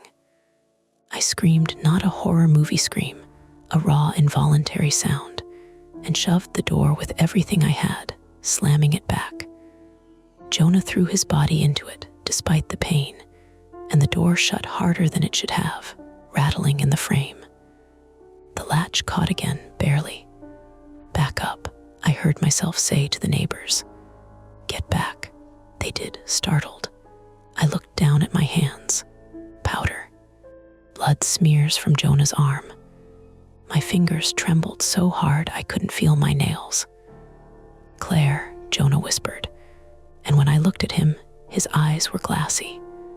He was losing blood, not spurting, but steady. Real. My stomach turned. "Sit," I said. "Sit down." "I can't." "You can," I snapped, sharper than I'd ever spoken to him. "Sit." He slid down the wall beside the door, legs out, bracing his shoulder against it still, teeth clenched. I tore off my sweater with shaky hands, leaving me in a thin, long-sleeve shirt, and pressed the sweater hard against Jonah's forearm. "Hold pressure," I said. "Don't let go." He nodded, jaw tight. Inside 3C, the man went quiet for a moment. Then, softly, "You're bleeding," like an observation, like he was curious. A new sound rose under the alarm. Sirens. Real ones, approaching fast. The man inside 3C started to move, quick now, not slamming the door anymore. He was doing something else. I heard drawers open. A frantic rustle. Footsteps crossing hardwood. Jonah's eyes widened. "He's grabbing something," Jonah rasped. "Stay," I said, but my voice sounded useless. A neighbor, an older woman I didn't recognize, ran up and handed me a roll of paper towels like she'd grabbed the first thing she could. Another neighbor knelt near Jonah, hands hovering, unsure where to touch. The sirens grew louder. Then the fire escape outside 3C clanged. Metal rattled. A sharp bang. He was trying to get out another way. I ran to the window at the end of the hall, the one that faced the alley and the fire escape. The glass was dusty, but I could see the dark zigzag of metal. A figure was halfway onto the fire escape platform, hood up, moving fast. He had a backpack slung over one shoulder now. He wasn't trapped. Not really. Not unless someone stopped him.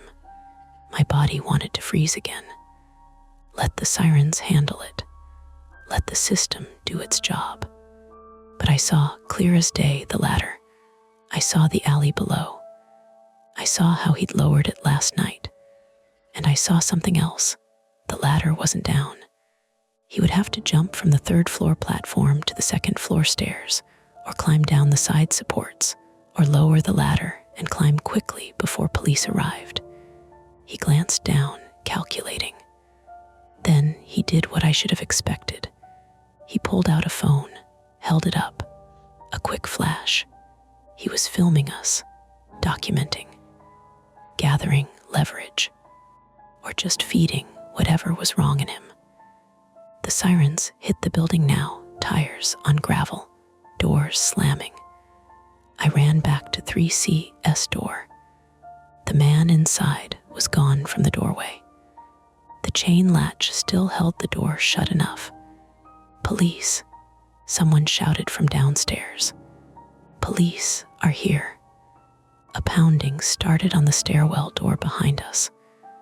The wedge that had held it gave way with a scrape, and the door finally swung open. 2 officers rushed in, faces tense, hands on their belts, eyes flicking to Jonah's blood and the powder-coated hallway. "Where is he?" one demanded. "Fire escape," I pointed. "Back alley." They moved instantly, sprinting past, radio crackling. One officer stayed, crouched by Jonah. "You're hurt, what happened?" Jonah tried to speak and winced. I forced words out, fast, messy. "He came out. Box cutter. He tried to take my phone. He's been threatening us. Ambulance is coming," the officer said. "Stay with him." The next few minutes blurred into sound and light. The alarm still shrieking, neighbors murmuring, radios squawking, the thump of boots on stairs, someone yelling, "Stop," from outside. I held pressure on Jonah's arm with my sweater and paper towels layered on top until my fingers cramped. Jonah kept trying to joke through clenched teeth like it would make him less afraid. "Guess I'm not fixing that cabinet," he rasped, and then he grimaced, eyes rolling slightly, and I realized he wasn't joking, he was disoriented. "Stay with me," I said, and my voice broke. "Jonah, stay with me." He blinked at me slow. "I'm here." His skin felt clammy under the powder. The paramedics arrived, 2 of them, efficient and brisk, cutting through the crowd. They wrapped Jonah's arm in gauze, tightened a pressure bandage. One asked him questions: name, date, if he knew where he was.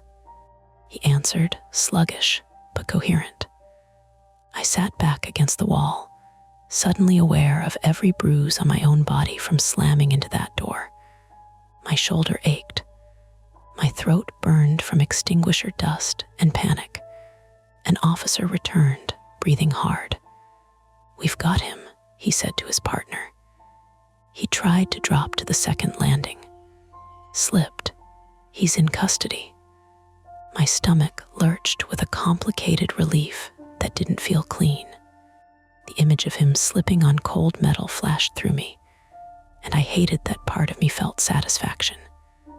"Who is he?" I asked, voice hoarse. The officer looked at me, powder on his uniform now too. "Not Halpern," he said. "Name's different. He's got multiple phones, some ID cards, a bag of mail. We'll sort it out. Mail, packages, my number." A ripple of nausea rolled through me. "Was he living in 3C?" I asked. "Looks like it," the officer said. Cameras set up inside facing the courtyard. That's how he was watching. "We'll get a warrant. We'll contact the property manager. For now, you 2 need statements." I nodded, but it felt like my head was full of cotton. As they lifted Jonah onto the stretcher, he grabbed my wrist with his good hand. His eyes were sharp for a second. "Don't look up," he whispered. And because he said it like that, I did. I looked through the stairwell window across the courtyard to my own building. My curtains were still drawn, but I could see the faint reflection of the hallway's flashing strobe in the glass. And for a split second, in that reflection, it looked like a hand pressed flat against my own window from the inside. Just a trick of light. Powder in my eyelashes. Exhaustion. I knew that. Still, my stomach knotted. Because for the first time since the waving started, the courtyard didn't feel like a space between buildings. It felt like a line someone could cross. The hallway smelled like chalk and copper for days. Even after the cleaning crew came through with industrial vacuums and lemon disinfectant, there was something faint in the carpet, a dry, dusty tang that caught in the back of my throat. Every time I walked past 3C, they replaced the bent latch, repainted the scuffed section of wall where Jonah had hit. The maintenance crew swapped out the hallway light fixture that had flickered when the power cut, like the building could shed the memory if it changed the bulbs. But you can't vacuum up the part where you hear someone breathing in your ear and know they're looking at you through glass. Jonah was discharged from the hospital at 2 in the morning. It wasn't a dramatic injury, the doctor said. A deep laceration to the forearm, clean slice from a sharp blade. 8 stitches. A tetanus shot. He'd been lucky the cut missed anything major. Lucky. He didn't feel lucky. I sat in the plastic chair beside his hospital bed while the nurse wrapped fresh gauze around his arm. The fluorescent lights hummed. Somewhere down the hall, a monitor beeped in steady rhythm. "You good?" I asked quietly. He nodded too quickly. Yeah, he was. His face had gone gray around the edges, the kind of exhaustion that comes after adrenaline burns off and leaves you hollow. He kept flexing his fingers like he expected them not to respond. When they wheeled him out, he insisted on walking the last few steps to the car, stubborn as ever. I drove. He stared out the window at the empty streets of Portland, jaw tight. "You didn't freeze," he said suddenly. "What? Up there," he said. "You didn't freeze." I didn't answer right away. "I almost did," I said finally. "At first, but you didn't." I gripped the steering wheel harder than necessary. We got back to the complex just as dawn was starting to thin the sky. The courtyard looked smaller in daylight, less theatrical. The fire escape was just metal and bolts and rust streaks. Police tape stretched across the entrance to 3C's building. A patrol car idled nearby.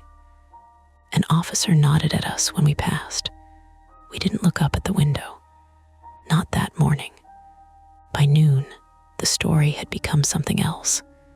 Neighbors talked in clusters near the mailboxes. The older woman with the crossword book stood by the corkboard telling someone. I knew something was off.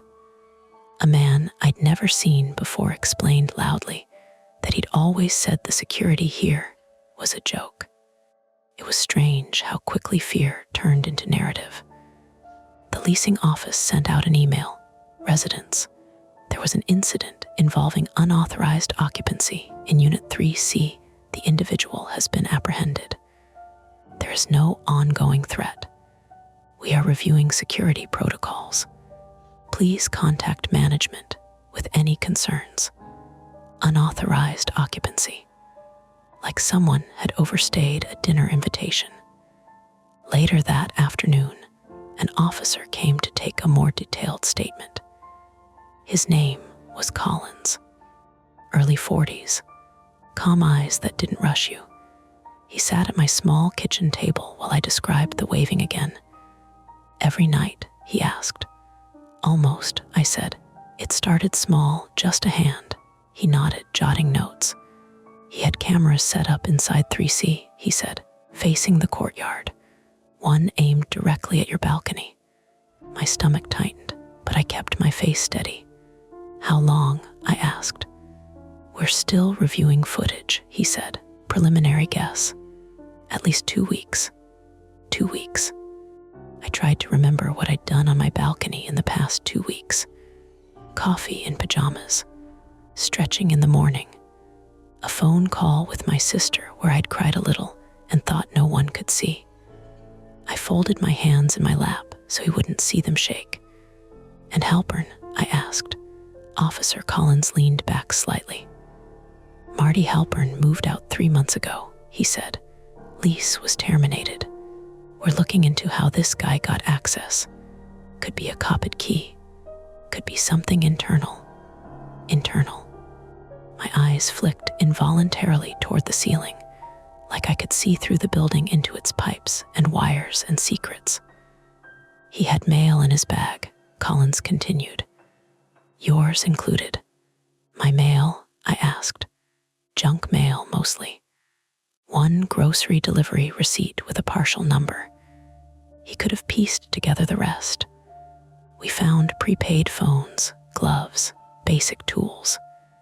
Nothing ritualistic.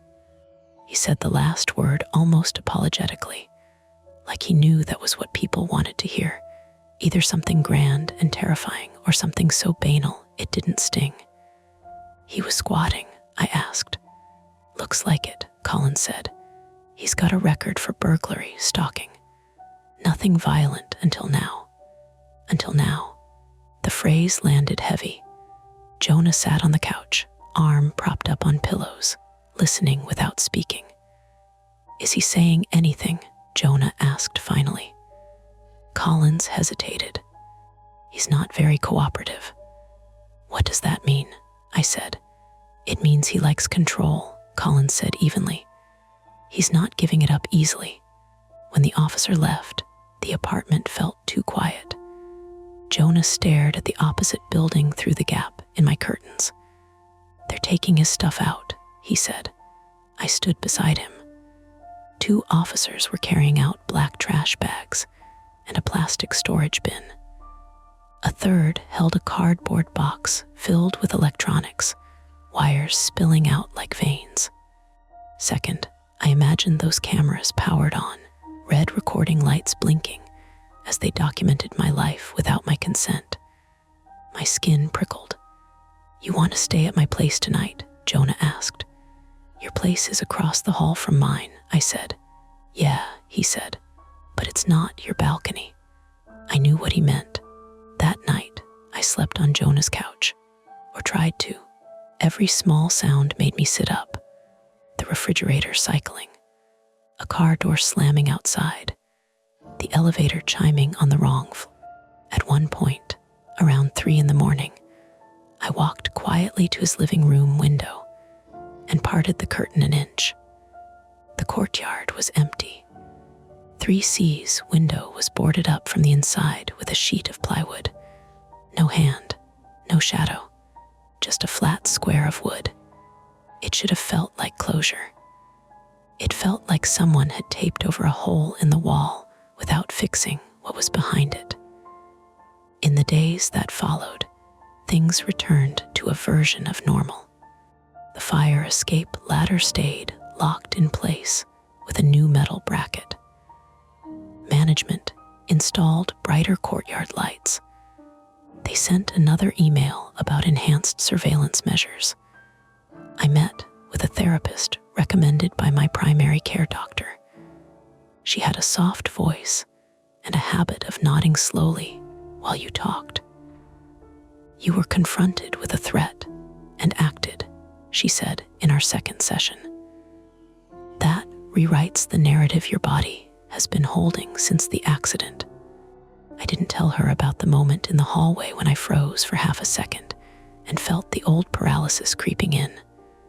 I told her about the fire extinguisher instead. The way my hands shook. The way the white powder exploded. Jonah started physical therapy for his arm. The cut healed cleanly, but he complained about stiffness when he tried to grip things too hard.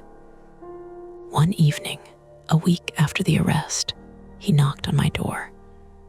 "Got something," he said, holding up his phone, scrolling local news. There was a short article about the arrest. No names yet, just male suspect apprehended after attempted assault in apartment complex. He was live streaming, Jonah said quietly. My throat went dry. From inside 3C, he continued. Private channel, invitation only. They're still figuring out how many people were watching. How many? I whispered. They won't say. I pictured anonymous usernames typing comments, watching the wave, waiting for something worse. My stomach twisted. That's why he wanted your phone, Jonah said. Control the narrative, control the feed. We stood in my doorway in silence. Eventually, I said, "Do you regret knocking?" He didn't hesitate. "No," he said. "Even with this," I gestured vaguely to his arm. He looked down at the stitches, then back at me. "I regret that he was there," he said. "I don't regret that we stopped him." That night, I closed my curtains before sunset. Not dramatically, not with a trembling hand, just a small, deliberate motion. 3 weeks later, 3C was rented again. The plywood was gone. Fresh blinds hung in the window. A young couple moved in, mid-20s, laughing as they carried in a second-hand couch. The woman waved at someone across the courtyard when she spotted them watching. The wave was casual, bright, oblivious. I watched from my kitchen. Jonah stood beside me, arms still wrapped in a light brace. "You okay?" he asked. I nodded. "Yeah," I said. Across the way, the new tenant opened her blinds fully, letting warm lamplight spill out into the night. For a second, I felt something tight in my chest. Not fear, not exactly. Awareness. The courtyard hadn't changed. The geography was the same. 50 feet of open air, 3 stories up, windows facing windows, a line anyone could cross. My phone buzzed on the counter. I jumped anyway. It was just a spam call. I let it ring out. Later, when I went to bed, I left the curtains open an inch. Not because I wanted to be watched, because I refused to live in a sealed box. Still, as I lay there in the half-light, I found myself staring at the faint reflection in the glass. The hallway behind me, my own silhouette. And for a brief, irrational second, I thought I saw movement in that reflection, an arm lifting, a hand pressing flat against the pane. I blinked. It was just me, my own hand, raised unconsciously to test the illusion. I lowered it slowly. Outside, the courtyard was quiet. No waving, just windows, just light, and the knowledge that sometimes someone is looking back. The shadows fade for now, but the stories never end.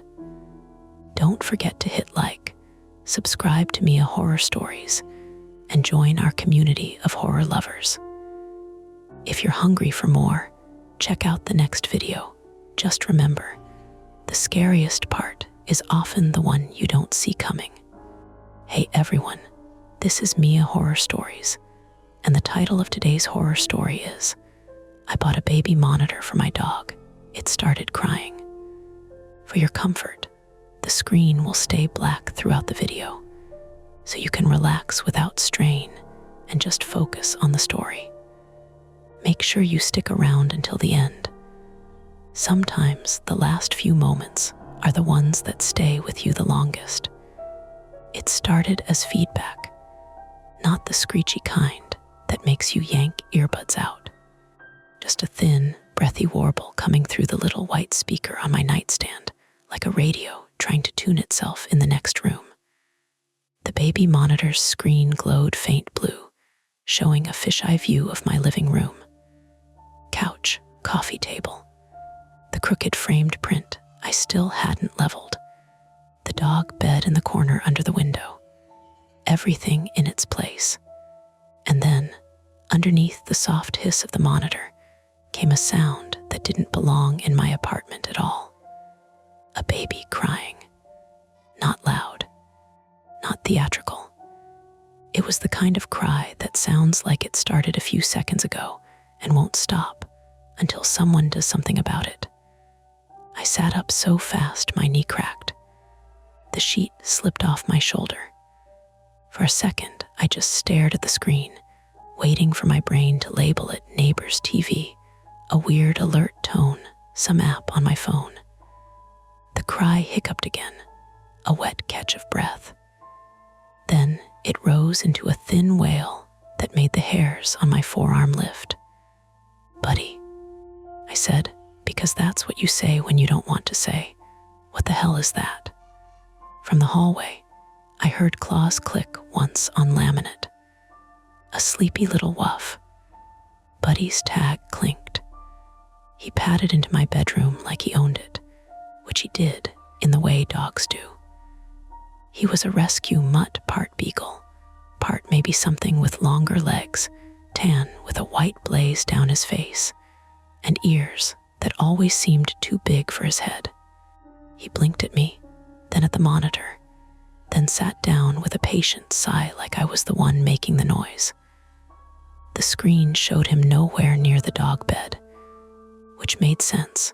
He was right here, staring at me with his mild, confused eyes. The crying kept going. I picked up the monitor's parent unit, turned it over in my hand, thumbs searching for the volume buttons. It was already at half. I I dropped it to 0. The crying didn't stop. My stomach did that small drop it does when an elevator lurches, and my hand went cold around the plastic. I pressed the power button, held it. The screen went dark. The sound continued anyway, fainter, but still there, like it had leaked into the room. Buddy tilted his head, ears cocked, and gave a low, uncertain woof. I sat there in the dim light of my alarm clock, listening to a baby cry in a one-bedroom apartment where there were no babies, no children, no family. Just me and a dog who hated thunder, and it started to get clingy at night after a bad storm in September. My first thought was ghost. It was electronics. It was neighbors. It was I bought the wrong thing.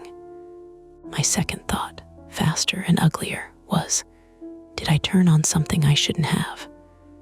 Because 2 nights ago, I'd spent an hour on my couch, scrolling through reviews and parenting forums like I was about to bring a newborn home instead of a dog who ate socks.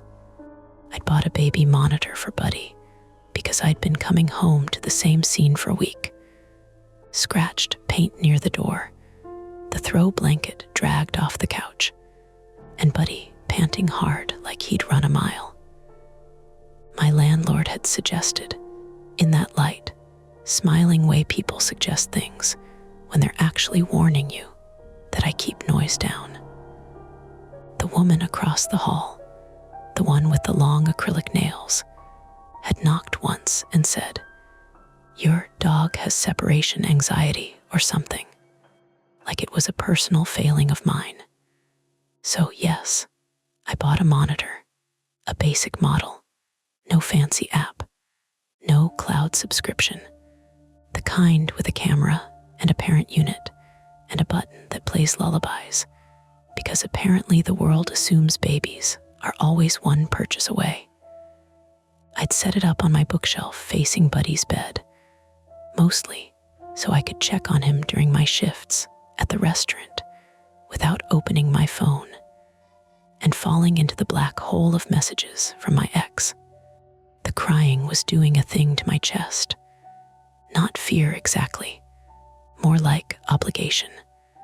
Something in the sound hooked under my ribs like a hand. Buddy stood up, pressed his nose to my thigh, and snorted softly. "You're upset."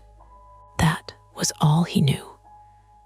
I got out of bed and walked into the living room barefoot, the floor cold. I flicked the hall light on, then the overhead in the living room.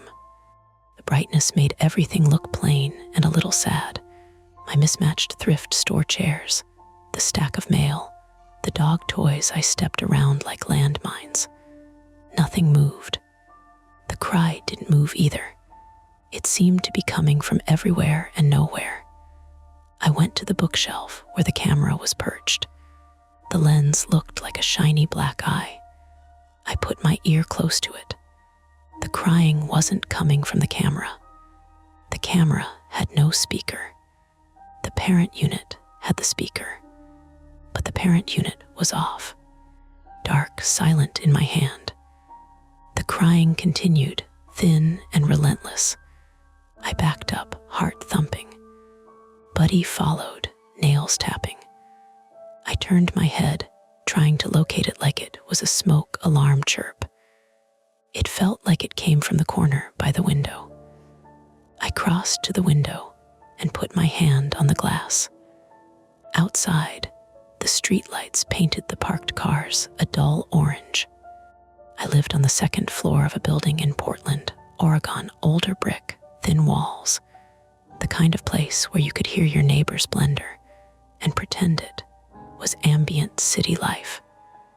The rain had stopped hours ago, but everything still glistened. Somewhere down the block, someone's heater clicked on with a metallic thunk. The cry went on. Maybe a TV, maybe someone's phone on speaker, maybe a neighbor with a baby, except as far as I knew, there were no babies in this building. It was mostly people in their 20s and 30s, plus a retired guy who smoked on the back steps and acted like the building was his. My brain tried to do math it couldn't do at 2 a.m. Distance, walls, floor plan. I walked to my front door and listened. Just my own breathing. The crying still sounded like it was inside my unit. I opened the door a crack. The hallway smelled faintly of old carpet and someone's laundry detergent. Quiet. No footsteps. No voices. The cry didn't get louder or softer. It didn't react to the door like real sound would. I shut the door, slower this time, and the latch clicked. Buddy watched me. His eyes kept flicking toward the bookshelf like he didn't trust it. "Okay," I said, not because I had a plan, but because saying a word made the situation feel less slippery. "Okay, we're not doing this." I picked up my phone from the kitchen counter and unlocked it.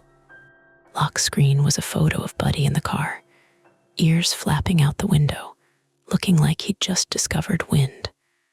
I opened the monitor app, except there was no app. That was the point. I flipped the parent unit back on. The screen came up, the living room view, Buddy's bed empty. And then the cry came through the unit's speaker as if it had never stopped at all. I pressed buttons, menu, settings, lullabies. The monitor offered a list: Twinkle, Brahms, Ocean.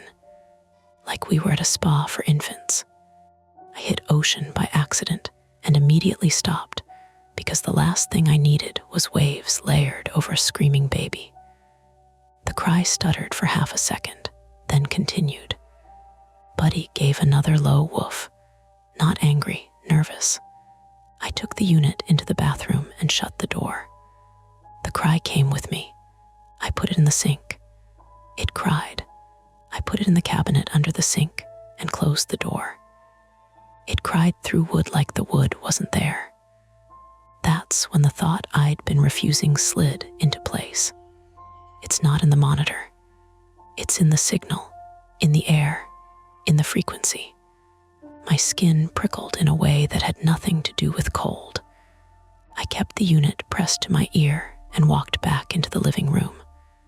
The cry rose and fell, breathy, a little ragged, like the baby was getting tired.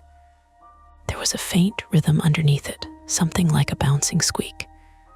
And then, for a second, the crying dipped low enough that I heard something else. A voice, not clear, not a sentence. It was the murmur of an adult trying to soothe someone. A SHH that sounded like it came from too close to the mic, like someone cupped their hand over it. I froze, the unit inches from my face. Buddy stopped moving too. His ears went forward, his body went stiff. The voice shifted, and I caught a word, maybe. Or maybe my brain made it out of panic and pattern seeking. It sounded like my name. My mouth went dry so fast my tongue stuck to my teeth. I looked at Buddy. "Did you hear that?" I whispered, because whispering felt like a rule that made sense, even though no one was in the room. Buddy stared at the bookshelf camera, then took a step backward like he wanted space between him and the lens. My hands started to tremble, small at first, then enough that the screen jittered in my grip. I hated that about myself, how quickly my body decided it was in danger and started staging a revolt. It wasn't just tonight. It was always. I hadn't told anyone in this building, or at work, or even my sister back in Ohio, but I'd been having these moments lately. Not full panic attacks, just glitches. A sudden rush of dizziness in the grocery store aisle. A sense that my heart was doing something wrong. The private fear that there was something wrong with me, and that if I went to a doctor, I'd have to admit it out loud, and then it would be real. So I'd been doing what I always did, controlling what I could control. Buying the monitor. Watching Buddy. managing my world down to small decisions. And now my controlled little purchase was broadcasting a baby crying in the middle of my living room. I set the unit on the coffee table, stepped away, then stepped back and snatched it up again like it might crawl off on its own. I flipped it over and found the sticker with the model and the FCC ID. I'd noticed it earlier when I registered the warranty. There were tiny letters I couldn't pronounce. I opened my laptop, hands clumsy, and typed the model into a search bar. Baby monitor picking up other people. Baby monitor hearing voices. Baby monitor crying sound won't stop. The results were a mess of forum posts and alarmist articles, and people yelling at each other about privacy. Of course, baby monitors picked up other monitors sometimes. People warned about it. I'd even read a line about it and shrugged. It sounded like one of those rare things that only happened to other people. Now it was happening to me, and it didn't feel like static. It didn't feel like accidental crosstalk. It felt like someone had put a microphone in a nursery, and I was the one listening. I clicked through posts. Some said reset it. Some said change channels. Mine didn't have channels. Some said return it. Some said turn off Wi-Fi. Mine wasn't on Wi-Fi. Some said someone hacked it. That made my throat tighten, because hacking was a word that implied intention and hands and a face behind it. I forced myself to breathe in through my nose. The air smelled like wet dog, and the lavender candle I never lit anymore. Okay, grounded, reality. Most likely, signal interference with another monitor. Someone nearby had a baby, or a monitor set up in a room. The sound was leaking into mine, but that didn't explain the way it followed me when the unit was off. Unless I'd imagined that. Unless I'd been half asleep and the sound was really coming from outside, and I'd carried my fear with me like a speaker. The crying dipped again. The voice murmured.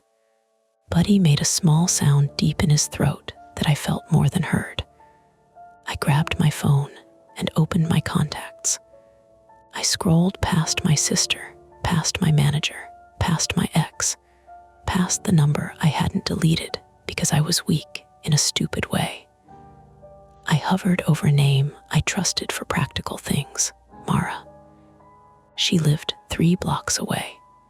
She was the friend who carried jumper cables and always had ibuprofen in her bag. She was also the kind of person who would say, "That's weird," and then immediately start testing the variables. It was 2:17 a.m. I stared at the screen. I didn't want to be the person who called someone in the middle of the night because of a noise. I also didn't want to be alone with a device that might be picking up a stranger's nursery.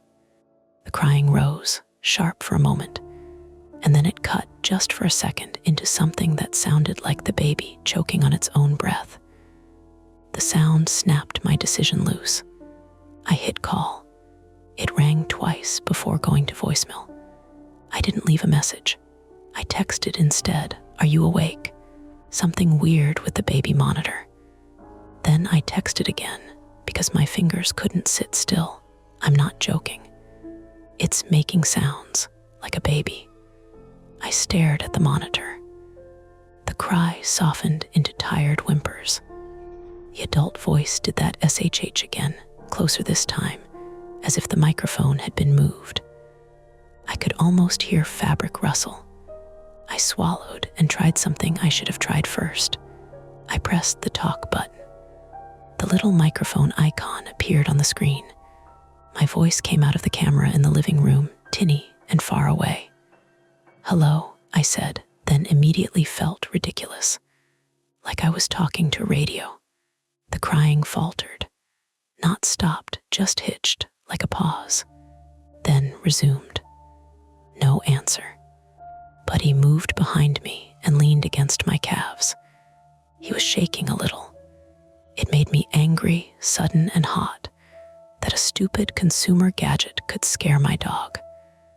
I unplugged the camera from the wall. The screen on the parent unit went black. The crying continued. Not through the parent unit, this time through the room. Soft, insistently present.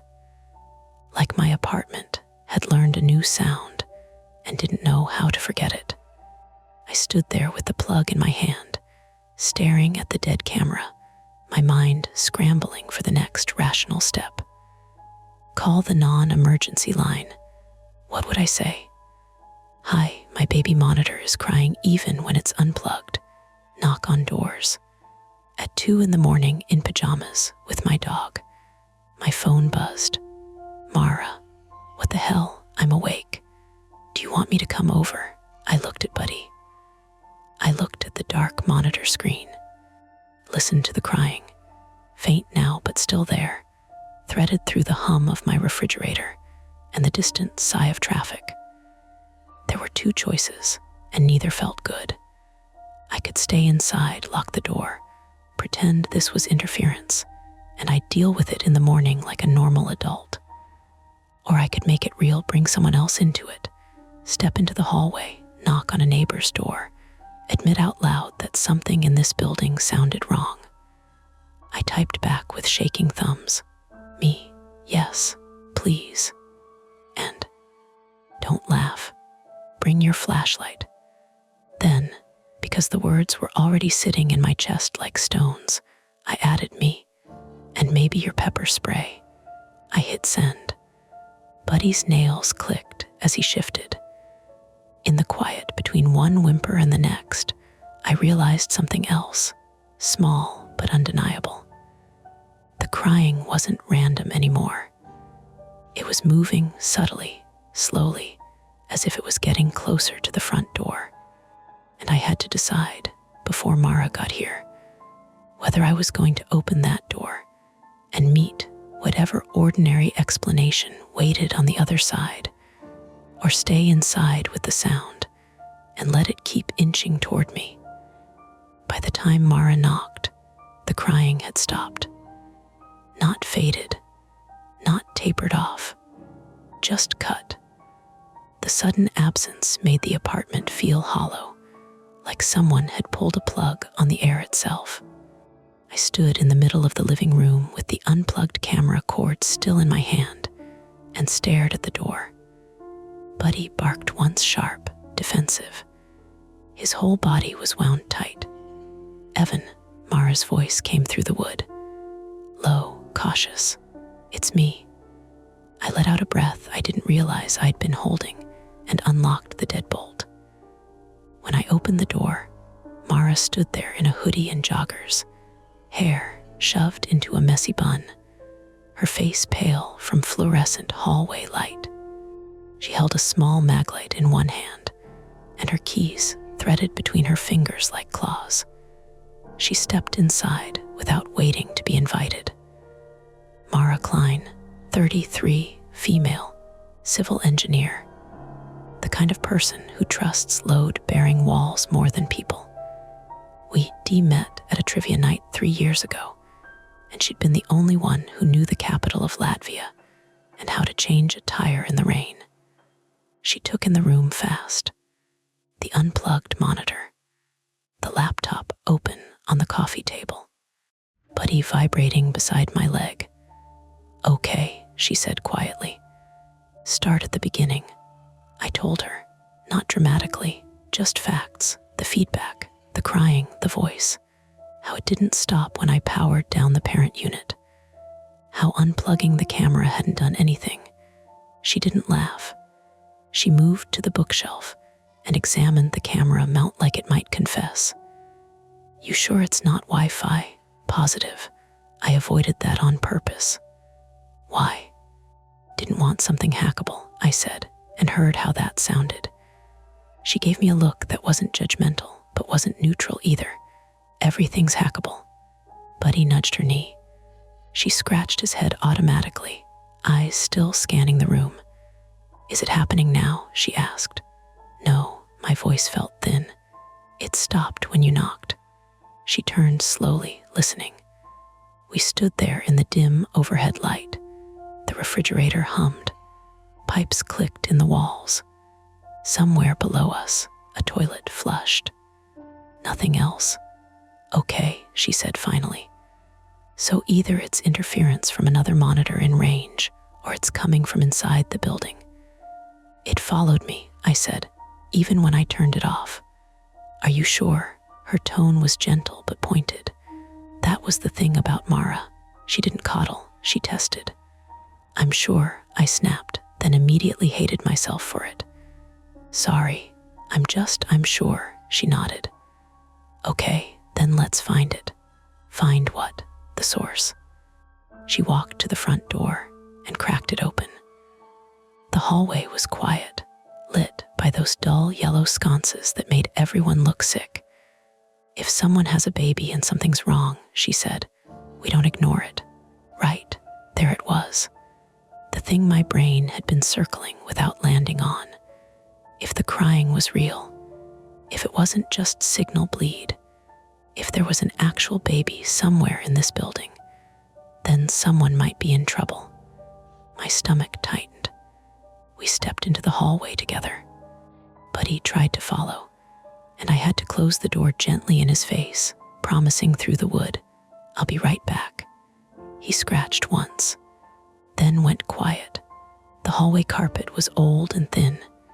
Every footstep felt loud. Mara kept her flashlight angled down, not wanting to blast anyone's door. Which direction did it sound like? She whispered. That's the problem, I said. Everywhere. We walked toward the stairwell first. The crying hadn't started again, and that made the whole thing worse somehow. It was like chasing a smell that had already dissipated. At the landing, Mara paused and looked down the stairs. Could be first floor, she said. Sound travels up. Or third, I said. Ceiling's thin. She glanced at me. You okay? I nodded too quickly. The private fear I hadn't said out loud pressed at the back of my throat. What if it's me? What if I'm hearing something that isn't there? The dizziness at the grocery store. The skipped beats at night. My dad had started hearing things before his breakdown. That was the family story no one told straight. Let's check third first, Mara said. Less likely to wake half the building. We climbed. The stairwell smelled faintly of mildew and someone's takeout. On the third floor landing, we stood still and listened. Nothing. Then faint. Not a full cry, a whimper, short, breathy. Mara's eyes snapped to mine. You heard that? Yes, it came again. Softer this time, like someone trying to muffle it. We both turned toward apartment 3B. I frowned. That's Greg Olson, 61 male, retired mechanic. Smoked on the back steps and complained about parking. Lived alone as far as I knew. I'd helped him carry groceries once when his knee was acting up. No wife, no kids, definitely no baby. The whimper came again. Mara moved first, knocking firmly on 3B's door. Greg, she called softly. Hey, it's Mara from downstairs. No answer. She knocked again, louder. The whimper stopped. We stood there, hearts thudding. Greg, I added. It's Evan, everything okay? Silence. Mara tried the knob, locked. She looked at me, call him. I don't have his number. She exhaled through her nose. Okay. We stood there, listening for another sound. Instead, from behind us, a door opened. Apartment 3A, a woman in her 20s with long acrylic nails, the same neighbor who'd complained about Buddy, peered out. Her eyes were puffy with sleep. What are you doing? She hissed. Did you hear a baby? Mara asked bluntly. The woman blinked. A what? Baby crying, I said, like just now. She stared at us like we were feral. There are no babies up here, she said flatly. It's 2 a.m. Did you hear anything? Mara pressed. The woman hesitated. I heard something earlier, like a TV. I thought it was you. She pointed at me. My chest tightened. Not me, she shrugged. Well, keep it down. She shut her door. Mara and I turned back to 3B nothing. No movement, no light under the door. Could be the TV, Mara murmured. Be interference from somewhere else. Or it could be, I didn't finish. She knocked again. Harder. This time, something shifted inside. A scuff, a cough. The door opened a few inches, chain still on. Greg's face appeared in the gap, red-eyed, unshaven. He smelled faintly of cigarettes and something sour. What? He said. Sorry, Mara said quickly. We heard a baby crying from this direction. Greg stared at us. A baby, he repeated. Yes, I said, just now, like right behind your door. His eyes flicked past us down the hall. You too drunk? No, Mara said evenly. He rubbed his face. There's no baby here. Can we just? Mara hesitated. Can we listen for a second? Greg looked offended. You think I got a baby in here? Another sound came from inside. Not a cry this time. A high-pitched electronic squeal. Then silence. Greg's jaw tightened. That your TV? I asked. It's nothing, he snapped. Mara met his eyes. Greg, if there's a kid in there. There's no kid, he said, louder now. You hear me? No kid. The chain slid. The door opened wider. The apartment behind him was dim. The blinds were closed. A lamp glowed in the corner. And on the coffee table, facing the couch, a baby monitor. The exact same model as mine. My breath hitched. Greg saw where I was looking. It's not what you think, he said quickly. What do we think? Mara asked. He ran a hand through his thinning hair. My daughter. She had a baby last month. She drops by sometimes. I keep the monitor set up in case she leaves him here. At 2 a.m, I said before I could stop myself. She doesn't, he said sharply. He's not here. The monitor on his table was on. The screen showed a room I didn't recognize. A crib, a mobile, dim light, and from the tiny speaker, a baby's soft, intermittent cry. The same cry. Mara stepped forward, peering at the screen. That's live, Greg hesitated. Yes. Where is that? She asked. My daughter's place, he said, across town. Then why is it here? I asked. He swallowed. Because she asked me to keep an eye on him while she sleeps. The signal reaches, Mara frowned. No way, these things don't reach across town. Greg's face flushed. It does, I boosted it. How? She asked. He didn't answer. The baby cried again, louder this time. I felt something inside me tilt. Why didn't you say that when we knocked? I asked. He looked at me like I'd slapped him. Because it's none of your business. The cry spiked. Sharp, desperate. Mara's jaw clenched. Greg, that doesn't sound like someone just sleeping. He stared at the monitor. His hand trembled slightly. She's fine, he muttered. Who? I said, my daughter. Another sound came through the speaker. Not soothing, not SHH, a thud. Greg's face went gray. That didn't sound fine, Mara said quietly. Greg lunged for the monitor, fumbling with the buttons. Greg, I said, my heart hammering. What did you boost? He didn't answer. The baby's cry turned ragged. Continuous now. Mara reached for her phone. We need the address. Greg's head snapped up. No police. If there's a baby in distress, she'll lose him, he snapped. You don't understand. Then help us understand, I said, stepping closer. For a moment, it felt like the hallway had shrunk around us. Greg looked between us, cornered. She's not stable, he said finally. Postpartum. She won't admit it. If someone shows up, another thud. Louder. The baby's cry hit a pitch that made Buddy's bark echo faintly from downstairs. Mara didn't hesitate this time. She dialed 911. Greg grabbed her wrist. Don't. The movement was quick, instinctive. Mara yanked her arm back. "Don't touch me." I stepped between them without thinking. "Greg, give us the address." He stared at me, eyes wet now. "If they take him, if he's hurt," I shot back. The monitor screen flickered. For a second, the crib view shifted, like the camera had been bumped. And then the image tilted sideways. The baby's crying didn't stop. Mara's thumb hovered over the call button. "Evan," she said, voice tight, "we don't have time." Greg looked at the monitor like it was a loaded gun.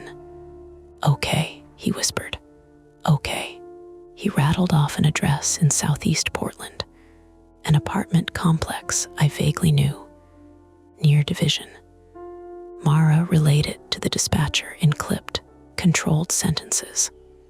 As she spoke, I watched the screen. The camera had settled at an angle. I could see part of the crib, the mobile spinning slowly. The crying went on, then footsteps. Not on our end, on the monitor, slow, uneven, approaching the crib. Greg made a strangled sound. The shadow crossed the screen. And just before the image cut to static, I heard a voice. Not a stranger, not a woman, a man's voice, low. "Who's listening?" The screen went black. The crying stopped. The hallway felt suddenly too small. Mara ended the call. Greg stared at the dead monitor, chest heaving. I realized something that hadn't occurred to me until that exact second. That voice, it hadn't been coming from Greg's apartment across town. It had been close. Close enough that the audio distortion matched the way it had sounded in my living room. Close enough that the interference might not be distance at all. I turned slowly toward the stairwell. From downstairs, faint. A baby crying. The crying from downstairs wasn't loud. It didn't need to be. It threaded up through the stairwell like steam, thin and persistent, slipping into the space between our breaths. Mara and I looked at each other. Greg didn't move. "That's not across town," Mara said quietly. No one argued. The building's layout was simple. 3 floors, 2 units per floor, stairwell in the middle. Laundry and storage in the basement. Front door at street level, back exit through a narrow corridor behind the first floor units. If the sound was coming from downstairs, it had to be one of 3 places, 1A, 1B, or the basement. "Greg," I said, forcing my voice steady, "is there anyone staying with you? Anyone who could be using that monitor here?" He shook his head too fast. Mara was already moving toward the stairs. "We check first floor," she said. "If it's nothing, we wait for police at the address you gave." The word police made Greg flinch. I followed Mara down. The stairwell light buzzed overhead. My legs felt strangely heavy, like I'd run a mile, even though it had been maybe 20 steps. Halfway down, the crying got clearer. Not electronic now, not distorted, real. It had the uneven rhythm of a baby who'd been crying long enough to be tired. Short gasps between wails, wet hiccups. My skin prickled. At the first floor landing, we paused. The sound was strongest toward 1A apartment. 1A belonged to Louis and Anna Morales, both in their late 20s. Louis worked construction. Anna worked nights at a hospital. I'd met them in the laundry room once. They had no kids. Mara knocked. No answer. She knocked again, louder. "Louis, Anna," the crying spiked. I swallowed. "It's inside." Mara tried the knob, locked. "Call again," she muttered, meaning 911. "I thought you already, that was for the other address. This is different." The crying turned frantic. I felt something in my chest twist. This was the moment where you either act or spend the rest of your life wondering. "I'm kicking it," I said. Mara shot me a look. "We don't know that's necessary. Listen to it." She hesitated 1 second too long. I stepped back back and drove my heel into the door near the handle. The wood boomed. Pain shot up my leg. The crying didn't stop. "Evan," I kicked again. The frame splintered slightly. The door flew inward on the third kick, chain snapping. We stumbled inside. Dark. The apartment smelled faintly of bleach and something sweet, laundry detergent maybe. The crying echoed off the walls, louder now. Mara swung her flashlight beam across the room. Couch, TV, coffee table. No crib. The crying was coming from the kitchen. I moved first, heart pounding so hard I could hear it in my ears. The kitchen light was off.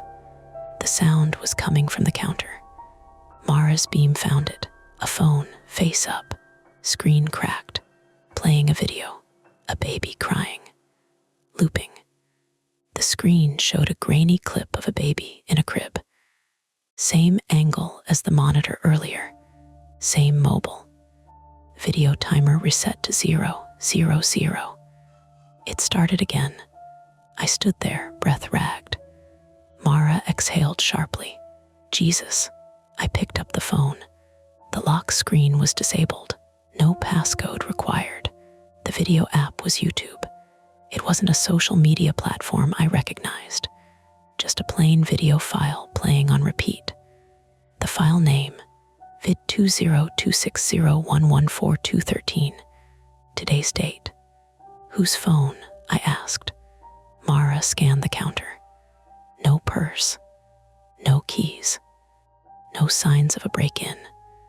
Then we heard it. Footsteps behind us. I spun, adrenaline spiking. Louis stood in the hallway in sweatpants, eyes wide, hands raised. "What the hell are you doing in my apartment?" he demanded. My stomach dropped. "We heard," I started. "A baby," Mara said quickly.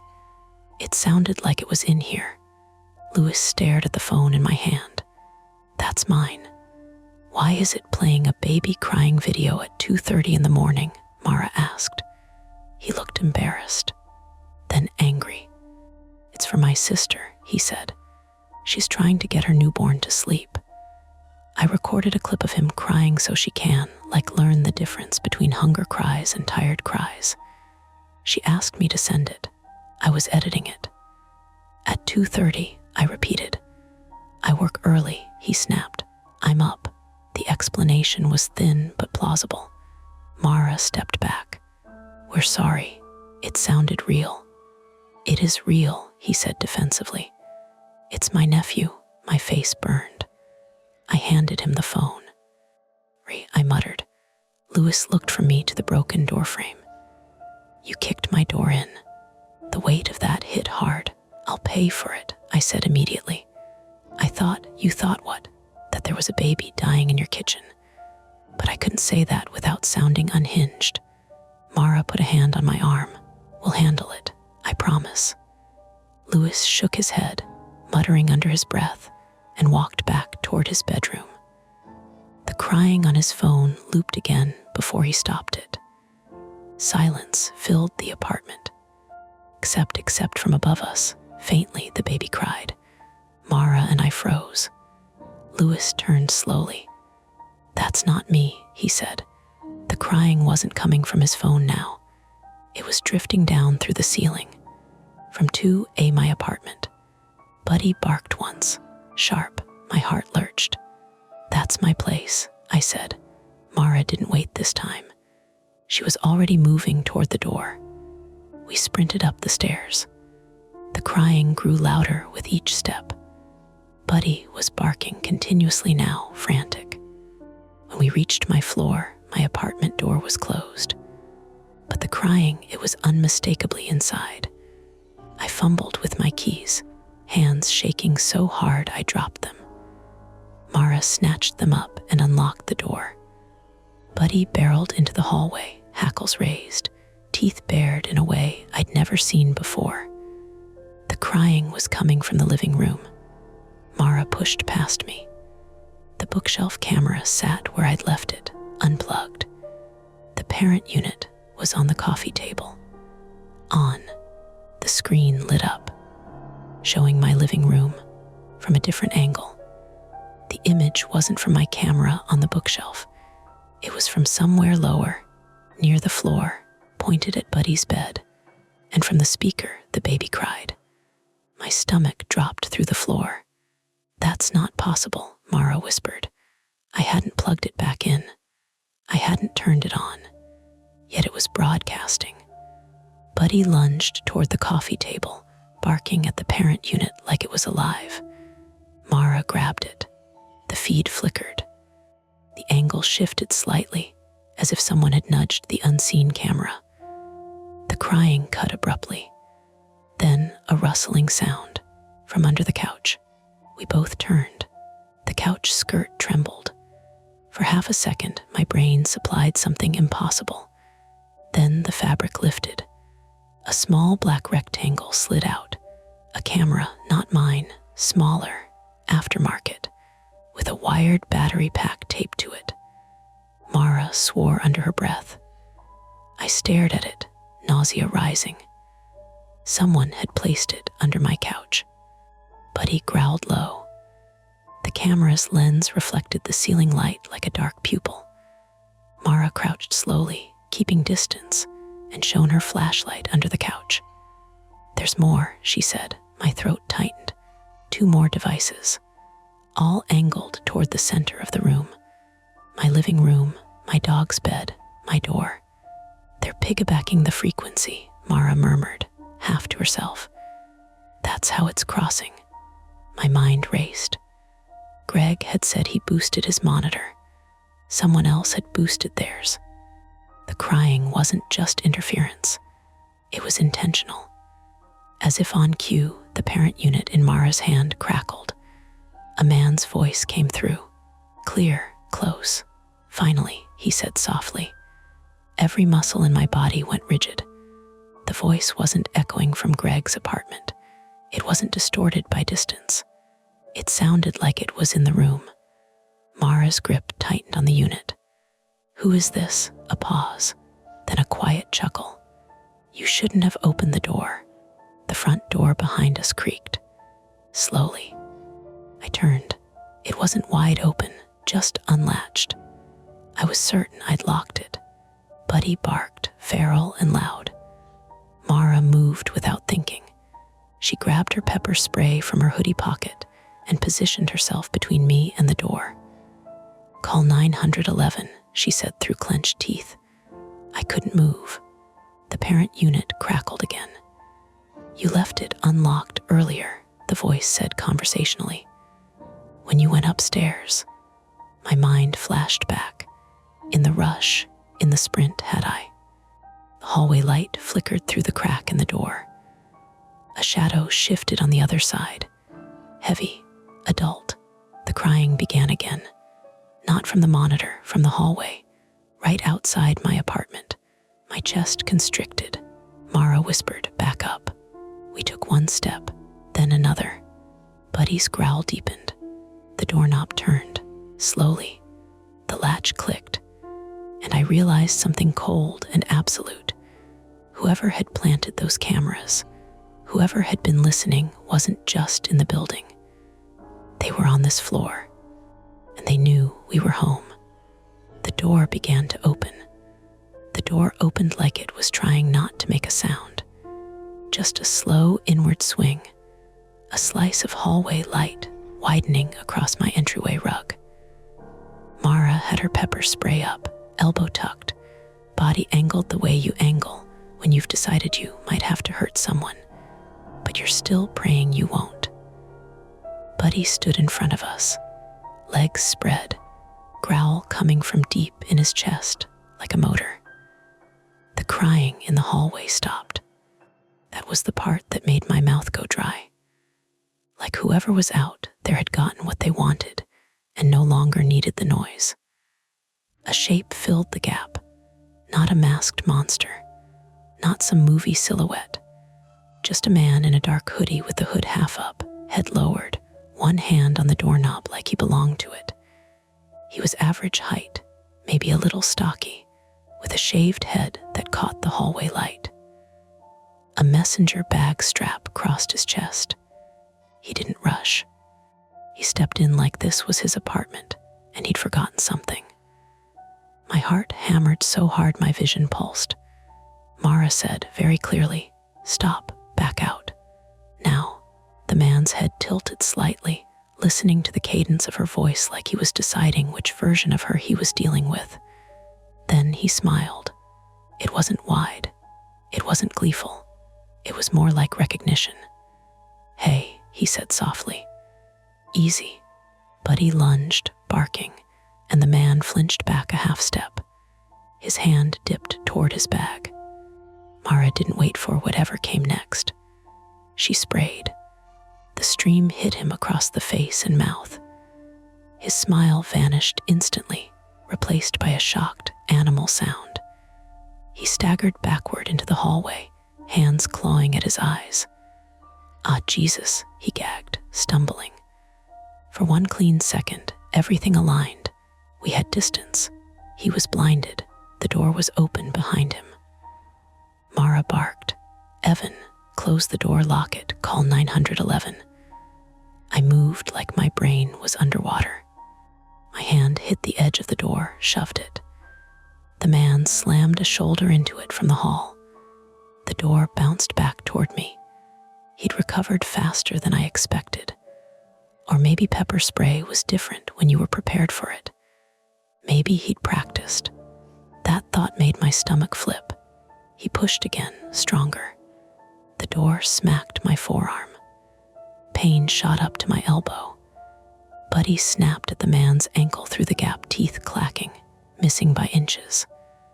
The man cursed, voice thick with tears and rage. "Get your dog." Mara jammed her foot into the doorframe and pushed back with her hip. I shoved our shoulders against wood. The door shuddered. His hand appeared, fingers scrabbling for purchase on the inside edge. Mara sprayed again, right at the hand and face. He recoiled with a wet, choking sound. The door slammed shut. The deadbolt clicked into place under my shaking thumb. For a beat, we stood there panting in the dim living room, ears tuned to the hallway. Buddy scratched at the door, barking in short bursts like he was telling the building itself to back off. Mara's eyes were huge. "Call," she hissed. I fumbled for my phone. My fingers slid on the screen. I dialed 911 and put it on speaker because I didn't trust myself to hold it steady. It rang once, twice. I heard footsteps outside, fast, heavy, moving away down the hall. Then another sound, a soft metallic clink, like someone dropping something. The dispatcher answered, calm and bright, and I babbled anyway. "Someone's trying to get into my apartment, second floor. He has cameras under my couch, baby monitor, please." Mara grabbed the phone. "This is Mara Klein. 2A intruder attempted entry just now. Pepper spray deployed. He's in the hallway. We have reason to believe he planted surveillance devices inside the unit." The dispatcher's voice sharpened just a touch. Questions, description, weapons, injuries. Mara kept answering while I stared at the coffee table, at the parent unit still in her hand. The screen was lit again, not showing my living room now. Static, but the audio crackled, a breath. Then, very quietly, the baby cried again like a test tone, like he was checking if we were still listening. Mara looked at it like it was contaminated and set it down hard. "We need to get out," she said low. "He knows the layout. He knows where you live. If he comes back with something, and go where?" I snapped, then regretted it. Down the stairs, past him, Mara's jaw worked. Back exit. The back exit led through the corridor behind the first floor units to the alley. I'd used it once to haul a broken chair to the dumpster. "There's a basement door," I said, "between the stairwell and the laundry. He could be there." Mara's eyes flicked to the living room window. "Fire escape. We don't have one." Dispatcher was still talking through the speaker. asking if we could stay inside, lock the door, wait for officers. I wanted to follow those instructions like they were rope. But the thought of staying in this apartment, my apartment with hidden cameras under the couch, made my throat constrict. Every object felt complicit. The couch, the bookshelf, the corners of the ceiling. Buddy paced in tight circles, whining now, then barking again at the door. Mara ended the call with a clipped, "We'll stay put," then turned to me. "We can't just sit." "We can," I said, voice shaking. "We can lock everything and wait." She looked at me for a long second, reading something I didn't want her to read. Not just fear of him, but fear of myself. Fear that I'd overreacted. Fear that the evidence would evaporate. Fear that the cops would look at me and see a guy who kicked in a neighbor's door and claimed a baby was crying in the walls. That fear made me want to do something tangible, something that proved I wasn't crazy. Mara said, "Show me the cameras again." I dropped to my knees and reached under the couch. My hand found the first device, smooth plastic, taped battery pack, still warm from being powered. When I pulled it out, Buddy barked like it was prey. Mara crouched beside me, flashlight beam steady. 3, she counted, plus your original. "And the parent unit's receiving," I said, voice tight. "Even with my camera unplugged." "Analog," she murmured. "Or mixed, cheap frequency hopping." She looked angry now, not afraid. "He's using it like a walkie-talkie." "Like a lure," I swallowed. "Why a baby?" Mara's mouth pressed into a line. "Because people respond. Because it makes you open doors. Because it made me open mine," I thought, and felt nauseous. From the hallway, a door opened somewhere down the line. A man's voice, half asleep, confused, asked, "What's going on?" Another voice answered, sharp. A woman. "Maybe 3A then," faintly, a thump on the stairwell door. Like someone pushing it open and letting it swing. Buddy froze, ears up. Mara went still. The sound came again, closer. The stairwell door was on our floor, 10 feet down the hall. If he doubled back, Mara whispered, "Lights off." I flicked the overhead off. The apartment fell into gray. Only the streetlight glow leaked through the blinds. Mara pulled me away from the living room window, toward the kitchen, where we'd be less visible if he looked in. Buddy stayed at the front door, silent now, tail stiff. The thump came again, then a soft scrape. Something slid along the hallway wall outside, fabric against paint. My breath came shallow. Mara held her pepper spray in both hands like a fragile weapon. The lock clicked, not ours, a neighbor's. Someone stepping into the hall. A voice said, "Hey, you okay?" Then, "Holy, what is that?" A man yelped. A stumbling sound. A body hitting the carpet. Mara's eyes widened. I inched closer to the peephole, put my eye to it. The hallway view warped through the lens. I saw the stairwell door half open, spilling that sickly yellow light. A figure crouched near it, hoodie, shaved head, hands moving fast at something on the floor. Not a weapon, a small device. He dropped it earlier, the metallic clink. A neighbor, young guy from 2B, I think, stood barefoot a few feet away, bent forward in confusion, rubbing his face like he'd gotten spray in his eyes. The intruder had pepper spray too. The intruder looked up, right into my peephole. For a second, I couldn't move. Even through warped glass, I felt seen. He said something, not loud, just enough for the hallway. "Go back inside." The neighbor hesitated. The intruder surged forward, grabbed the neighbor's hoodie collar, and shoved him back toward his door. The neighbor stumbled, half blind, slamming into his own frame. The intruder spun toward the stairwell again, clutching the device. And then his gaze snapped to my door, like he knew exactly where Mara and I were standing behind it. Mara whispered. "He's not leaving." Buddy started growling again, low and steady. The intruder stepped toward our door. Not fast, measured. He lifted his hand and knocked. 3 taps, polite. My stomach turned. Mara's voice, barely audible, "Don't answer." The baby monitor on the coffee table crackled to life. The baby cried louder now, closer to a scream.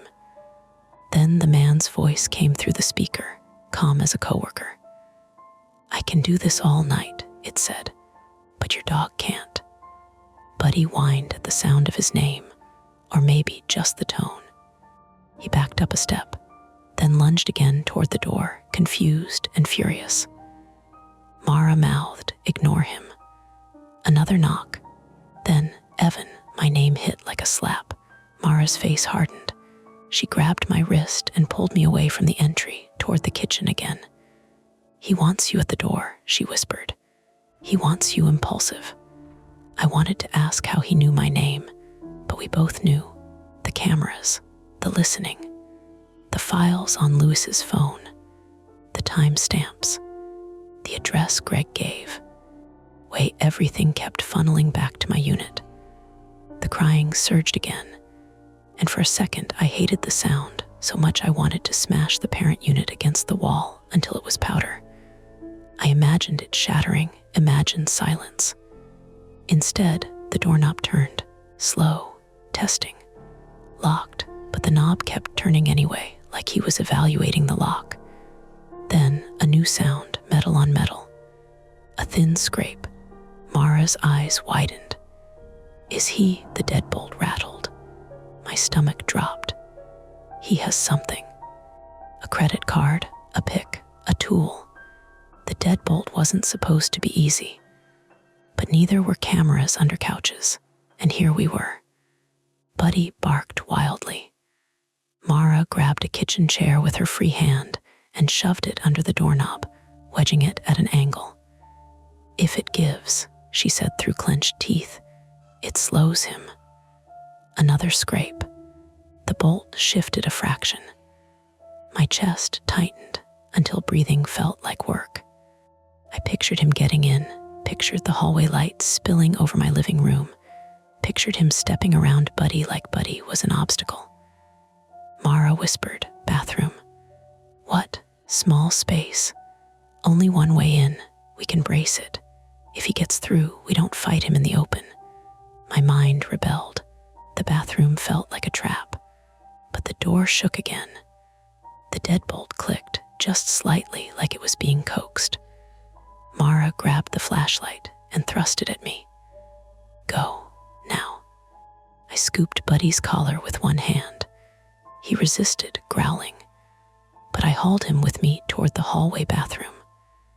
Mara followed, moving backward, pepper spray up, eyes never leaving the entry door. The baby monitor screamed from the living room. Not a baby now. Feedback, warbling.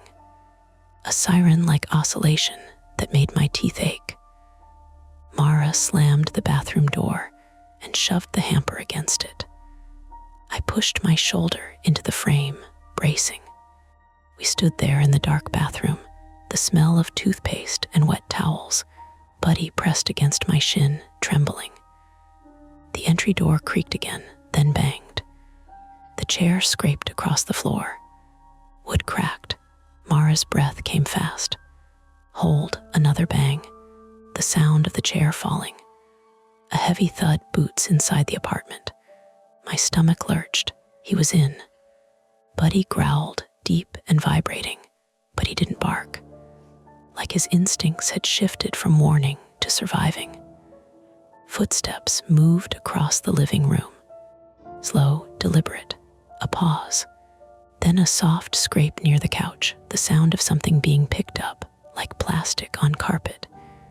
He was collecting the cameras, taking the evidence. Mara's eyes flicked to mine in the dark. Cost. I understood without words.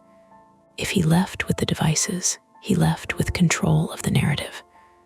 The bathroom handle jiggled once, twice. Mara raised the pepper spray. Her other hand trembled slightly. The handle stopped. Silence. Then the baby cry again, this time right outside the bathroom door, impossibly close. I squeezed my eyes shut, not because I believed in ghosts, but because my brain couldn't reconcile the acoustics. It was just a speaker. It had to be. He had a small device like the one he'd dropped. Mara whispered, "It's a speaker. It's meant to make you open the door." Buddy made a small, broken whine. And then, under the baby cry, I heard something else. A soft, electronic chirp, like a device powering down. Then another. He was turning off the cameras as he took them, cleaning up. My fear shifted into something sharper. I leaned close to Mara's ear. "He's taking them." Mara's jaw tightened. The bathroom door handle moved again. This time harder. The hamper shifted. My shoulders strained against the frame. Mara hissed, "If it opens, spray and run past him to the stairwell. Don't stop. Run past him." Past the man who had been watching us through hidden lenses. My legs felt like they belonged to someone else. The handle jerked again. The door bowed inward a hair. Mara sprayed through the crack blind, desperate.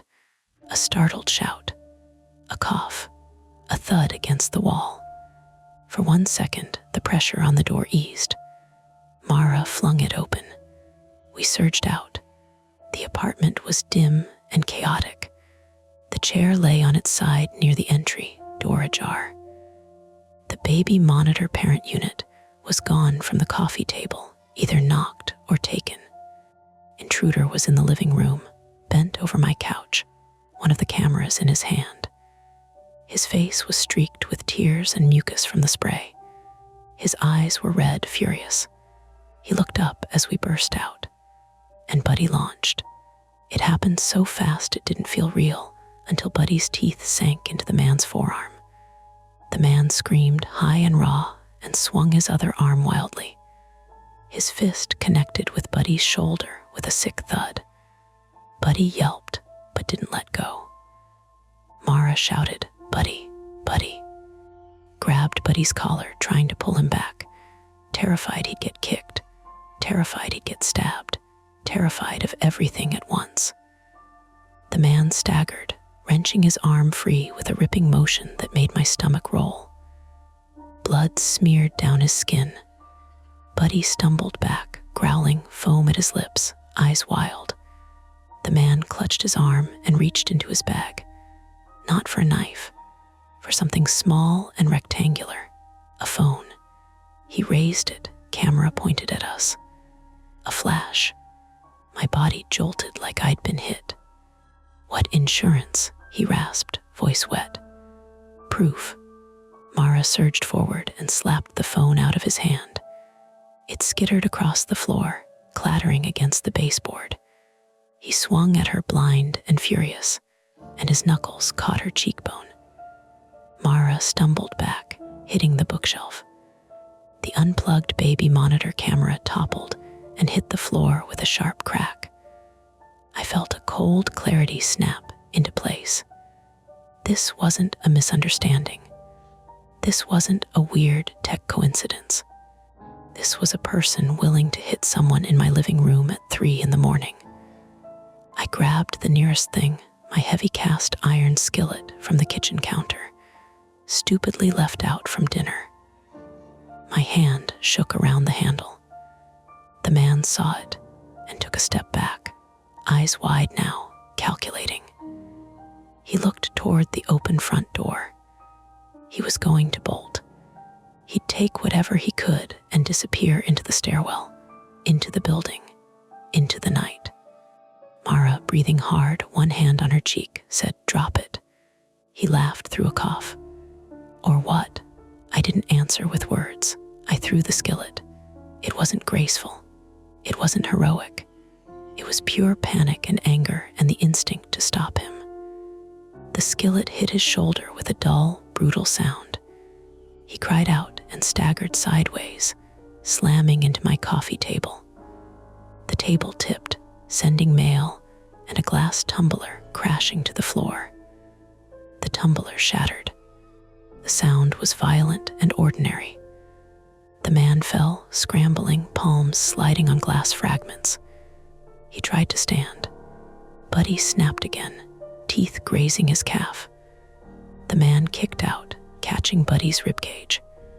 Buddy yelped, a sound that tore something open in my chest, and retreated, limping. "No," I shouted, and it came out strangled. I lunged forward and grabbed the man's bag strap, yanking hard. He lost balance and hit the floor again, chin cracking against the laminate. Blood appeared immediately, bright and real. He lay there stunned, blinking. Mara was on him before I could think, knee to his lower back, weight pinning, pepper spray ready. "Hands," she said, voice shaking with adrenaline.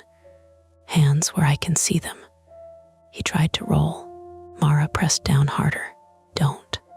I stood over them, chest heaving, listening for sirens that weren't there yet. From the hallway, a door opened again. A voice shouted, "Police are coming." Louis' first floor appeared at the top of the stairs, eyes huge.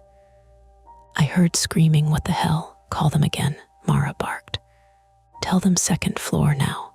Louis vanished back down. The intruder wheezed under Mara's knee. "You broke into 1A, he rasped, and the sentence was wrong but purposeful. "You assaulted me." "I was trying to—" "Shut up," Mara said, and her voice wavered for the first time. "He was trying to shape the story." My stomach churned. Buddy lay near the kitchen doorway, panting hard, one paw tucked. His eyes were locked on the man, ears back, body tense with pain and loyalty. I knelt beside Buddy and ran my hand gently along his side. He flinched at a spot near his ribs. "Hey," I whispered. "Hey, you're okay, you're okay." I wasn't sure if I was telling him or myself. The intruder coughed. "You don't know who you just—" "Stop talking," Mara said again, harsher. In the harsh overhead light, I could see the man more clearly. He wasn't a stranger. I'd seen him around. Not in my friend's circle, not in my unit, but in the building. A man who sometimes lingered by the mailboxes, pretending to sort envelopes. A man who held doors too long, eyes too steady. His name hit me from a memory of the tenant list posted near the front entrance. Nolan Price, 38, male. Unit 1B IT contractor, according to the little bio he'd once offered at a building meeting like it was casual. My throat tightened. "You live here?" Nolan's mouth twitched. "So do you." Sirens finally rose in the distance, faint at first, then growing. Mara's shoulders sagged a fraction in relief that looked like exhaustion. Nolan's eyes shifted to the open door again, to the hallway beyond. His breathing changed, quick, shallow. He was thinking about a last move. Mara said, as if reading him, "Don't." He did anyway. He bucked hard, twisting. Mara's knee slipped on the laminate. Nolan surged toward the door, half crawling, half running. I grabbed for him and caught fabric. He ripped away, leaving the hoodie bunched in my fist. He burst into the hallway. Mara sprinted after him. "Wait," I started, but she was already gone, adrenaline overriding caution. I ran too, barefoot, stepping on a glass shard and feeling it bite into my heel. Pain flared hot and immediate. I almost went down, caught myself on the wall, left a smear of blood. In the hallway, Mara had Nolan by the back of his shirt. He slammed her into the wall hard enough to rattle the sconce. She grunted, still holding on. Nolan tore free and barreled down the stairs. Mara chased. I limped after them, each step a fresh stab in my heel, vision tunneling.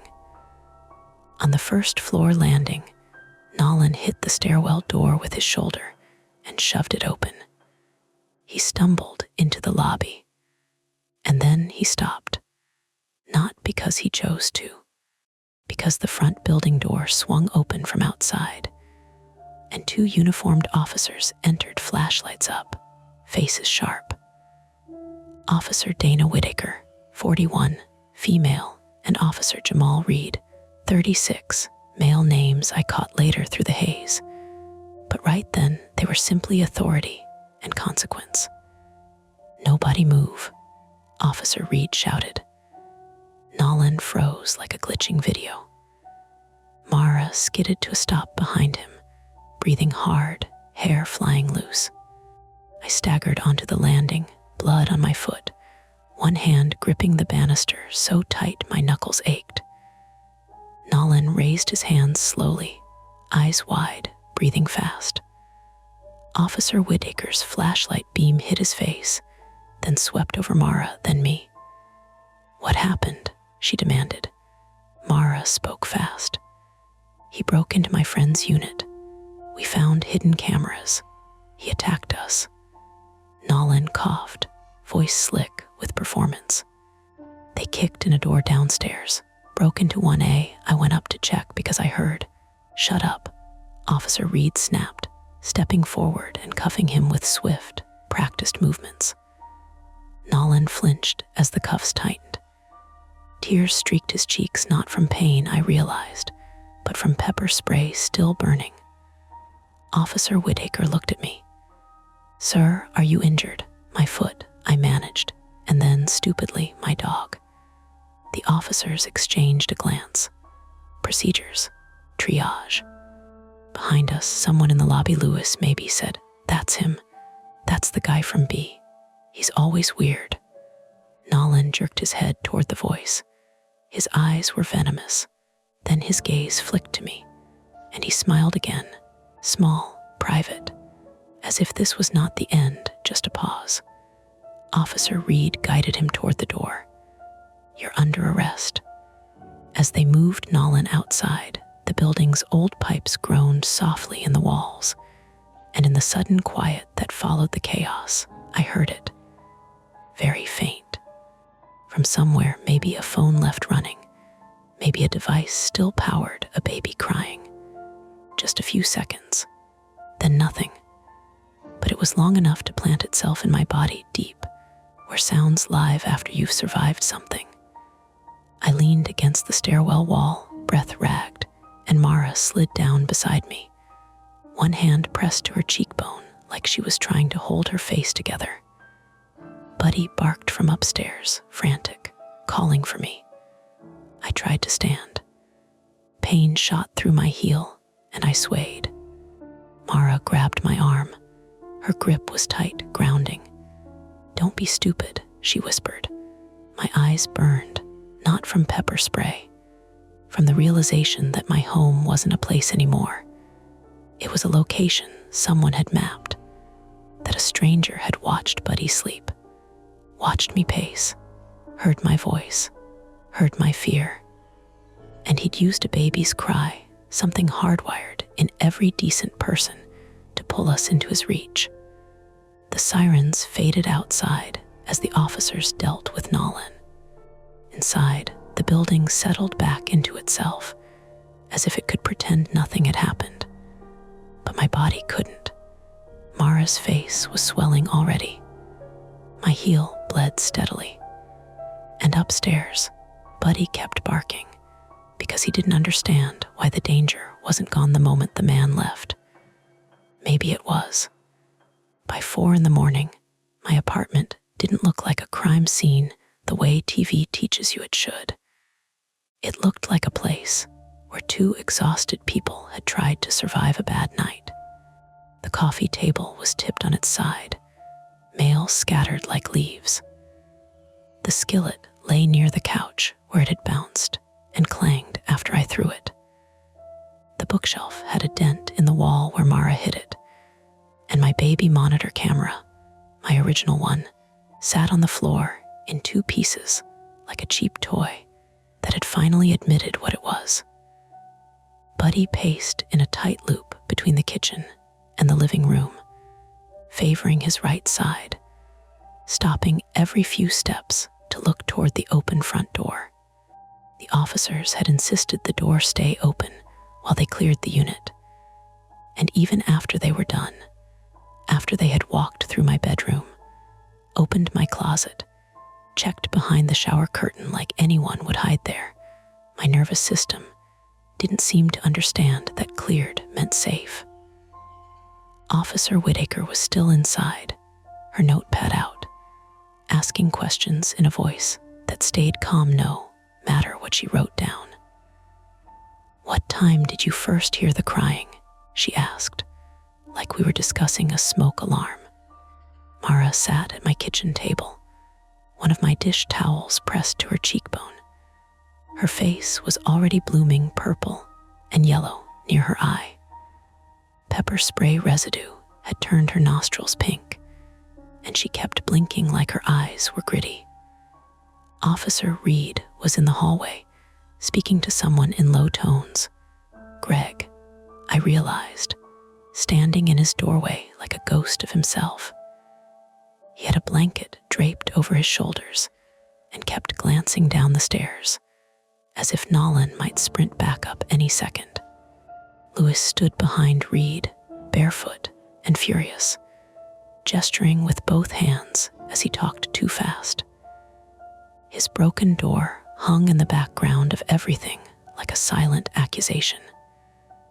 And me, I was sitting on the floor by the couch with my heel wrapped in paper towels and duct tape, waiting for an ambulance that hadn't arrived yet because my injury, as Officer Whitaker gently reminded me, wasn't life-threatening. I kept looking at the spot under the couch where we'd found the hidden cameras, like my gaze could keep them from multiplying. "Evan," Mara said quietly, using the tone she used when she'd already decided something, "you need to let them take pictures." I hadn't even realized I was blocking Officer Whitaker's view until she shifted around me. "Sorry," I said, then immediately, Can you check again? Under the couch, I mean." Whitaker nodded like she'd heard that request 100 times and got down on one knee. She swept her flashlight beam under the couch. Dust bunnies, a lost tennis ball, nothing else visible. "We'll have our techs come in the morning," she said. "They'll do a more thorough sweep. In the morning." Like I was supposed to sleep between now and then. The ambulance finally arrived around 4:20. 2 EMTs who looked like they'd been woken up mid-dream and had learned to perform kindness as a routine. They introduced themselves, one tall guy, one shorter woman, and asked me to rate my pain, asked if I'd hit my head, asked if I had any allergies. When the woman crouched and peeled back the duct tape, the paper towels came away sticky with blood. She sucked in a breath. "That's a decent piece of glass." I stared at the white shards embedded in the tape and felt my stomach roll. The tall EMT asked, "How'd this happen?" I started to answer and got stuck halfway through because there wasn't a short version that didn't sound like a story you'd tell at a bar. "I ran down the stairs," I said finally. "Barefoot." "Of course you did," Mara muttered, not unkindly. "They cleaned it as best they could in my living room, numbed around the puncture, and pulled out a shard with forceps. The sensation wasn't pain exactly, more like pressure and a weird relief, like removing a thorn you didn't realize you were constantly bracing around. Then they wrapped it tight and told me it needed stitches anyway because the cut was deep and the risk of infection was high. "You should go to the ER," the woman said. "Tonight." I looked at Buddy. Buddy had stopped pacing and was sitting now, chest heaving, eyes tracking every movement. His ribs looked fine, but when I moved my hand near his side, he flinched again. "And my dog," I said. The EMT woman glanced at him. "He needs a vet." Mara leaned forward. "There's an emergency vet on Stark," she said. "We can do both. I'll drive." Officer Whitaker looked up sharply. Your friend should not be driving with a head injury. Mara's laugh was short. I don't have a head injury. Whitaker's eyebrow rose. You were punched. Hard. Mara touched her cheekbone and winced. Okay, fine. I'll Uber or Lewis can. From the hallway, Lewis said, I can drive. I'm awake now. His voice was tight with anger, but he looked at Buddy with something gentler. I hated needing anything from anyone. That was my private flaw, the one I'd been feeding for years, this belief that if I could just manage everything myself, I'd never have to feel small. Tonight had made that belief ridiculous. Thank you, I said to Lewis, and meant it. Officer Whitaker finished her questions, then asked one I'd been dreading. Do you have any prior contact with Nolan Price? She said. I shook my head. Any disputes? Noise complaints? Parking? Anything? No, I said.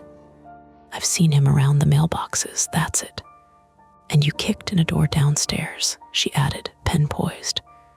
My face burned. Mara started. We heard, I corrected, and my voice came out thin. I heard crying. I thought it was a baby in danger. Lewis made a sound like he swallowed an insult. Whitaker nodded slowly.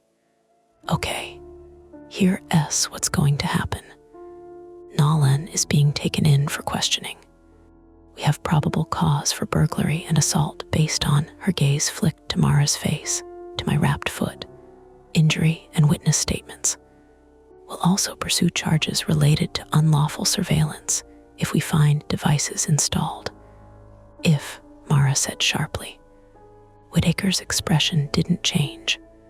We still need to document them properly. What if he already took them? I asked, and my stomach tightened. He was collecting them. Officer Reed stepped in then, expression serious. We recovered 2 devices on the stairwell landing and 1 in the hallway near your door, he said. Small cameras, battery packs. We bagged them. Relief hit me so hard my eyes stung. And his phone, Mara asked. Reed nodded. We got it. He dropped it when you knocked it away. It's in evidence. Mara's shoulders sagged for the first time, tension bleeding out. And Greg, I asked, because my mind still had that earlier address wedged in it like a splinter. Officer Reed looked toward the 3rd floor stairwell. We spoke with Mr. Olson. He admits he had a monitor in his apartment and that he gave an address to dispatch. We've asked units to check it. What if it's, I started, then stopped. What if there really was a baby? Reed's face was careful. We'll follow up. That was all I got. The officers left around 5, after taking photos, bagging the broken monitor pieces and the devices they'd recovered, and taping a strip across my doorframe like a thin promise. The tape didn't make me feel safe. It made me feel like my apartment belonged to the state now, temporarily. When the hallway finally quieted and the adrenaline drained out of my body, I started shaking. Not dramatic trembling, just small, relentless shivers that I couldn't stop. Mara sat on the couch carefully, like it might bite her, and watched me with the same steady gaze she used when reading an engineering report. You're crashing, she said. I'm fine, I lied. She didn't argue. She just held out her hand. I took it because my pride was gone and my fingers were cold. Lewis drove us to the emergency vet first because Buddy was breathing faster than normal, and I couldn't handle the thought of him suffering because he'd protected me. Vet clinic smelled like disinfectant and anxious animals. The waiting room was half full. A woman with a cat carrier wrapped in a towel, a guy with a limping pit bull, a teenager holding a rabbit in a shoebox with holes punched in it. Buddy leaned into my leg the whole time, trembling. The receptionist asked what happened, and Mara said, he was kicked. I added, during a break-in. The receptionist's eyes flicked up, but she didn't ask questions. She just handed us forms and told us to wait. When the vet finally examined Buddy, she palpated his ribs and shoulders with practiced hands. Buddy tolerated it until she pressed near his right side. Then he flinched hard. "Pain response," she murmured. "He may have a bruise or a minor rib injury. I want to do x-rays." When they took him to the back, I sat in the plastic chair and stared at the floor tiles. My wrapped foot throbbed in time with my pulse. Mara sat beside me, scrolling through her phone with one hand, wiping pepper spray residue from under her nails with the other. "You ever met Nolan's girlfriend?" she asked suddenly. My head lifted. "He has a girlfriend."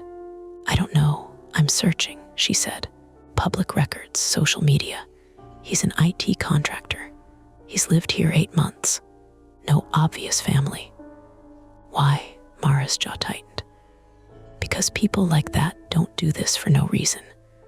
And I don't like not knowing what else he has." I thought about the cameras, the phone flash, the word he'd used, insurance. "What if he uploaded stuff?" I said. Mara nodded once. "Exactly." That possibility sat between us like a heavy object neither of us could move.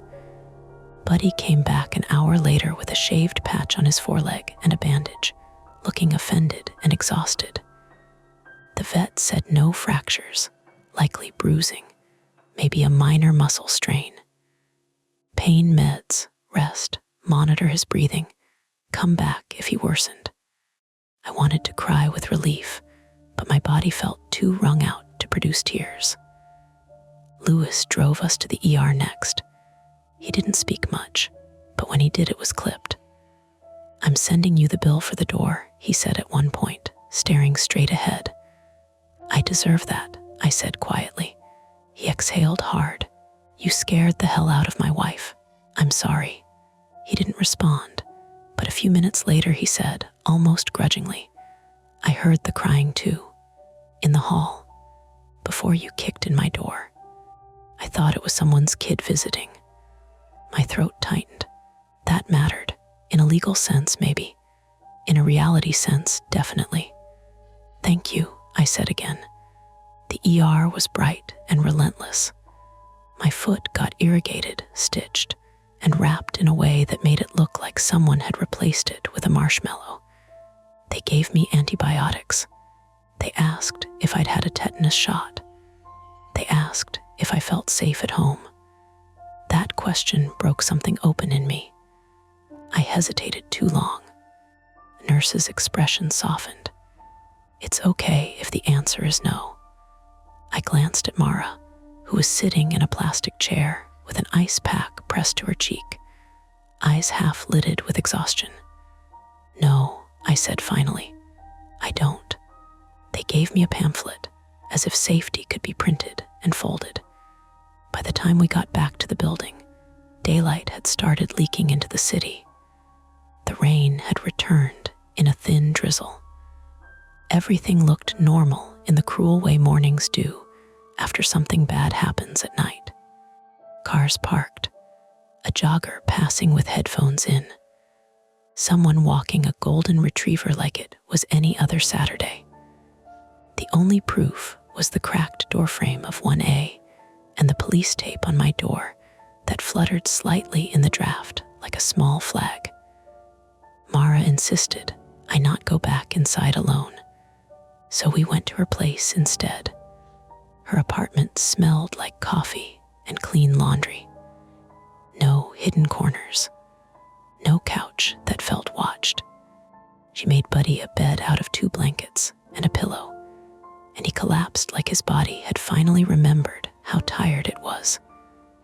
Mara charged her phone, then sat at her kitchen table and started writing a list of things we needed to do like she was planning a project. Call landlord, document break-in, request locks changed. Ask police for case number. Get statement from Lewis. Request building security check. Buy a new door camera, not a baby monitor. Vet follow-up. Follow-up. Replace couch. She paused at that one, then underlined it. I watched her write and felt a strange mix of gratitude and shame. What about the address Greg gave? I asked. Mara's pen stopped. I called the non-emergency line, she said. They said units did a welfare check. And her mouth tightened. They said they can't tell me details, but they didn't sound alarmed. That's not an answer. No, she agreed. It's not. My stomach churned. A newborn somewhere across town. A video file on Lewis's phone with today's timestamp. Greg's monitor feed showing a crib at an angle. The thud. The footsteps. It could all be pieces of the same thing, Nolan manufacturing panic with stolen footage and planted devices. It could be nothing more than a sick hobby. Control, voyeurism, manipulation. Or it could be something worse that we'd only grazed. Mara's phone buzzed. She looked at the screen, then at me. What? I asked. She didn't answer immediately. She stood and walked to the window like she needed distance from the sound. Then she said, "It's a voicemail." My skin prickled. "From who?" "Unknown number," she said. My heart started pounding again, fast and ugly. Mara hit play on speaker. The voicemail crackled with that familiar thin hiss, like a radio tuning in. For a moment, there was nothing but static. Then a baby's cry, soft, tired. The same hitching breath. Mara's face went very still. The voicemail lasted 12 seconds. No voice. No message, just crying. Then it ended with a click. We stared at the phone like it had become something else. "That's impossible," I whispered. Mara's jaw worked. "Not impossible, just," she swallowed. "He could have recorded it. He could be messing with us. But he's in custody." "Is he?" she snapped, then immediately softened. "He was detained. We don't know what happened after." I felt my lungs tighten. The room seemed smaller. Buddy lifted his head from his blankets, ears twitching, as if he'd heard the cry too, even through the phone speaker. He whimpered once and put his head back down. Mara deleted the voicemail without looking away from me. Like erasing it could make it less real. Then she opened her settings and blocked unknown callers. "We're done being reachable," she said, voice tight. I sat down slowly on her couch, careful with my foot. The morning light through her blinds made stripes on the wall. It should have felt safe. Instead, it felt like the moment after you turn off a loud machine and your ears keep ringing anyway. I thought about Nolan's smile in the lobby. Not triumphant, not even angry, just certain. "Evan," Mara said quietly, sitting beside me now, "we're going to do this right. Police, landlord, paper trail. We get your locks changed today. You don't go back alone." I nodded, because it was the only way to keep my breathing steady. Outside, someone laughed on the sidewalk. A car door shut. Ordinary sounds. Inside, my body held on to the memory of a baby crying where there shouldn't be one. And somewhere, in some server or some device we hadn't found yet, I couldn't shake the sense that a file existed with my name on it. Not a ghost, not a curse, just proof that privacy can be taken quietly and returned only in pieces. That's it for this nightmare. If you enjoyed it, please like the video, subscribe to Mia Horror Stories, and turn on notifications. It really helps keep the stories alive. And don't stop here. Dive into another one of our videos and keep the fear going.